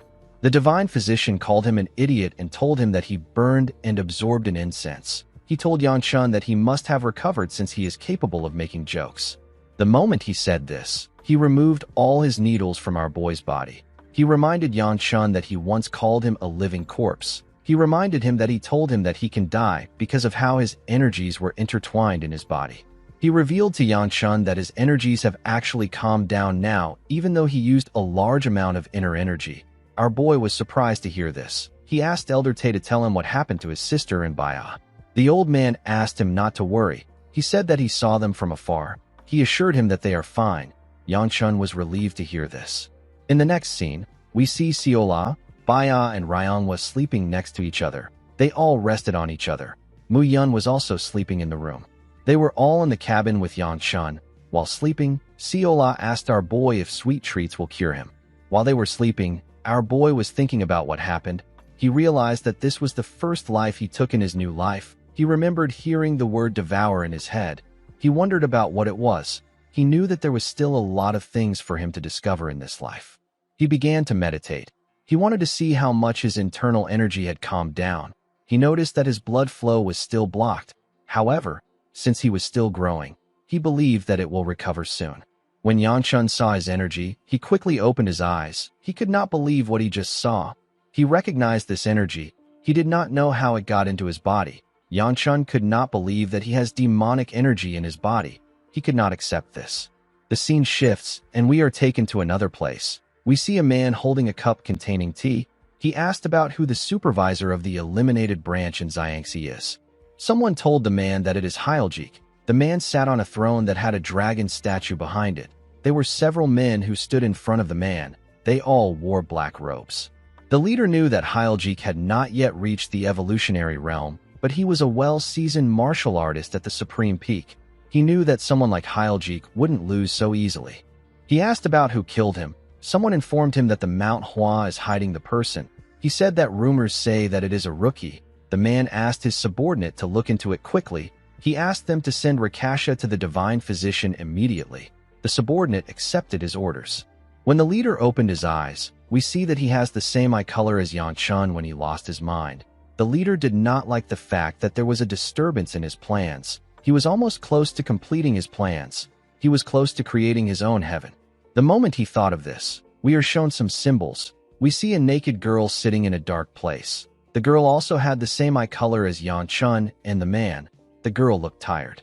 In the next scene, we see Siola walk up to her grandpa while he was sweeping. Hyegun asked her about where Yanchun is. Our girl informed him that he is with Baya. She said that our boy is much better. Hyegun told her that youth brings fast recovery. Siola told her grandpa that she wants to ask him for something. Hyegun asked her to tell him what she wants. Siola picked up a sword. She told the Sword Supreme that she wants to learn martial arts. In the next scene, we see a woman's leg in the water at night. She was having a drink next to a spring. The woman looked at the beautiful houses and mountains that surrounded her. The older Yanchun was sitting next to a table inside the room. The heavenly demon said that the wine tastes amazing today. She said that it must be because of the moonlight. She referred to Yanchun as unit commander and told him that it will be nice if he could join her. Our boy turned to her when he heard this. He didn't say anything. He simply stared at her. He turned to the drink on the table. The heavenly demon glared at him. She kicked her leg in the water and made some of it splash on Yanchun's face. She told him that he has a strange look in his eyes. Yanchun cleaned the water on his face with his hand and apologized to her for causing her discomfort. The heavenly demon asked our boy not to apologize. She told him that it doesn't really bother her. She picked up the bottle of wine next to her and poured it into her cup. With a smile on her face, she told Yanchun that he sometimes reminisces about someone while observing her. Yanchun said that this is not true. The heavenly demon told him that she knows that he is reminiscing about the girl he holds dearly in his heart. She told our boy that his lies don't work on her. Yanchun didn't seem to be moved by her words. He apologized to her. The heavenly demon smiled and told our boy that someone will be bitter if she finds out about this. She told our boy that it will be sad if the demonic blade empress who died for him was to find out about this. Yanchun turned to her and told her that he will do his best to suppress his thoughts. The heavenly demon told our boy that she wants to know about the wench who managed to cloud his heart. With a creepy smile on her face, she asked Yanchun if his mind will be intact after she murders the woman with her own hands. Our boy did not say anything. He simply looked down. The heavenly demon took a sip of her drink and played in the water with her legs. The scene shifts, and we are taken back to the present. We see Yanchun climbing the stairs of the Manhwa sect. While breathing heavily, our boy called the disciples of the Manhwa sect crazy bastards. He did not know why they liked their stairs so much. After struggling to get to the top, our boy went straight to the sect leader's office. The old man asked Yanchun if the divine physician has allowed him to move around. Our boy told him that he is fine. He said that he is not badly hurt. The sect leader apologized to our boy for getting him mixed up in such a dangerous incident. Yanchun assured him that he is fine. He asked the man if it isn't already time for the Manhwa ceremony. He told him that he is aware of how important it is to their sect. The sect leader informed him that it was supposed to have begun already. He said that they decided to delay it. Our boy asked him for the reason why they did this. The old man told him that the issue will be resolved soon. Yanchun was surprised to hear this. He could not believe that one of the Manhwa's most important festivals was delayed. He wondered if this was related to the disappearance of the sect's disciples. The sect leader stood up and told Yanchun that he doesn't know the best way to apologize to him. He asked our boy to rest well. He told him that he will visit soon. Yanchun asked him not to do this since he is busy. He told him that he will come to see him when he gets the chance to. Our boy was actually hoping to return home since he had already delivered the plum blossom stone. The sect leader recalled that someone wanted to meet our boy. He asked him to go outside. Yanchun wondered about who wanted to see him. He wondered if it was Baya, Siola, or Fung. He didn't feel like spending an afternoon with a guy. Yanchun stepped outside to see the beautiful plum blossom trees and the shining sun. He raised his hand and stretched it out in the air. He liked the air that was at the top of the mountain. He noticed that no one was waiting for him outside. The moment he thought of this, he sensed someone watching him from a door. He quickly turned around to see the person, but the person hid behind the door. Someone pushed the person out. The person turns out to be his sister. Yanchun did not understand what was happening. He asked his sister about what she is doing there. Ryongwa turned to Baya and asked her if she really needs to do it. Baya told her that she has to. Yanchun asked his sister about why she is mumbling. The girl said that it is nothing. She walked up to her brother and asked him to listen well. She quietly asked him if he is all right. Yanchun could not hear what she said. He asked her to come again. Ryongwa asked her brother if his body is healed up. Yanchun asked his sister about why she is whispering. He told her that he is healed up and is walking around. Ryongwa said something to him again. Our boy could not hear anything. He moved his ear close to her and asked her about why she is mumbling again. He asked her to speak up. Ryongwa screamed at the top of her voice to thank her brother. After saying this, she ran. Yanchun asked her if she is crazy. He told her that she destroyed his ear. Ryongwa asked her brother to shut up. Baya came out of hiding and told our boy that his sister is embarrassed just to thank him. Yanchun said that she would have followed him back home if she really felt thankful. He noticed that Baya's arm was wrapped in bandages. He asked the girl about why she is using the bandages. Baya informed him that she was asked to wear this when she is outside. Our boy told her that he didn't know she was hurt. Baya assured him that she is fine. She said that she only has to wear it till tomorrow. She asked our boy if he is actually fine. Yanchun knew what she meant. He remembered how he lost his mind and how Baya stopped him from losing himself completely. He cleared his throat and told the girl that he is fine. He thanked her for what she did for him. Baya was surprised to hear this. Our boy asked her about why she is surprised. He told her that he simply wanted to thank her and speak casually to her. He told her that they can return to their normal relationship if she doesn't like it. Baya placed her hand on his arm and told him that she appreciates it. Our boy blushed when he saw this. He revealed to the girl that he can't exactly remember what happened. He said that the only thing he is certain of is that she was by his side. Baya blushed when she heard this. Yanchun thanked her for keeping his sister safe. Baya turned around and begun to run. She didn't want our boy to see her blushing. Yanchun asked her about where she is going.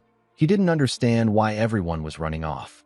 In the next scene, we see Yanchun lying on the ground. He was trying to catch his breath after climbing the stairs leading to the Sword Queen's house. He called out to Cheol and suggested that they beat up someone. The moment he said this, he realized that the old man hasn't responded to him since his fight. He remembered Cheol telling him that it is too dangerous for him to lose his temper. Yanchun wondered about where Cheol went. While he was breathing heavily, someone walked up to him. The person turned out to be Hyuk. Yanchun asked the boy about why he is there. The boy simply smiled at him. Yanchun stood up. He realized that Hyuk was there to check on the Sword Queen in place of the Divine Physician. Our boy felt like something was wrong with the boy. He did not understand how Hyuk was able to talk in his past life if he is a mute. He remembered a time when he and Baya stormed a sect with Hyuk. The man said that those who rebelled against their lord's will and those that dare to draw their swords against their lord have now become nothing more than a trail of blood. He said that the entire world now lays under his master's feet, and their unity grows stronger day by day. Upon remembering this, Yanchun was convinced that Hyuk was choosing not to talk. He didn't know what the boy was plotting, but he was certain that he couldn't let his guard down. When he stepped inside the house, the Sword Queen asked Hyuk to tell her who came to visit. Yanchun put his hands together and told her that he came to pay her a visit. The Sword Queen asked him to come in. Our boy walked past Hyuk and used his shoulder to hit the boy. The The Sword Queen told Yanchun that she was worried when she heard that he was involved in an accident. She was relieved to see that he was fine. The Sword Queen apologized to Yanchun for greeting him while laying down. Our boy asked her not to worry about it. The moment he said this, Yanchun sensed something odd. The Sword Queen pushed herself up and told our boy that she heard about how he saved Ryongwa. She told him that he did something truly amazing. She smiled and said that Ryongwa has a great brother. Yanchun could not believe that he wasn't able to sense it before. This energy was something he was quite used to. Our boy was sensing demonic energy from the Sword Queen. He realized that this was pure demonic energy, which is similar to what the heavenly demon possesses. Yanchun wondered if this was the cause of the illness that was slowly killing the Sword Queen. He did not understand why she would have demonic energy. He wondered if she has already met the heavenly demon. Our boy knew that demonic energy isn't something that can be blocked just by enduring it. He could not believe that the Sword Queen was able to endure something that rampages within a person to this extent. The Sword Queen coughed and told our boy that it would have been nice if she met him a bit earlier. She said that she wanted to have a nice meal with him. Yanchun asked her not to worry about it. The Sword Queen touched his hand and told him that he is still her friend's son. She said that she wanted to be healthy for him to feel more comfortable. Yanchun felt bad for her. Before he could say anything, he felt demonic energy entering his body. He pushed the Sword Queen's hand away. The woman was surprised to see this. Our boy realized that this was the demon well absorption art. He did not expect that the technique could also absorb other people's demonic energy. While he was looking at his hand, he heard someone ask Hyuk to close the doors. He said that the wind is coming in. When Yanchun turned around, he saw the divine physician. The old man asked him about what he is doing there. The scene shifts and we see Ryongwa training. She carefully moved her sword and concentrated on each swing. While swinging her sword, she remembered Hyljik asking her about where a pretty girl like her came from. She remembered the creepy smile on his face when he asked her to drop her useless stick. Ryongwa told herself that her sword is useless. She asked herself about what she can do with it. She remembered thinking about how she wanted to return to her sect in order to inform everyone about Hyljik. She remembered Baya telling her that she is not helpful right now. Baya ran past her and asked her to run. Ryongwa could not believe that she escaped after abandoning a martial artist's pride, responsibility, and even benevolence. While breathing heavily, Ryongwa told herself that she is pathetic. She let go of her sword. She fell to her knees and said that she isn't the type of martial artist her master spoke about. Someone walked up to her and asked her if she was training. The person asked her if she isn't overdoing it. When Ryongwa raised her head up, she saw Fung. The boy offered her a bottle of water and asked her to drink it while training. He told her that she can have it all. Ryongwa recalled that Fung is the youngest Blossom Swords Inspector. She believed that Fung won't have ran away the way she did if he was in the same situation as her. Fung did not know why the girl was staring at him. Ryongwa remembered when the divine physician was treating her brother. The elder informed her that the situation would have been terrible if her older brother didn't intervene.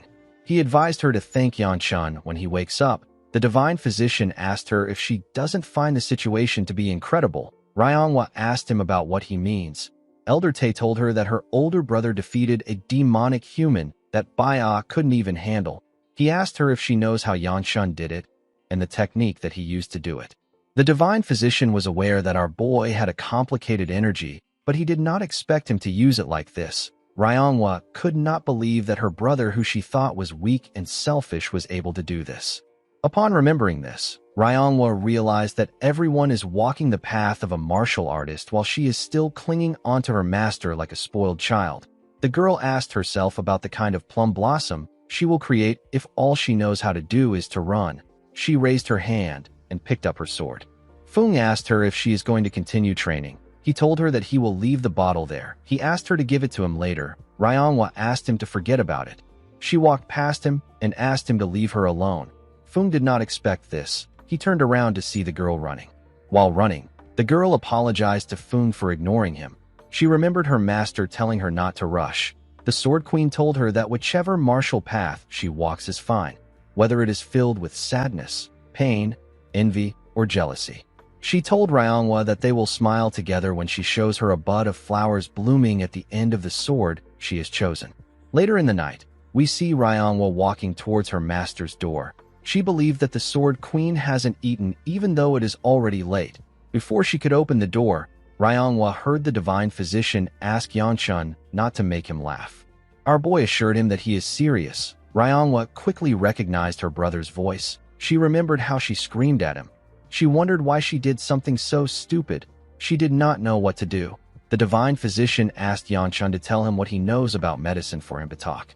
Yanchun told him that this is not about medicine. The divine physician asked him to tell him how they cure an illness if they don't use medicine. He asked Yanchun if he understands what he is saying.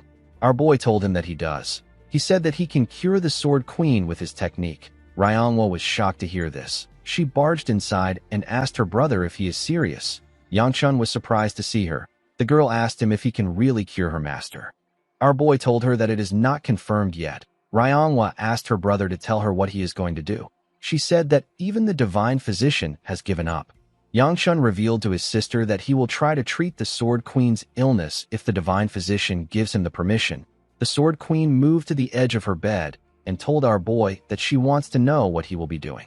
Yanchun told her that he will be using his family's secret technique. He explained to them that the technique uses heat to expel impure energy. He revealed to the divine physician that he can feel an impure energy eating away at the Sword Queen's life. The old man was shocked to hear this. Yanchun said that he felt the energy when their hands touched. He told them that he felt his goo flame wheel art pushing the energy away. The Sword Queen coughed and said that she does not remember the goo family's secret art having such an effect. The Sword Queen was correct. This attribute had nothing to do with the goo flame wheel art. It was actually something that could only be done with the demon well absorption art. However, our boy could not say this. He had to tell her that it is an attribute of the goo flame wheel art in order to gain her trust. Yanchun knew that he had to do this because the Sword Queen will soon be unable to handle the demonic energy and she will die. Even if she survives, she will turn her back on the world and disappear without a trace. This was what she did in our boy's previous life. Yanchun was not actually sure if he should be changing the future by saving her. While he was thinking, his sister grabbed his clothes. She asked him if he can really save her master. With tears in her eyes, Ryonghwa begged her brother to save her master. Yanchun was not fooled by the tears in her eyes. He knew that his sister only does this when she needs something. However, her tears helped him make his choice. He turned to the divine doctor and asked him to give him permission to treat her. Elder Tay said that he might actually be able to use the goo family's secret art to drive out the energy. He reminded Yanchun that the technique was not created to save people. He asked our boy if he will take responsibility if the Sword Queen dies there. Yanchun asked the divine physician if they should just watch her as she dies. He said that they need to try everything. The divine physician stood up and screamed at the top of his voice. He asked Yanchun not to talk carelessly. He told him that what he intends to do is a gamble with the patient's life at stake. The Sword Queen told him that they should allow Yanchun try.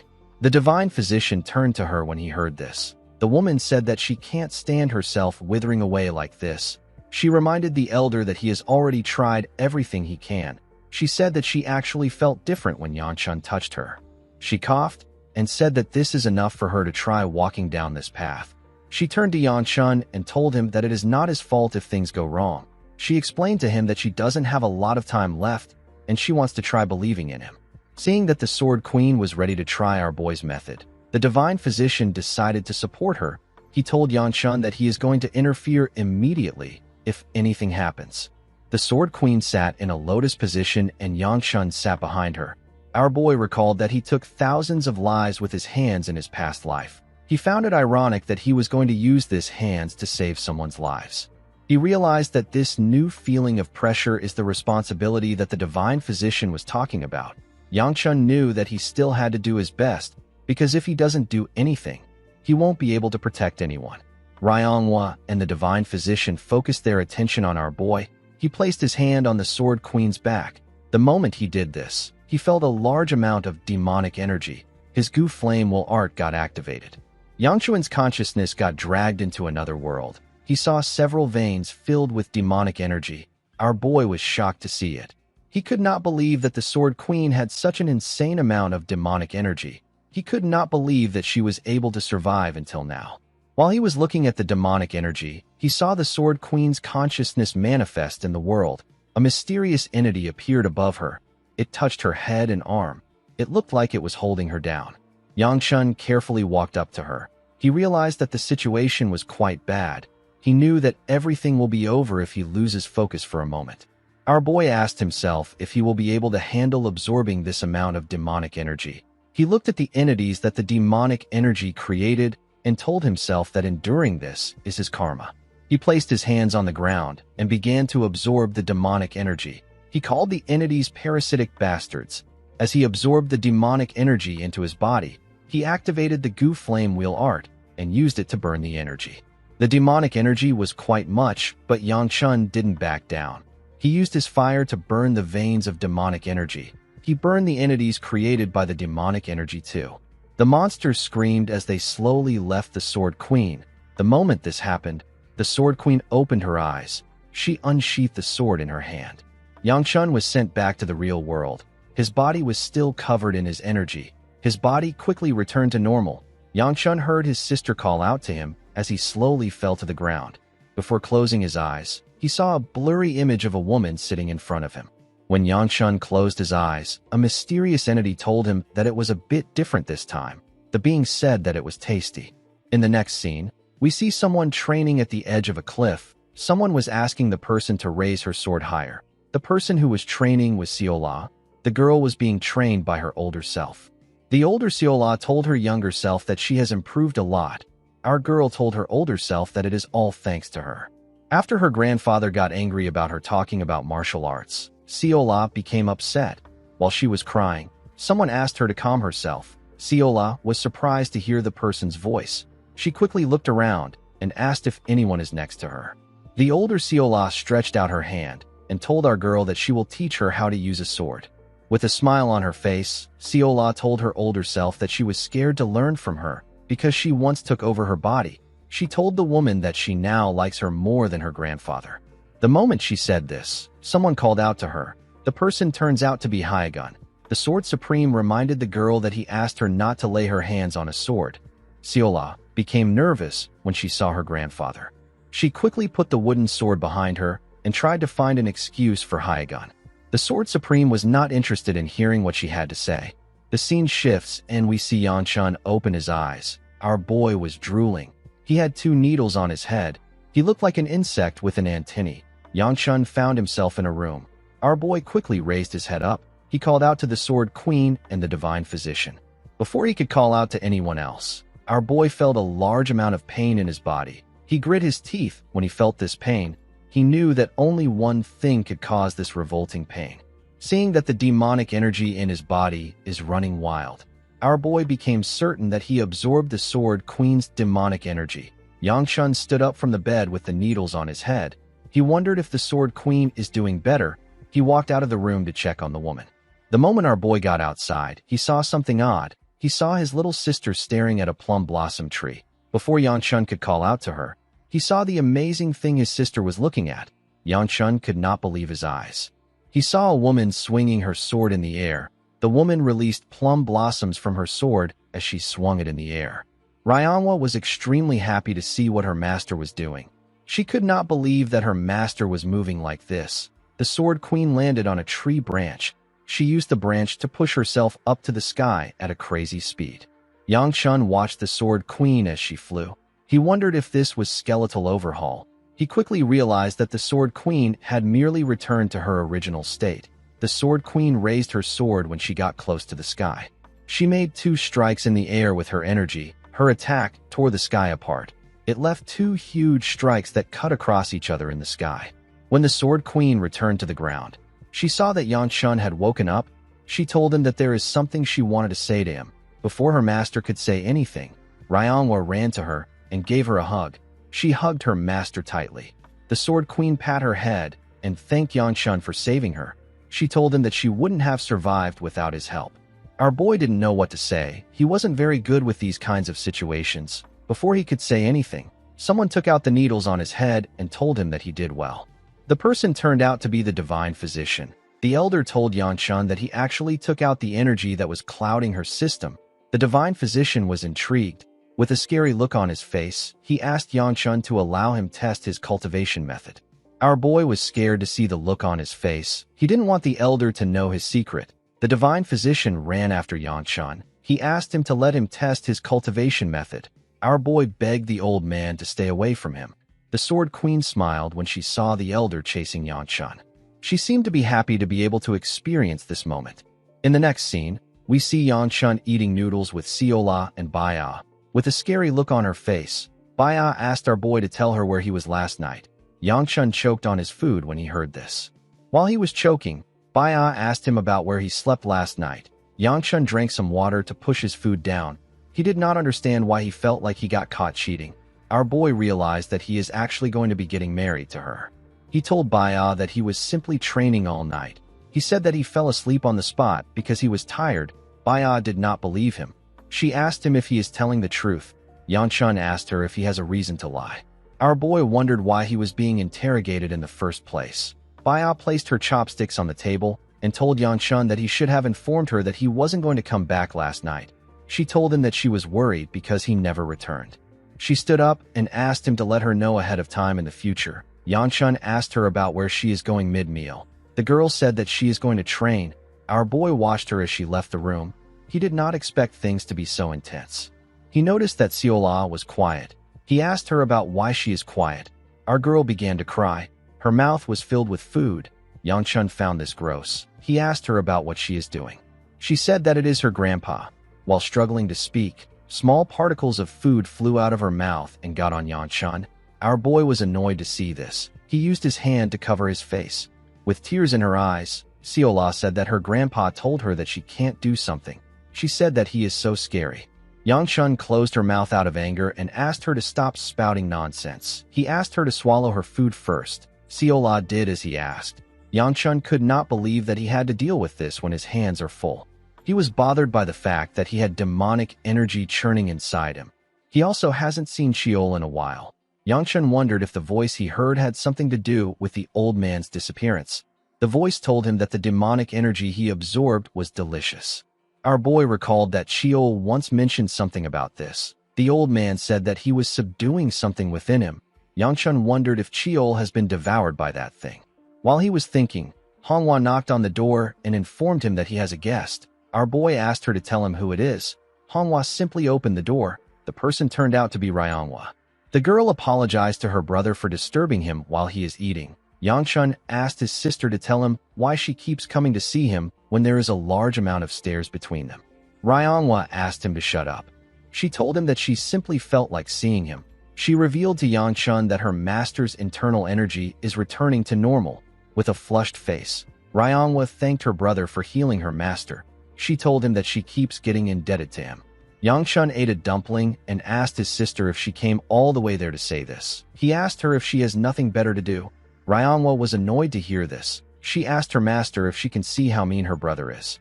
Yangshan was surprised to hear her call out to the Sword Queen. The Sword Queen asked Manhwa to stop complaining. Siola was surprised to see the pretty woman. The Sword Queen told her disciple that a debt of life can't just be repaid with words.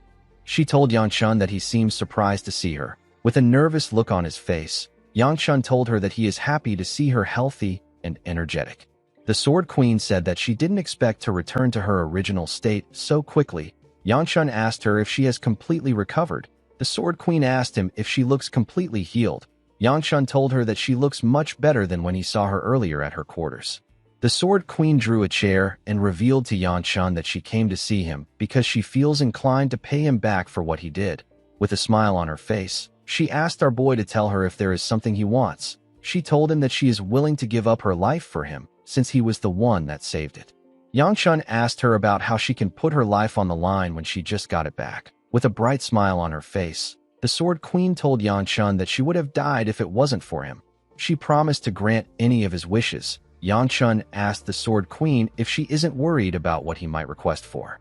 The Sword Queen grabbed his hand and told him that she is certain that what he will ask of her won't be something evil that would harm others. Yangshan glared at her hand. With a scary look on his face, our boy wondered about how the Sword Queen came to this conclusion by simply observing him. He recalled how he incinerated this sect and its disciples in his past life. He watched them beg for their lives and burnt them to ashes. Even though Yangshan knew that it wasn't the Manhwa's fault that they couldn't protect Manhwa, he still wanted to lash out his anger. While he was thinking, the Sword Queen told him that he can tell her his wish later. She told Yanshun that she actually has something to ask him. She apologized to Siola for interrupting her meal and asked her and her disciple to give she and our boy some time alone. Ryongwa asked her master if she also has to leave as well. The Sword Queen told her disciple that she wants to talk privately with our boy. She asked the girl to give them some space. Ryongwa reluctantly left the room. Yanshun asked Siola if she isn't going to leave. Our girl wanted to finish her food. She told Yanshun that she will use her finger to cover her ears. She asked him if she can just continue eating. Yanshun quickly kicked her out of the room. The Sword Queen took a deep breath and said that the atmosphere in his room is quite nice. She told our boy that it has been a while since she felt like this. Yanshun could not believe that she was being sentimental about something like this. The Sword Queen told him that this was how she felt when she was with his mother. She said that she and his mother would laugh and quarrel over the tiniest things. The Sword Queen put herself together and decided to go straight to the point. She asked Yanshun if he remembers the last moment he had with his mother. She said that Ryongwa was too young to remember anything and their clan is hiding the truth about the matter. The Sword Queen asked Yanshun to tell her anything he can remember before our boy could say anything. He remembered what happened. The scene shifts and we are taken to the past. We are taken to a place covered in snow. We see Yanshun and his father looking at a woman from behind. The woman in the beautiful silk clothes said that she is ready. Our boy grit his teeth out of anger. He asked his father to tell him why he is showing him this. He asked him to tell him what he hopes to gain by going this far. The clan head said that he wants nothing. He asked his son to simply stay alive. Yangchuan's mother asked him to take care of his sister. Her hair slowly began to change. Her husband told her that he will open something now that she is ready. The moment he said this, a crack appeared in the air. The crack widened and revealed a huge portal. The woman's hair turned platinum blonde and everywhere became red. As tears flowed down from our boy's eyes, his mother called out to him. With tears in her eyes, she told her son that she is sorry. This struck a nerve in Yanshun. He quickly ran towards his mother. He stretched out his hand and asked her not to go. His mother gently smiled at him. The crack closed and the atmosphere returned to normal. Our boy's mother was no longer with him. Yanshun called out to her repeatedly. His father watched him as he cried. He told Yanshun that he needs to make sure that this is the last time he ever weeps in this life. He told him that he won't be able to cry from now on, even if he wants to. Yanshun asked his father to tell him something. With a terrifying look on his face, our boy asked his father to tell him where he sent his mother to. The clan head turned around and asked his son to follow him. He told him that he wants to show him something. The clan head opened a door and asked his son to take a good look. He revealed to him that this is the reason for the Gu clan's existence. This reason was so shocking that Yanshun could only stare. He couldn't say anything. His father told him that this is his legacy and burden and what he will pass on to him. Upon remembering this time, Yanshun told the Sword Queen that he can't answer her question. The Sword Queen asked him if his mother is somewhere in the world. Our boy said that he also can't answer this question. He explained to her that he will always give her the same answer no matter what she asks him about. The Sword Queen stood up and told him that she understands. She said that she won't ask him anything else. She apologized to Yanshun and pat him on his head. She told him that she is aware that he is in a tough position too. She revealed to him that she heard that a pretty girl was helping Ryongwa train. She asked him if Siola is that girl. Our boy laughed when he heard the woman call Siola pretty. The Sword Queen asked him to tell her who it is if it isn't Siola.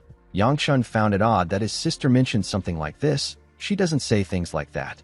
He knew that the person his sister was referring to was Baya. The Sword Queen decided to change the topic. She asked our boy if he is returning to his clan soon. Yanshun said that it will be very soon. The Sword Queen asked him about when he plans on departing. Our boy revealed to her that Ryongwa said that she doesn't want to return home. The Sword Queen smiled when she heard this. She called out to her disciple. Ryongwa quickly responded to her master. The Sword Queen stepped out of the room and asked her disciple if she doesn't want to go home. The girl told her master that she was just worried about her. The Sword Queen told her that she still needs to visit her home. Ryongwa didn't know what to say. The Sword Queen told her that she has a solution for her since she is nervous. With a smile on her face, the Sword Queen told her disciple that she will accompany her to the clan. Ryongwa was very happy to hear this. Yanshun could not believe what he was hearing. Ryongwa asked her master if she is really coming with her. The Sword Queen told her that she has some business with the Gu clan. She said that she also hasn't heard Yanchuan's request yet. Yangchun asked the Sword Queen if it isn't her duty to protect the sect. The Sword Queen found this question to be funny. She told our boy that she is the one who has been protected by the sect. Yangchun told her that his sister said that she doesn't want to return home. With a crazy look in her eyes, Ryonghua told her master that she will follow her anywhere. Our boy asked her about why she easily changed her mind. Ryonghua asked him not to worry about this. She reminded him that he wants her to go home. She told him that this is good for him. While they were talking, Siola called out to Baya, who just returned from training. Immediately the Sword Queen saw her. She knew that Baya was the one her disciple was referring to. She asked the girl if she is the one who saved Ryonghua. The Sword Queen grabbed her hand and told her that she is really grateful. She said that Ryonghua told her many things about her. She told Baya that Ryonghua said that a beautiful girl helped her out. Baya began to blush when she heard this. She didn't know what to say. The Sword Queen told the girl that she is as pretty as she heard. Yangchun wondered why Baya was shy. He wondered if it was because she was being complimented. Immediately he thought of this. The Sword Queen told Baya that she heard that she is Yangchun's fiancée. Our boy was shocked to see that she mentioned this. The Sword Queen told Baya that she and Yangchun have kind hearts. She assured her that the two of them will get along. Baya smiled when she heard this. While they were talking, Siola noticed something. When she looked up, she saw her older self. She referred to her as Sis. The older Siola suggested that they go practice. She said that they have to finish what they started earlier. Siola smiled when she heard this. She stood up and ran with a smile on her face. Yangchun asked her about where she is going, but she did not respond to him. Ryonghua called out to her master. She informed her that the Manhwa festival will take place soon. She asked her master to leave with them after the festival. The Sword Queen asked Yangchun if this is okay with him. Ryonghua was happy to see that her master liked her idea. Yangchun told the Sword Queen that he cannot do anything if his sister wants to return to the clan. He told her that he will depart with her. The Sword Queen clapped her hands and said that they can schedule the time they are leaving. Immediately she said this. She noticed something about her disciple. She moved close to her to check something. Ryonghua asked her master if something is wrong. The Sword Queen told her disciple that she just realized something after seeing her in the sun. She told the girl that she has gotten a little fat. Ryonghua was embarrassed when she heard this. Yangchun laughed out loud when he heard what she said. The Sword Queen told her disciple that she must have been too busy taking care of her. She apologized to the girl. She told her that it will be good for her to spar with Yangchun. Our boy was shocked to hear this. He asked her to tell him why he would spar with her. The Sword Queen explained to him that she plans on instructing Ryonghua again starting tomorrow. She said that she wants the girl to warm up before that time. Ryonghua told her master that she can warm up on her own. She said that she has been keeping up with her training. The Sword Queen poked her nose and asked her to stop talking back. She asked her disciple to simply do it. In the next scene, we see Yangchun and his sister in another place. Ryonghua raised her sword and took a stance. She asked her brother if she can start. Our boy felt like this was a stupid question. He reminded his sister that this is a duel. He advised her to do her best.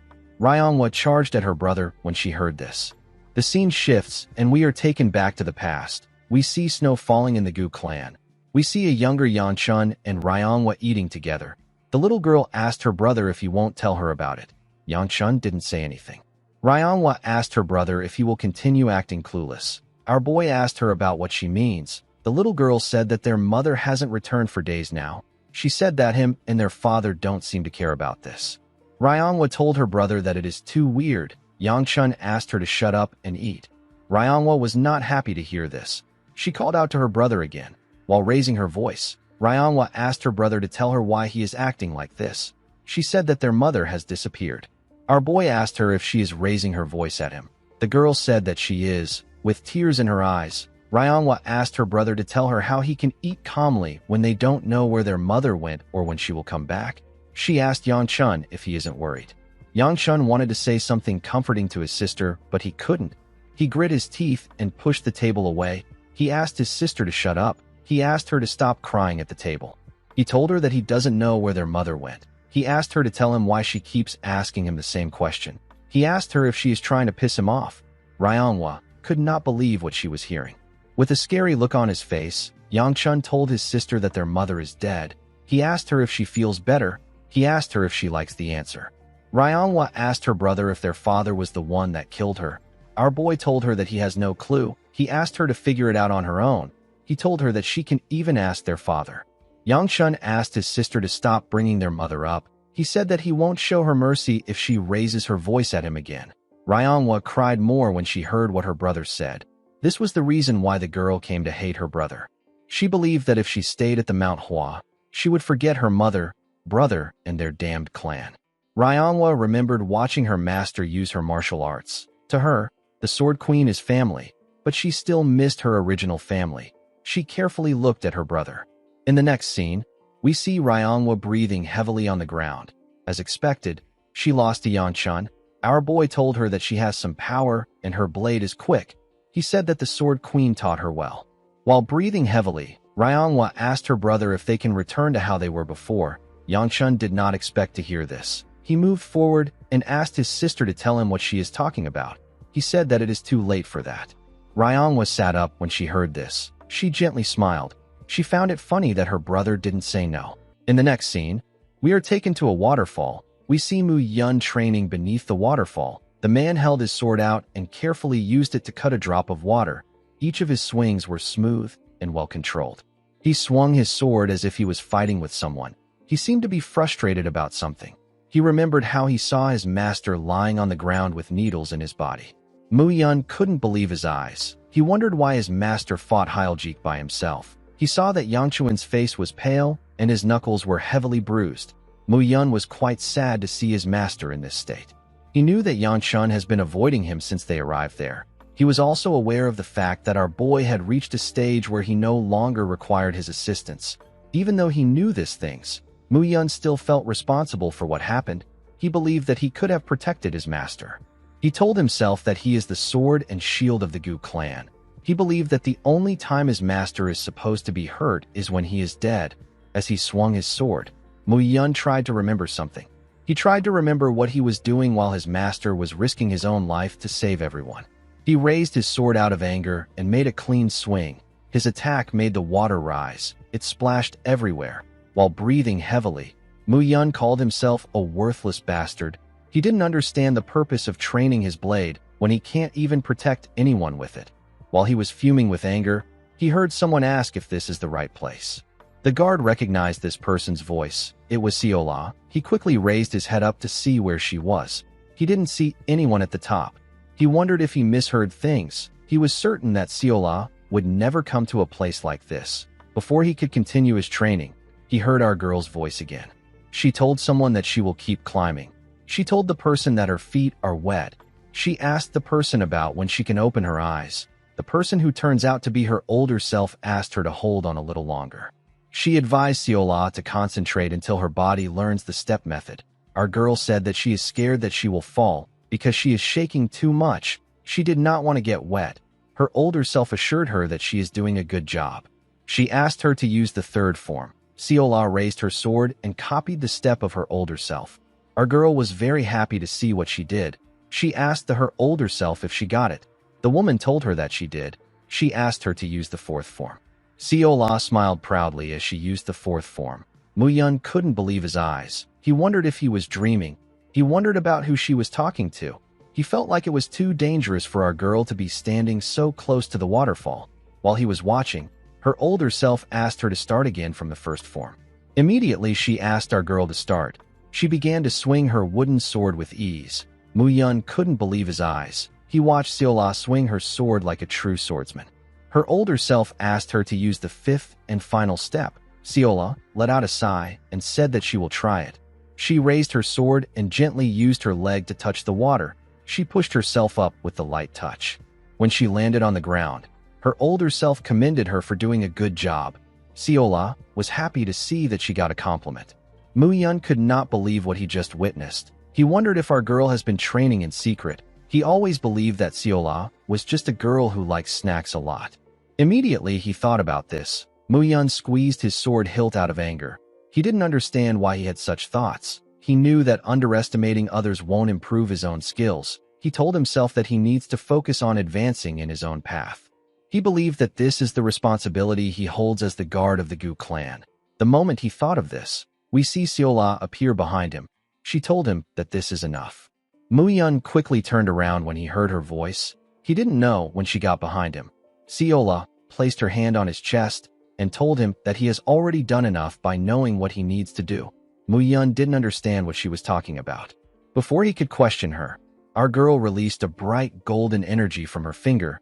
It was as if she was trying to awaken something in the man. Mu-yun couldn't comprehend what was happening. With a smile on her face, our girl advised him not to be bound by the norms.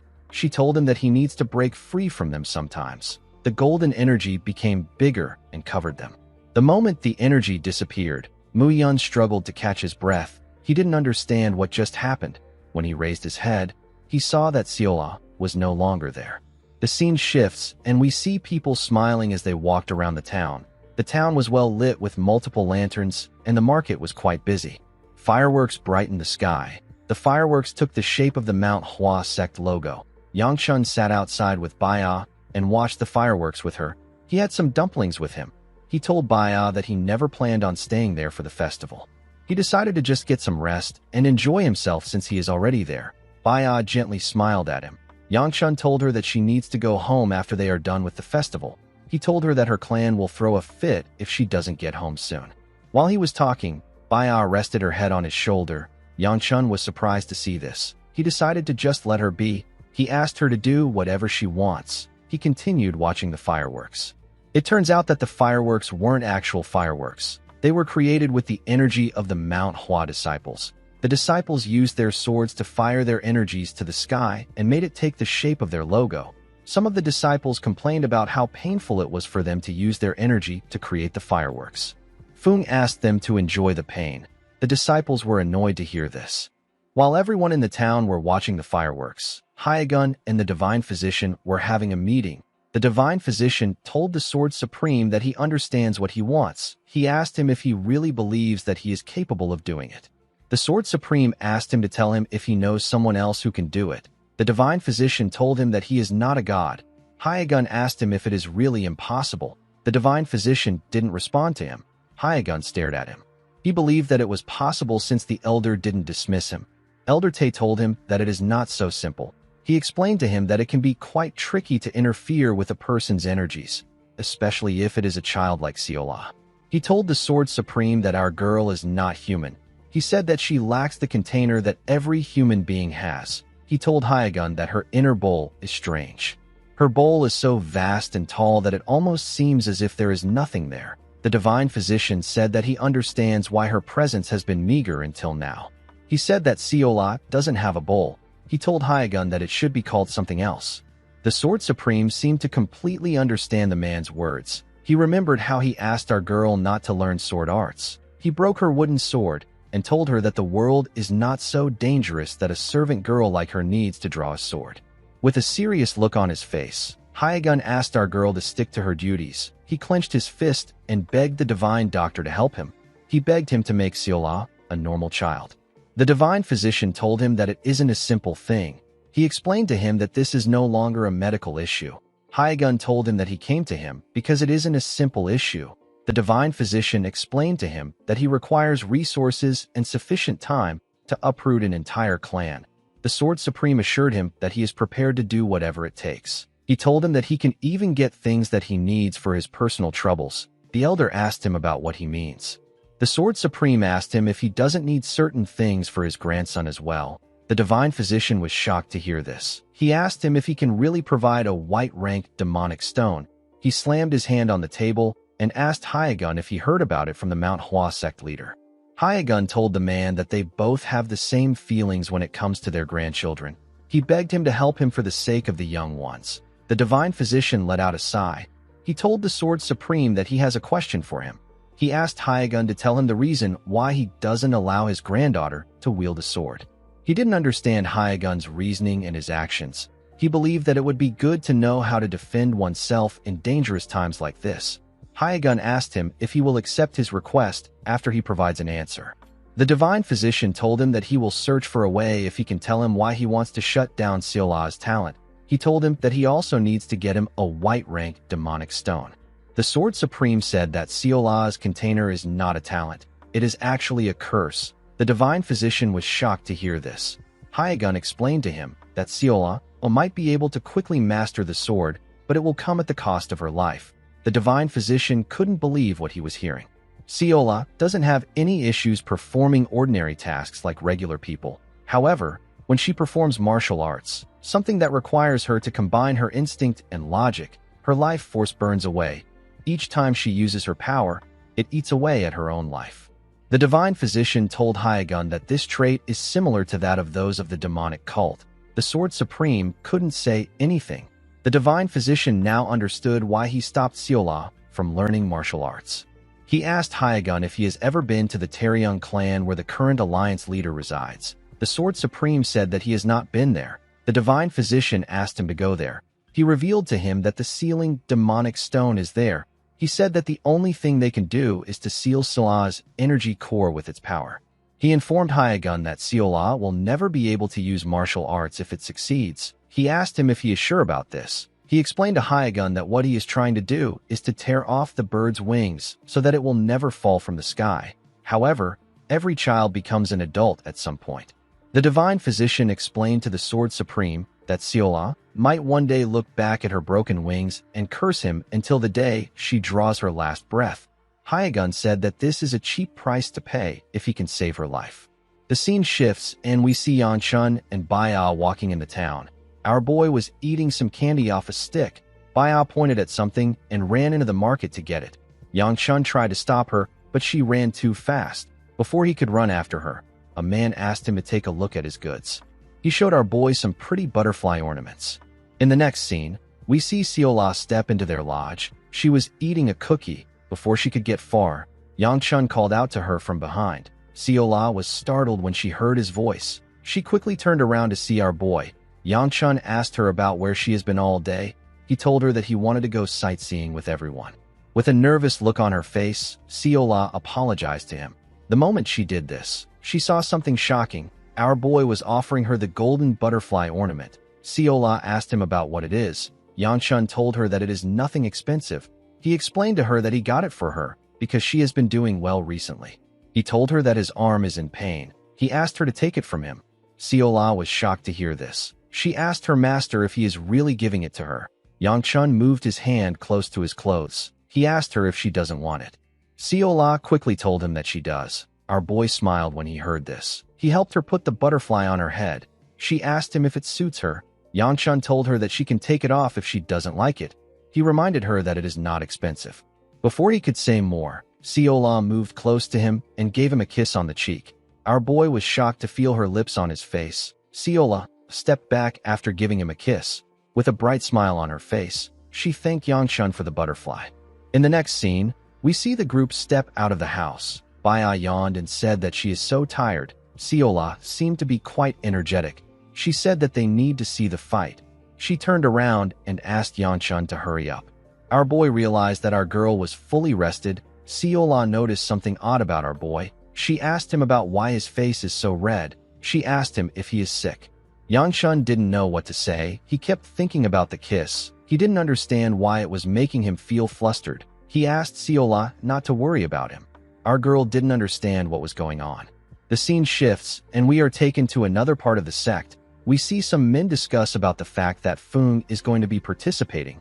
The man in green clothes was surprised to hear this. The man next to him told him that Fung didn't participate last year.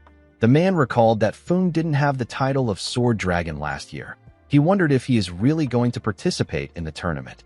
He asked his friend if he knows the person that won last year's tournament. Someone moved close to them and told them that it was Yang Sung. The man realized that the person was right. He asked the person about who he is. Fung introduced himself as a third-generation disciple of Manhwa. The men were shocked to see the genius sword dragon. Yangchun noticed Fung when he was talking to the men. He didn't know what the boy was doing there. He believed that he was supposed to be busy with preparations. While he was talking to the men, Fung noticed Yangchun. He referred to him as the Gu clan's heir. He moved close to him and his group. He asked him if he is going to watch the festival too. Yangchun told him that he is. He asked the sword dragon if he isn't supposed to be somewhere else now. He said that everyone must be busy with preparing.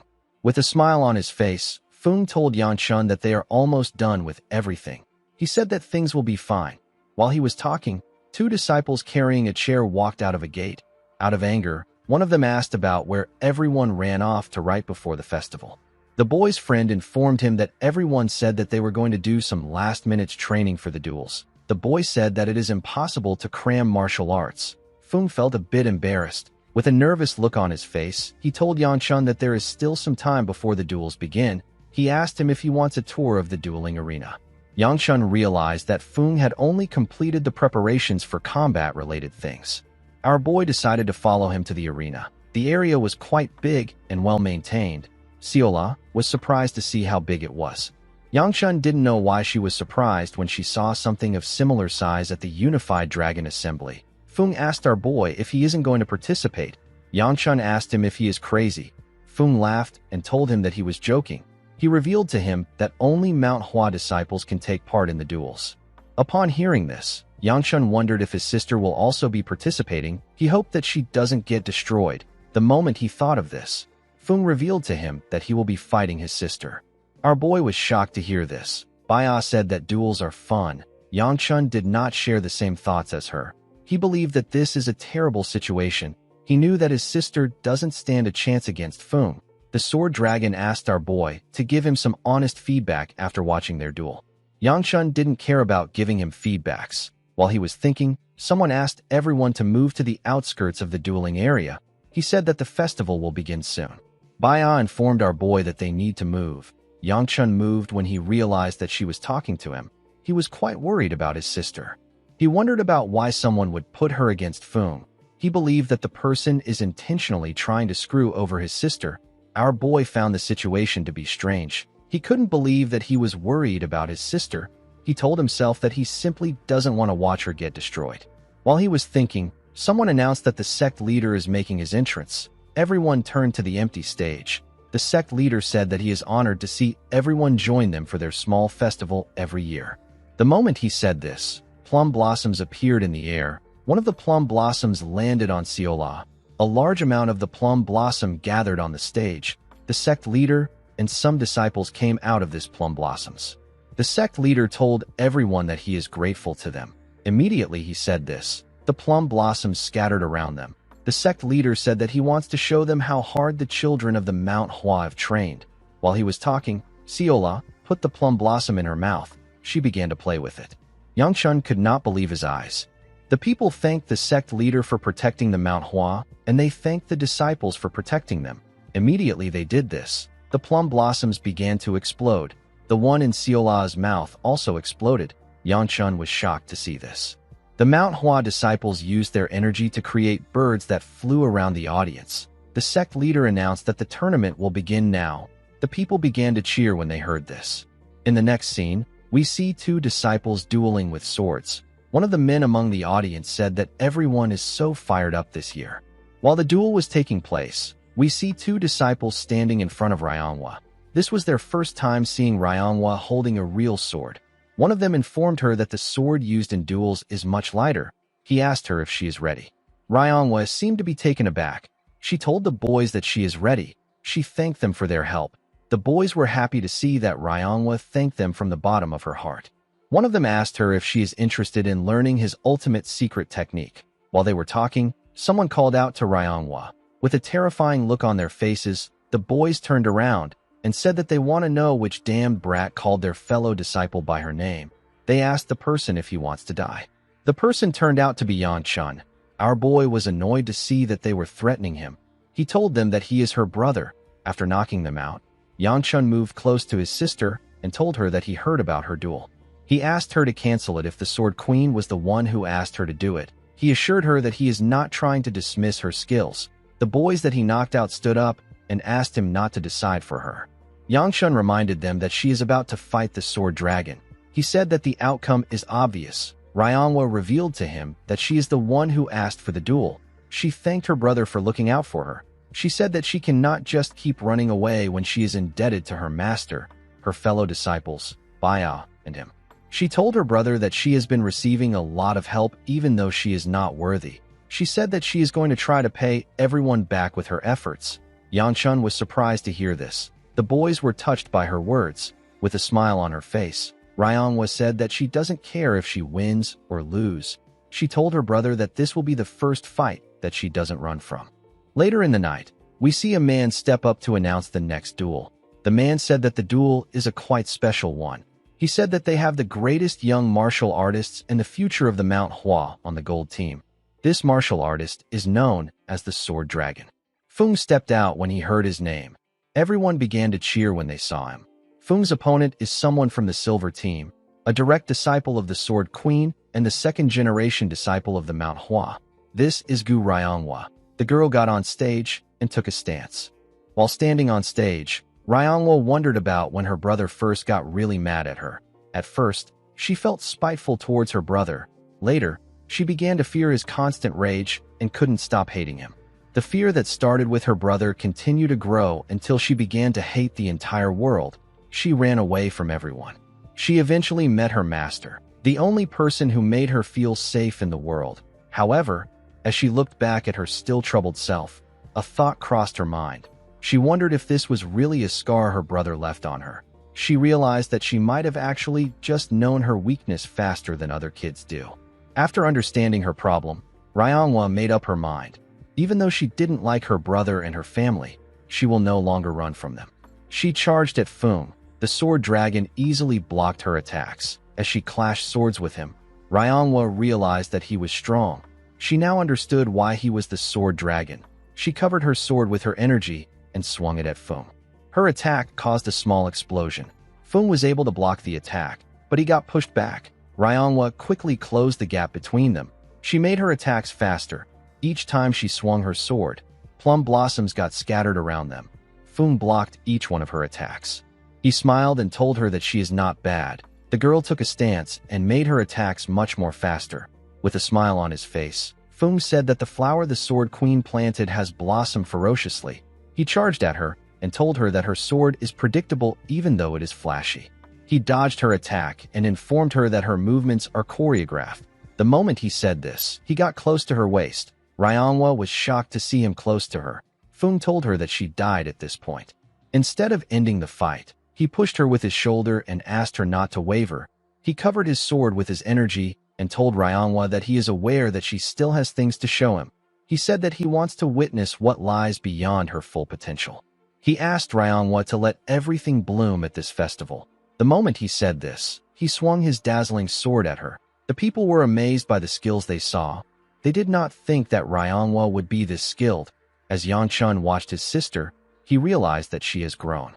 He understood that she has been released from her chains. He was happy to see this. He was happy to see that he saw a meaningful thing today. He realized that his sister was right to not think about winning. He turned around after seeing what he wanted to see. Baya asked him about where he is going. Yangchun told her that he just realized that he has something to do. He asked her to tell his sister that she did a good job. In the next scene, we see Yangchun running somewhere. Now that everyone's attention is on the festival, our boy decided to check something. He went to Hyljik's hideout. The Manhwa found the place. Our boy wanted to see something himself before the Murim Alliance arrives there. He looked around to make sure they weren't there yet. He was relieved to see that they weren't there. Yangchun told himself that he will make it back before the finals. He decided to take a quick look at the cave. He created a fire with his energy and went inside. He was surprised to see sword marks everywhere.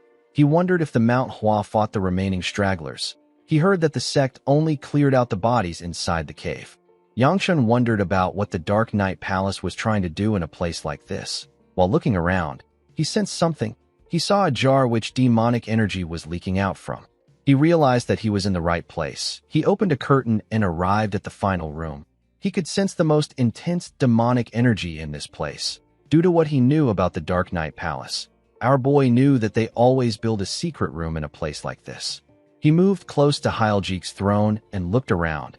He knew that there would be a place where he could sense demonic energy clearly. The contraption that hides the room is usually hidden in a tricky place. While looking around, Yangchun noticed something odd about the armrest. When he pressed it, the throne moved back and revealed the stairs that led somewhere else. Yangchun couldn't believe his eyes. He wondered if these people were stupid. He didn't really care because this was good for him. He went down the stairs. When he arrived at the bottom of the stairs, he found a pool filled with blood. Our boy became angry. He saw the bodies of the missing Manhwa disciples. He couldn't believe that this bastards made a lake of blood. He wondered why the Dark Knight Palace did something this horrible. He noticed a flower in the middle of this blood pool. He wondered if the Dark Knight Palace did everything all because of this flower. Yangchun wondered about what it was. While he was looking at the flower, he saw something odd. He pulled a body out of the blood pool. He realized that this martial artist isn't from the Manhwa. He could tell that the man died recently. Thanks to the logo on his clothes, Yangchun was able to deduce that the man is from the Murim Alliance. He now understood that the Murim Alliance has already been here. While he was looking at the body, something flew towards him. Yangchun quickly bent his head to dodge the dagger. The dagger hit the rock in front of him. Someone commended Yangchun for having good reflexes. Yangchun quickly turned around. He saw a masked man sitting on the stairs. The man said that he now understands why Hyeljik lost. Yangchun asked the man if he is a lackey of the Dark Knight Palace. The man did not expect to be called a lackey. He called Yangchun a rude brat. Thanks to our boy's red robe and small stature, the man was able to guess his identity. Yangchun did not expect the Dark Knight Palace to be aware of his identity.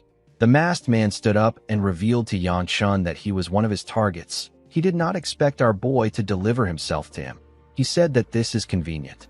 Yangchun quickly took a stance. The man told him that he wants to make him an offer. He revealed to him that the palace wants him alive. He asked him to comply and follow him willingly.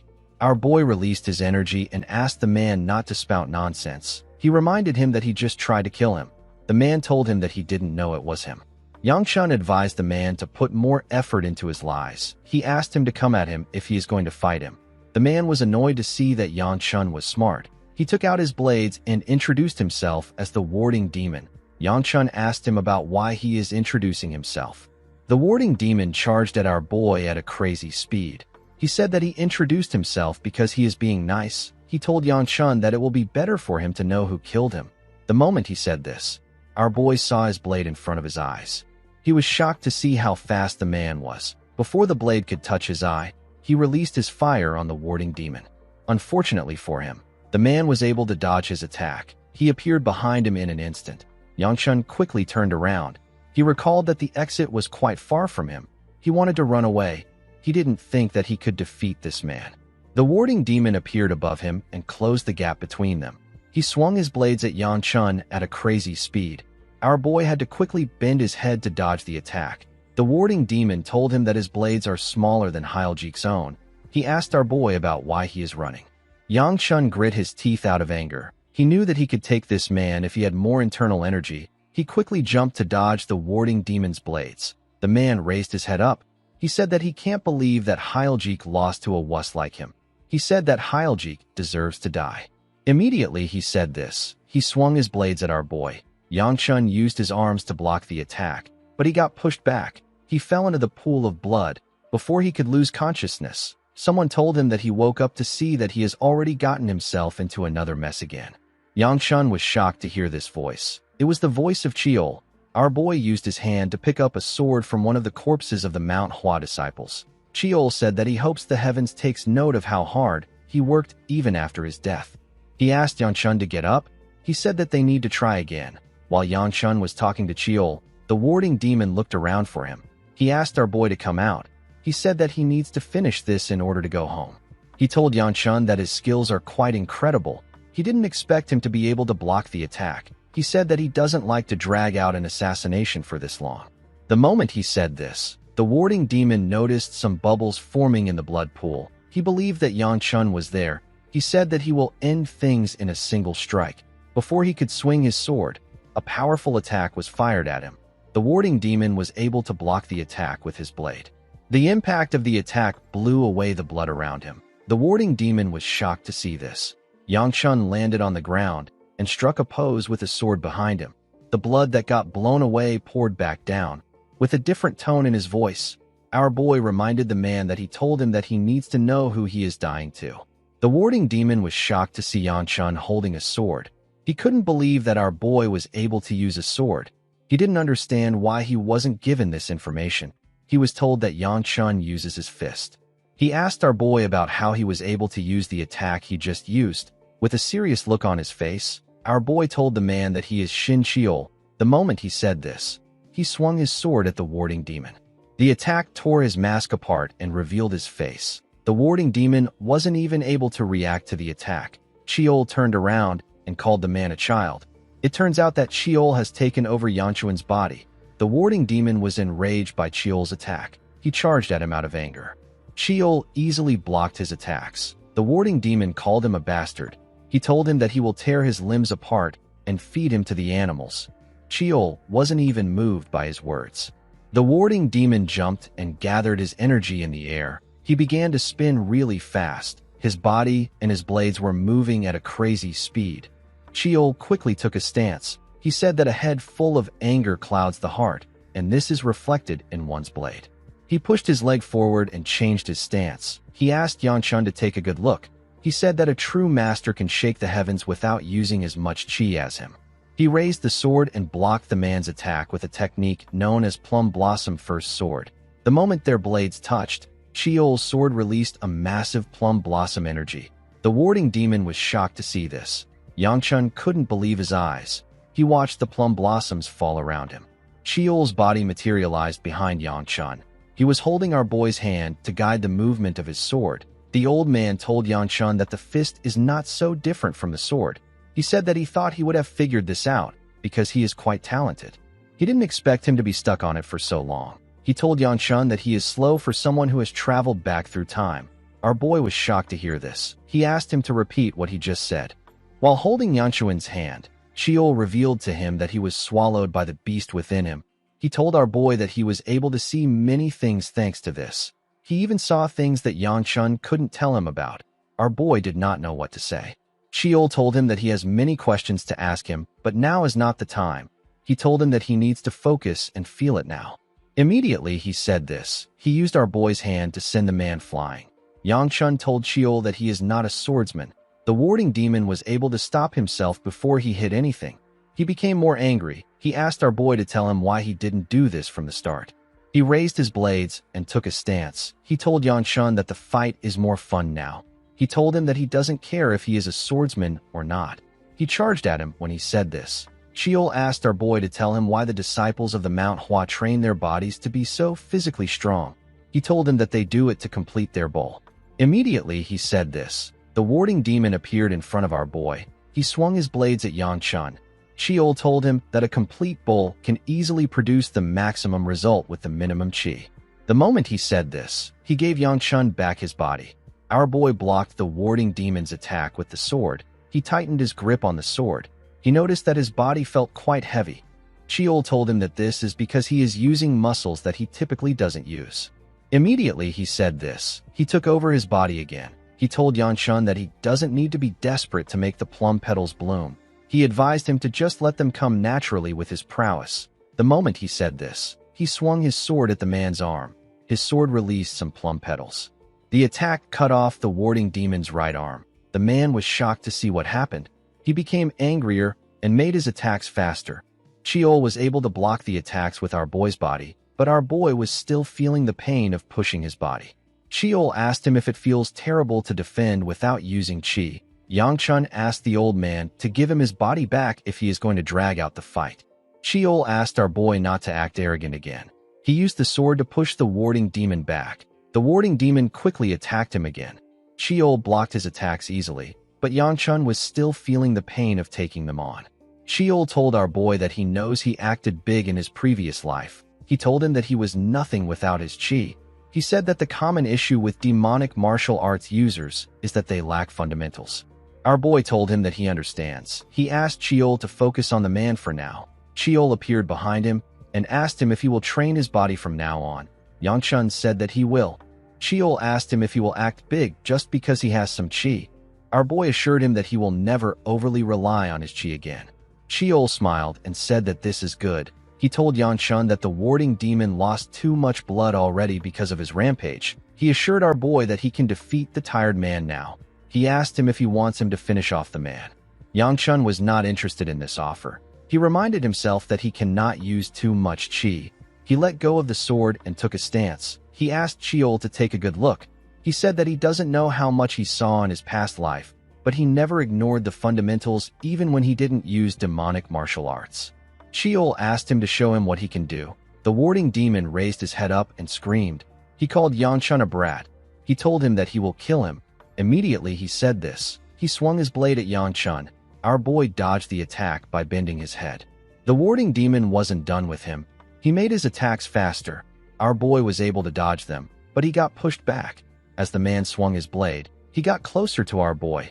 Yangchun clenched his fist. Chiol reminded him that a foe who has lost his temper can be defeated with less power than before. Yangchun told himself that he can produce the maximum result with minimum chi. He concentrated his energy on his fist. He gave the man a heavy blow in his chest. His attack released some fire on the man's chest. He took a deep breath and told himself that minimum chi can produce the maximum effect. He gave the man a punch that sent him flying. His blade fell out of his hand. Yangchun instantly gathered his energy in his hand. The warding demon turned to him while he was in the air. He called him a brat. Before he could say anything else, Yangchun attacked him with the energy he gathered. His attack was swift and clean.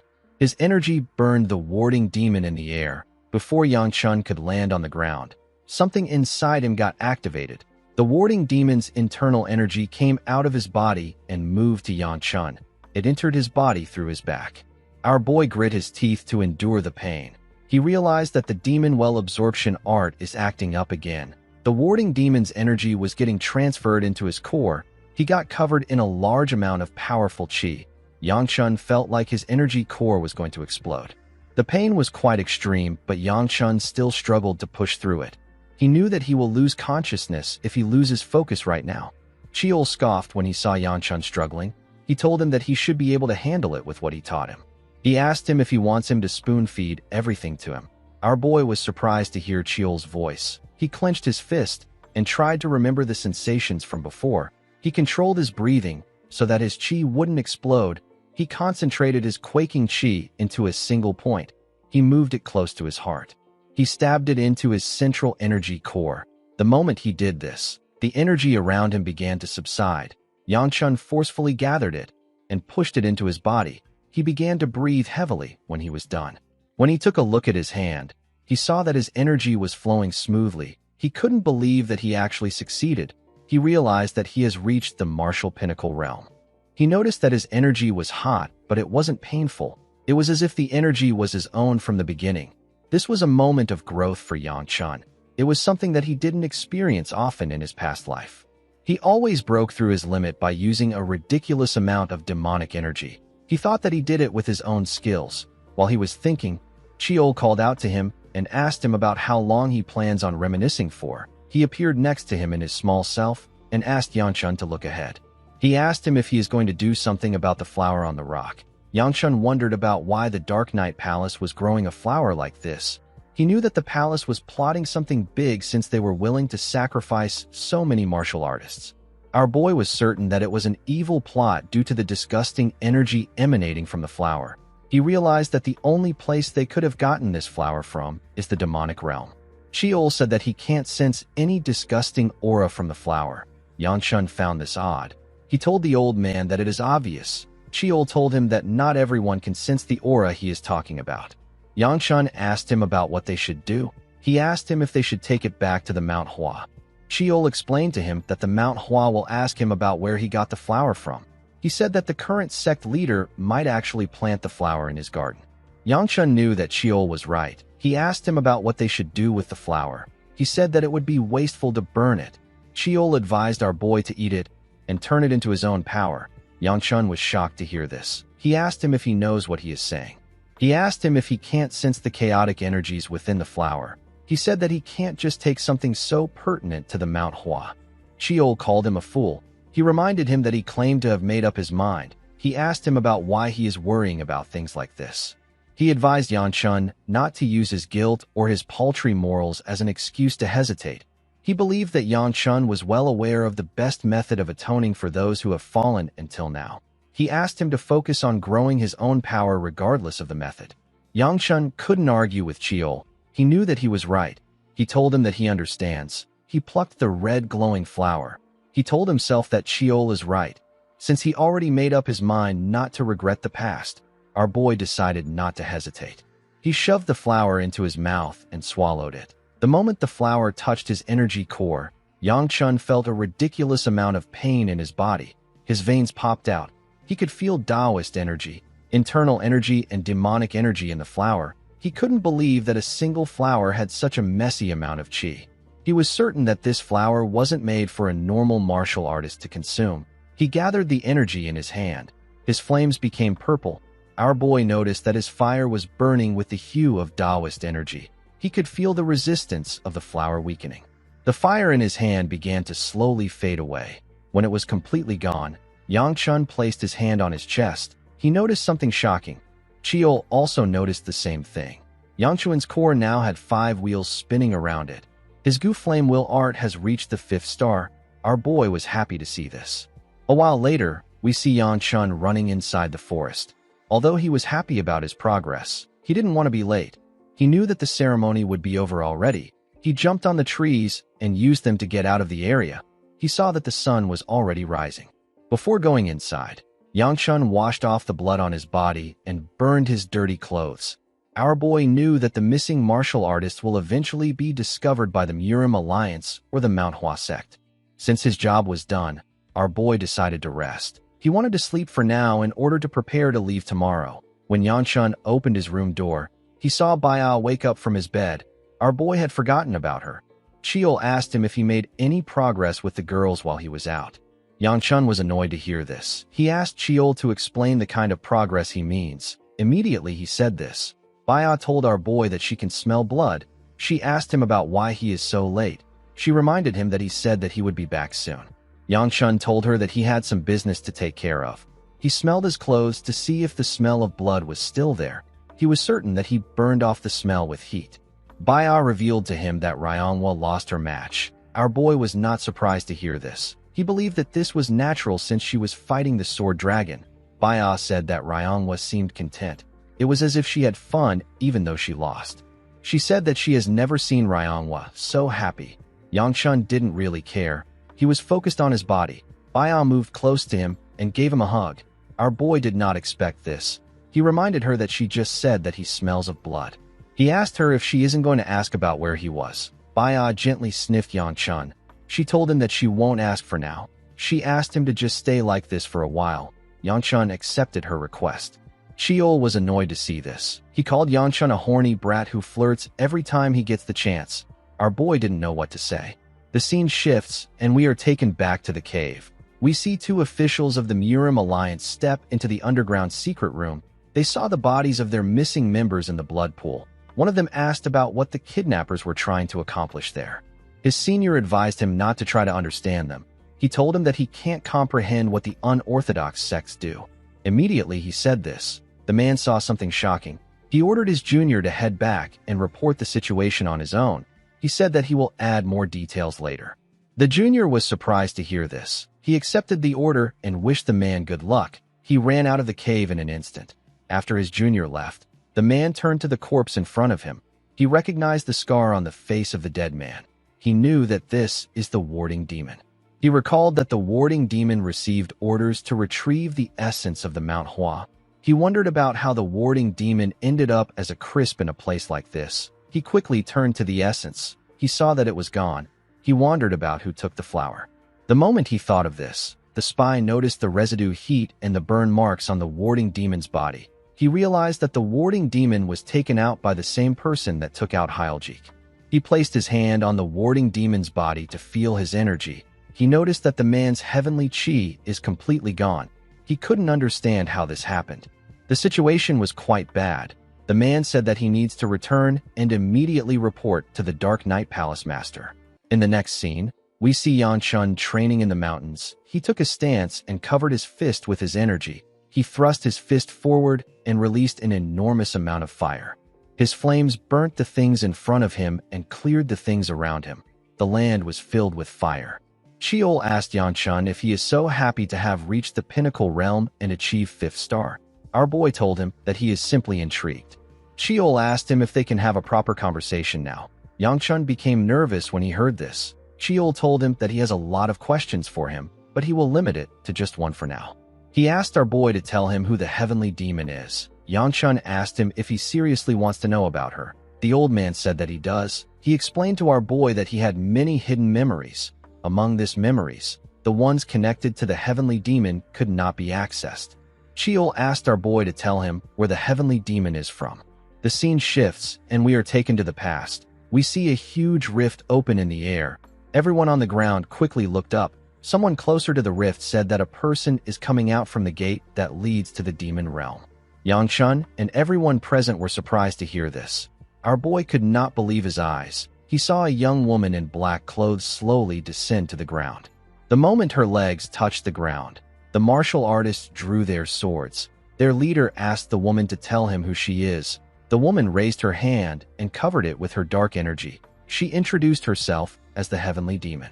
Immediately she said this, she fired her energy at the martial artists. Her attack heavily damaged the place. Sheol found it odd that the heavenly demon came out from a gate in the middle of a tournament. With a worried look on his face, Yangchun called out to the old man. He asked him if he did not see what he did to the Manhwa in his past life. He asked him about why he asked about the heavenly demon instead of the massacre that took place in the Manhwa. With a scary look in his eyes, Sheol asked our boy if he would like him to start showing his anger. He assured him that he hasn't forgotten about what he did. He explained to Yangchun that he is simply overlooking it because he understands how he felt, and he understood his rage towards the Manhwa for being unable to protect his sister. He advised Yangchun to focus on the future for now. He reminded him that he already knows what he must do. Yangchun completely understood Sheol's words. He told him that he knows what he must do. He gathered his energy into his palm and clenched his fist. He said that he needs to stop the heavenly demon. In the next scene, we see Yangchun walking somewhere. While walking, he saw a woman. The woman turned out to be the Sword Queen. The woman turned around and asked our boy if he is on his way back from training. She informed him that his servants told her that they are done with the preparations. She suggested that they head down to their carriages together. Yangchun bowed his head and accepted her request. Near the carriages, we see some disciples crying as they spoke to Ryangwa. They asked her to eat well and not forget about them. The disciples told her that they won't forget the smile she had at the Manhwa festival. Ryangwa grit her teeth out of anger. She told the men that she cannot forget their scary faces. Yangchun wondered about what these people were doing there. The moment he thought of this, he remembered something. He asked the Sword Queen if he can use the favor that she owes him. The Sword Queen asked him if he has thought of something. Our boy told her that he wants her to take his side for a short while. The scene shifts, and we see the sect leader, Fung, and his senior disciple. The old man told Yangchun that he hopes he returns home safely, even though many things have happened. Our boy called out to the sect leader and bowed his head. The man asked him if something is wrong. Yangchun revealed to him that he has something he wants to get before he leaves. He asked the sect leader if he can make him an honorary disciple of the Manhwa. The old man did not expect to hear this. He asked our boy if it is because of the energy inside him. Yangchun told him that he is correct. He explained to him that he needs an excuse for having this kind of energy. The sect leader gently stroked his beard. He told our boy that it won't be difficult for him to grant him this title. He told him that he is worried because he cannot teach him how to use it. The Sword Queen placed her hand on Yangchun's shoulder and told her sect leader that it will be fine. She said that she and the sect owe Yangchun many things. The old man couldn't argue with this fact. He told our boy that he can call himself an honorary disciple of the Manhwa. Yangchun thanked him for the title. The sect leader threw a bag in his hands and told him that he will give him what the second elder asked him to give him. He said that he would have kept it for himself if it was important, but he is giving it back because it isn't. After speaking to the sect leader, Yangchun and the rest of the group got into their carriages. The sect leader asked them to stay safe.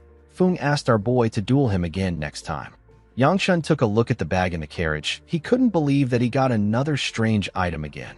While he was looking at the bag, Seola put her head outside the window and said that everywhere is so cool. Baya told her that summer has come to an end. Yangchun put the bag away and looked outside the window. He thought about the fact that so many things have happened on his trip. He got possessed by Shin Cheol. He met Fung, and he fought Hyljik and the warding demon.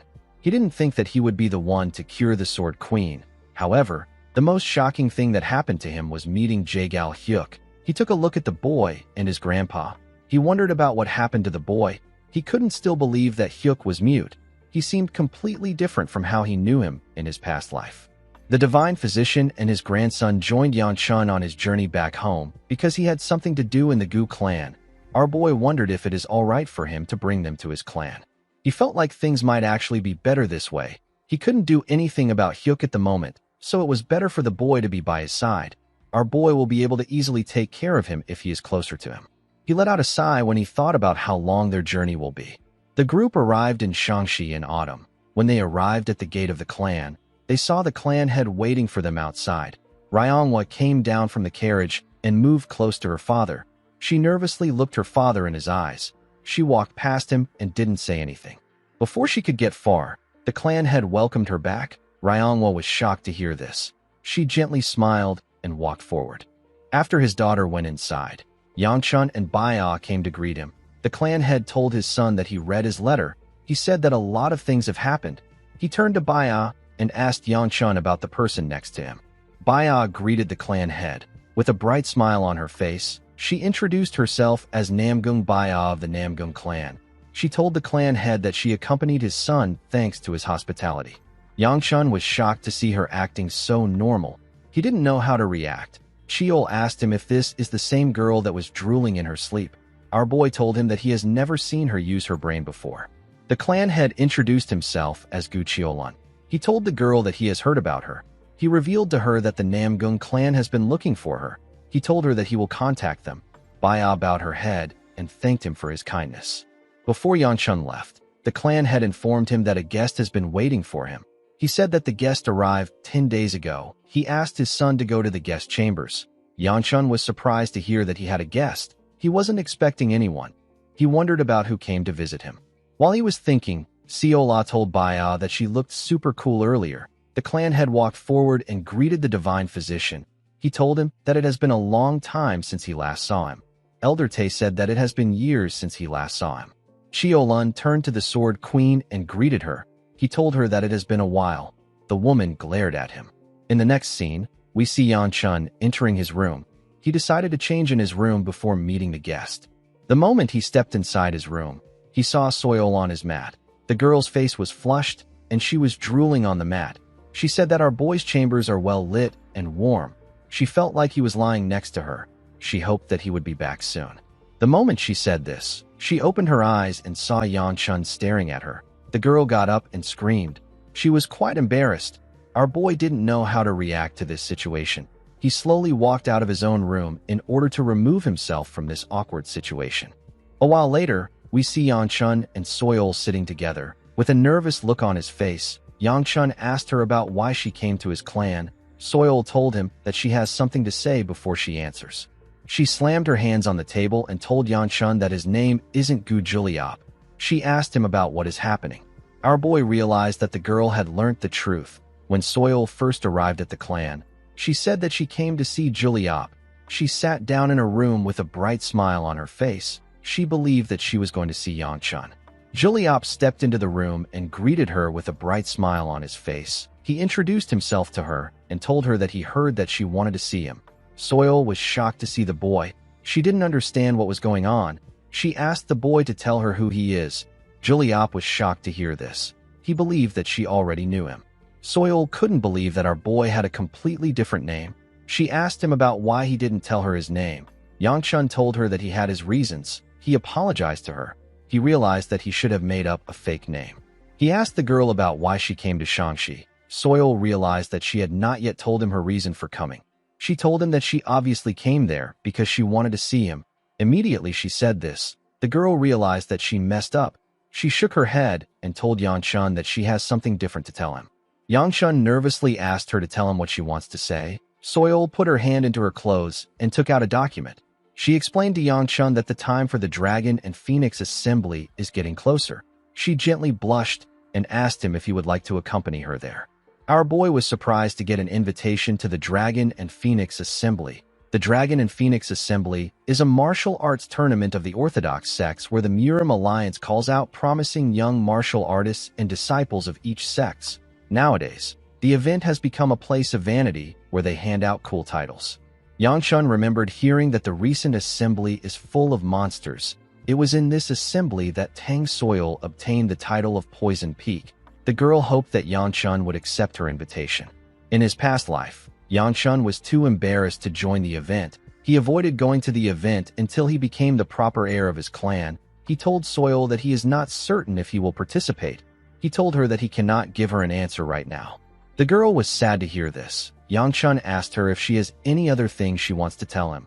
Soil told him that there is nothing else. Our boy could not believe that she came all the way from Sichuan to tell him this.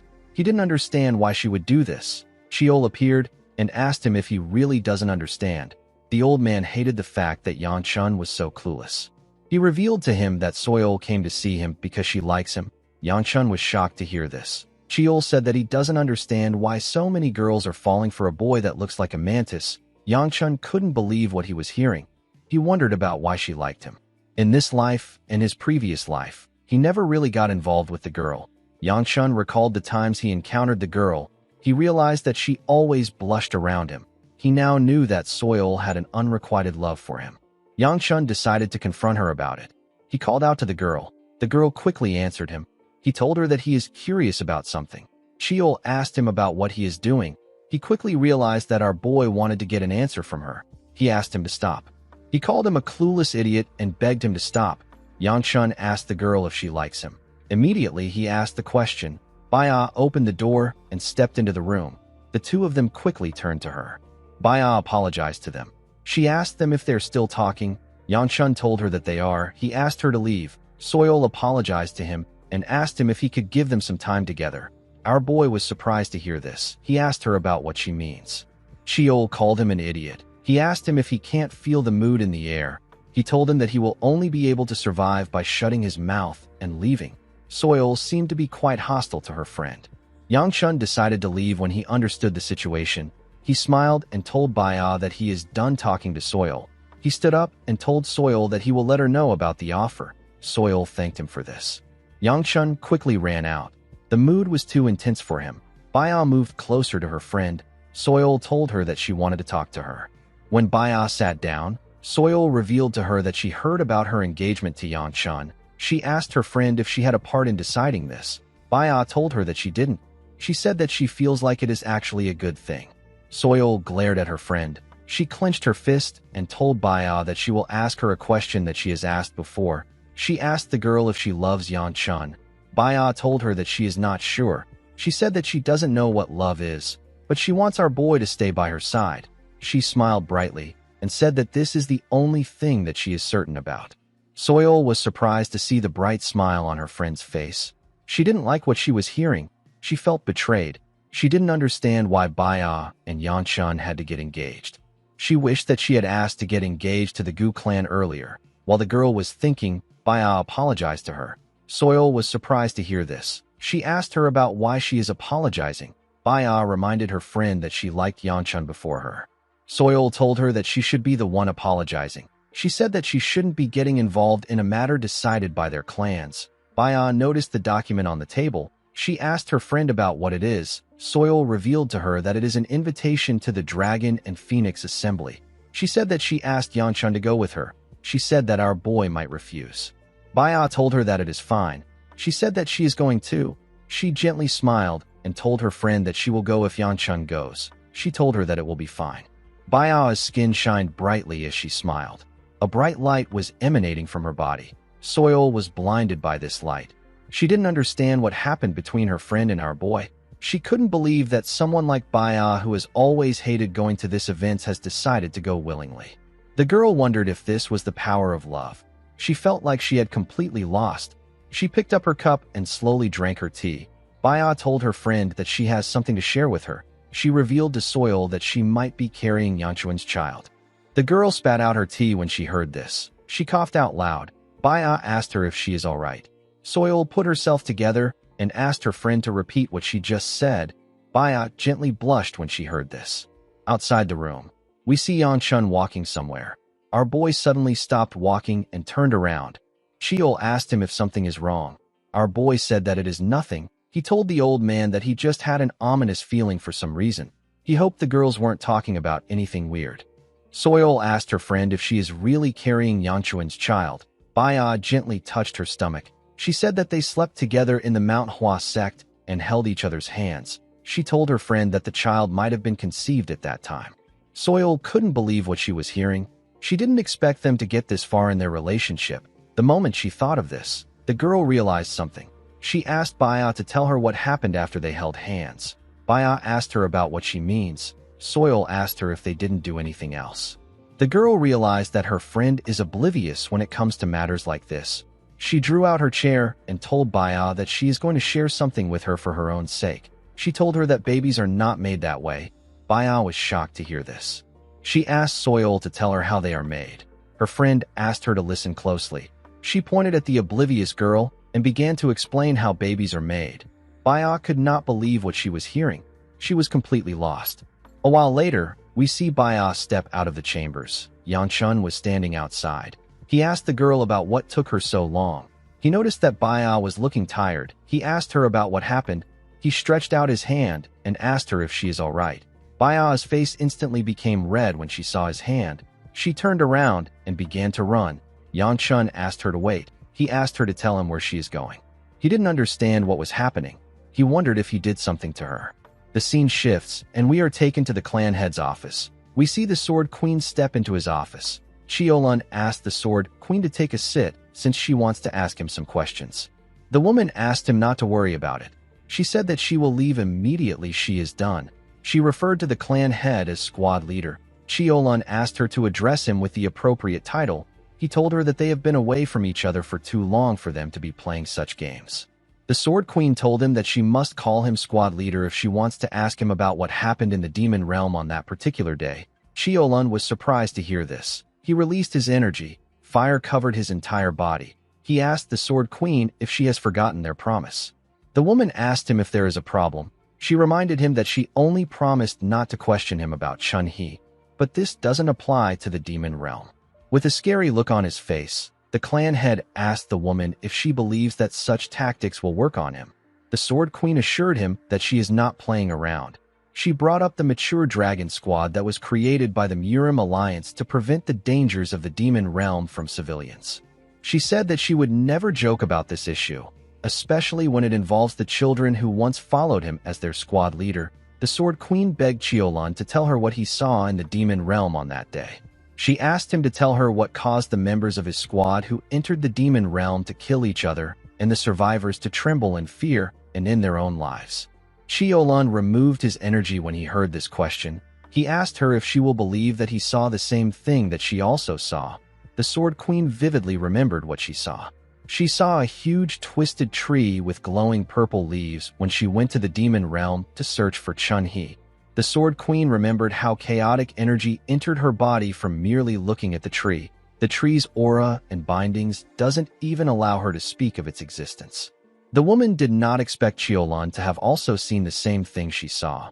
The clan head told the woman that he will no longer speak on the topic because she has also experienced the same danger as him. He revealed to her that everyone saw the thing and went mad. He explained to her that everyone entered the demon realm under the orders of the Sword Supreme, who was the alliance leader at that time. The Sword Queen was the only one who didn't go because she was sick at that time. Chiolun told the Sword Queen that they were simply following the Sword Supreme's orders. He reminded her that Hyagun claimed that the end of the demon realm would save the world. The Sword Queen grit her teeth when she heard this. She said that it was all a lie. She reminded Chiolun about what they heard from the Sword Supreme when he disbanded the mature dragon squad and stepped down as the alliance leader. Hyagun told them that he thought he would find a way to revive his daughter in the demon realm.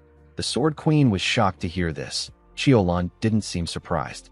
The Sword Queen revealed to the clan head that she spoke to Hyagun again while they were traveling. The Sword Supreme knelt down and begged her. He told her that he did it all for his own personal interest. The Sword Queen couldn't believe that the great Sword Supreme knelt in front of her. She told Chiolun that it was a sorry sight. She wanted Hyagun to be unapologetic so that she could direct her anger at him.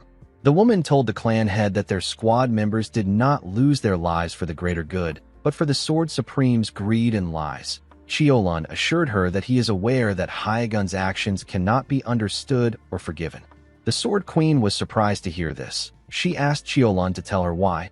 The man told her that he did it because it had to be done. He asked the Sword Queen to leave for today. He told her that he has no more answers for her. The woman did not expect to hear this. She let out a sigh and put herself together. She turned around and told Chiolun that she will visit him again. After she left, the man thought back to the past. He remembered thinking that the Sword Supreme was not in the right state of mind. It was almost as if he was entranced by something. The things seem to be in control. The scene shifts, and we see the second elder and Seola looking at something. They were looking at Yang Chun. They watched him as he covered his body with his energy. Gu Ryan said that they have a dragon in their clan. He asked Yang Chun if he gained some enlightenment at the Mount Hua. Seola told him that he is amazing. Our boy took away his energy. He was surprised to see the second elder. Seola moved close to him and gave him a towel. Our boy told the elder that it is too corny to call someone a dragon. Ryan asked him if people his age don't like things like this. The moment he said this, Yang Chun remembered something. He took out the bag that the sect leader gave him and told the elder that the plum blossom sage said that it belongs to him. He asked him about what it is. The elder asked him to take a look inside. When Yang Chun opened the bag, he found a bracelet inside. The second elder said that it is nothing much. He asked him to keep it on him. Yang Chun said that he will give it to Seola if it is nothing much. Seola was very happy to be getting a present from our boy. Before our boy could give her the bracelet, the elder gave him a powerful punch on his head. He literally buried Yang Chun's head in the ground. He told our boy that he can't just give away a present in front of the person who gave it to him. Seola was shocked to see what the elder did. She moved close to our boy and told him that she doesn't want it anymore. When Yang Chun dragged his head out of the ground, the second elder remembered something. He told him that people from the Namgung clan are in their clan. Our boy was surprised to hear this. He couldn't believe that they arrived so quickly. The second elder revealed to him that they were waiting for his fiancée to arrive in a place not far from the clan. The elder could not believe that people from the Tang clan and the Namgung clan were both in their clan. Yang Chun quickly stood up and began to run.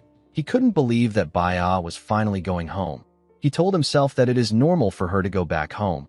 He remembered her smile, how she stopped him from losing his mind, how she risked her life to stop him, and how she gently rested on his shoulder. Yang Chun wondered why he was feeling so anxious when Baya was returning home. He opened the door to her room. When he arrived at her doorstep, he saw something shocking. He saw a man in blue clothes slap the girl. Baya couldn't say anything.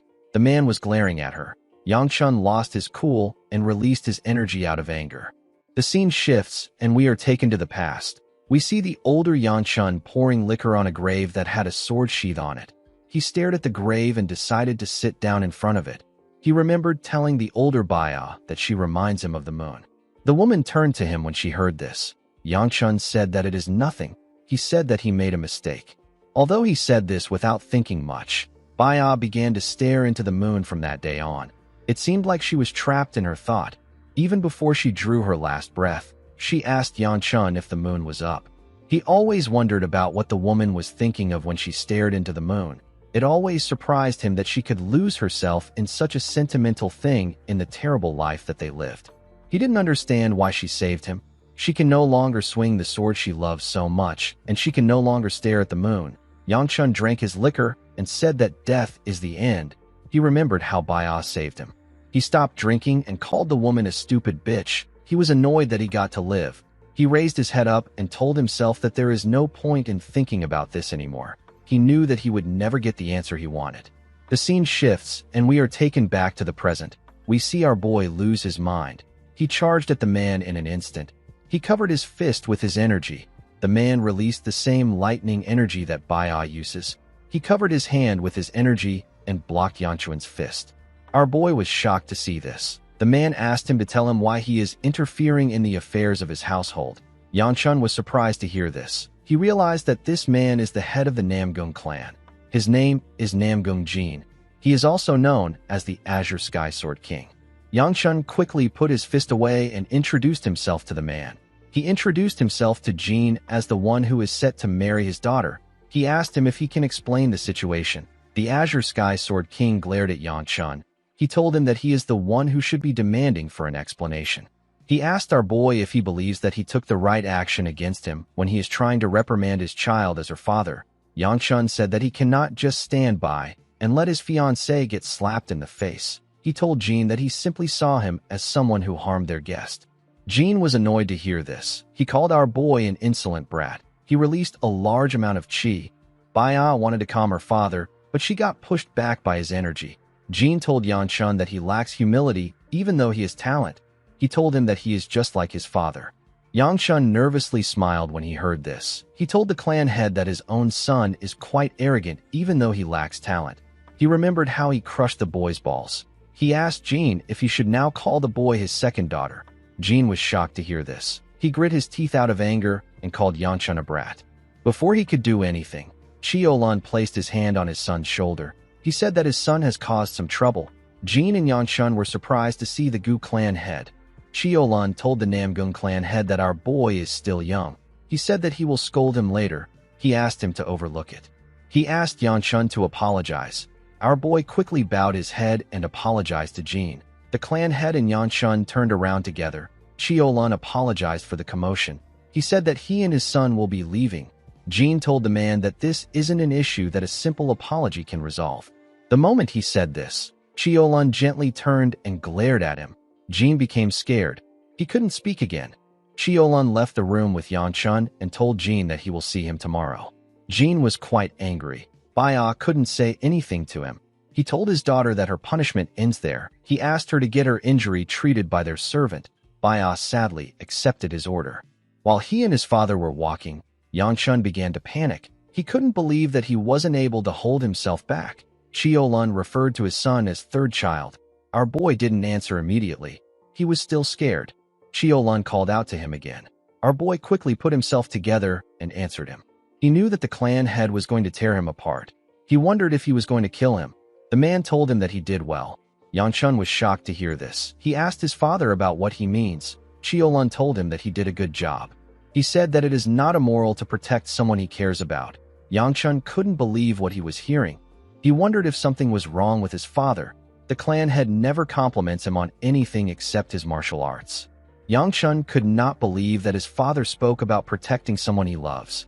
Our boy remembered something that happened when he was younger. He remembered nervously offering a flower to someone. His younger sister was by his side. Yanchun offered the flower to his father. Chiolan turned to his wife when he saw this. The woman smiled brightly at him. Chiolan accepted the flower and pat his son on his head. Ryangwa ran to hug their mother. Yanchun was quite happy that his father pat him on the head. It was a joyful day. Upon remembering this, our boy called out to his father. Chiolan turned around and asked his son to speak. Yanchun reminded him about the great sage pill he promised to give him if he brought back Ryangwa. The clan head said that he was just about to bring it up. Yanchun said that he doesn't want the pill anymore. He told his father that he wants to see the thing that is underground. Chiolan was shocked to hear this. He reminded Yanchun that he hasn't gone near that place since a particular day. Yanchun told his father that he must learn about it eventually as a member of the clan. He said that it would be bad if he continues to push the issue. Chiolan gently stroked his beard. He realized that his son was right. He told him that they will go there tomorrow once their marriage talks are over. Yanchun was shocked to hear this. His father revealed to him that they are meeting the Namgung clan head to schedule the wedding. He asked our boy not to be late to the meeting place tomorrow. Yanchun couldn't believe that he had to go through all this when he just returned. The scene shifts and we see Yanchun in his room. He was talking to Chiol. He asked the man about why he just stood by and watched the situation. Chiol asked our boy if he has ever listened to him. Yanchun told him that he looked quite entertained. Chiol agreed that he was enjoying himself. He said that everything was entertaining from his perspective. He asked Yanchun about why he didn't refuse the tournament invitation that Soil brought to him. Our boy said that he has no real reason to reject it. He told the man that Hunan isn't even far. Yanchun actually wanted to meet someone there. Chiol asked him if the Shaolin is still in Hunan. Our boy told him that they are always there. Chiol asked him if he could stop there on his way to the event. He said that there is something he wants to look into. Yanchun asked him if he is serious. Chiol said that he is. Our boy agreed to stop there. The next day, we see Yanchun standing in front of the meeting place. He did not expect to arrive before everyone else. While he was looking around, Baya greeted him. Yanchun turned to her and asked her about what took her so long. He told her that they need to be punctual in times like this. The moment he said this, he stopped talking. He was surprised to see how beautiful Baya was. The beautiful girl had packed her hair up in a lovely way and applied makeup to her face. Yanchun couldn't believe his eyes. Later in the day, we see the two families sitting together with snacks on their tables. Chiolan asked Jean if he slept well. He told him that an incident like that can keep him up. Yanchun did not know why his father was bringing the incident up. The Namgung clan head thanked Chiolan for his concern. He asked him not to worry about it since it is none of his business. Chiolan said that he has to worry. He told Jean that the emotional unrest is related to him. Jean was annoyed to hear this. He tightened his grip around his cup out of anger. He told Chiolun that he is still the same as before. Chiolun told him that he has to always stay the same. Yangchun was shocked to hear this. He didn't understand why his father was taunting the Namgung clan head. Chiolun said that it is time for them to talk about the scheduling of the marriage. Our boy did not like this unfriendly atmosphere. He was surprised to see that the marriage scheduling was going well. Although the two men were ready to fight each other at any moment, they were still the type of people who knew how to separate personal matters from important ones. Yangchun and Baya simply sat there. Our boy noticed that the girl was eating. He wondered about how she was able to stomach the food in this atmosphere. While he was looking at her, they locked eyes with each other. Baya quickly turned away and blushed. Yangchun didn't understand why she was getting embarrassed. He thought that things were going well between them.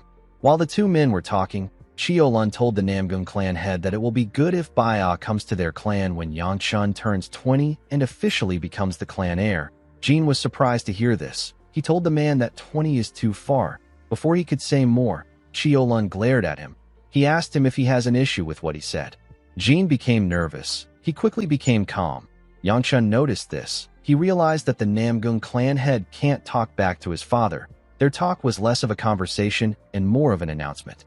Jean asked Chiolun about when they can hold the actual wedding. Chiolun said that he was thinking that next spring will be all right. Jean told him that he will discuss with his elders and send a letter to him later. Chiolun told him that he hopes to get a good reply. The Namgung clan had clenched his fist out of anger. Later in the night, we see Jean in his room. His sword was on his bed. The man was quite angry. He did not like Chiolun at all. He remembered something that happened when he was younger. He recalled that Chiolun stared at him with derogatory eyes when he lost to him in the past. Jean never forgot the day he lost to Chiolun. He remembered the flames that engulfed the sky, the heat that was so hot that he couldn't even breathe properly. It wasn't a power that a martial artist of their age could unleash. From that day on, Jean spent his youth training to defeat Chiolun. He believed that he could surpass the Gu clan head if he gave it his all. One day, someone told him that he was lacking on the inside. Jean was surprised to hear this. He asked the man about what he just said. The man repeated himself and advised Jean to first fill himself up. This man was the Heavenly Supreme. He is one of the three Supremes like Hyagon. The Heavenly Supreme wasn't asking Jean to gather more chi. The man didn't understand what he was talking about. He still doesn't know what it meant. It has been decades since he has been trying to answer this question. In that time, Jean has been unable to escape Chiolun's shadow. Jean was annoyed by the fact that Yangchun attacked him. He believed that our boy was looking down on him the same way his father does. He turned to the sword on the bed. He picked it up and smiled. He said that it is all right for him to educate Yangchun if Chiolun is unable to do it by himself. The scene shifts and we see Seola training with her older self in the woods. Her older self advised her to move with the sounds the sword sends to her. Seola closed her eyes and swung her sword. She made a clean strike in the air. Her strike blew away the things around her. She cleared the grass in front of her with the strike. Her older self asked her to stop for today. Seola told her that it is hard. The woman appeared to her and commended her on her efforts. She told our girl that she is getting noticeably better. Seola was happy to hear this. She asked her if she's serious. The woman told her that she is. She said that she is much better than before. The moment she said this, she sensed something. She quickly raised her head up. Seola also sensed it too. They sensed an eerie dark energy in Baya's guest chambers. The older Seola asked her younger self to head there immediately. Our girl told her that they will know she is a servant of the Gu clan if she goes there like this. The woman smiled at her and asked her not to worry. She said that she has her ways. The scene shifts and we see Jean walking to Yanchuan's chambers. Someone asked him to stop. When the man raised his head up, he saw a girl wearing a hat that had a veil and a huge plain robe. Of course, this person is Seola.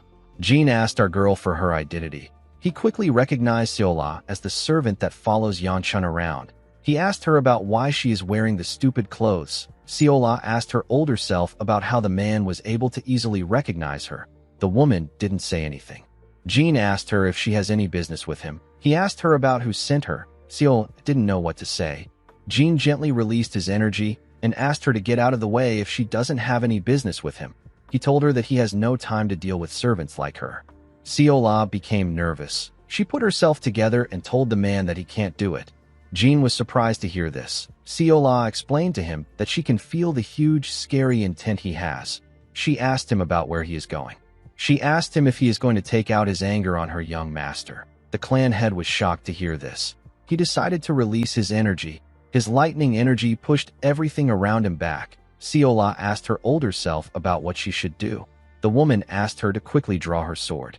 Jean asked our girl if Yanchun was the one who told her. He thought that they were both looking down on him. He placed his hand on his sword and told Siola that everyone here annoys him. He said that he doesn't like it. Immediately he said this. Jean drew his sword and fired his energy at her with a single swing. Siola's older self asked her to move the way she learned. Our girl drew her sword and tore the man's strike with a clean swing. Jean was surprised to see this. His energy hit the ground behind our girl. The clan head couldn't believe that she nullified his attack. With a serious look on his face, he asked Siola to tell him who she is. Siola took a stance and became serious. In the next scene, we are taken to an underground prison. We see someone walk to an old man's cell. He asked him if he called for him. The old man raised his head to see the man's face. He asked him if he has taken a liking to the family he is in since he is comfortably walking around in this state. The man placed his hand on his face and changed it into a different one. He changed it again to show the old man his real one. He said that he spent so much time in hiding that he got used to the new face. He asked the old man about why he called for him.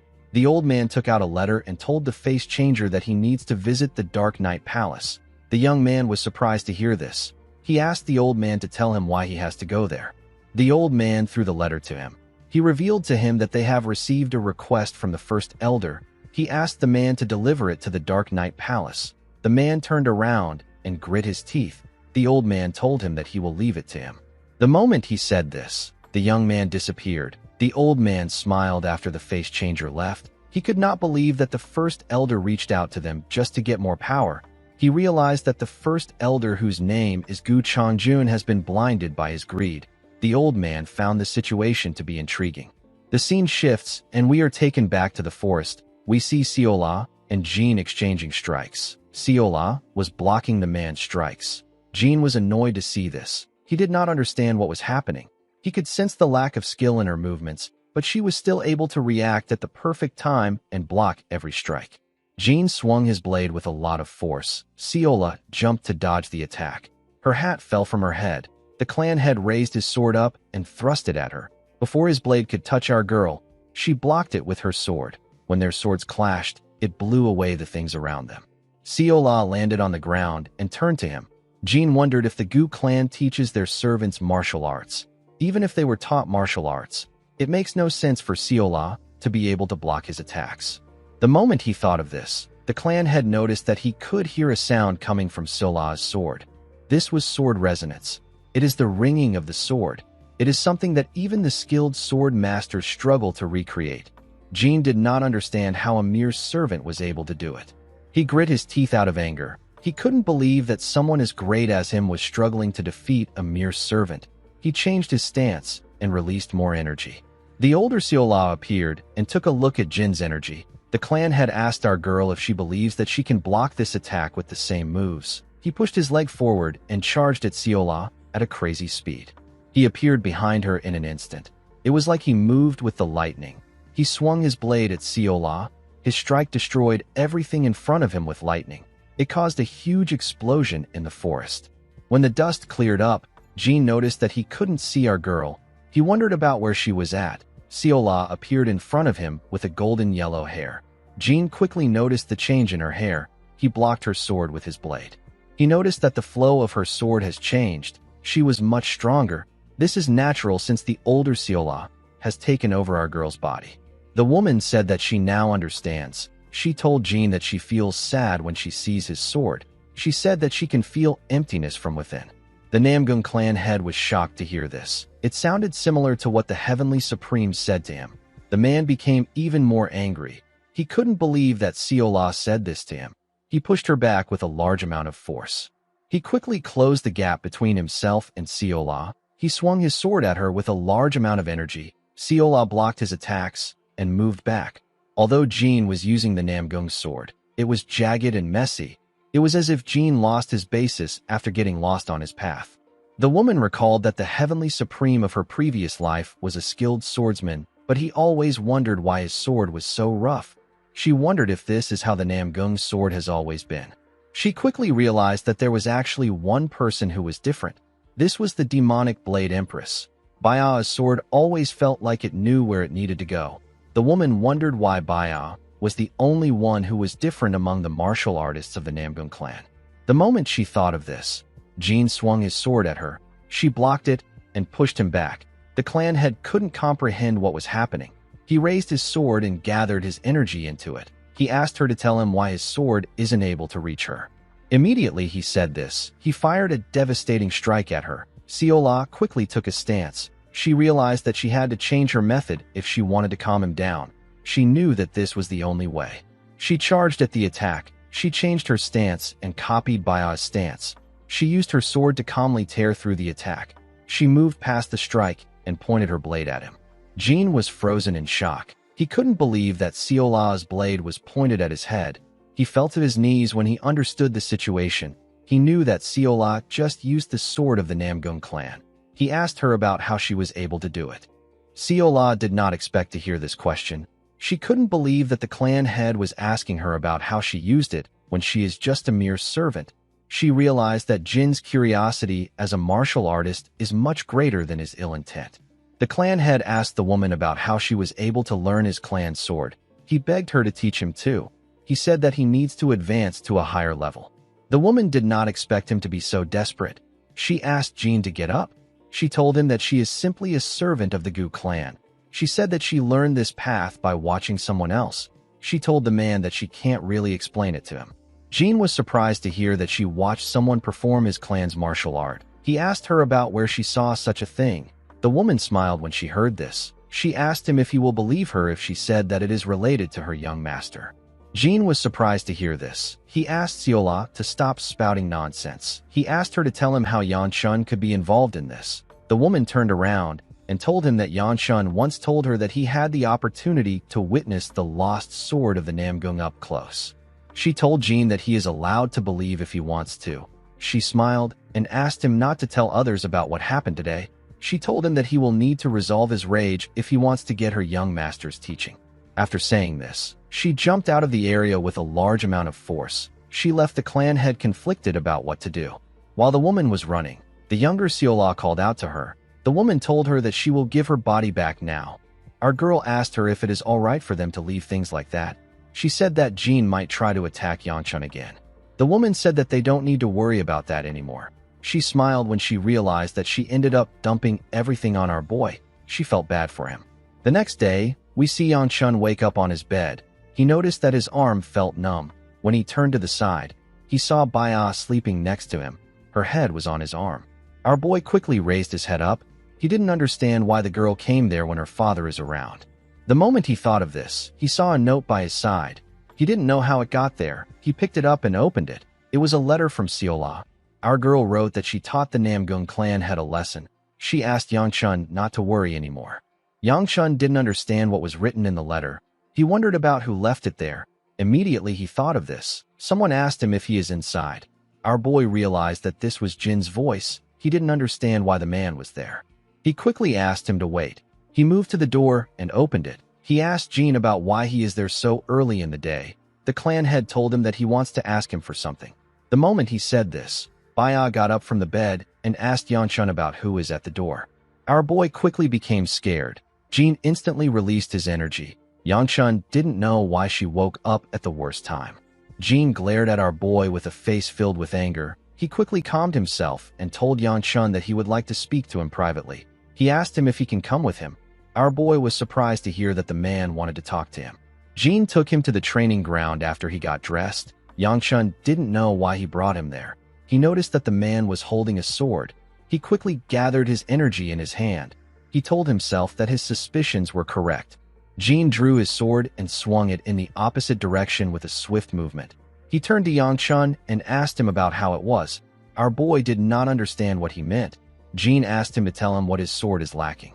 Yanshun didn't know what to say. He didn't know why Jin was suddenly speaking politely. He told the clan head that he doesn't know what he means. Jin asked him not to lie to him. He told Yanshun that he heard that he knows the proper way to use the Namgung sword. Our boy didn't know who said this to him. He wondered if this issue is related to the note from earlier. Jin moved close to him and begged him to show him the sword of his clan. He promised to give Yanshun anything he wants. Our boy became nervous. He asked the man to tell him what has gotten into him. He didn't understand how the man suddenly changed overnight. Sheol appeared and smiled. He called Jin a pitiful man. Yanshun was surprised to hear this. Sheol said that Jin is probably considered to be very skilled in his clan since he is the head of the clan. However, the swordsmanship he just demonstrated was off. Sheol explained to Yanshun that he observed all the swordsmanship of the Namgung clan martial artists in his memory. While the martial artists were well trained, their techniques were all different from the Namgung sword that Sheol is familiar with. It is not the proper Namgung sword. It focuses too much on being flashy. Sheol told our boy that only Baya was able to figure out the proper path later in her life. He said that the current sword of the Namgung clan has lost its way. Sheol said that someone named Myong is stupid. He told Yanshun that Myong always spoke about how he would pass on his sword to future generations. He said that he did not think that his sword would be forgotten.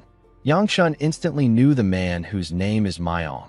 Sheol was talking about one of the heroes who saved the world from the terror of the blood demon.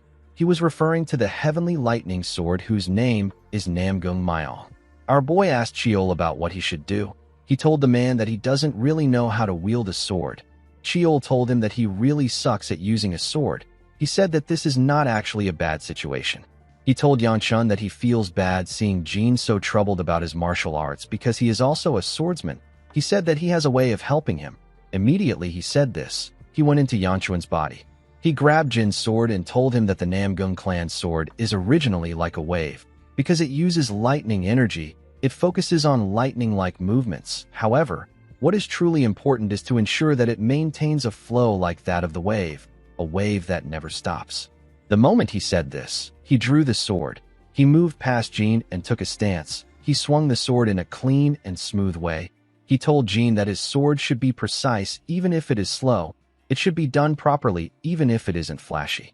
Jin was captivated by the technique. He quickly understood what Sheol was saying. He told him that it now makes sense. He thanked him and took the sword from him. He told him that this will really help him. Yanshun nervously told the man that he is happy to hear this. Jin jumped and ran forward. He said that he must engrave what he just saw into his body. Our boy said that the way he runs makes him remember a certain person. Sheol was relieved to see that the clan had gained something. Yanshun asked him about how he was able to perform the Namgung sword. The old man said that he merely mimicked what he saw before. He asked our boy if he knows the person that told Jin that he knew how to use a sword. Yanshun said that he has no clue. He smiled and said that it worked out for the best since the Namgung clan head will no longer be mad at him. He said that there is somewhere he needs to be right now. In the next scene, we see Yanshun arrive somewhere. His father was already there. Sheolun told his son that he is late. Our boy told him that he had something to take care of. He apologized to him for being late. Sheolun told him that it is fine. He asked him if the chief steward has explained things to him. The moment he said this, the door leading to an underground space got opened. The clan head told his son that they need to descend. Yanshun nervously looked down the stairs. While they were walking down the stairs, Sheolun stopped moving. He told his son that they have now come to the underground space, just like he asked. Yanshun seemed shocked to see what was there. Sheolun wondered about where he should begin his story. In the next scene, we see some demons with glowing red eyes yell that someone has come. The monsters were behind bars. They were all excited to see who it was. One of the monsters told another monster known as Dakibi that there is a small human accompanying the man. The Dakibi asked Yanshun to let it outside. It screamed that it was going to kill everyone. Sheol became nervous. He asked Yanshun about what was happening. Our boy reminded his father that he told him that this is the reason that the Gu clan exists. It is the karma of the patriarch which Yanshun would eventually inherit. Yanshun asked his father to explain what he meant. Sheolun walked past the cells and revealed to his son that these monsters are beings from the other world. He explained to him that they came from the demonic realm. The gates to the demonic realm are shut in order to stop these beings from crossing over. The ones that manage to cross over are locked up in this underground prison. This is the duty and karma of the Gu clan. Sheolun asked his son if he knows why they must take on this karma. He revealed to Yang that the person who opened the gates of the demon realm was the founding patriarch of the Gu clan. His actions plunged Zhongyuan into great chaos. The Gu clan is still being punished for its founder's actions. Chiol couldn't believe what he was hearing. He never knew that the Gu clan was the cause of all the monsters that had appeared in Zhongyuan. He asked Yang to tell him how he is so calm after hearing this. Our boy revealed to him that he already found out about this in his past life. Chiol was shocked to hear this. Yang asked him if he didn't see it in his memory. The old man reminded him that there are a lot of hidden parts in his memory. He asked Yang to tell him why he is here if he already knows this. Our boy clenched his fist and called out to the clan head. He reminded him that he said that they are being punished. He asked Chiolan if there is someone above them who is punishing them. Chiolan turned to Yang when he heard this. Yang learnt so many things as the heir of his clan in his past life. However, he never found out about the person punishing them. Chiolan called out his son's full name and told him that he can't answer this question right now. He told him that he will tell him about it once he becomes the young clan head. Yang nervously agreed to his father's offer. The other world beings laughed at Yang for getting rejected. Our boy already knew that his father would give him this answer. He didn't completely hate it because his father didn't deny that there was someone punishing them. This was enough for him. Chiolan walked past his son and told him that they have been there long enough. He told his son that they are leaving. Yang called out to the clan head and told him that he would like to look around on his own. A while later, we see Yang breathing heavily as he walked deeper into the prison. Chiol told him that he doesn't look well.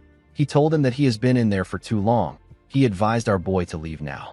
Yang put himself together and said that he needs to go a bit further.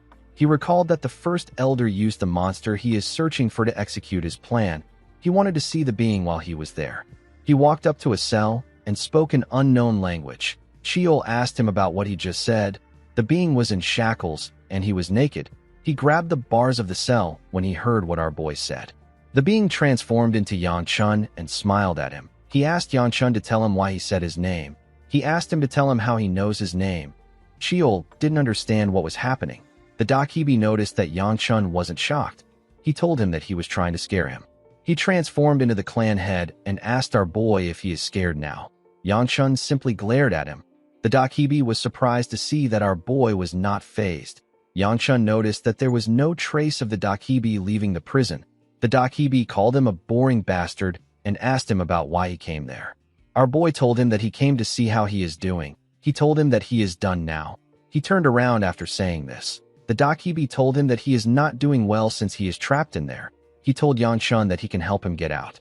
Our boy turned to him and glared at him with a scary look on his face. He advised him to give up if he is trying to pull anything right now. He told him that he will burn him to ashes if he catches him. After saying this, Yang walked away. After our boy left, the Dakibi began to release some steam from his body. He transformed into his true form. He turned out to be the old man who sent a letter to the leader of the Dark Knight Palace. He smiled and stroked his beard. He now understood why the first elder found Yang annoying. After Yang left the prison, we see him struggling to catch his breath. Chiol told him that he still can't believe what he just saw. He said that he never thought that they would be a secret like that underneath the Gu clan. Yang slowly pushed himself up and said that he didn't expect to stay there for so long. Immediately he said this, Siola called out to him. She asked him about where he was. She told him that she has been looking for him. She placed her hand on his face and told him that he doesn't look so well. With a worried look on her face, she asked him if something happened. She asked him if someone bullied him.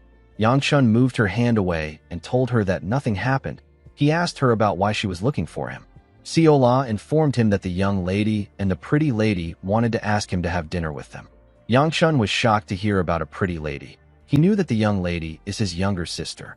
He quickly realized that the pretty lady Siola was referring to was the Sword Queen. He grabbed our girl and asked her if she called the Sword Queen pretty lady to her face. Siola smiled and told him that the Sword Queen said that the name is nice, and she even asked her to keep calling her this. Yang told her that it is good if she doesn't mind. He realized that he hasn't eaten a single meal today. He decided to join them. He walked forward and asked Siola about where Baya is. Our girl informed him that Baya is talking to the lady of the Tang clan. Immediately she said this. She pointed at Soil and told her master that she is in front of them. When Yang turned, he saw Soil and Baya stepping out of a room. Soil asked him about why he is there. Yangchun reminded her that this is his room. He wondered why the two girls were there. He asked them about what they were doing inside. Baya turned away from him and told him that they did nothing inside. Yangchun revealed to the girl that the Sword Queen wants them to have a meal together. He asked them if they want to join them. Soil was extremely happy to hear this. She asked our boy if this is okay. She couldn't believe that she was going to have dinner with Yangchun.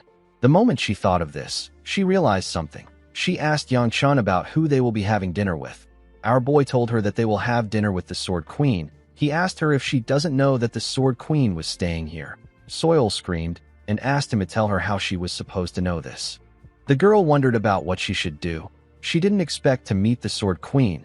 While she was talking, the Sword Queen arrived and waved at them. She noticed that she had never seen Soil before. She gently smiled and said that they have a cute new guest. Soil smiled like a crazy fangirl when she saw the Sword Queen. She nervously put her hands together and introduced herself as the Sichuan Tang clan's first daughter. The Sword Queen smiled brightly and welcomed her. She said that it is a bit odd to keep talking. She suggested that they all go to the dining hall. Yangchun didn't expect the girl to get this excited over seeing the Sword Queen. He wasn't really surprised because the Sword Queen is the most accomplished and renowned female martial artist in the Orthodox faction. It was natural that Soil respected her as a martial artist. Ryongwa moved close to her brother and asked him about why he has another woman. She asked him if Soil likes him too. Yangchun was annoyed to hear this. He raised his hand and told his sister that it is wrong. He was more annoyed by the fact that she was actually correct. Later in the night, we are taken to a different building. Yangchun was amazed to see the amount of dishes on the table. He said that this looks fancier than usual. The Sword Queen revealed to him that Hyuk and the attendants prepared this meal together. Yangchun was shocked to hear that Hyuk made this food. He couldn't believe that the boy knew how to cook. He recalled that Hyuk once mentioned this to him when they were in the demonic cult. Hyuk told him that he likes to cook.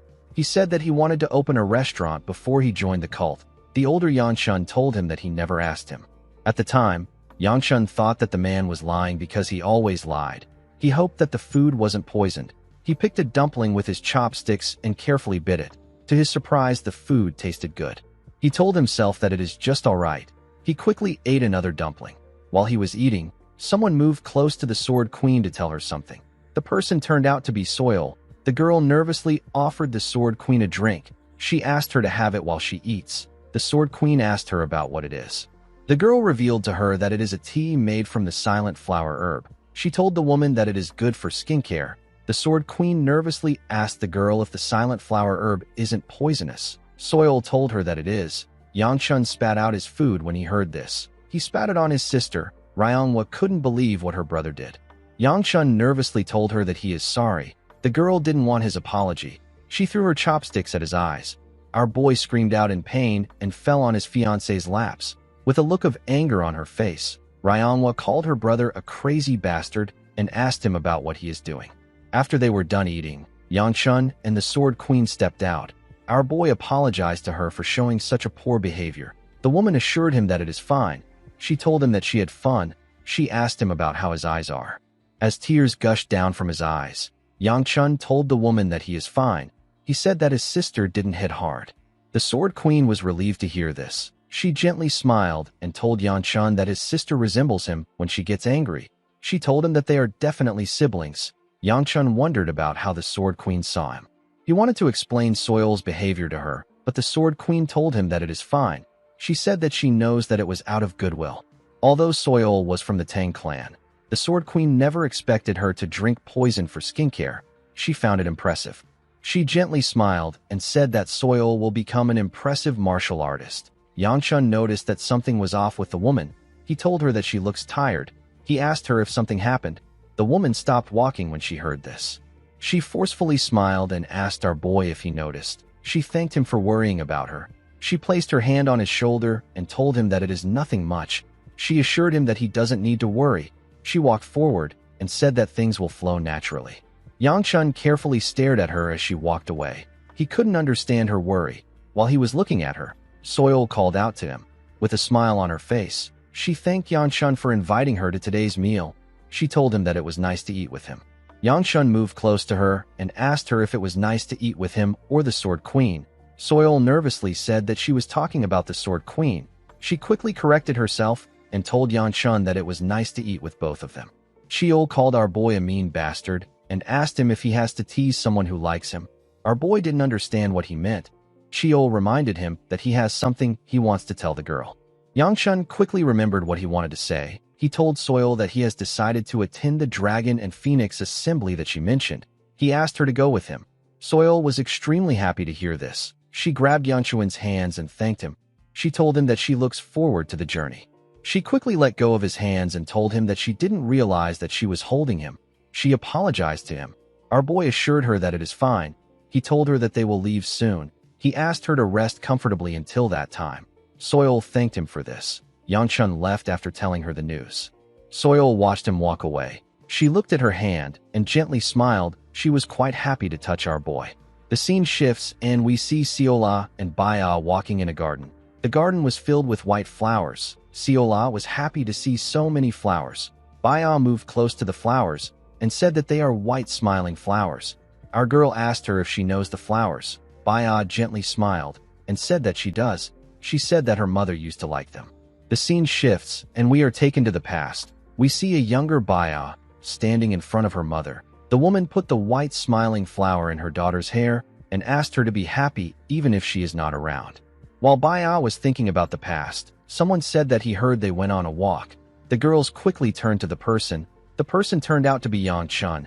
Our boy said that the garden looks simple. He said that there were so many flowers there when his mother took care of it. Baya carefully looked at him. She asked him if she can take some of these flowers. Yanchun asked her to go ahead. He said that it doesn't matter to him. Baya picked up a flower and put one in Seola's head.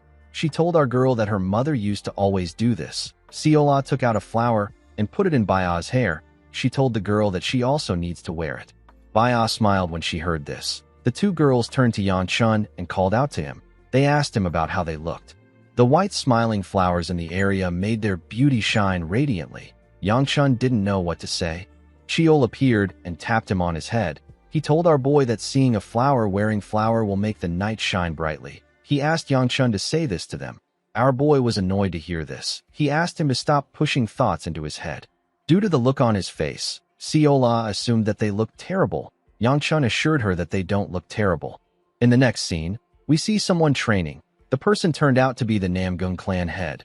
The man was training in the field with his shirt off. His muscles and veins popped out as he wielded his sword. While he was swinging his sword, someone told him that he heard he came to Shangxi. The person asked him if he obtained any enlightenment. Jean turned around when he heard the person's voice. The person greeted the clan head with a smile on his face. The person turned out to be Gu Changjun, the first elder of the Gu clan. He is also known as the Exchange Zero Burning Sword. In the next scene, we see the second elder informing Yanchun that the first elder had a meeting with the Namgung clan head. Yanchun and Seola turned to him when they heard this. Our boy told Ryan that he knows. The elder was surprised to hear this. He told Yanchun that this isn't something that he can take lightly. He said that no one knows what the old man who is desperate to become clan head might do. The moment he said this, he understood what Yanchun said. He asked our boy if he really knew. Our boy smiled and told him that he has kind of become close to the Namgung clan head.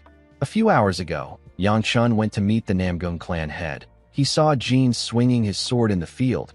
He told him that he was wondering about where he was. He didn't think that the man would still be swinging his sword. Jean cleaned his sweat and said that he feels himself getting a better sense of his sword each time he swings it. He said that it is as if he is learning how to wield a sword for the first time. He asked Yanchun to tell him how his sword looks compared to what it was in the morning. Cheol asked Yanchun to tell the man that he has grasped something even though it is faint. Our boy said this to the man.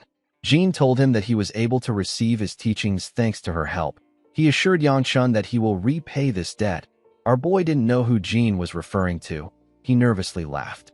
The clan head decided to reveal to our boy that the first elder came to see him earlier. Yanchun was surprised to hear this. He did not think that the old man would finally make his move. He asked the clan head if he can tell him about what they discussed. Jean thought about it for a second and told Yanchun that he will be honest with him because he received his teachings. He revealed to our boy that the conversation was nothing more than a simple greeting. He said that Changjun asked him if he is interested in joining his cause and if he has the same desires as him.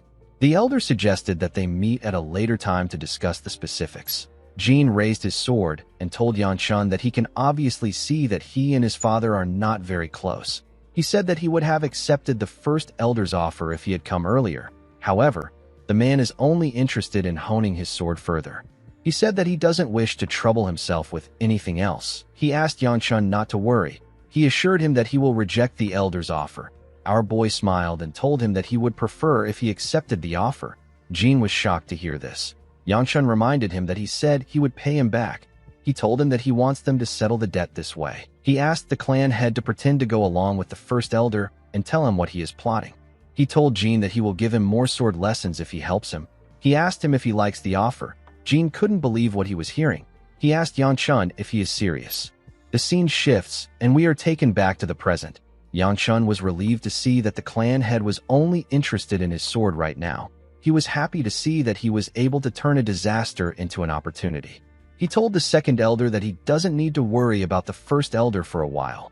Ryan told him that he is even more worried after hearing this. He asked our boy if he will soon be leaving since he is participating in the Dragon and Phoenix Assembly.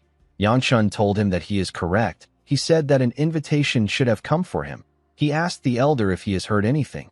The elder put his hand into his clothes. He told Yanshun that he wanted to give it to him as a present. He took out a cookie and gave it to Siola. Our girl began to drool. She told the man that she thinks she likes him.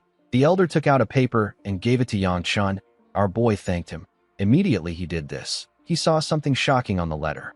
With a smile on his face, the elder told Yanshun that he got this 2 years ago, and he has been waiting for the chance to use it. He said that he is quite touched. Yanshun told the man that this isn't an invitation letter. The elder explained to him that the character written on the paper is the character for defeat. He told our boy that it is a recommendation letter from the Aura Supreme. The Aura Supreme is one of the 3 great Supremes. He survived numerous defeats and persevered. He ended up eliminating a large number of unorthodox sects with his fist alone. Yanshun wondered why the Aura Supreme would take interest in someone like him. He asked the second elder about where he got it. The old man told him that it is from the Aura Supreme. Our boy asked him about why it is from the Aura Supreme. Most recommendations are written by clans. The second elder pressed Yanshun's head and asked him to shut up. He told him that he should just accept anything an adult gives him. He turned around and asked Yanshun to tear his opponents to shreds. Our boy wondered about how the elder was this connected.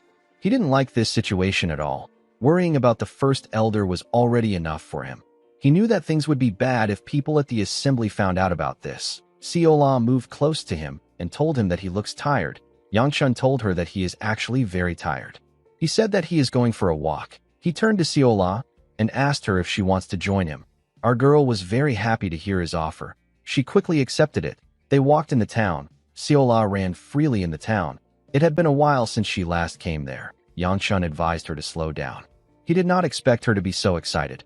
Our girl quickly went to a stall and greeted the owners. The woman there told her that it has been so long. The man told her that she has gotten prettier. Siola smiled and thanked him. Yanshun recalled that our girl said that she used to like walking around here. The moment he thought of this, he wondered about what she meant when she said this. While he was thinking, Siola bought 2 candy sticks from the store owners. She took one to Yanshun and told him that it is her treat. Our boy was surprised to hear this. He asked Siola if she has money. Our girl revealed to him that she gets paid as a servant. Our boy couldn't believe that this was the same girl that begged for all those treats. Due to how she spoke with the merchants, Yanshun realized that our girl has changed. He believed that she will soon become her past self. Immediately he thought of this. Siola referred to him as Gu Clan Heir. Our boy was shocked to hear this. He asked her about what she just called him. Siola called him the Gu Clan Heir again. She told him that this is what everyone calls him. She smiled and said that she wanted to try calling him this, but it might not suit her. She told Yanshun that it seemed cool when other people said it. The moment he heard this, Yanshun remembered something. This thing happened long before the heavenly demon appeared. The scene shifts, and we are taken to the past. We see an older Yanshun sitting at the edge of a cliff in another world. Our boy had not yet joined the demonic cult at this point. Someone came to meet him. The person referred to him as Gu Clan Heir. Yanshun turned to the person and asked her if something is wrong. He told her that they still have some time before they switch. He asked her about why she is out. The person turned out to be the older Siola. Our girl asked him if he wouldn't like someone to talk to while standing guard. She asked him if she can sit next to him. Yangchun asked her to do something about her messy hair if she wants to sit beside him. Siola told him that she doesn't have anything that she can use to tie it back. Our boy did not like this. He tore a part of his clothes and offered it to her. Siola was surprised to see this. She gently smiled. She tied her hair and asked Yangchun about what he's going to do when he gets out of this world. Our boy did not expect this question. He didn't understand why she brought something like this up when they have been transported to the demonic realm for 3 years. He reminded her that half of the talented martial artists at the Dragon and Phoenix Assembly died to demonic beasts immediately after being transported here. He asked Siola if she doesn't find it weird to still have hope about them getting out. He said that he should have never participated in the stupid event. He got pushed into it because he is the heir of his clan. Siola asked him if he has some dreams that he wants to achieve. She told him that she wants to hear about them. Yangchun dismissively waved his hands and said that he has never thought about it. Siola seemed a bit disappointed. Our boy turned to her and asked her about what she wants to do when she gets out of there. Siola smiled and said that she wants to tour the world. She said that she wants to go to a place where many people live in. She wanted to explore their own world. The scene shifts and we are taken back to the present. We see Siola staring at Yangchun. She wondered about what he was thinking about. She asked him if he is angry because she addressed him as Gu Clan heir. She told him that she won't do it again. Yangchun dragged her cheek and asked her not to do it again. Siola told him that he is so mean. Our boy watched her run forward. He wished she could stay this innocent forever. 7 weeks passed, and it was finally time to head to Hunan. The second elder left to the battlefront because there was a problem with the 5th Sword Squad. Since Wibby is the squad leader of this group, something must be really wrong for her to call the elder. Before leaving, the second elder gave Yangchun some pocket money and asked him to spend it wisely. Our boy was surprised to get some money from the elder. The elder informed him that his sisters will be participating in the Unified Dragon Assembly this winter. He asked Yangchun not to worry about it. Our boy asked the man if he is really talking about his second sister and his younger sister. The second elder told him that he is. Yangchun's second sister was actually also in the clan. However, our boy wasn't able to meet her because she was in solitary training. He realized that Yanxio decided to participate in the Unified Dragon Assembly after hearing that he will be at the Dragon and Phoenix Assembly. In the end, Yangchun will be leaving the clan with Soil, Muyun, Siola, and Baya. Baya was able to get permission from her father to go to the event. The Sword Queen and the Divine Physician decided to stay in the clan for some time. Hyuk was also there, but Yangchun had still not verified if he was dangerous or not. The thing that bothered him the most was the fact that he had to stay in this carriage for some time again. The carriage was starting to feel like his home. In the next scene, we see Siola sneeze. She and the rest of the group were camping outside. Everyone except Yangchun wore a coat. The area was filled with snow. The winter came shortly after they began their journey. While shaking, Siola asked her lord if he is not cold. Yangchun said that the atmosphere is nice and breezy. Siola told him that it must be because he can shoot fire from his hand. She asked him if she can sit closer to him. Our boy asked her to go ahead. Siola and Baya quickly sat next to Yangchun. They both held his hands. Siola told our boy that his hands are so warm. Yangchun wondered if she saw him as some kind of human hand warmer. He took a look at our girl and wondered why the Sword Supreme did not follow them. He found the situation to be weird. He wondered if Hyagun was now comfortable letting his granddaughter leave by herself. Yangchun did not think that this was the case. He recalled how the Sword Supreme was busy talking to the Divine Doctor and how he disappeared for a few days. Hyagun seemed to be quite busy. Our boy took a look at Baya. He realized that her father has probably gone back to Anhui by now. He remembered how the clan had forced him to teach him swordsmanship up until the moment he left. He was relieved to see that he was able to make up some stuff thanks to Chiol's help. The moment he thought of this, Chiol appeared and called him a rotten brat. He told him that he said that he had only seen the Namgung sword a few times. He was annoyed to see that Yangchun shoved the issue with the clan head on him. Yangchun didn't expect the old man to be listening to his thoughts. He told him that everything ended well. Chiol told him that there is one more thing that bothers him. He asked our boy about why he would visit someone who is trying to devour him. The scene shifts, and we are taken back to the past. We see Yangchun standing in front of someone. The person turned out to be the first elder. Changjun asked Yangchun to repeat what he just said. Our boy told him that he is quite arrogant. He said that it doesn't make sense for someone who knows about the duty bound to them to be tempted to become the clan head. The first elder began to laugh when he heard this. He was wondering why Yan Chun wanted to see him. He did not expect this to be the reason. He found the situation to be amusing. With a scary look in his eyes, Changjun told Yan Chun that he and his father are the ones who are arrogant for thinking that they can carry out this duty alone. Yan Chun glared at the elder and told him that he speaks as if he is trying to help them. He told him that he is simply tempted by the power of the otherworldly beings. Our boy asked Changjun if the position is so important that it is worth carrying on the duty. Changjun told him that it is. He said that he would gain access to a massive amount of power by simply having the beings in his hands. Yan Chun moved close to him and told him that he wants to give him a piece of advice. He released his energy and smiled at the man. He told the elder that when the old dog who guards the house begins to bite its owner, they will have no choice but to burn it alive. The scene shifts, and we are taken back to the present. Yang Chun told Chiol that he simply gave Changjun a warning. The old man asked him if he did not consider the possibility that the elder might kill him there. Our boy told him that his father would immediately kill the elder if he tries to do something like that within Shangxi. He explained to Chiol that Changjun is as careful as he is wicked. He won't make a move until he is ready. Yang Chun told him that the Namgung clan head will send him a letter if something happens. He said that he needs to just focus on the Dragon and Phoenix assembly for now. The moment he said this, Yang Chun saw that Soil stood up. He asked the girl if something is wrong. Soil nervously told him that her hands are also cold. Baya grabbed her hands and told her that her own hands have warmed up. Soil wanted to complain, but she didn't know what to say. The girl just wanted to hold our boy's hand. Of course, Baya knew this. This is why she held her friend's hand. The scene shifts, and we see the carriage arrive in Hunan. We see Yan Chun and Mu Yun standing in front of an inn. Mu Yun told his master that he can stay in the quarters prepared by the Alliance and head up to the event center in 4 days' time. Yan Chun went into his room and threw his money on the bed. Now that he was there, it dawned on him that he was actually going for the Dragon and Phoenix assembly. He recalled that this event didn't go well in his past life. A few years from now, a demonic realm gate will open and young martial artists will get thrown into this realm. This event was known as the Demon Realm Transfer Incident. Our boy was trapped in the demon realm for a few years. He was somehow able to escape by himself. However, when he woke up, he found out that he went back to the very day he got transferred. Those who died inside the demon realm were revived with their memories erased. Yang Chun was the only one who remembered what happened inside the demonic realm. All the conflicts that took place in the demonic realm were forgotten. Of course, Yang Chun was the one causing most of the conflicts. However, there was one person there that made him particularly uncomfortable. Our boy hoped that he would never run into this woman. The moment he thought of this, our boy stopped walking. He realized that this person might come to this event. He told himself that it won't happen. He remembered that the assembly was not a one-time event, and it wasn't mandatory either.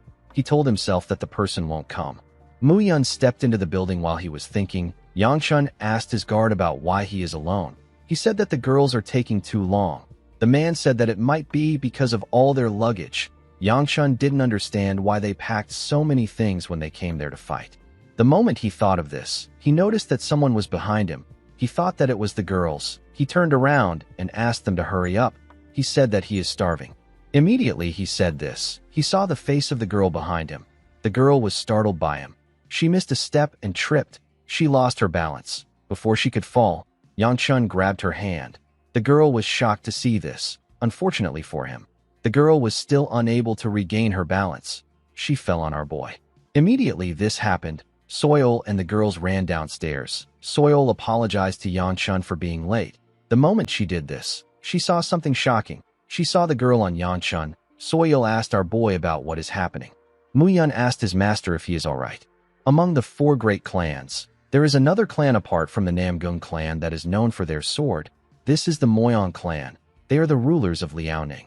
The girl above Yan Chun is the precious daughter of this clan and one of the 5 dragons and 3 peaks. Her name is Moyong Haya. She is also known as the Snow Peak. This was the one person Yan Chun didn't want to meet. He remembered how she belittled and insulted him in the demonic realm. He wondered why he reached out to her and created this situation. He noticed that her hand was lying on his own hand. He said that he hates himself.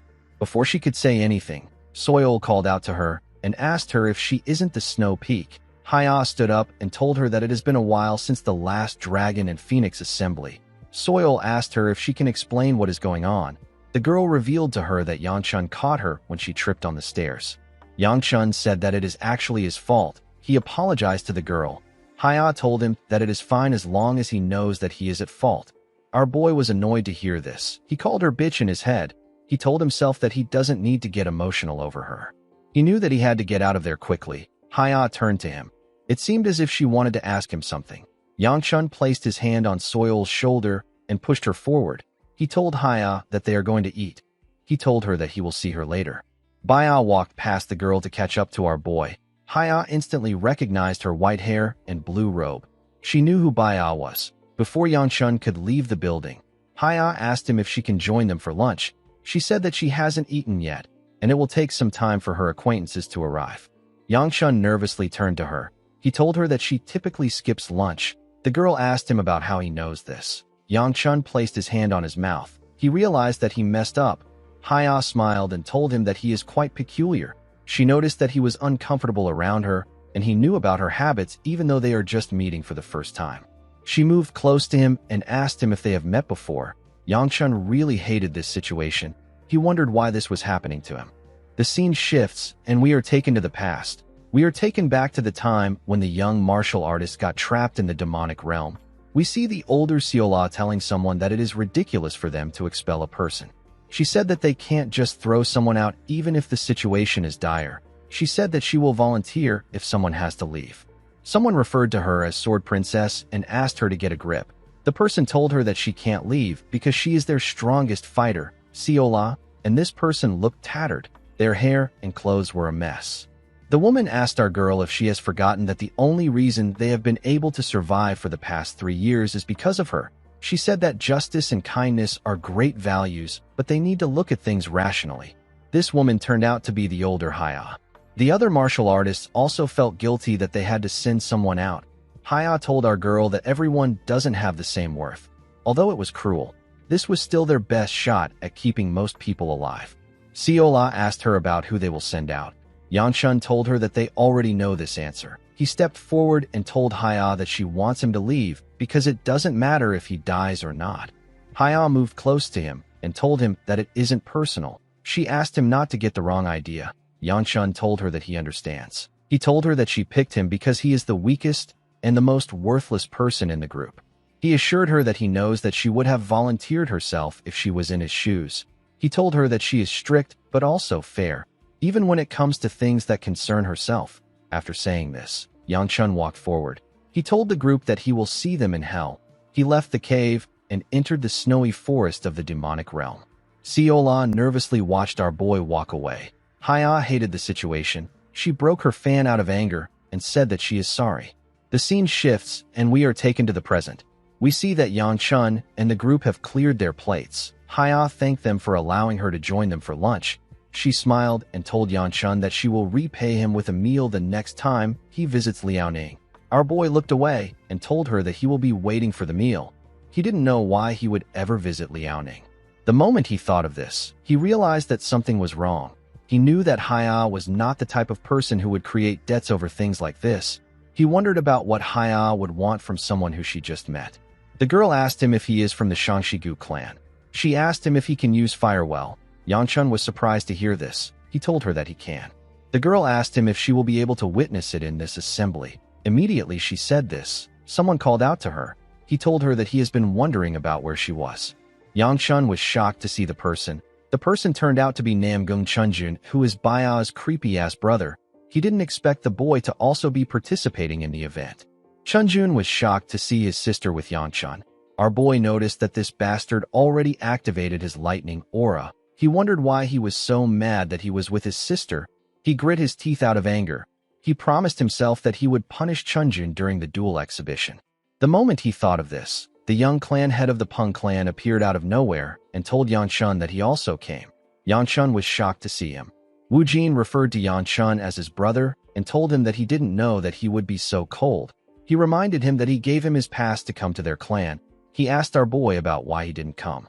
Yangchun grit his teeth out of anger when he heard this. Wu Jin told him that he is just joking. Our boy told the man that it has been a while since he saw him, and his dear brother-in-law. He smiled and asked Chunjun if he should call him his sister-in-law in order to remind him about what he did to his balls. The boy was annoyed to hear this. He grit his teeth out of anger and released his lightning. With a cold gaze in his eyes, Wu Jin called out to the lightning dragon and told him that this is not the time for such squabbles. Chunjun became scared when he saw the look on Wu Jin's face. He cleared his throat and congratulated Yang Chun with a bright smile on his face. He told him that he heard about his sister's engagement plans. Our boy was impressed to see how fast he could switch his mood. Chunjun turned to Soil and greeted her. The girl quickly covered her mouth. She felt the urge to puke. She said that watching corny scenes make her sick. Chunjun was annoyed to hear this. Yang Chun asked Wu Jin about why he came there with the lightning dragon. He asked him if his sister and the other members of his clan came there. Wu Jin told him that things just ended up this way. He said that he is the only member of his clan that is participating in the event. He revealed to Yang Chun that he simply followed Chunjun to retrieve his fiancée. Our boy was surprised to hear this. Haya stood up and told Chunjun that it is nice to see him. She waved at Yang Chun and told him that she had a nice time. She told him that she will see him later. Our boy quickly recalled that Haya was Chunjun's fiancée. He realized that this was why the girl was looking at Baya the whole time. As Wu Jin pulled him away, Chunjun told his sister that he would like to speak to her privately later. Baya waved at her brother. Yang Chun realized that Haya was just trying to get close with the clan she is engaged to, and she wanted to know him because he is also set to marry someone from the Namgung clan. Of course, there was another fundamental reason why Haya wanted to talk to him. She wanted to talk to him because of the incurable disease that causes cold energy to build up in one's body. This disease is known as chi blockage. Haya wanted to cure the disease with Yanchuan's help.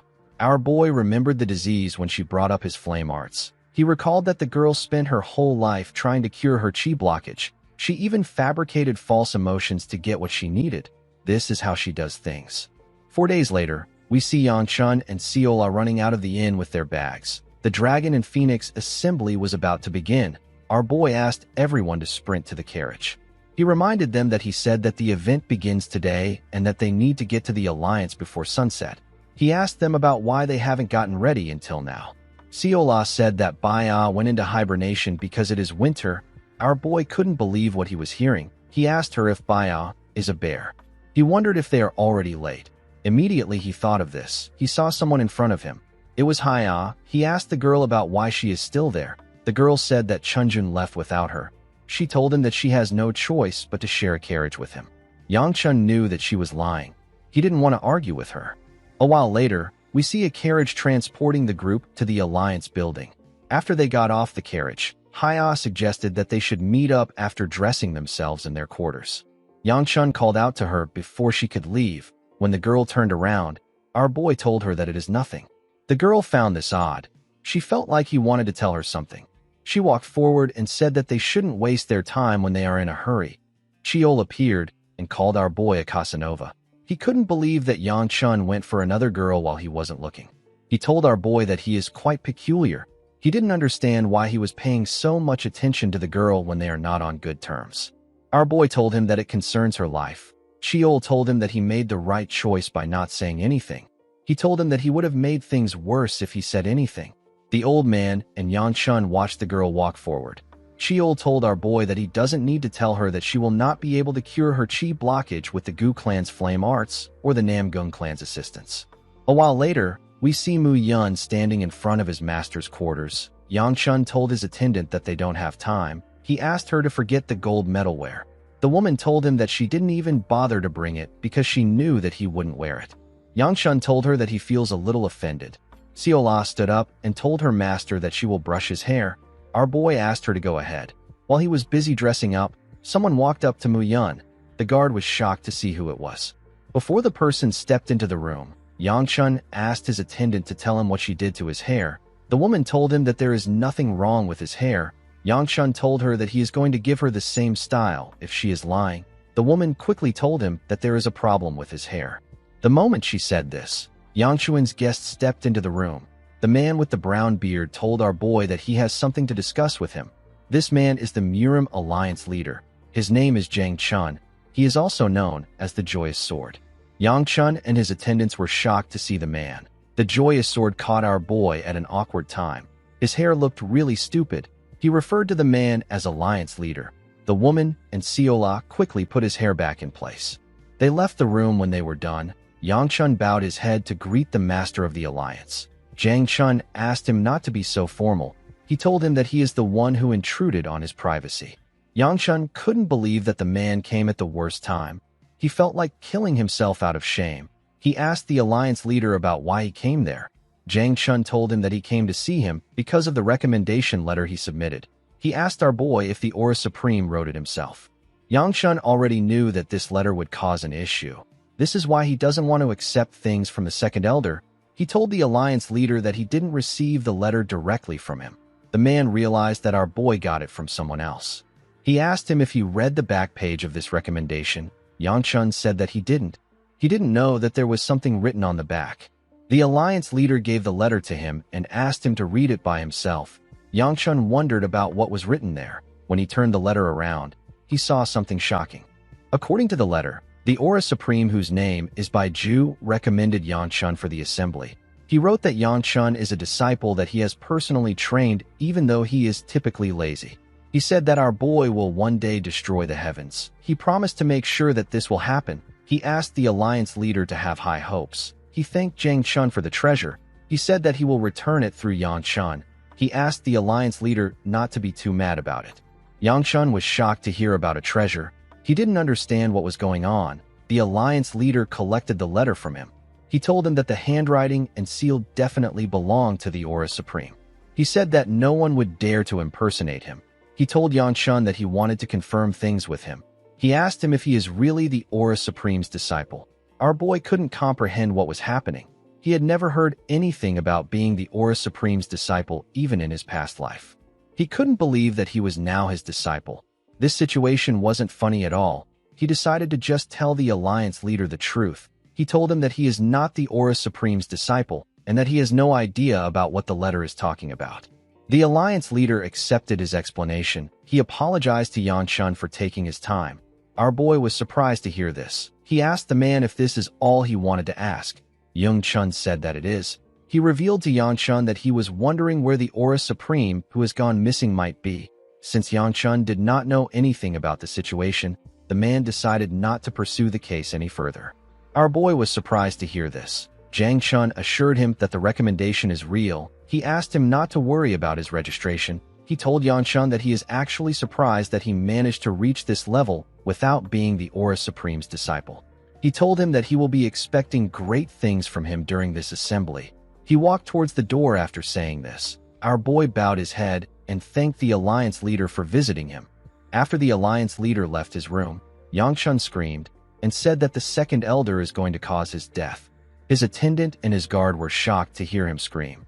He was annoyed to see that the Aura Supreme called him his disciple. He knew that the second elder and the Aura Supreme must have made a bet.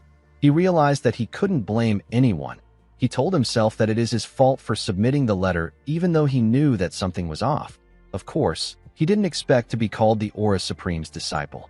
He wondered if this was all the alliance leader wanted to know. He realized that Jang Chun might have just been curious because one of the three Supremes who recently disappeared wrote a letter regarding his disciple. The only thing Yang Chun didn't like about the alliance leader is that he is the father of a certain person. Our boy actually knew where the Aura Supreme was, but he couldn't tell Jang Chun because it would make him seem like he is actually the Aura Supreme's disciple. Even with his information, it would still be hard for the alliance to recognize the Aura Supreme with the way he is now. The moment he thought of this, he recalled that the Aura Supreme said that he gave his disciple the treasure. Immediately he thought of this. He remembered that the second elder gave him some pocket money and asked him to use it wisely. Yang Chun quickly put his hand inside his clothes and brought out the pouch. He poured the coins on the ground. To his surprise, there was a ring inside the pouch. Our boy was annoyed to see it. He called the second elder a crazy old man. The scene shifts and we are taken to a banquet hall. We see several young martial artists seating together. They were all chatting as they ate. A huge martial artist wondered why the event hasn't begun. His friend asked him if he thinks something has happened. His friend asked him to take a look at the front row. He said that there are some pretty women in this assembly. When the man looked forward, he saw Soil. He said that the girl looks more matured than before. His friend told him that the lady next to her appears to be from the Namgun clan. The huge man was mesmerized by Bayao's beauty. He said that he has never heard of such a beauty in the Namgung clan. He asked his friend if Bayao is the lightning dragon's sister. He was surprised to see how beautiful she was even though she wasn't wearing much. He said that she might even be prettier than the Snow Peak. The moment he said this, Haya passed by his side. The girl looked amazing with her hair and makeup. She walked up to the front table and asked Soil if Yangchun hasn't arrived. The girl said that he is a bit late. She asked Haya about why she isn't with her companions. The girl said that she hasn't been able to find Chunjun ever since they came there. She said that she thought they might know where he is. Baya told her that her brother will be there soon. The huge man smiled and said that it is amazing to see 3 beauties in one place. He noticed that they had empty seats. He stood up and said that he will try to join them. His friend was surprised to hear this. He told him that the alliance leader will soon be there. He asked him to stay put. The huge man, whose name is Wangbo Chiaohui, said that only the brave can find true love. He told his friend that he will show him the way. He asked him to take a good look. He walked up to the ladies and told them that they have some empty seats there. He asked them if he can join their table. Haya instantly knew that the man was from the Wangbo clan thanks to his clothes. Although the Wangbo clan is a prestigious clan, it is not up to the level of the 4 great clans. Soil was annoyed to see Chiaohui. She believed that he was a creep. She said that there are always creeps at this sort of events. Baya quickly covered her nose. It was as if she could smell the man's intentions. Soil told Chiaohui that someone is sitting with them. The man asked her if all 4 seats are preoccupied. Soil told him that the seats are assigned to them. She asked him to sit elsewhere. The man asked the girl not to be so cold. He said that it is a good opportunity for them to get to know each other. He grabbed Hayao's hand and suggested that she join them too. The Snow Peak pushed his hand away and asked him not to touch her body without permission. Chiaohui became angry. He raised his hand and asked her if she thinks she can get away with anything because she is pretty. He told her that he will teach her some manners. Before he could do anything, Yangchun moved past him and touched his arm at a crazy speed. Chiaohui asked our boy about who he is. Immediately he said this. He saw that his arm has been completely twisted. He screamed out in pain. Everyone was shocked to see what our boy did. Yangchun carefully hit his leg and made him fall to the ground. He asked someone to inform the officials that an idiot got drunk before the event began and he will be forfeiting tomorrow's duels. He asked Haya if none of them got hurt. The girl told him that nothing happened. Yangchun said that people don't often act crazy in a place where other people gather. He said that Chiaohui is a nutcase. While he was talking, Siola and Mu Yun were demonstrating how Yangchun twisted the man's hand. Mu Yun told our girl that her movements seem more stiff compared to the time he saw her training at the waterfall. Siola said that she has never been to a waterfall. While they were talking, someone clapped for our boy and told him that they almost showed the alliance leader a sorry sight. He told him that he handled the situation elegantly. Yangchun lost his cool when he saw this particular bastard. The young man decided to introduce himself to the group. He told them that he is from the Taryung Jiang clan. He introduced himself as Jiang Xianyan. Everyone was surprised to hear the name of the boy. They immediately knew that he was the son of the alliance leader. Yangchun remembered this guy as Siola's former fiancé. He was engaged to her in his past life. Yangchun recalled that he had several encounters with Xianyan in his past life. One of those encounters took place in this event. Our boy could never forget what Xianyan did. The demonic realm gate that appeared out of nowhere during the Dragon and Phoenix assembly was actually opened by someone. It was opened by Xianyan. While our boy was thinking about the past, Xianyan stretched out his hand to him and told him that it is nice to meet him. He said that they need to do their best at the assembly. Yangchun took a look at his hand. He couldn't believe what he was hearing. He smiled and apologized to Xianyan for introducing himself late. He told him that he is from the Shangshigu clan. He shook Xianyan's hand and told him that it is nice to meet him. Immediately he said this. Xianyan felt a large amount of pain in his hand. He grit his teeth out of anger. He didn't expect Yangchun to squeeze his hand. Our boy smiled when he saw the look on his face. He knew that this bastard was trying to gauge his level with the handshake. He wondered if Xianyan thought that he wouldn't notice the chi in his hand. Soil began to blush when she saw Yangchun squeezing Xianyan's hand. Yangchun was happy to see the look on the boy's face. He wondered if he should tighten his grip to increase his pain. Before he could do anything, Baya stood up and touched his hand. She asked him about why he is acting like this. Yangchun let go of the boy when he heard this. Xian Yin shook his hand and told Yanchun that his greeting is feistier than he expected. He was actually shocked that our boy had this level of power. He wondered about how he got it. He was certain that the Gu clan isn't part of the Shooting Star. This means that Yanchun doesn't have something called the Blessing. Since our boy had this much power, Xian Yin realized that our boy was already at the martial pinnacle. Immediately he thought of this. Xian Yin sensed something. He quickly turned around. He saw that Siola was glaring at him. He didn't understand why a servant was staring at him with killing intent. Xian Yin couldn't comprehend what was happening here. He didn't remember doing anything that would earn him such resentment yet. Before he could say anything, someone announced that the Murim Alliance leader is entering. He asked everyone to be quiet. Zhang Chun entered the hall and apologized to everyone for making them wait. He smiled and suggested that they begin the feast immediately since it is already late. While everyone was eating, some officials moved to the stage and apologized to everyone for disturbing them during the feast. One of them announced that he needs everyone's attention. He said that they will be deciding the brackets of the dueling tournament that will take place tomorrow. He asked the martial artists to come up according to their assigned order and take a ticket.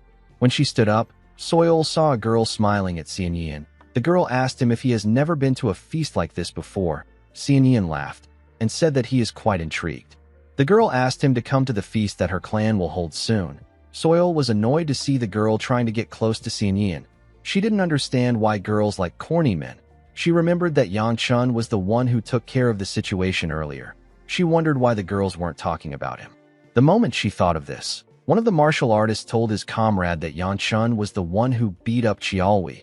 He said that he could tell that Yang Chun is ferocious. He told his friend that he can see how our boy is related to the Sword Peak. His friend informed him that he heard the Aura Supreme's disciple is known as Gu Yang Chun. He told him that someone unbelievably skilled will be participating in the event. Soil was happy to hear this. She was relieved to see that others finally see Yang Chun's worth. The moment she thought of this, one of the officials called out to her. Soil nervously answered his call. The man informed her that she is holding up the process. He asked her to take her ticket. Soil quickly moved to the stage and grabbed her ticket. She told herself that she needs to pay better attention to her surroundings. She found it embarrassing that she always does dumb things whenever she is thinking of our boy. The official informed her that she belongs to Group 2. He told her that her opponent has been selected. He revealed to Soil that she is going to fight Xian Yin. The girl was shocked to hear this. When she returned to her table, Yang Chun asked her about the bracket she drew. Soil revealed to him that she is in Group 2. Yang Chun smiled and said that they are all in different groups. He told her that Baya is feeling down right now because they are in different groups. He said that Baya told him that the event will not be fun. Soil asked our boy if she can ask him for one thing. A few days later, we see some people entering an arena. An announcer said that the 9th match of Group 3 is about to take place. The match was between Yang Chun and Bai Yanxium of the Bui faction. The referee asked Yang Chun and the other boy if they are ready. The two of them nodded their heads. The referee asked them to begin the match. Unfortunately, it didn't take long for Yang Chun to send this poor guy flying out of the ring. The referee quickly announced that our boy won. As he walked off the stage, Chiol asked our boy if he isn't embarrassed. He reminded him that he gained his strength through regression and luck, and yet, he is participating in a tournament for kids. Chiol advised Yang Chun to make it seem as if he is putting in some effort. Our boy agreed that this tournament was quite easy. It was like taking candy from a baby. He said that he doesn't have time to worry about this. He told Chiol that he needs to get to Group 2's dueling stage. Of all the people that Soil could face, Yang Chun never expected her to go against Xian Yin in the first round. When he shook the boy's hand yesterday, Yang Chun could tell that he was already quite strong. He wondered about what Soil was thinking when she made her requests. The scene shifts, and we see Soil spit out some blood on the ground. Xian Yin told her that she is amazing. He was well aware that the rules restricted the use of poison. He told Soil that she did well with only her hidden weapons. He smiled and told the Poison Peak that she would have gotten him already if this was a real fight. He said that he now understands why she is one of the 5 dragons and 3 peaks. While breathing heavily, Soil glared at Xian Yin. She grit her teeth and threw some daggers at him. Xian Yin easily blocked the attacks. Soil took out a dagger and charged at him. She thrust the dagger at him at an impressive speed. Xian Yin easily dodged her attacks. It didn't seem like he had any issues facing her. He advised Soil to forfeit. Immediately he did this. He grabbed her hand and gave her a powerful kick in her stomach. The attack sent her flying. She slammed her body on the ground and spat out some blood. She wondered if she should give up. She knew that the outcome was already obvious. She believed that she never stood a chance against the son of the Alliance leader. The moment she thought of this, she saw something shocking. She saw Yan Chun in a tower. She wondered about what happened to his match. She wondered if Yan Chun was worried about her. She found it odd that Yan Chun never budges when she makes a move, but now he is there for her. She smiled and pushed herself up. She thanked Xian Yin for his kindness. She took a stance and told him that she hasn't shown off all her skills. She said that she is not giving up yet. Xian Yin did not expect this. He found Soil's action to be interesting. He asked her about what is pushing her to go so far. Soil ignored his question and charged at him with a different technique. Her energy turned into multiple snakes. Each snake was ready to tear Xian Yin apart. The boy was surprised to see the attack. The scene shifts, and we are taken back to the past. We see Soil take Yan Chun somewhere. Our boy asked the Poison Peak to tell him what she could possibly want that she would need to bring him out there. Soil informed Yan Chun that she is facing Xian Yin tomorrow. Our boy was surprised to hear this. Soil explained to him that she was going to make her request after getting through the preliminaries. She decided to tell him now since she didn't know how strong Xian Yin was. Yang Chun asked her about what she wants. Soil put herself together and asked our boy if he can speak to her casually if she defeats Xian Yin and makes it far enough to face him. She asked him if he can speak to her the same way he talks to Siola and Baya. Yang Chun was surprised to hear this. He smiled and told Soil that she could have asked him this anytime. The girl asked him not to do it. She told him that she would feel like she is lost. At first, Soil was just drawn to Yang Chun's handsome face. However, after observing him during the few months they spent together, Soil realized that Yang Chun's heart is nicer than his looks. She saw how he would heat the place up if someone seemed cold, how he would get some dumplings for her when she wasn't in the mood to eat full meals. Whenever Soil questioned him about it, Yang Chun would tell her that it is just part of training. He would tell her that he just doesn't want to see someone starve. Anyone could tell that these were just excuses. Soil knew that Yang Chun treats everyone with the same kindness, but it was impossible for her not to fall in love with him. She wished to get closer to him. However, the girl wondered if she deserved to be by Yang Chun's side. This thought made her want to give up and be satisfied with her current level of friendship. She reminded herself that the Sword Peak and Sword Dragon are more talented than her. She has never dreamt of becoming the strongest. She was satisfied with just being the Poison Peak. The clan's matters are handled by her brother, who is set to succeed the clan. The girl was born with a body that could never allow her become the clan head, so she gave up. This is why this time, Soil wants to be different. She didn't want to do the same thing she always does. Even if it might be corny or childish, Soil wanted to use this chance to show Yang Chun that she is not a soft weakling. She begged him to give her a chance. The scene shifts, and we are taken back to the present. We see someone open her eyes in a room. The person quickly raised her head up. The person turned out to be Soil. The girl was shocked to find herself in this place. She wondered about what happened to the duel. Immediately she thought of this. She looked around. She saw several martial artists lying on their beds. They were all getting treated. Soil quickly recalled that she lost the duel. She remembered that her Poison Fang steel body didn't work at all. She told herself that the son of the Alliance leader is really strong. She squeezed her bedsheet and began to cry. She wondered about why she was crying. Immediately she thought of this. Someone asked her if she just woke up. The person turned out to be Yang Chun. Soil was shocked to see him. She asked him about when he got there. Yang Chun asked her about why she is shocked. He informed her that Baya and the physician are coming to see her soon. He asked her to hold on. Soil cleaned her tears and said that she is embarrassed. She explained to our boy that she made the request because she thought she could win. Yang Chun referred to her as Soil and told her that it is okay. He told her that it was good to see that she fought well until the end. Soil reminded him that they made a promise. The moment she said this, she realized that Yang Chun called her name. She quickly called out to him. Yang Chun walked towards the door and told her that he needs to be on his way. Soil was surprised to hear this. She gently smiled and said that our boy is really bad at hiding things. On the second day of the preliminary rounds, Yang Chun easily took out his opponent with a powerful attack. Baya struck her opponent down with her sword. The people watching the fight were surprised to see several contestants that took out their opponents in a single strike. One of the men said that there has been a series of unbelievable events taking place since yesterday. His friend told him that they might have a new dragon or peak this year. He asked the man about who he thinks will win the event. The man said that the lad who defeated the poison peak caught his eyes. He told his friend that the boy is quite formidable since he was able to defeat Soil so easily. His friend smiled and told him that the boy is the son of the alliance leader. The man asked his chubby friend about who he thinks will win. The chubby man told him that he thinks it will be Yangchun. He revealed to his friend that our boy is related to the Sword Peak and the Tiger Hero. He said that Yangchun is also the disciple of the Aura Supreme.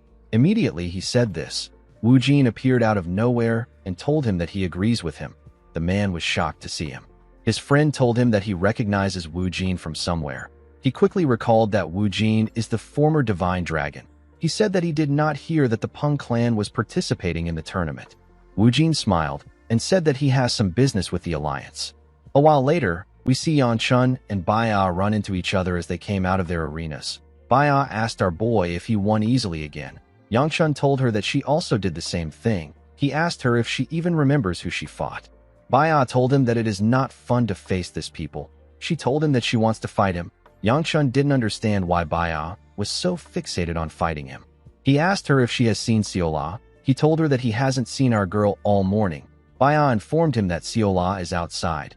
Yangchun was surprised to hear that she went out again. He recalled that she did this yesterday. He didn't like this at all. He decided to ask Hongwa to watch over our girl. The scene shifts, and we are taken to a cave in the snowy mountains. We see a man running out of the cave. The man was heavily injured. He left his comrades inside the cave. His comrades were getting torn apart by someone. They screamed for help, but the man didn't answer them. He seemed to be quite scared. This situation was a nightmare for him.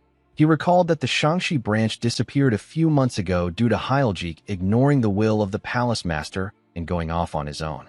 However, thanks to their strict security, this branch wasn't discovered by the leader of the Shaolin or the Joyous Sword. The man didn't understand how a little girl could find them and wreak this much havoc. The older Silla was the one who tore them apart. The man turned around when he sensed our girl's presence. He believed that all the members couldn't lose their lives here. He wanted to find a way to inform the main palace. He quickly ran forward. He planned to do whatever it takes to send a message. The moment he stepped out of the cave, Siola beheaded him with a single slash. The poor guy didn't even know when his head left his body. After taking out the man, the older Siola apologized to her younger self for borrowing her body and using her hands to do this. Our girl's spirit appeared behind her and told her that it is okay. She told her that she knows she is worried about Yangchun. She said that she understands that she wants to lessen our boy's burden. Our girl told her older self that she understands her because she is her. In the next scene, we see Siola return to their quarters. Hongwa was waiting for her outside. She ran to meet our girl. Siola hugged her when she got close. Hongwa asked her about where she went. She told her that everyone was worried. Siola smiled brightly and told the woman that she got lost while exploring. Hongwa told her that she will be really mad if she does this again. She grabbed Siola's hand and asked her to follow her inside. She told her that Mu Yun was quite worried about her. As she walked towards the door, Siola hoped that she would be able to repay her debt to Yangchun. On the third day of the tournament, the main fight began. We see Yangchun step out of his room. He was stretching his arms. While he was stretching, he heard someone beg his sister to stop and go back with him. He told her that she is also causing trouble for the Gu clan. He reminded her that they have their own quarters. He asked her about why she keeps wanting to stay in Yangchun's quarters. Baya asked her brother to let go of her. Chunjun reminded his sister that she and Yangchun merely have a political marriage made by their clans. He asked her about why she cares so much about our boy. Baya pushed her brother's hand away. Chunjun was surprised to see this. Baya released her energy and asked her brother to watch his mouth. The lightning dragon was shocked to see how his sister was acting. Before he could say anything, Yangchun referred to him as brother-in-law and asked him about what he is doing there. Chunjun laughed and told our boy that he will see him later. Before he could leave, Yangchun informed him that he is set to fight him in the next match.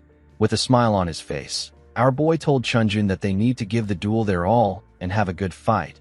The lightning dragon was annoyed to see the look on Yangchun's face. He clenched his fist and told him that he will grant his wish. In the quarterfinals, Chunjun and Yangchun were asked to come to the stage.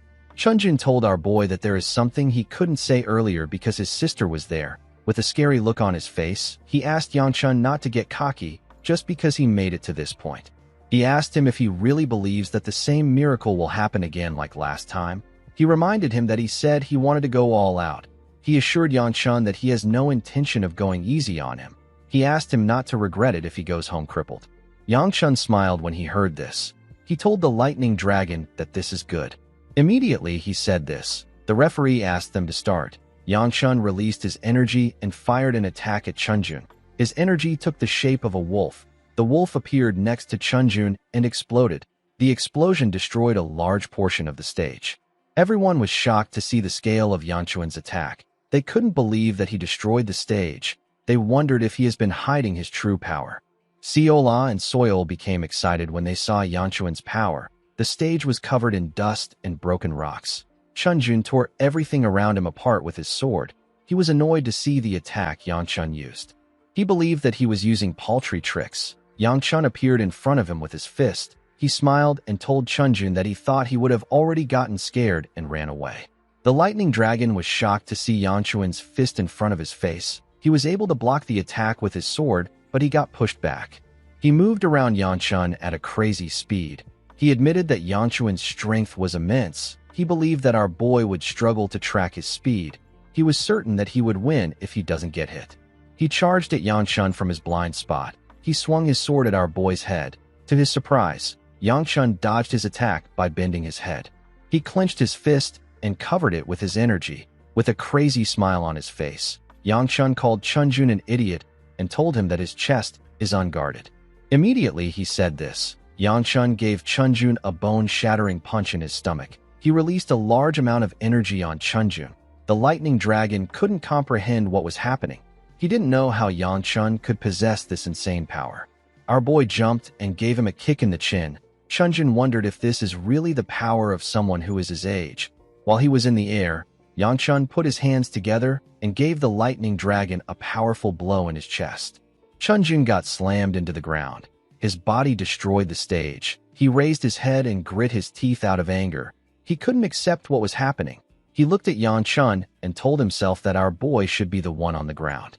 He hated the look in Yangchun's eyes. He believed that our boy was looking down on him. He recalled that everything in his life started going wrong after he met Yangchun in Sichuan. He remembered how our boy surpassed his talent, how his father scolded him, and how his lovely sister became distorted. This was why Chunjun got a unique power without telling his father. He remembered a certain entity telling him that he has a good body. The entity told him that the blessing will give him power. It advised him not to use the power until it stabilizes. Although the power hasn't stabilized, Chunjun didn't care. He was willing to do anything to gain the power to cripple Yangchun. He released the energy and charged at Yangchun. Our boy was surprised to see him moving. The lightning dragon thrust his blade at him when he got close to him. Yangchun used his palms to block the attack. He wondered about where Chunjun got this newfound strength from. Immediately he thought of this. He felt the odd energy coming from his body. He quickly dodged Chunjun's blade. While smiling like a lunatic, Chunjun asked our boy if he can now see the difference in their power. He swung his sword at him and told him that someone as worthless as him shouldn't dare defile his noble sister. He swung his sword at Yangchun again. Our boy easily dodged his attack. With a crazy look in his eyes, Chunjun told our boy that his sister belongs to him. Immediately he said this. Yangchun raised his fist and used it to block Chunjun's blade. Chunjun was shocked to see this. He didn't understand what was happening. Before he could do anything, our boy grabbed his neck and released a large amount of fire. With a terrifying look in his eyes, he asked the lightning dragon to tell him where he got his power from. He tightened his grip around the bastard's neck. Chunjun struggled to breathe. He wanted to beg Yangchun to let him go. No one in the audience could see what was happening because our boy had covered the area with a large amount of fire. While struggling to breathe, the stupid bastard told himself that he would have gotten his sister if Yangchun hadn't gotten involved with them. While screaming at the top of his voice, Yangchun asked the lightning dragon to tell him where he got the thing curled up inside him. The moment he asked his question, our boy noticed that Chunjun had passed out and peed himself. Guys, we have come to the end of our video. If you guys want more of this recap, let me know in the comments section. Don't forget to like and smash that subscribe button for more recaps. See you guys later.